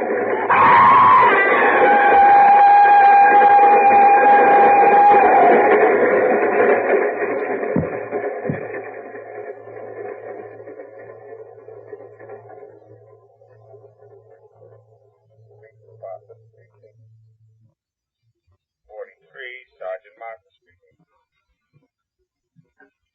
Police Department, Precinct 43. Sergeant Martin speaking. Hello. Hello, Police Department, Precinct 43. Sergeant Martin speaking. Police Department? Yeah. Oh, I'm sorry. Must have got the wrong number. Don't worry. Everything's okay.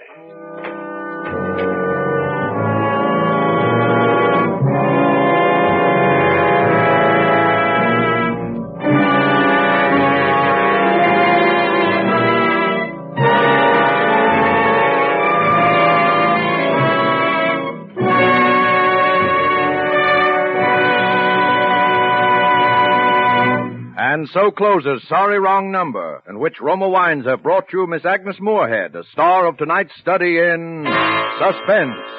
Suspense is produced, edited, and directed by William Spear. Before Miss Moorehead returns to the microphone, this is Truman Bradley with a word for Roma Wines, the sponsor of Suspense. This is the time of year when the air is clear and the hills look as if they had been burnished in gold. At dusk, the color glory of Indian summer paints the countryside. A perfect setting for a simple supper with friends. For a meal brightened by distinguished Roma California Burgundy.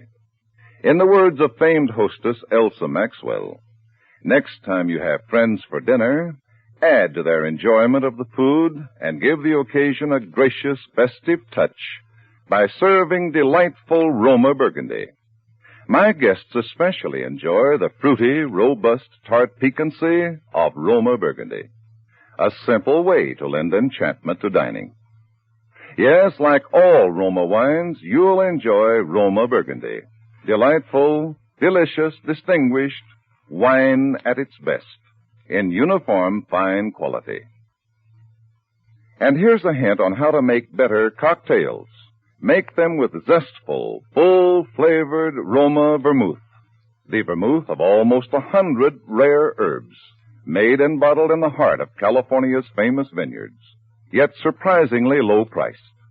Try Roma vermouth soon, won't you?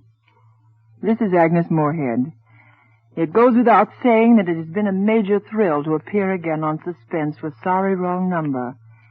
If you enjoyed it, I'm sure you won't want to miss next Thursday's Suspense show, which Mr. Spear tells me will present the premiere of Lucille Fletcher's very newest suspense play. It is called The Furnished Floor, and in it you will hear Mildred Natwick and Don DeFore. Agnes Moorehead appeared through the courtesy of Metro-Goldwyn-Mayer Studios and is one of the stars in their forthcoming production, Our Vines Have Tender Grapes,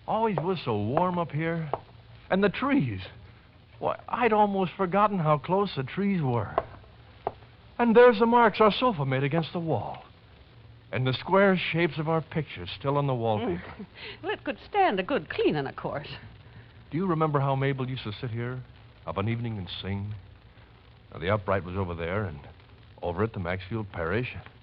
And over near the bay window, above the ferns, the canary sat in his cage. And when she sang Swing Low, Sweet Chariot, he'd always sing with her. Oh, come now, Mr. Jennings. You'll be getting yourself all fretted up. Oh, no. I assure you, Mrs. Hawkins, it's very important.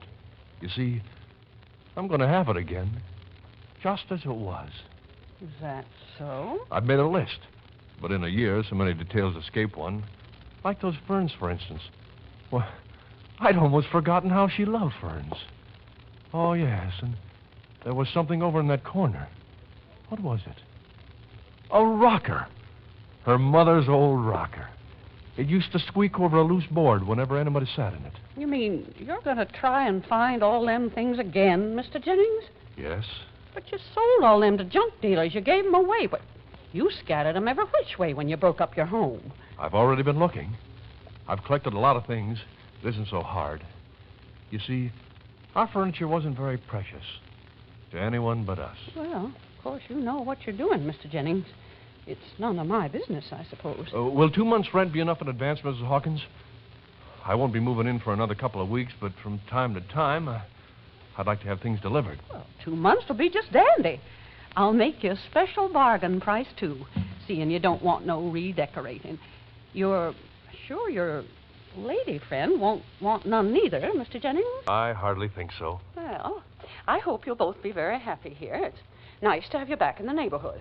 It's good to be home.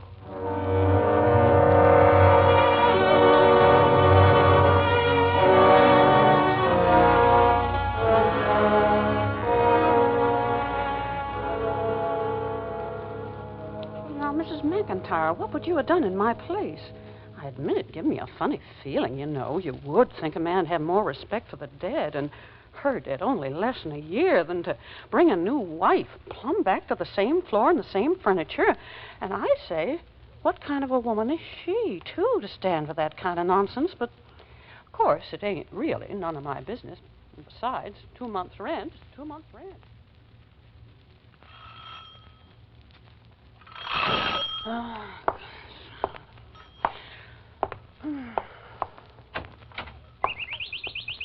Well, Mr. Jennings, what are you doing here this time of night? I'm moving in.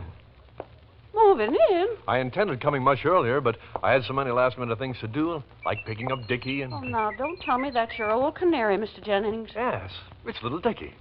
I found him in a pet shop on 3rd Avenue, in his old cage. He looks pretty chipper, doesn't he? Well, aren't you the one? I'd have thought he'd have died of lonesomeness ages ago. Did all my furniture and things get here, Mrs. Hawkins? Just about. They've been delivering off and on for the last week. You sure got everything back, Mr. Jennings?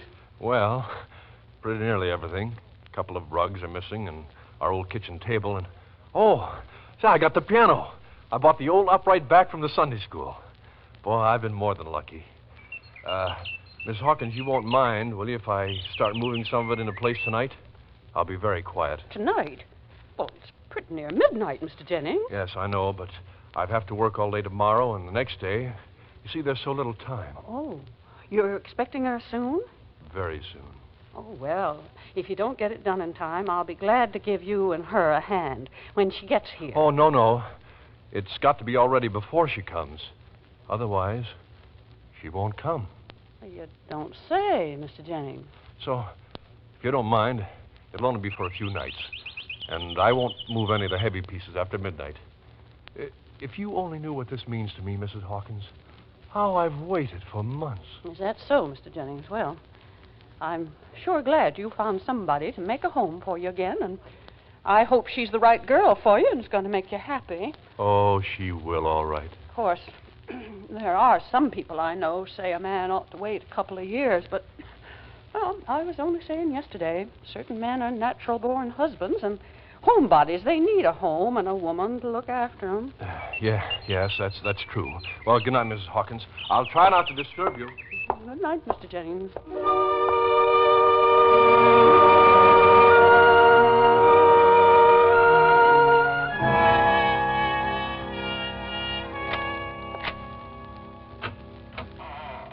Come in, Mrs. McIntyre. No, it's okay. He's at the office. He'll never know we come up. Yeah. Take a look around. Ain't it something? Everything fixed up down to the last knife and fork, just exactly as she had it. Don't it give you the creeps? Yep, that's the same canary singing in his cage, just like it used to. And look, Mrs. McIntyre, come here in the bedroom. He's even got her clothes hung up in the closet. Now, I'm asking you, Mrs. McIntyre, what do you think the second Mrs. Jennings is going to say to that?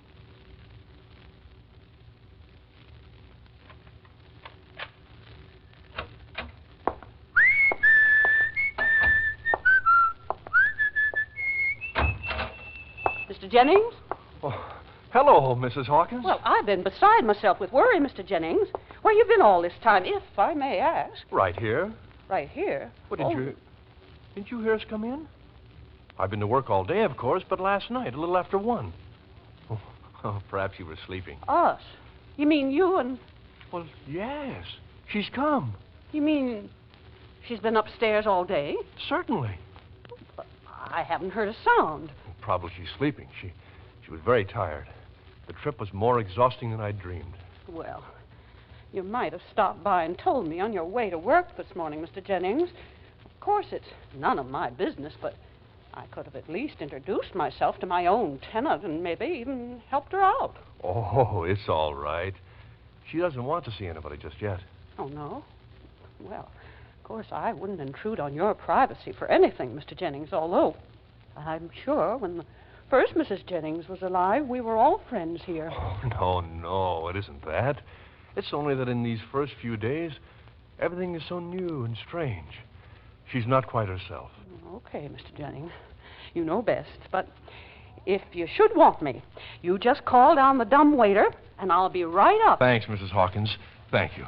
But on no account are we to be disturbed. On no account.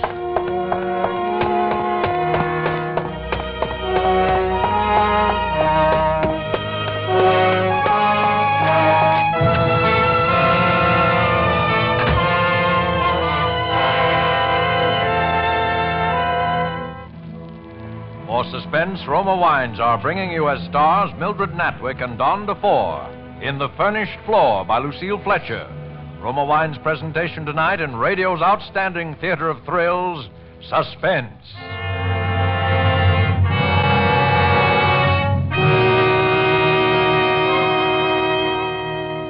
Between the acts of Suspense, this is Truman Bradley for Roma Wines. Happier days are here again. People are entertaining more and more, inviting friends over often, enjoying friendly visits in simple, sensible ways. One such way is to serve Roma, California sherry.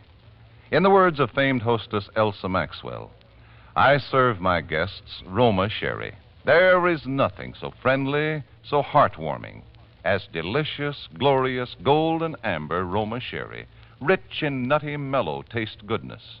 Serve cool. When I invite friends in, I always serve Roma sherry as first call for dinner. And Miss Maxwell might have added, Roma sherry is most enjoyable later in the evening, too. In fact, anytime.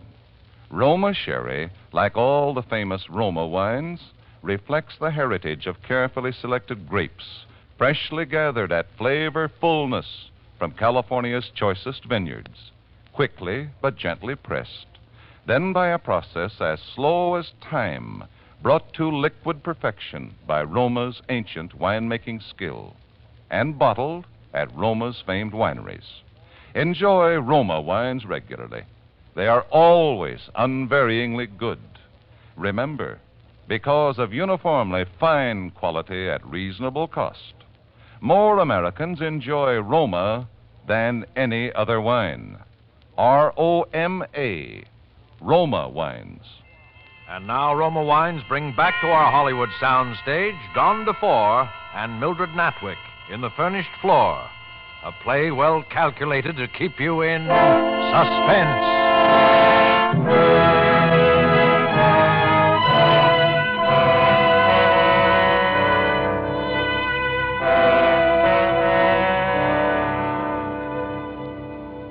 Now, don't get me wrong, Mrs. McIntyre. The last thing in the world I am is a busybody, but, well, you know, I don't go out much on account of my heart, and our 2 floors are kind of close. Downstairs in my dining room, you can hear most everything that goes on upstairs. Now, wouldn't you have thought there'd have been something last night? Some talking or footsteps or dishes rattling? Well, I'm telling you, I sat there till midnight, and there wasn't a thing. Nothing at all, except along about 12:30, I hear the dumb waiter come rumbling down the shaft. Well, I just stole a peek, and there, going by with his claws sticking up in the air, was that little yellow canary, dead.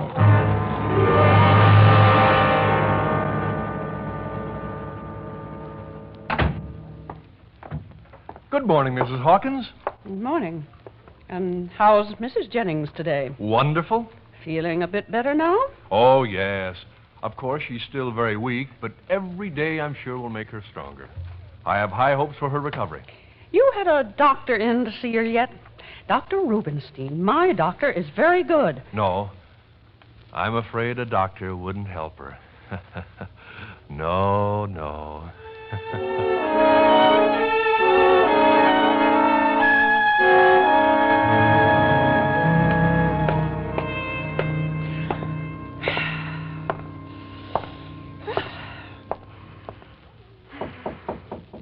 Mrs. Jennings!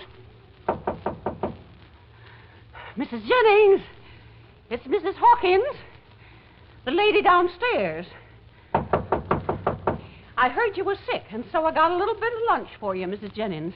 It's just a little bowl of homemade chicken broth, but it's nice and rich. You sleeping, Mrs. Jennings? Okay, then I'll just slip in quietly with my own key, if you don't mind, and leave it right beside your bed. Oh, that's funny. Oh, he must have bought a new kind of lock. He didn't say anything to me. Mrs. Jennings! Mrs. Jennings!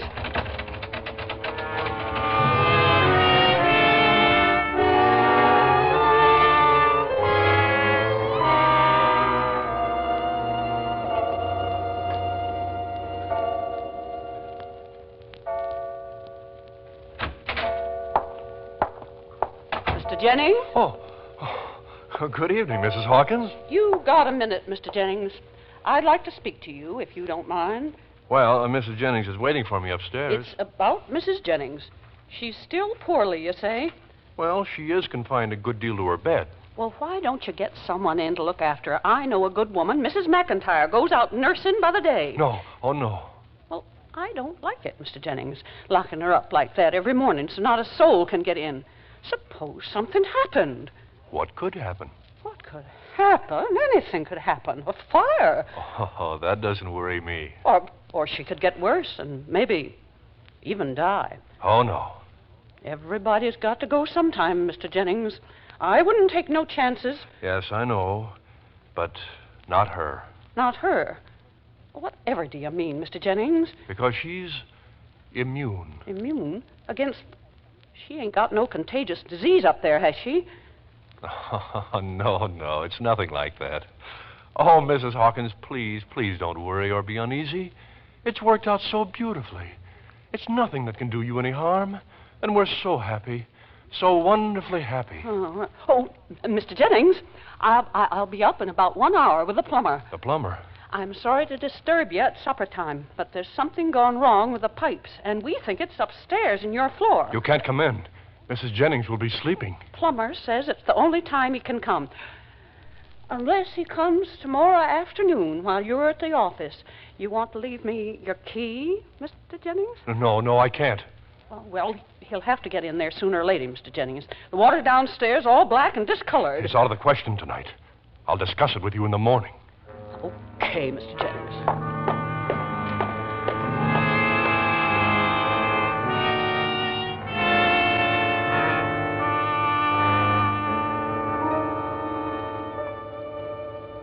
Well, now, Now, Mrs. McIntyre, how would you feel?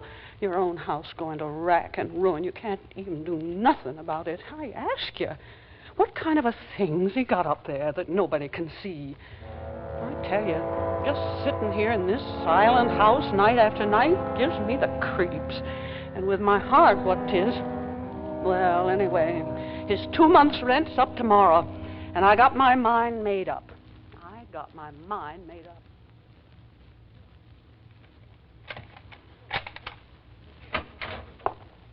Oh, good evening, Mrs. Hawkins. Why, I didn't know you for a minute standing there in the dark. Well, I didn't want to miss you this time, Mr. Jennings. No? I got your money this morning for next month stuck under the door. Oh, yes. I had to leave early. I hope it was all right. No, it wasn't all right. I'm sorry, but the floor's been rented, Mr. Jennings. Rented? To a young serviceman and his wife from the fort. They took it sight unseen this morning. Oh, but you can't. They're living in a crowded room on 81st Street. It's very crowded. I told them I figured you could probably get most of your stuff out in a week. A week? I never told you I was going, Mrs. Hawkins. I'm sorry, Mr. Jennings. If it's a matter of a little more rent, I'll be glad to pay and sign a lease, any kind of a lease you want. It's not a matter of rent or a lease, Mr. Jennings. It's just I want my floor back, that's all. But, Mrs. Hawkins, I like neighborly people upstairs, Mr. Jennings. I'm home a lot. I like people I can trust. I don't want no mysteries in my house. New locks on the door so no one can get in, and sneakings in and out at night. Oh, Mrs. Hawkins, I swear to you it's all right. Perfectly all right. All this business about Mrs. Jennings, never a face at the window, never a footstep on the floor, or a dish rag hung out on the line. Mrs. Jennings is ill. She's not like other people. Oh, I tell you I won't go. You've got to let me stay. Here's your rent back, Mr. Jennings. I haven't any place to go. This is my home. It's all I have. I staked out of everything on being here. Everything. There are other floors vacant in this neighborhood. No. It's got to be this one, this particular floor. Mrs. Hawkins, if I could buy the house, the whole house. Buy the house? Yes, if it's for sale. Perhaps you've never thought of selling it, but I'd give you a good price. I'd scrape the money together somehow. This house ain't for sale. It happens to be my home, too, Mr. Jennings. Oh, I know, but you're all alone now that Mr. Hawkins is... Oh, it's a heavy responsibility. A big house and all those stairs to keep clean and the repairs and all. Oh, Mrs. Hawkins, if you'd only reconsider, I'd do anything. No, it's too much for me. I don't understand it. Why can't she see me and talk to me? Why can't she invite me in for a cup of tea and explain? Because she can't. What's the matter with her that she can't? Is she so ugly or so beautiful or so crazy? Who is she, anyway? I can't tell you. Okay, Mr. Jennings. Then that's that.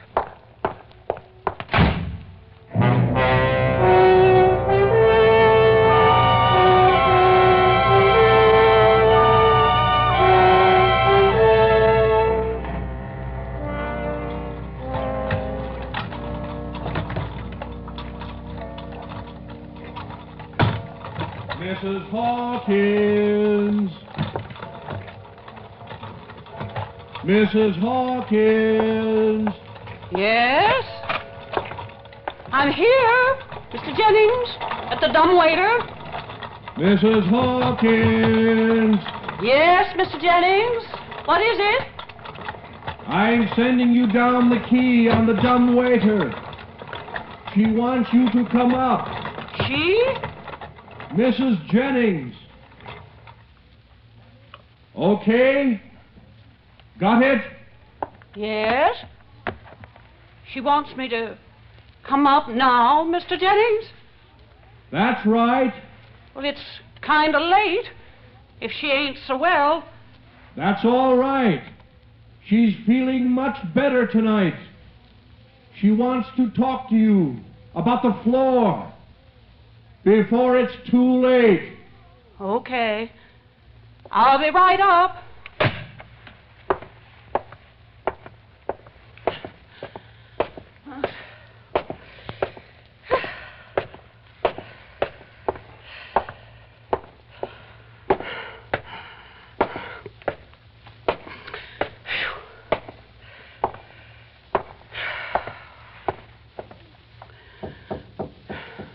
Okay, Mr. Jennings. I'm here. Come in. You have the key. Okay.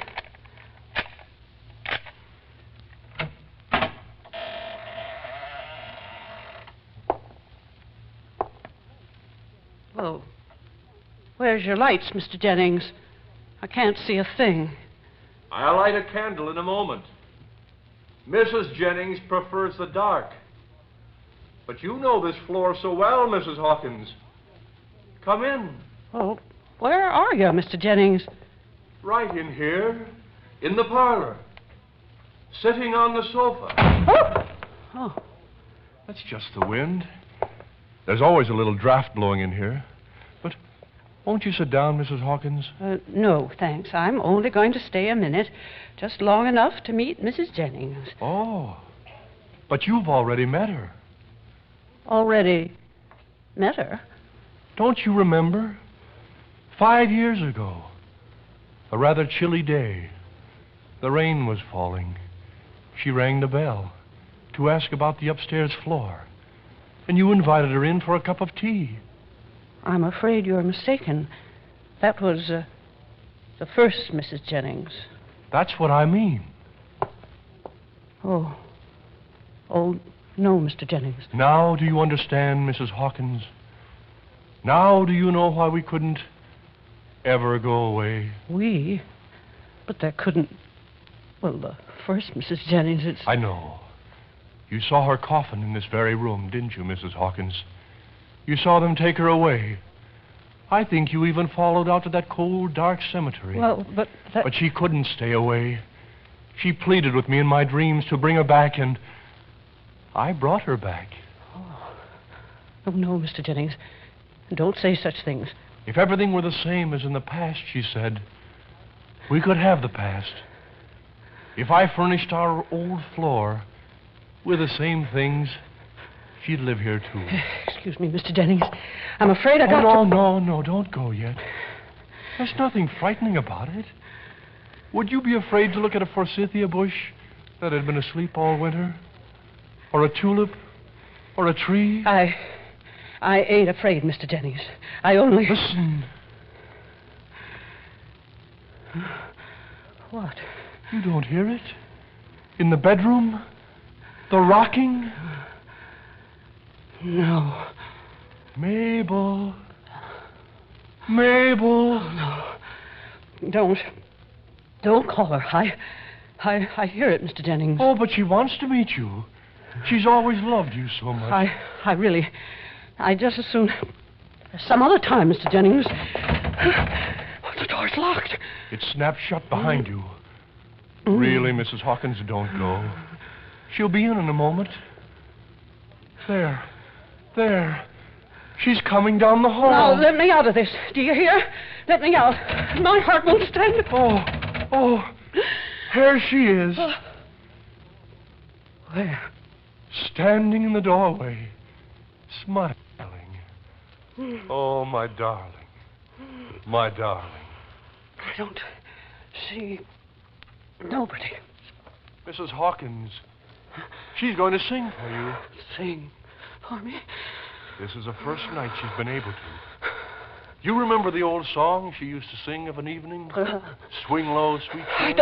I don't want to hear it. Oh, please, Mrs. Hawkins. She's very timid. You'll frighten her. The dead can't come back. They'd never want to live on this earth again. And... Go on, Mabel, dearest. Don't mind. You're looking very beautiful tonight, my darling. I like that dress. Do you remember when we bought it? On our first wedding anniversary. Why don't they all come back then? Why couldn't my poor old John... Sit down, dearest. There. Now it seems like old times again. The flower in your hair, the canary singing in his cage. No, it can't. Oh, I told you. My heart. Oh, get a doctor, quick. Your voice was always like a bird's to me. I'll never forget the first time I ever heard it. On an evening in spring at the Calvary Baptist Church. Doctor. Play, dearest, play.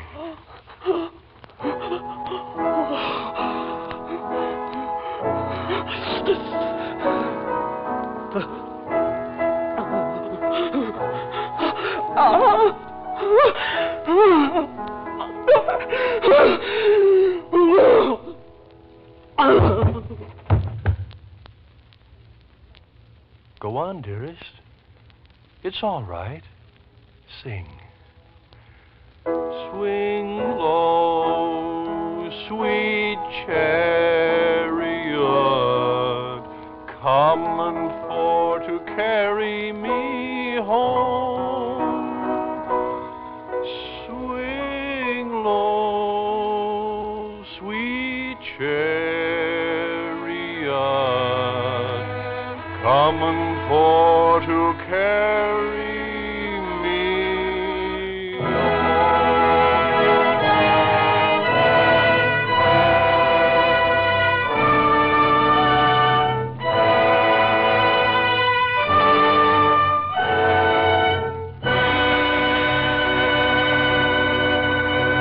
Roma Wines have brought you Mildred Natwick and Don DeFore as stars of The Furnished Floor, tonight's study in Suspense. This is Truman Bradley for Roma Wines, the sponsor of Suspense. And here's a hint on how to make better cocktails. Make them with zestful, full-flavored Roma vermouth. The vermouth of almost 100 rare herbs, made and bottled in the heart of California's famous vineyards, yet surprisingly low-priced. Try Roma vermouth soon, won't you? Mildred Natwick will soon be seen in the Metro-Goldwyn-Mayer production Yolanda and the Thief. Don DeFore is currently being seen in the Hal Wallace production You Came Along, a Paramount picture. Next Thursday, you will hear Miss Myrna Loy, a star of Suspense, radio's outstanding theater of thrills. Presented by Roma Wines, R-O-M-A, made in California for enjoyment throughout the world. This is CBS, the Columbia Broadcasting System.